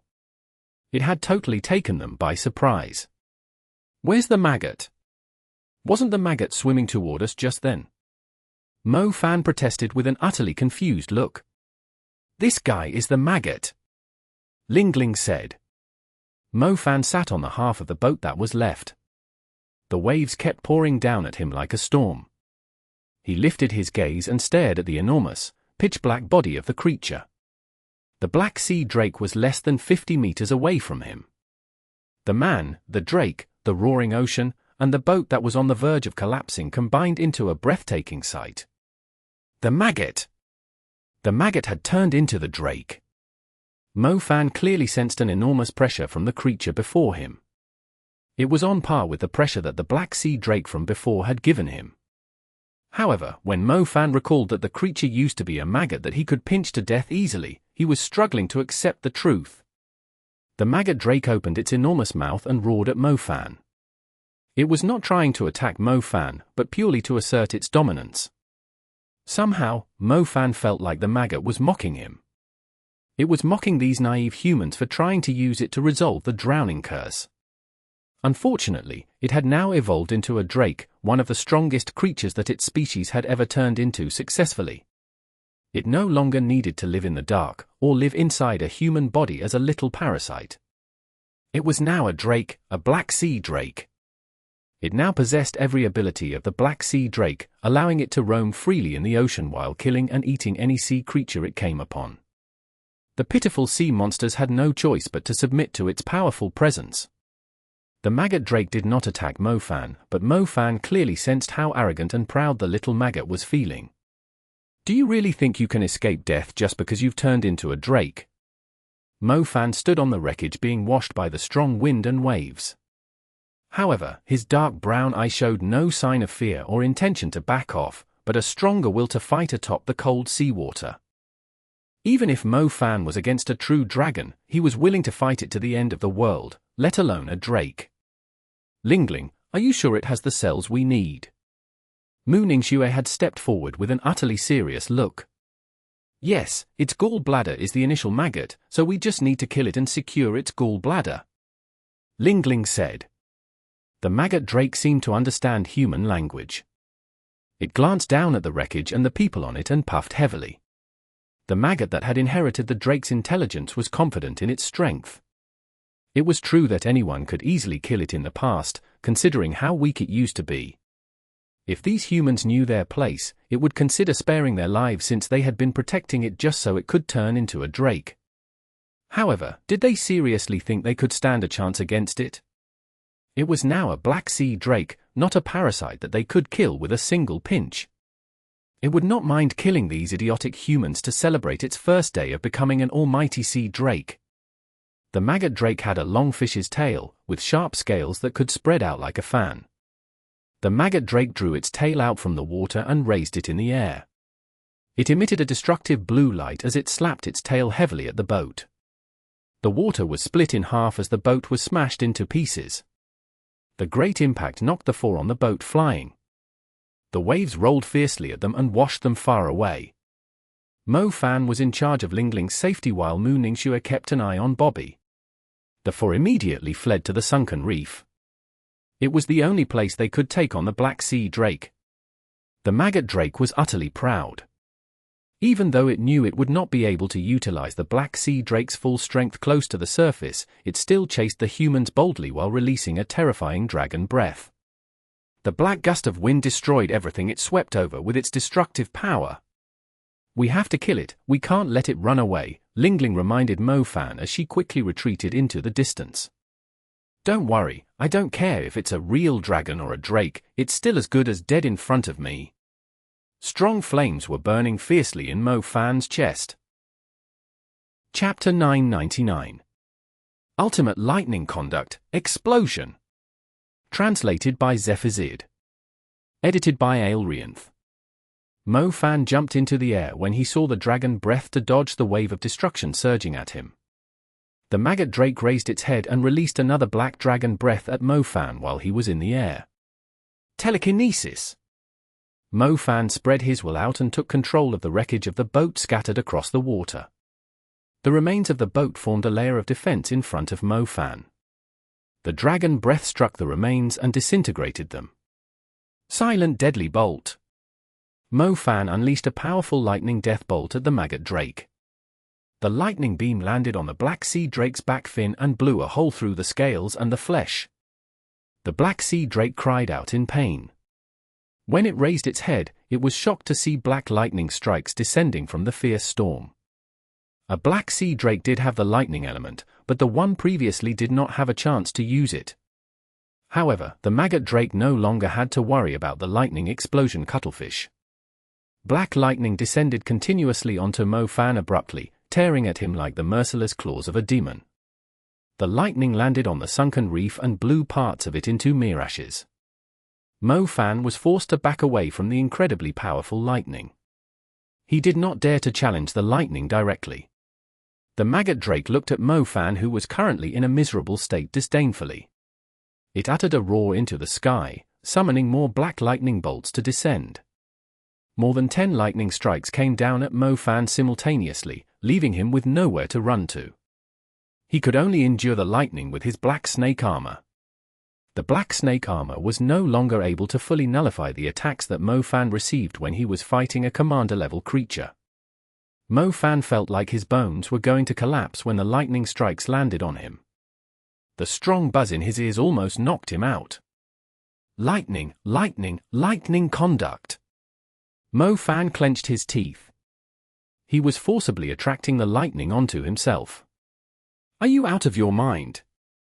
Mu Ningxue screamed when she realized Mo Fan's crazy intention. It was basically suicide trying to conduct the black lightning summoned by the Maggot Drake. Even a lightning mage with a domain would not dare to do such a dangerous thing, since it would overload their body and kill them if their body was unable to endure the lightning. The black lightning danced wildly, some lightning arcs spreading more than 100 meters away into the distance, wriggling like giant, black serpents. They were flickering wildly with Mo Fan at the center. The electrocution was so strong that Mo Fan's veins were clearly visible on his skin. It was very likely that any weaker mage would have been turned into scattered ashes and dispersed smoke straight away. I'll control it." Mo Fan clenched his teeth as he forcibly absorbed the lightning that made contact with him. Lightning was the most restless element of all.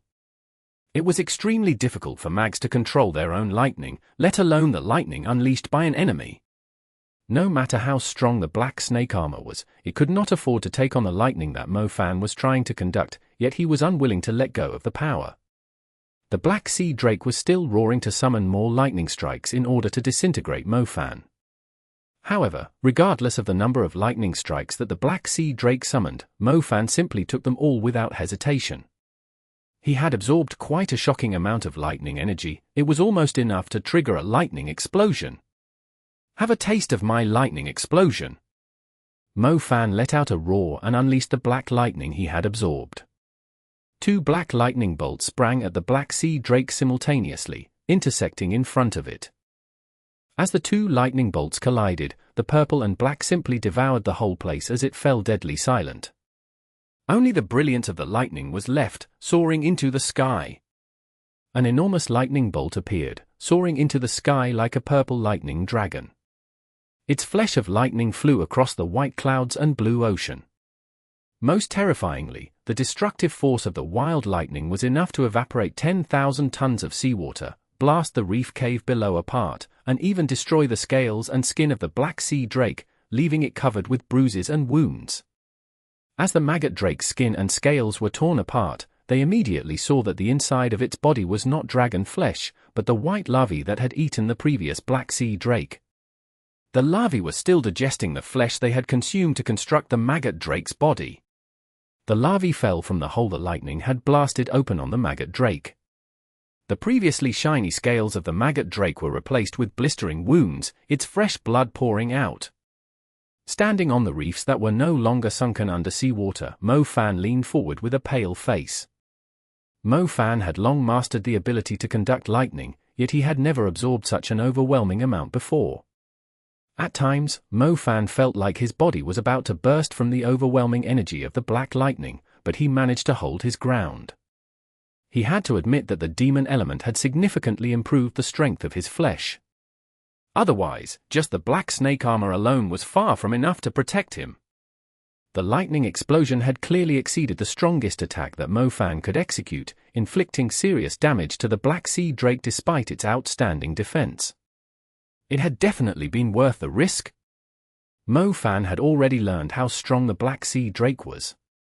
Even by joining forces with Little Flame Belle, he could at most only deal some damage to Black Sea Drake after using his full strength.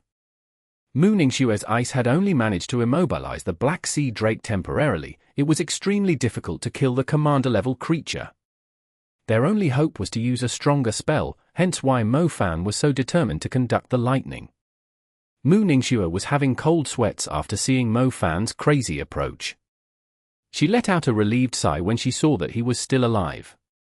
"Are you all right?" Mu Ningxue asked. "I need some time to recover."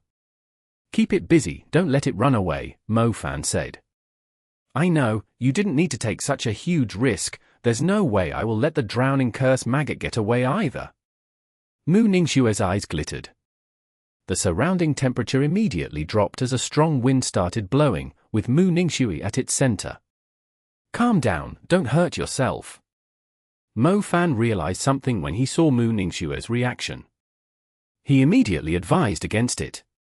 Mu Ningxue's aura had suddenly risen, meaning that she was planning to use the forbidden move. The forbidden move was not the evil magic that was banned across the world. It was only forbidden specifically for Mu Ningxue, since with her current control of the ice element, trying to use the ice crystal bow forcibly was basically the same as killing herself slowly. Mo Fan knew using the ice crystal bow would result in life-threatening side effects to her body, thus he immediately advised against it. "Don't worry, I can now use it to a certain degree." Mu Ningxue knew Mo Fan's concerns. She purposely pointed it out as she was gathering her aura. She did not want Mo Fan to be worried about her. In the intermediate level, using the ice crystal bow was indeed the same as killing herself, since the incredible attack would basically drain away the majority of her life force in an instant. However, after achieving the advanced level, Mu Ningxue could use her ice domain freely. She was finally able to control the power sealed away in her body to a certain degree. She still had to pay some price, yet it was nothing compared to the consequences of letting the maggot drake run away. Besides, how could she allow Mo Fan to be the only one risking his life? Ice crystal bow. A powder, like tiny pieces of diamond, appeared and circled around Mu Ningxue, forming a crystalline bow with an incredibly strong aura in front of her. Mu Ningxue grasped the longbow firmly. Her slender index finger curled slightly as she held it parallel to her arm. She slowly pulled the invisible string of the bow back. Mu Ningxue extended her arm. Her silver hair was drifting in the wind close to her glamorous face. As her arm reached maximum extension, more crystalline dust showed up and coalesced into an ice arrow held in position on the string of the bow. "Kill!" Mu Ningxue uttered the single word coldly, radiating a strong aura. Even the ocean shuddered in a way visible to the naked eye. The maggot drake immediately looked terrified. The arrow sprang forward, stirring up an icy storm following right along its trail. It was flying right above the seawater, splitting the ocean in half. The displaced water froze into ice in under 2 seconds. The maggot drake no longer had its previous arrogant and proud demeanor. It started fleeing for its life like a little bug that had lost its protective shell. The arrow caught up to the maggot drake and pierced through its sturdy back. The maggot drake's body stiffened, and its flesh turned into ice crystals right after the arrow pierced completely through it. The ice arrow continued to fly into the distance, turning everything, including the ocean, the clouds, and the reef into ice. The sea instantly turned into a frozen body of water, and the black sea drake broke into pieces stacking up into a pile. It no longer had any sense of life, let alone the imperious appearance of the black sea drake. In the distance, Bobby almost dropped his jaw onto the ice. His eyes were wide open. The ocean had vanished, as everywhere his eyes could see was covered with ice. He had never seen such an astounding ice mage in his life. Why did he even bother whistling at the woman? Was he tired of living? Somehow, Bobby felt like the first thing he should do after everything came to an end was not to remember his brother's death, but to thank Mu Ningxue for sparing his life. On the other hand, Mo Fan was panting heavily to catch his breath, and swallowed despite himself. He glanced at the sight ahead and was having trouble finding any word to describe his feelings. Although it was not his first time seeing it, it was still stunning witnessing everything turning into ice instantly. Chapter 1000. Domain Soul Grade Seed. Translated by Zephazid. Edited by Aelrianth. Some time later, the ice magic finally returned control of the place to the sea. The ice slowly melted. The snowy white scenery extending all the way into the distance slowly reclaimed its usual blue appearance. Mo Fan and Mu Ningxue were standing on the sunken reef. Both Mo Fan's ultimate lightning conduct and Mu Ningxue's ice crystal bow had drained all their energy. If they actually tried to defeat the Black Sea Drake the normal way, they would only have a little hope of defeating it after fighting against it over a long period, and the creature might just escape in the middle of the fight. Either way, Mo Fan was well aware of how important it was to improve his strength. Otherwise, he might actually die one day, especially considering how much of a busybody and righteous person he was. Mo Fan and Mu Ningxue recovered some after resting for some time. Unfortunately, the boat was destroyed. They had no choice but to make their way back on foot. They were incredibly far away from the city, it was impossible to tell how long the journey was going to take. However, the group was relieved that they had successfully secured the immune cells from the Maggot Drake. Once they returned to Tinuoia City, they should be able to resolve the drowning curse. Does that mean no one is going to die to the drowning curse again? Bobby said.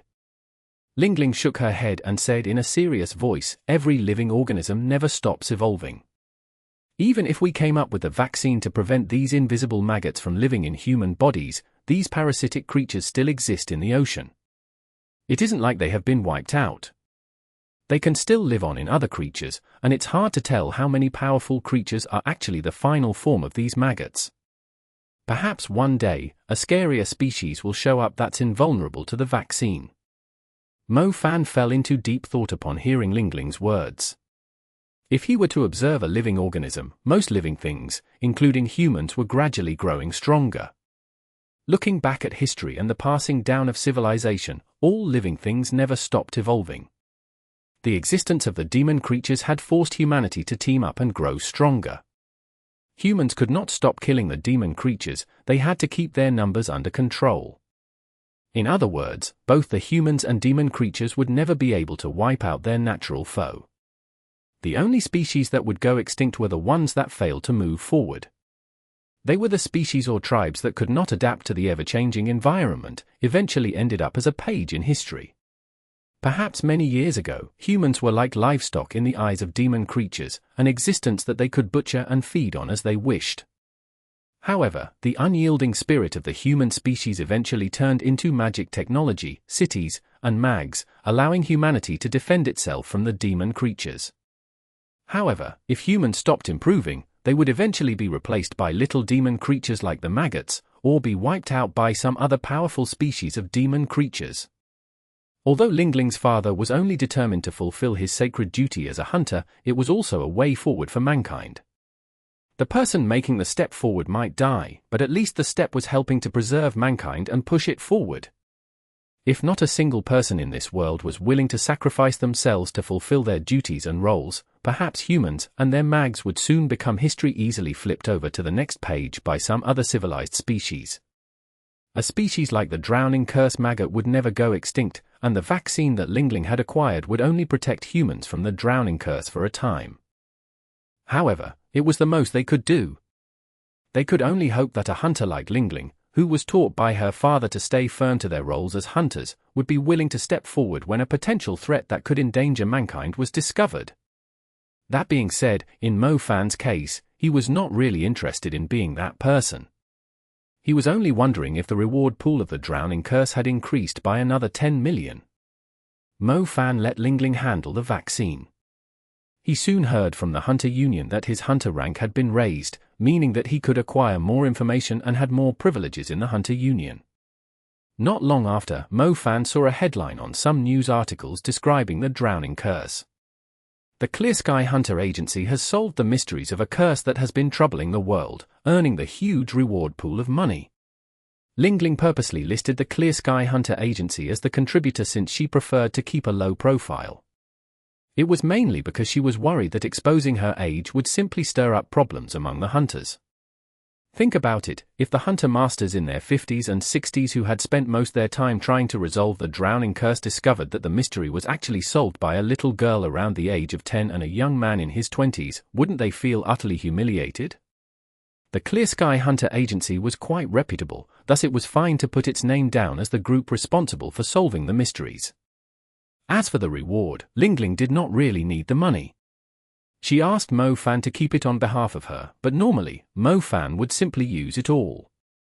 As a man with double innate elements, he needed a huge investment to ensure that each of his elements could come in handy. Luckily, the jobs he did as a hunter were able to provide him some relief from the shocking expenses. Mo Fan, don't tell me that you two were away because you were busy resolving that drowning curse. Zhao Manyang went up to Mo Fan and asked in a serious voice. You're pretty well informed, Mo Fan raised his brows and said. The media had only just reported it, but Zhao Manyang already knew Mo Fan was behind it. Mo Fan was actually quite impressed. What nonsense! The only ones that are still active in the Clear Sky Hunter Agency are Lingling and you. Who else would it be if it weren't you two? Zhao Manyang said. You're right about that, Mofan said. It was true that the Clear Sky Hunter Agency had been around for quite a long time. However, the only people that were fairly active at accepting jobs were Mofan and Lingling. The remaining hunters were in a half-retired state. They were extremely picky with their jobs in terms of their difficulty, reward, and distance. As a matter of fact, there were not many people left in the Clear Sky Hunter Agency. The eldest senior sister, Lengqing, was a vice-head of the Magic Court. Old Bao was once a senior hunter, but Mofan had not heard of him accepting any job since Mofan had joined the agency.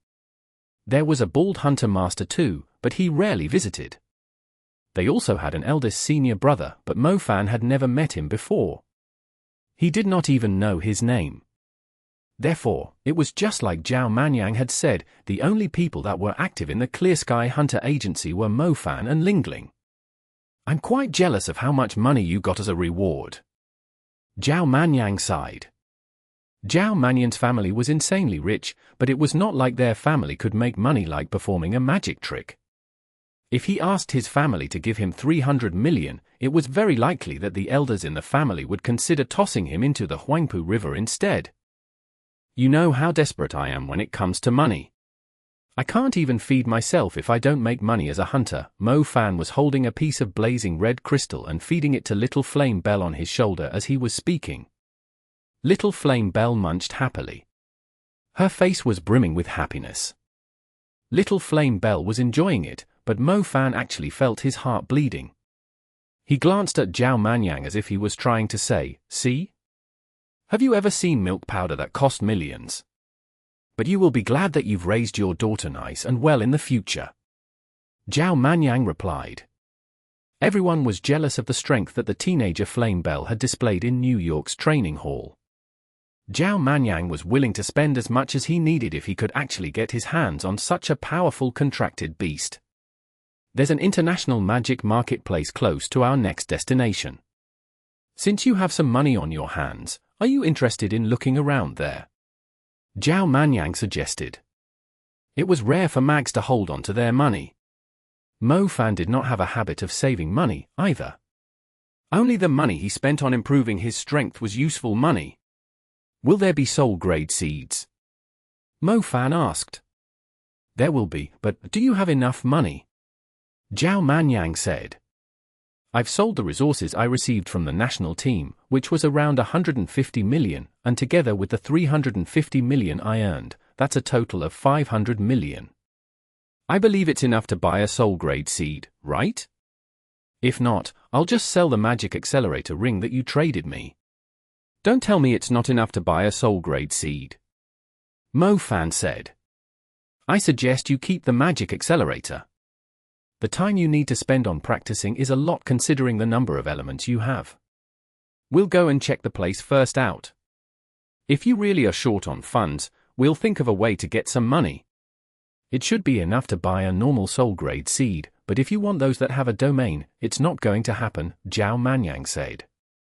When they received the reward, Mu Ningxue knew Mofan was desperate to get himself a soul-grade seed to improve his strength. As such, she decided to give Mofan all the money. Mofan actually found it embarrassing, since it was Mu Ningxue's powerful arrow that had killed the Black Sea Drake. However, Mu Ningxue was not fussed about it at all. She told Mofan that he could repay her by helping her to get the thing she needed when the time came. Mofan did agree with her point. If they were to split the reward in half, it was unlikely that he could get himself a good soul-grade seed with the money he had. Mu Ningxue had already reached the advanced level, thus she was not in need of money for the time being. She was willing to let Mofan have it first, just so he could improve his strength. That way, if they managed to secure another difficult job, it would be easier for them to earn money. Besides, it was unnecessary to be so fussy about splitting the money evenly when they were husband and wife. They would be together for their whole lives. Why would they be concerned that there was no chance for the other person to repay the favor? Zhao Manyang, tell me about the price of the soul-grade seeds, so I can mentally prepare myself, Mofan said. First, artificial soul-grade seeds start at 300 million. The price ranges from 300 million to 500 million depending on their elements and their special effects. Second, the natural soul grade seeds, the ones with domains, normally start at 600 million, but most of them are auctioned at around 800 million. In my opinion, you can barely afford a normal soul grade seed with all you have. As for a domain soul grade seed, don't even think about getting one for now, or Zhao Manyang said.